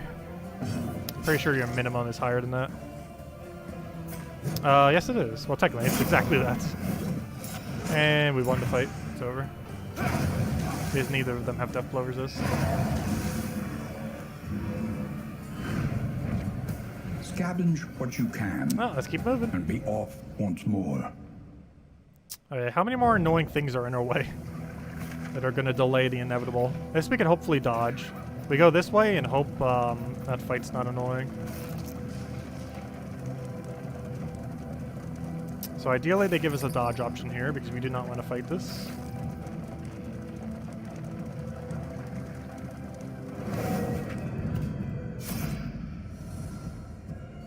It cost me some torch, but we still have flames, so it's fine.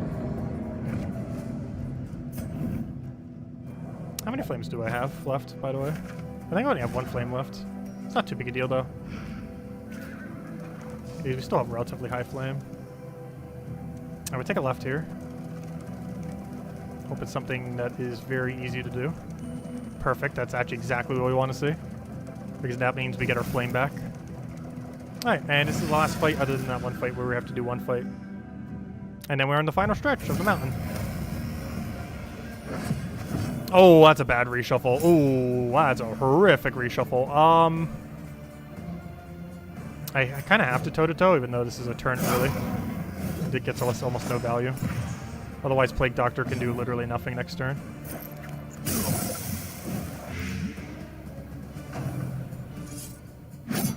Nice dodge. Gosh, if there's been any carry to this run, on guard into tiptoe or whatever it's called, onto toe-to-toe, is such an insane combo on her. Because she normally doesn't have any kind of way to add extra protection to herself. But that effect gives it to her, which is absolutely amazing.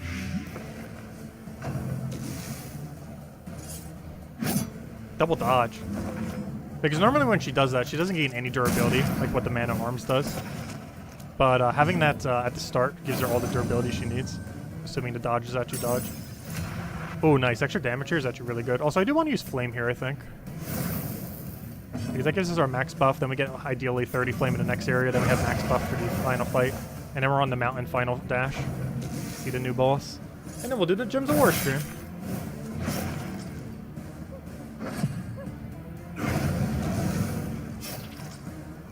Oh, look at all this light. This isn't the darkest dungeon. Let's see. Take that down. Nice. Yeah, I'm liking this update so far. It's definitely a bit more challenging.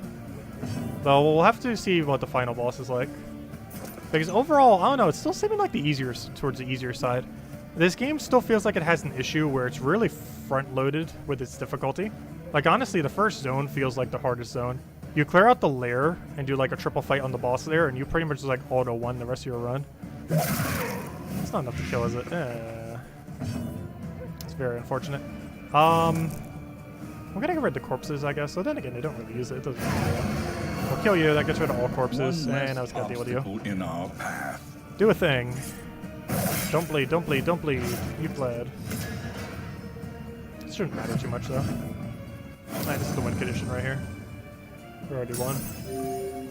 Don't need anything else to even trigger, I don't think. Just poke him. Could have maybe threw land. Why do you hate? No. Stop hating. Oh, it's because you're stressed. You're irritable. Oh, we got a mastery from that too. Nice. No gain is We've been skipping a lot of the mastery points in this final dash area, since we're kind of just rushing through. Oh, we still got 2. 2's better than none. I'm not sure we really even have any abilities that need it, but sure. 2 more upgrades are better than none. Still a benefit. How much inventory do I have left? I don't want to make sure I don't get too many. Alright, so we need about 30 flame here if we can. Ideally for 6 gold. Desperate and wanting. Will you rebuff their earnest pleas? Negative quirk. Did I just see negative quirk for flame? That's a really bad idea to lower torch here like this. I have a thing to get rid of negative quirk though, so I'm just gonna go for it. Softs. Okay, well, we'll try purging it, I guess. Wealth is I can't remember if soft does anything. I think it's like 10% max HP. 5% max HP when damage has a chance to get blinded. Oh gosh. Hopefully that gets purges. Also, when on earth did you pick up that disease? Or did you just get it now from that? What are you doing picking up a disease on the final stretch with no way to get it off you? Luckily you're not a damage option, otherwise that would be really bad. Oh yeah, good. We just picked up an HP item here. We can see if the cheese still works. I wonder if that one exploit they were referring to was the one we were using, or if it was some other exploit. We're about to find out. Because we might still be able to do it. We're going to try. It's really funny. I'm not sure if we've ever properly been able to show it on stream, have we? I think we have. We haven't seen it stack like off screen on stream though we'll be able to today. I've done it multiple times. I just can't recall if any of them been on stream or not. Where we've stacked it like literally off the screen. Unless they fixed it in this patch, which I feel like they may have. Here. Wait, the harvest house? Pity those with a place at the table. I'm confused. Wait, did I just run into the lair before the thing? This has to be the lair then. I thought this was the final fight. Oh, I miscalculated our pathing. Wait, what? A lair? Was I that blind on the thing? Oh yeah, it is a lair before the final fight. I wonder if it's a mandatory lair now. Oh, you know, mandatory is in at least one battle. It might be. I didn't think about that, but that would make a lot of sense to change it that way if they did do a change that did that. Or you're forced to take the lair in the final area. It'd make a lot of sense to have it that way. Not where you have to take the whole thing, but at least have the first fight be mandatory. Kind of like how the first fight of the other area is also mandatory. An unavoidable end. How long are we going today? Our game plan basically for the rest of the day is finish this run, which should be anywhere from like 20 to 40 minutes, depending on how things go. Then we go into the Gems of War stream, which might be slightly delayed, but not by much. And then we rest for a little bit, grab dinner, eat, all that good stuff. And then when we come back, we'll be doing the DLC, ideally, for Animal Crossing. Hopefully it does not require time travel. Hopefully we can interact with it immediately at midnight, we'll see. I sure hope you can. That's pretty much the game plan then. Aw, they both got a benefit. You off a 3% and you off a 15%. Or that was a downside, not a benefit, but they both had something trigger. Okay, you really need to go stress heal yourself. I want to throw one land at you for now. I could probably get some of it off at the end, but still. The end's still a little ways away. Nice crits. Using that extra value there. Oh, you're currently winded. I kind of want to throw a buff here. Though it really only affects you. Still these exits are all irritable. Ounce of Prevention's kind of nice here. I kind of want to use Magnesium Rain, but we can't 2 turns in a row. He resisted the Blight, unfortunate. That before would bleed, probably. Nice move, resists. What's next? Door poke. Meat hook. You're trying to also move him? Nope. No movement for you. Okay, you keep just getting your thing reduced every single turn. Luckily, we got another Magnesium Rain, which has no effect on that ability. Slow dissection. Fortunately, one of them just resisted that. An unavoidable end. Just throw a poke. You also throw a poke.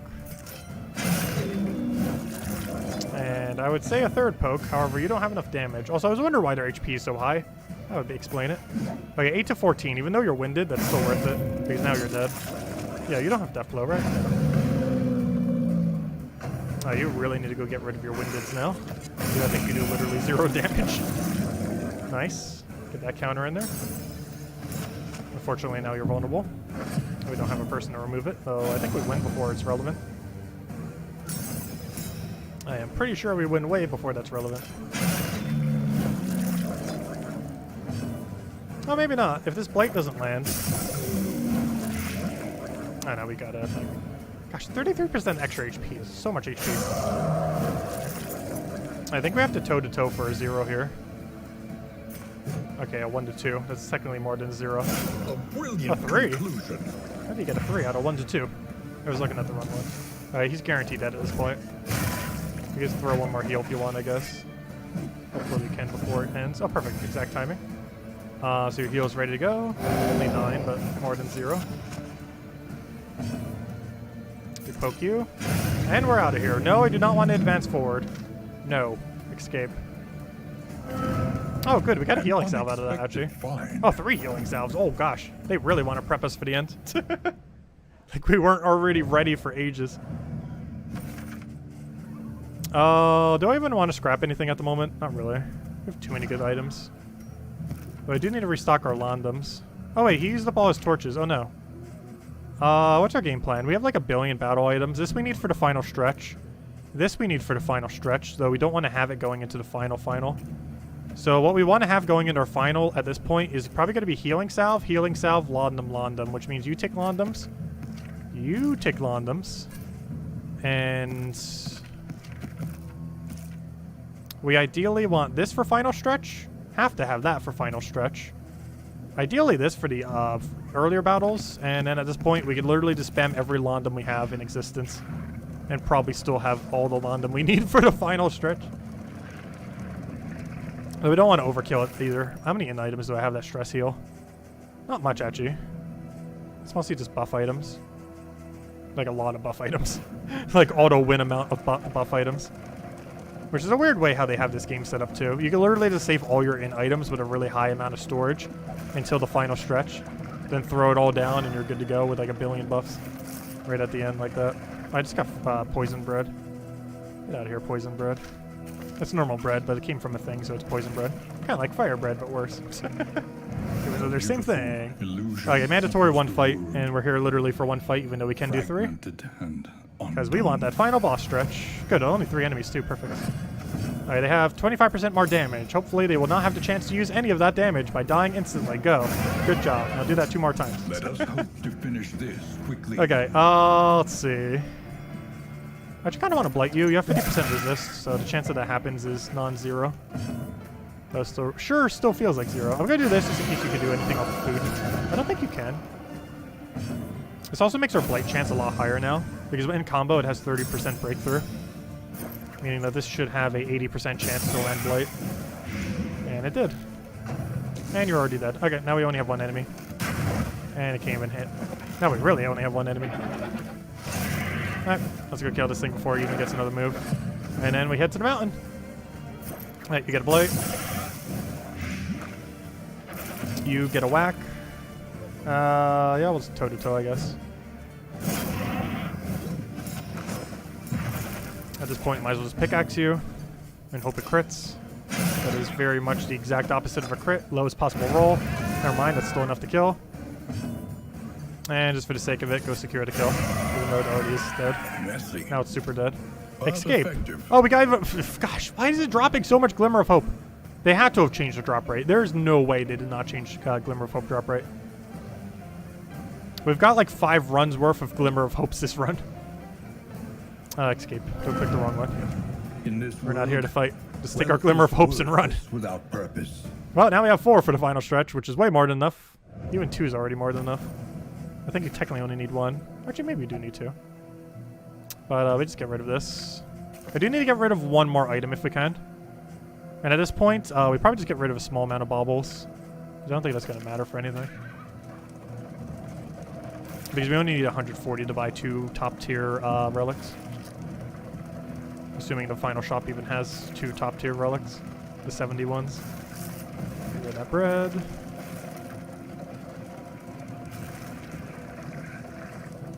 Alright, let's go prep for the final stretch. Stop trying to stress people out. We're at the end. Stop it. Okay, let's do the final prep. And let's go fight the new buffed boss.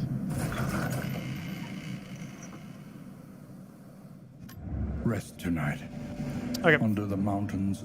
So, oh, you just got lazy. That's probably not as detrimental as the other one. What did you get? Sunny disposition. Unwaveringly positive. Not sure if that just replaced something though. Alright, lazy and soft. Soft is probably our main one we want to get rid of. Nice. We could already see that they got rid of it, duh. Okay, so here's the moment of truth. Did they nerf the Ultra Cheese on this? We're about to find out. Did I scrap it? No, I was in the wrong section. Okay, I thought I scrapped it for a second because it's such a bad trinket. Okay, it's time to find out if they have nerfed Ultra Cheese. Or if it's still in game and they still need to go nerf it. Unless this is intended, I'm not sure. Let's see, I take this off. And then put it back on. Yep, they didn't nerf it. Let's see if it's still working. Yep, they didn't nerf it. I thought that's what they were referring to when they mentioned that in the note, like that one exploit thing. Apparently they were referring to a different exploit that I was not aware of. Though apparently... Oh no, is this intended then? I'm doing on Herbix she has taunt. Is it giving her like a billion resist? And all you need is a trinket that has HP that can go on anyone. Or on a designated person you want to buff. And now we have resistances that are super high. 85, 70, 70. And then when we do it again, it's going to be 90, 75, 75. We've been able to get it to like past 100 before with this. But not this time. Alright, what trinket did I have on it to begin with? Oh yeah, damage. Okay, I kind of want to give this healing shield to someone. Though we also have no one to give it to. Because I'd rather... Oh no, we could get rid of his range damage. Because in this fight, we don't actually need range damage on him.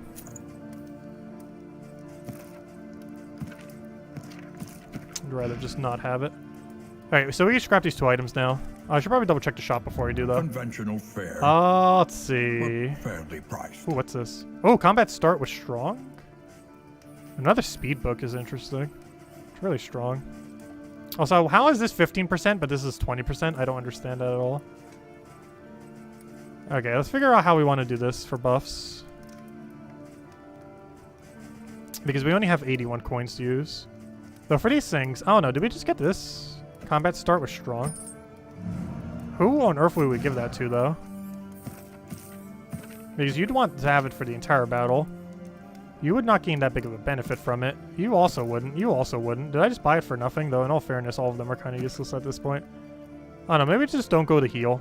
The chance of this having any amount of effects being useful is so absurdly low that I'd rather just have one big burst damage for him right at the start. It also makes him better at the 2 occultist fights leading up to the boss. It makes him really front-loaded, though. That's probably fine. Alright, now let's go worry about all our other resources then. So Provisioner. I need, every buff you have. Oh, how close are we to getting a good relationship? I might use playing cards. Oh gosh, your relationship tanked like crazy. Gosh, what happened to you guys? What on earth happened to that relationship? Okay, stealth. Who would want stealth the most? Probably you, so you don't die. Stress heal. I don't have a stress heal. Problem. Wait, do I really have no stress heal? Apparently. Okay, who wants crit token? Is that even a question? Who wants these other tokens? Also not a question. Oh, also, here's the overflow, by the way. Hopefully they're still working. Oh, wait, they have a scroll bar now. Hey, maybe that is intended. Yay, they have a scroll bar now. Has that always been there? No, that wasn't like this before. Yay, they fixed it. When you have a billion things, it doesn't go off the screen anymore. That was changed this patch. Nice. But you can't overflow the text. Used to just keep going and going and going because it didn't have a scroll bar like this. But now it has a scroll bar, so it all stays contained. Chance to spawn Triumph token on each combat round until next in. We can use 2 targets. You can't use it though. Oh, that's fine. You 2 can have it. Still good. You take this. You take this. Okay, that's every in item, but we still have money, so we still got to keep throwing stuff until we have no money left. Okay, so laudanums. Honestly, I think we have enough laudum. I can literally throw laudum every turn for the rest of this entire run, and we will still have laudums left. I guess we got rid of lazy. Does lazy even matter? If nothing else, at least there's a stress heal on her right now, like immediately. I'm not sure what lazy even does, if anything. But we have a way to try to get rid of it, so we might as well try. So we have a lot of scouting on the next area. That doesn't matter. Alright, let me go grab this and go purge her negative quirk of lazy, ideally. Worst comes to worst, it's 2 stress heal. Oh good, we got rid of lazy. I'm not sure lazy would even do anything, but... No, it's not lazy. Let's see. Another positive quirk, another strength buff could actually work pretty well. Change to positive or negative affinity, not really a big of a deal. Something to ease We'll throw this onto you, because you're just going to have like literally every buff that we could possibly fathom. Speaking of, if this can go on you, we're putting on you as well. Can we put it on you? Yes, we can. So we'll put on you and you. Okay, next. And we got positive affinity. How much did that help the relationship? Oh, actually quite a bit. What else do we have? 45 gold left. You know what? I'm going to try playing cards. I'm going to gamble with this. Come on, good RNG. Bragger? Oh gosh, that better not have been something bad. I'm not sure. That sounds mostly negative, though. Not a fan. Let's see. What else can we throw down? I kind of don't want to risk that. We buy all the laudanum because we can. They made it so broken this patch. It's probably getting nerfed. I can get a little bit more healing because why not? We have the money for it. There's no reason not to. And I might as well gamble with the stress heal, I guess, just to make sure we have no stress going into the final area. Because the stress is guaranteed. Only the affinity is potentially negative. Sorry, how are your 2 relationship? How's your relationship with her? Oh gosh. This better roll positively. Because they might actually get a really bad relationship if this rolls negatively. Good, it rolled positively. How's it looking right now? Not much better, but better than it was. Plus they're stress healed now. Okay, you throw that. Alright, we're pretty much good to go. I don't need this item anymore. Everyone should be good to go. Looks good. Okay, only other thing we need to do is the 2 mastery points and then head to the mountain and fight the new buffed up boss. Okay, so what are we going to want to do with you? You're going to want to use Howling End, and then Tiptoe, and then Howling End, and then Tiptoe, and then Howling End, and then Tiptoe for the rest of time. Who else wants to do an action? You are fine with everything you have. You don't need anything else. You could maybe use a stabby upgrade. Just to make your stabs more stabbier. I think we make his stab stabbier. Also increases the crit chance of his stabby stabs. And then I think we put the last one on our guarantee heal for a 5% extra. Actually, you know what? I'm going to put on this in case we need like a super desperate backup plan. Since this boss is theoretically stronger now, we might need like a super ultra don't die button. And generally we always get it when we go to the mountain. Oh yeah, I think we're good to go. Okay. Only other thing we need to do now is make sure to item correctly for our initial battles. So for the initial battles, we want bandages, we want Londum because we have infinite of it. We have Londum, and you do not want Londum. You want to have these things. And then we switch to Glimmer of Hope for the second fight. And then after the second fight, we switch to literally just Healing Salve and Londums. So we literally have infinite Londum for the rest of time. I think we are going to be fine. There's no way they're not increasing the price of Londum. I know we had the thing that made us get more relics, so maybe that's skewing how much Londum we have. But, gosh. Is that a lot of Londum? Anyways, I think we're good to go. Let's go fight this final new buffed up boss. And one might be perfectly in time for the other stream, since it'll probably take like 15 minutes. And we get to win with no icon for maybe the last time before they do a patch that finally fixes it. Alright, let's go see what the new buffed up things look like for our 8-win streak. Hopefully we don't die on it. That'd be so disappointing. Definitely possible too, though. Okay, let's just do it then. We don't need anything else from the relics, right? Let's just do one last check. Oh no, Stealth Cloak, it's just too low of a percent. That could be like 50%, I probably still wouldn't want it. And everything else just isn't that good. Well, 20%, oh, you know what, 4 speed is questionably good. Does anyone have something where we'd rather have 4 speed? Honestly, 4 speed instead of... Because honestly, they would all have a speed trinket now except for 1. Actually 2. Gosh, how's your speed so high, by the way? What? 16 speed? That is a lot of speed. Trinket. Base value. Yeah, I guess that kind of makes sense. Because if you had 4, you'd have 12. Where are you getting the other 4 from, then?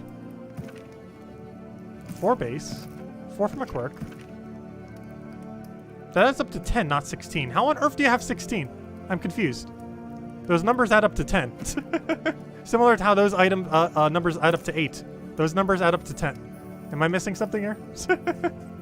Something's off. Maybe she's getting it for something else over here. It's not showing it. I'm not sure. But anyways, are we good to go? I think we're good to go. As much as I kind of want that +4 speed book, I don't think we're necessarily going to need it. Because if this does what I think it does and makes her a little bit less stressed out, then again, doesn't matter. We have literal infinite Londums. You know what? We're going to be giving her 4 speed. We have Londum for days. I don't think stress is going to matter at all on her to any degree whatsoever. Let's just give her 4 speed so she acts slightly quicker. On top of her already quick speed. There we go. Now she has 12. Also, you look so slow compared to the rest of the team now. But there we go. Because realistically, stress is a non-factor at this point. We have like 20 Londum. Okay, we good to go? I think we're good to go. Any last provision that we could possibly do to give us any benefit whatsoever? Oh, buffs, bleed resist. Oh, wait. That's a combat item. I thought that was the other thing. Never mind. Yep, we're good to go. Oh, wait. Is everyone fully healed, though? Hold up. Hold up. I need to buy 1 food real quick. I'm pretty sure it won't matter to any degree. However, I have the money. And you need the healing. There we go. Now we can go. Alright, embark. Onward. Okay, let's scrap everything that's not relevant now and just clean up our inventory a bit so we can figure out what we need to use when. Okay, final stretch. Let's see what they changed here, if anything. Well, they changed the boss heftily. I don't think they changed anything leading up to it much, though, if at all. Oh, this says the mountain now. That used to be just empty of this. Now it has a little mountain icon. Okay, we don't need these anymore. We don't need these anymore. We don't need these anymore. And the rest we keep. Make sure our inventory is correct for our initial battles. All looks good. Here are our quickest speed. So our quickest speed character should have the caltrops, which is exactly you. Got some backup bandages for when we get bled, which realistically should be on our slowest person. I don't think it's too big a deal, but just for the sake of doing it. Our slowest person should probably have it. Just in case we get bled on turn 1. Also, that character already has a way to get rid of bleed, if we truly had to anyways. I think we're good to go. Should be good to go. Wait, I need to make sure I remember to switch to Glimmer of Hope going into the next fight. For the first fight, it doesn't matter, though. For the second fight, it matters. Wait, is there a second fight anymore? There should be. I don't see why there wouldn't be. You know what? I'm actually going to Glimmer of Hope the first one. Because how much torch will we have then? I don't know. We'll do it on the second one. Because I was going to say, we could overlond them on the other one just to make sure we have absolutely no stress. But we can kind of still do that with 2 people having lond them. Plus, we'll probably have the person with the caltrops not have the thing anymore anyways.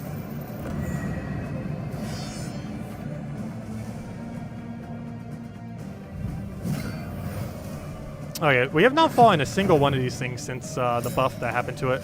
So the buff is he immediately does his resistance thing instead of wasting his first turn doing it. Oh, now I can't hit him for melee damage that hard. Alright, let's do this just to get rid of their stealthies.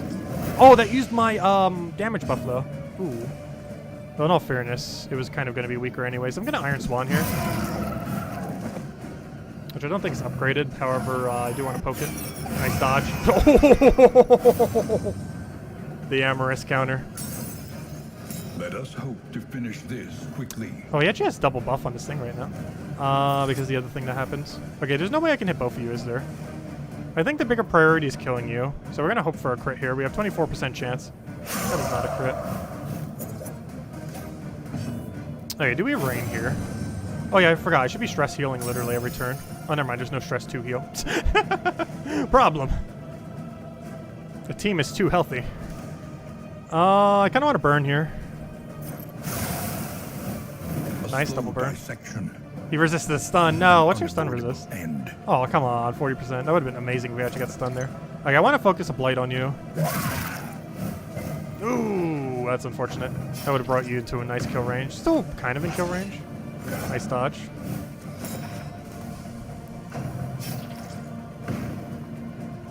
Nice dodge. Yeah, nice dodge. Alright, this is working pretty well. Caltrops again or save it for next fight? I think the answer is save it for next fight just as an opener because we need a way to get rid of dodge tokens that they're going to have. Wait, do you have range protection right now? Okay, you're dead. You've chosen death. Oh, no crit though. Unfortunate. Okay, we have damage buff right now. I think we just try for this. Got it. Blight. Got it. I should probably poke it once first though. Unfortunately, I don't have a really good way of just doing a small poke, so we're going to do that. Bring you to Death's Door. Hope you just randomly die to dots. And you get the big poke because you're still at range protection. Hopefully we crit here. That is almost lowest possible roll. Alright, you'll hopefully do nothing relevant. It's not too relevant. You're dead. You can go stress heal off that corpse. You can go use what you just got. Oh no, this is a real bad turn to get it though. Because I need to use this. Just kind of waste that buff. Alright, you need to go blight. You probably need to stab it. We could Londum here. We have enough Londums that there's really no reason why we don't. We can use one every turn for the rest of time. Until we hit the boss and we will still have Londum. More. Hey, we got a stun off of that. And we're still going to be fine. Actually, to such a degree, I probably should use a Londum there instead. So we could have poked him. Because if he gets an extra action because of that, that's kind of our fault now. Though, he shouldn't. He's stunned. It's very unlikely. That's still possible. But if he gets another action, that's kind of problematic. Good, never mind, he doesn't. It's already over. Okay, his range buff is super over. You're dead. That's Death Door. Alright, no stress, no healing needed. Everyone's all buffed. Okay, now let's go and trade out one other item. I'm not sure I actually want the bleed removal. I'd rather just do it with Plague Doctor if we truly needed to. I'm just concerned we're getting too much stress here and then still having it going into final fight. Because I want to make sure we leave this fight 100% with 0 stress. So someone needs to go grab the torch. I still want that to be on you. So I'm actually going to replace out these bandages because I have a feeling we're not going to need it. I'm going to replace this with the light because we need a max light next round. And then going into final fight, it's just going to be Londum, Londum, heal, heal. And here we just spam every last Londum we have. Gosh. Okay, so new plan. Don't try stress healing at all.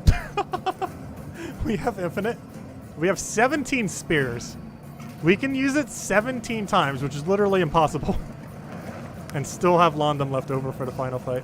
Right, I need to make sure I double torch here. Yeah, you do need 2 torches. But technically you only need 1. One's enough to bring it up, I think. But 2's still nice to have. Of the void. Right, we can get extra dodge or blind them.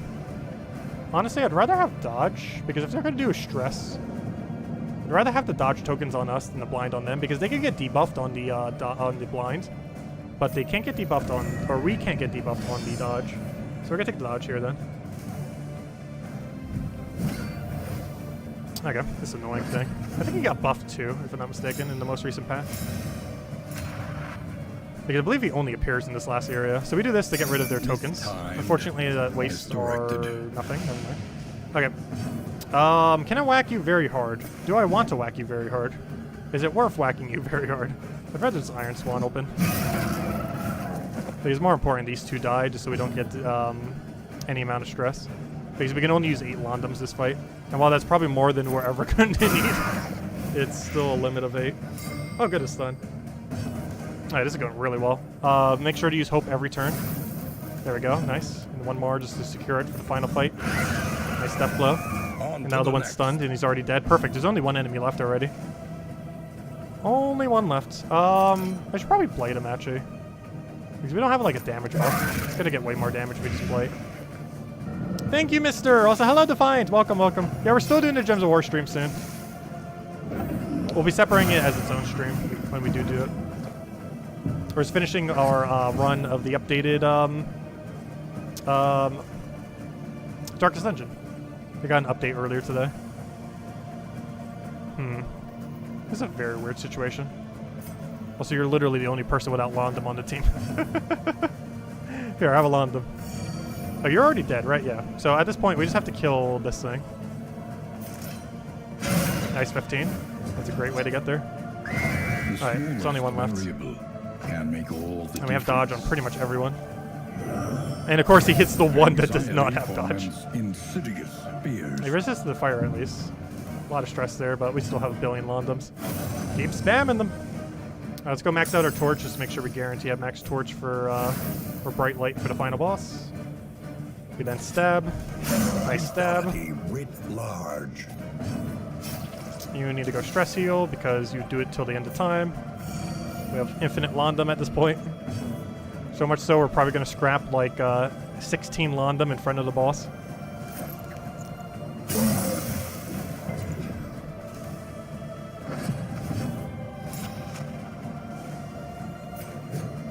Oh yeah, our team's kind of in the correct order now. Kind of. Not exactly. But good enough. Alright, we won already. It's over. Do that. Probably should have healed you just... Oh, never mind, you're already at max health. You're only one slightly damaged, but it doesn't really matter. As long as Plague Doctor doesn't get a turn. So I need this to kill, otherwise Plague Doctor takes a lot of needless damage. Good. Okay, final boss time. Let's make sure we're set up for it. Let's see how the noob final boss buffed up looks. Because I think the only main thing really changes this area, as far as what was substantially changed, is how the final boss works. They made it a lot harder. Alright, let's go change out everything. So, you're going to have all the Londum. You're going to have all the Londum. Because you two have a weighted backup heal if you truly need to. You're going to have all the heal. And you're also going to have all the heal. There we go. That's our final setup then. Unfortunately, we're one heal solve short, but oh well. It's still good. Okay, that's the game plan then. 8 Londums, 7 heals. Sorry, the rest of our storage. What is this? How much extra Londum do we have? 14. Gosh, is this thing overpowered? The increased quantity of looted relics.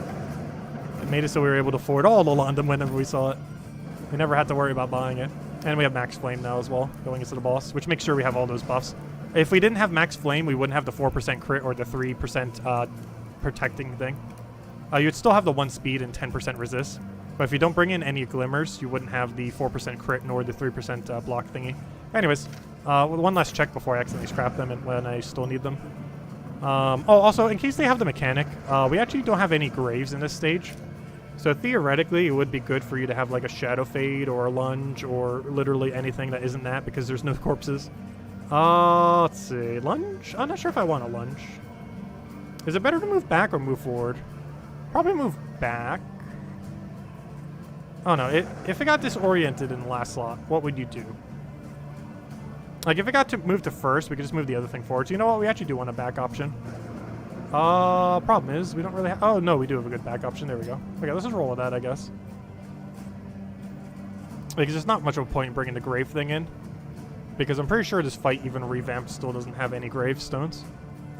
Because key locks don't have graves. They are keys. Or technically locks. Okay. Let's just look over our buffs. Let's just look over our buffs on Helliot. I think we're good to go. Let's see. Extra damage naturally from the thing. 1 billion resistance. Extra crit at start of battle. The super guard at start of battle. Extra speed. Oh, there's the extra speed. 2 extra speeds. Some passive healing rate. Some more passive healing received. A higher chance of getting like a damage token for 50% at start. Even more passive healing. I think she's good to go. Okay, does everyone have their battle items? Are we all good? Is everyone good to go win this? I think we're good to go. Don't think we have to make any other change. Okay, let's scrap everything else. Goodbye the infinite Londums. Also the infinite seemingly glimmer of hopes that we kept getting. Yeah, let's go win this thing. And our flame does drop, but it doesn't drop below bright light.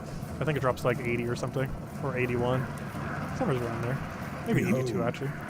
The source of the stain. Gateway to or not. incomprehensible Okay, apparently 94. emptiness. Maybe they changed how much it mitigates it at the end. I don't think you would reach the final area with max flame like that, though. Like, if you didn't bring any extra flame, you would still be down and only have not the crit and not the shield. Alright, let's go in. Pity the great denier. Okay, so Achieved quite a few by its changes own happened here. command. The most noteworthy one is probably the fact they have 90 HP. They also technically get some more actions. They also have like some kind of desperation thing. When they die, the other ones become stronger. If we were to kill anything, I feel like we should kill the one that blocks HP healing. Because honestly, at this point, if we're dying, I feel like we're dying to HP. And we rolled the lowest possible roll. Which is still a 17. Now we're going to throw some burn and just hope we randomly hit stun on all these ridiculously low stun chances. And we're probably going to do that every single time we have the chance, just for the sake of attempting it. An unavoidable end. Okay, you are going to try to... Oh, you can't really blade it that well, can you? Oh, you're just going to whack it until it dies.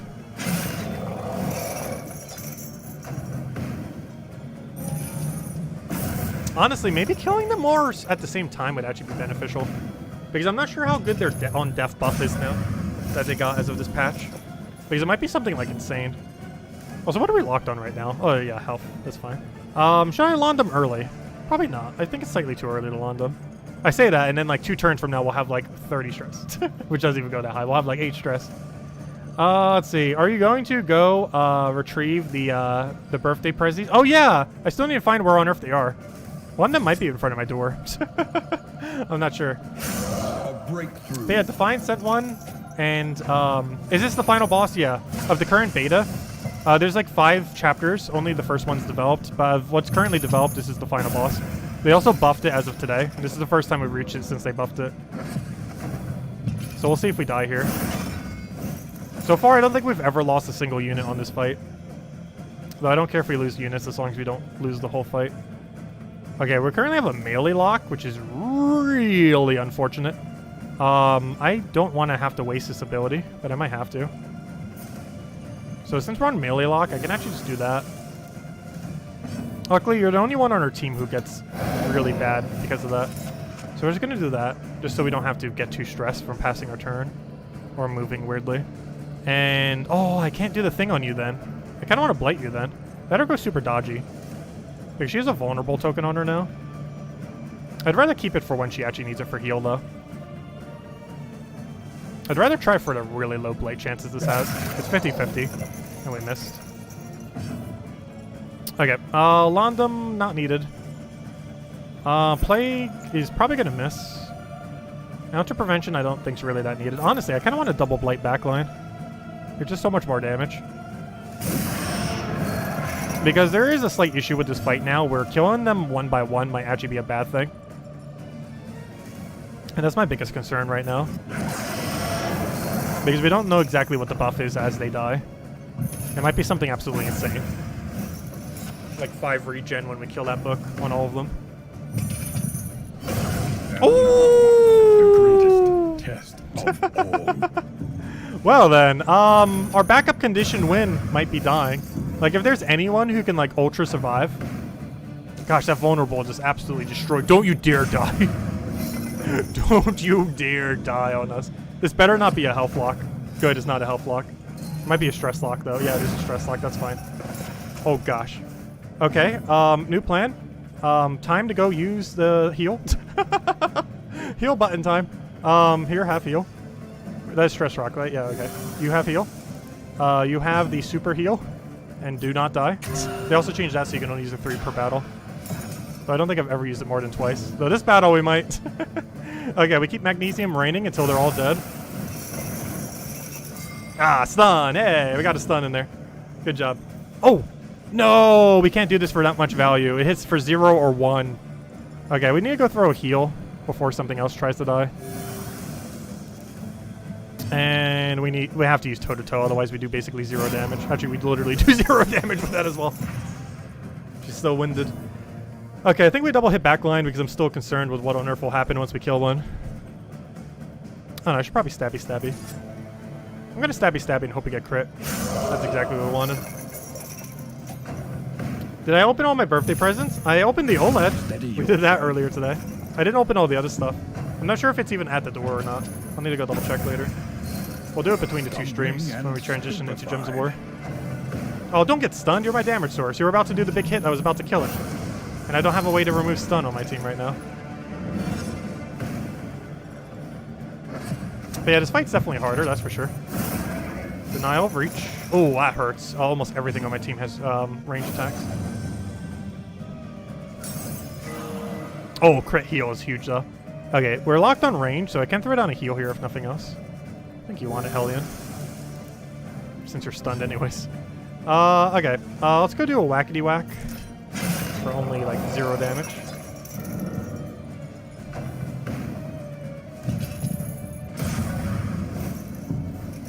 Oh, I'm getting really stressed. I can't use any of my lawn. Oh, actually, yes, I can. Hold up.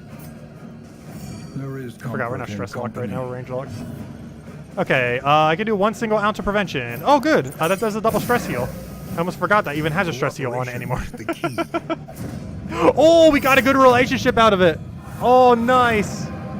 Inseparable, as they're literally on opposite sides of the team. Never one without the other. I'm not sure if that even matters for that trait, but that's kind of funny if it does, and that just puts a detriment from getting a positive effect. Because there are some positive effects that can technically be a bit of a negative. Alright, we're not stress locked, right? So I might as well just keep spamming on them. You need to just keep critting until one of these are dead.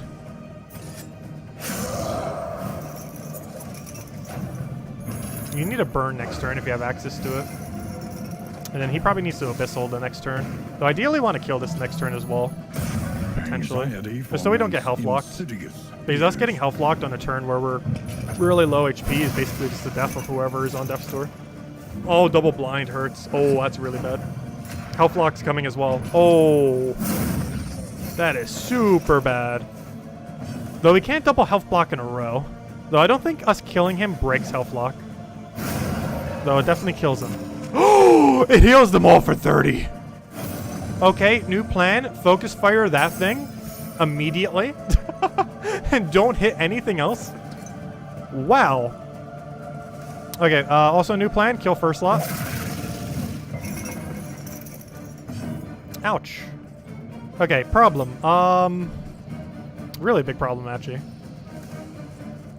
Let me get you down. I have no heal. Because I can't heal while the health lock's on. Also, there are 2 things that could heal. Are both blinded and have to attack. Let's get all the stress down as much as we can. Who's going to survive the longest here? I don't know. Who do we really want to stress heal on? Almost feel like it's Hellion at this point. It's definitely 1 to 3 with 3. Just not sure which. You could do it on yourself. I probably should have done it on someone else, though, because they would have liked it, possibly. But I think most of the relationships are kind of maxed at this point. Alright, let's go get a Magnesium Rain down. Hope it doesn't miss. It burned all 3 and hit all 3. Wow. Through blinds. Very lucky there. Okay, I just need this health lock to be gone, and we basically win. The problem is we have to survive that long. Which is really bad, because all their attacks are kind of all next to each other because how quick we are. Okay, well, we don't have an occultist anymore. Let's just assume we don't have an occultist for the rest of this fight. Well, for a second, I thought we wouldn't have to assume, but no, he still lived. Okay, I know who gets the Londum next. Okay, he's going to do a denial here. But luckily, that denial is not health, because they can't deny health anymore. It's a melee lock. Oh, good, we could do a stress heal. Oh, this is actually a pretty big turn. Wait, this is guaranteed... Wait. We can guarantee a crit on heal? How long has that been a thing? I'm pretty sure that was even before this. Wait, that was a guarantee crit heal. Interesting. Okay, and then we stress heal him because we kind of have to. Not just because he needs it, but because it's literally the only move we can do when we're locked out of melee on her. Okay, you need to heal salve. Oh, you only have 2 left. What are our item conditions looking like? You're literally out. That's the problem with you not having an extra one. Okay, if we heal salve here, we only have 1 backup heal salve, which is kind of concerning. But we're going to have to make it work. Alright, you need to go get bladed.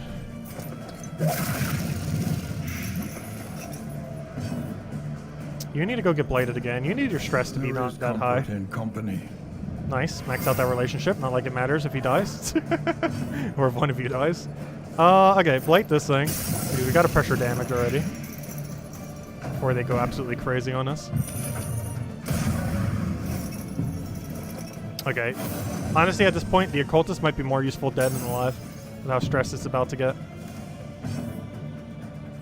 I'm still going to try to keep it alive, though. Come on, stab harder. Oh, wait, you can't even stab this turn. I can try healing. No.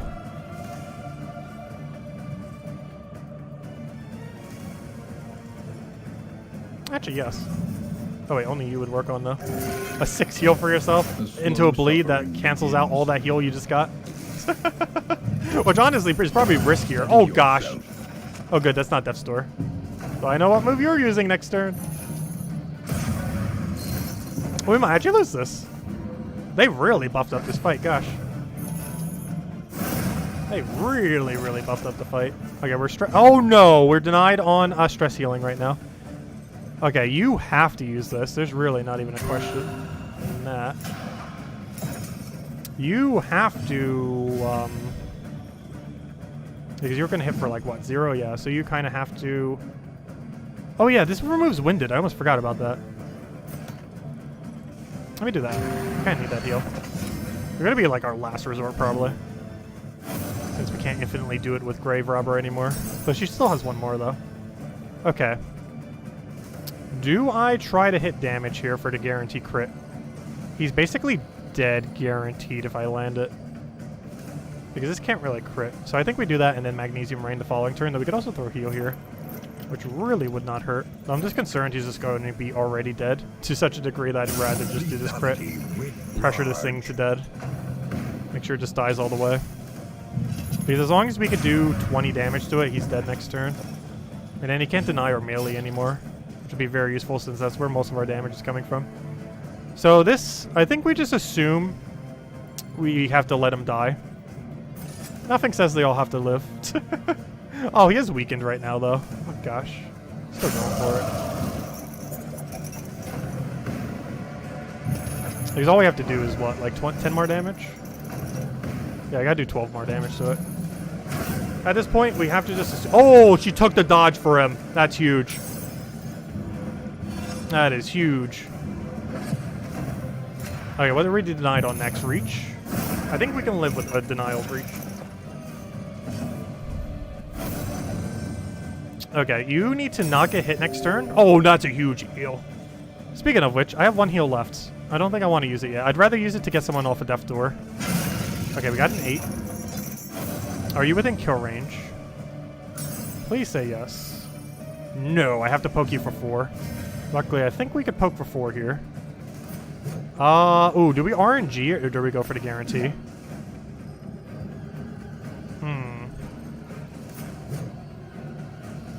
I'd rather RNG it, to be honest.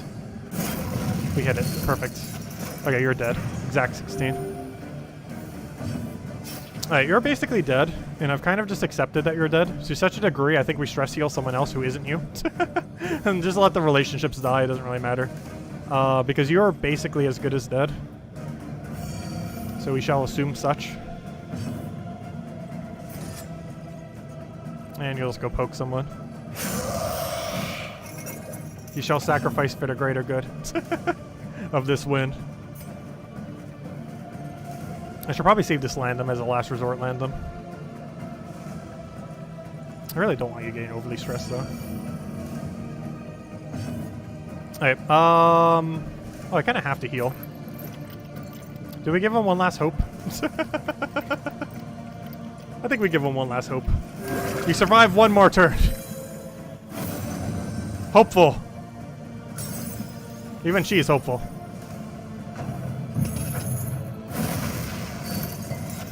Stress? Okay, just don't stress him out. Paralyzing Fear. Oh gosh, it actually stuns as well. Nice. Alright, they both just got resist. Oh no, they both got 20% more damage.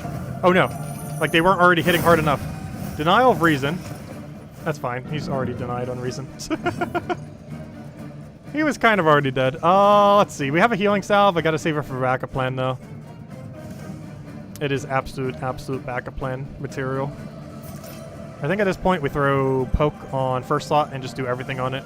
That's decently high blade resist. I kind of want to throw blight at it though. You know what? It's technically still worth going through even with the resist. Good, we got it. We just need the damage. Oh, you probably should heal. Okay, uses 2. It does actually show you how many uses are left now. Good. I kind of don't want to use it. As bad as that may seem, they have 20% extra damage, so if they're killing us, they're kind of already killing us. Like, that extra amount of heal is not going to make the difference if they're aiming at either of those two, because they're already hitting for that kind of number.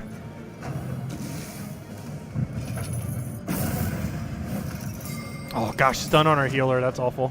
Okay, now we might want to heal him. You go poke though, I don't trust your heal. Your heal is like super ultra last resort heal. Hey, who still even has items left? Denial of reason. I think we kind of just accept they're all going to have a meltdown at this point. Let's see. We have 1 heal left and that's it. Gosh, they really increased the difficulty on this. They weren't messing around. They really buffed up the final boss. But we might be able to get it first try. Unless it has some kind of like insane comeback mechanic at the end. Honestly, the biggest issue is the Shackle of Despair is last. And that's the one that has stress spam. So we might actually just lose due to stress spam at that point. We still have 1 more dodge for her though. We got to use it as an absolute last resort. Because these 2 are the only 2 that could tank that much damage at this point.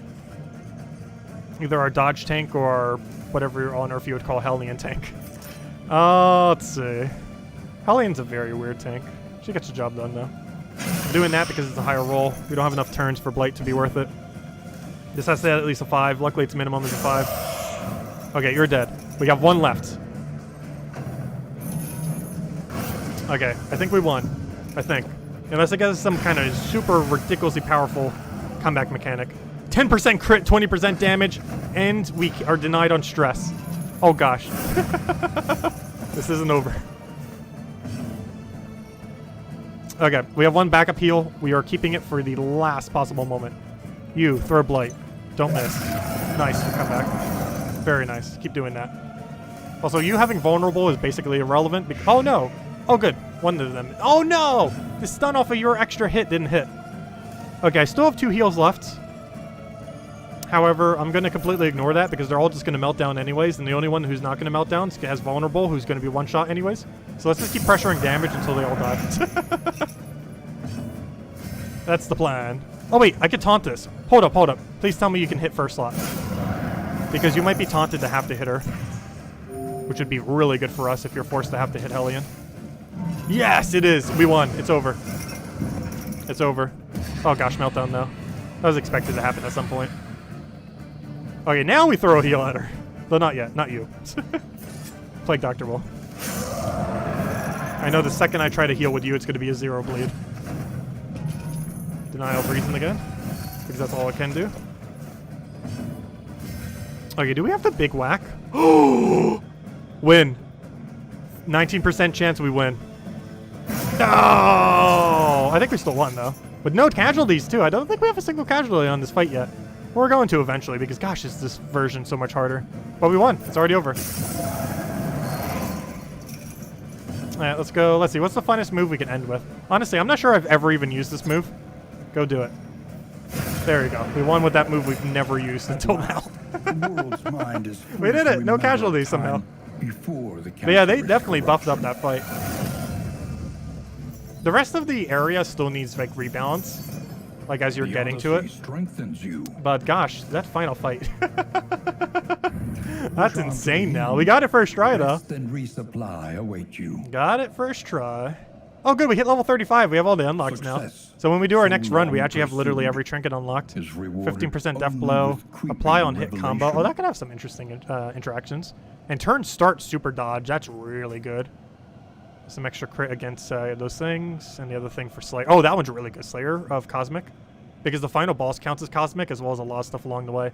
Anyways, there we go. So that will wrap it up for our variety stream for now. We will be back with Gems of War in probably about 15 minutes, probably at 8:30 Eastern Standard Time. So that's like 20 minutes from now.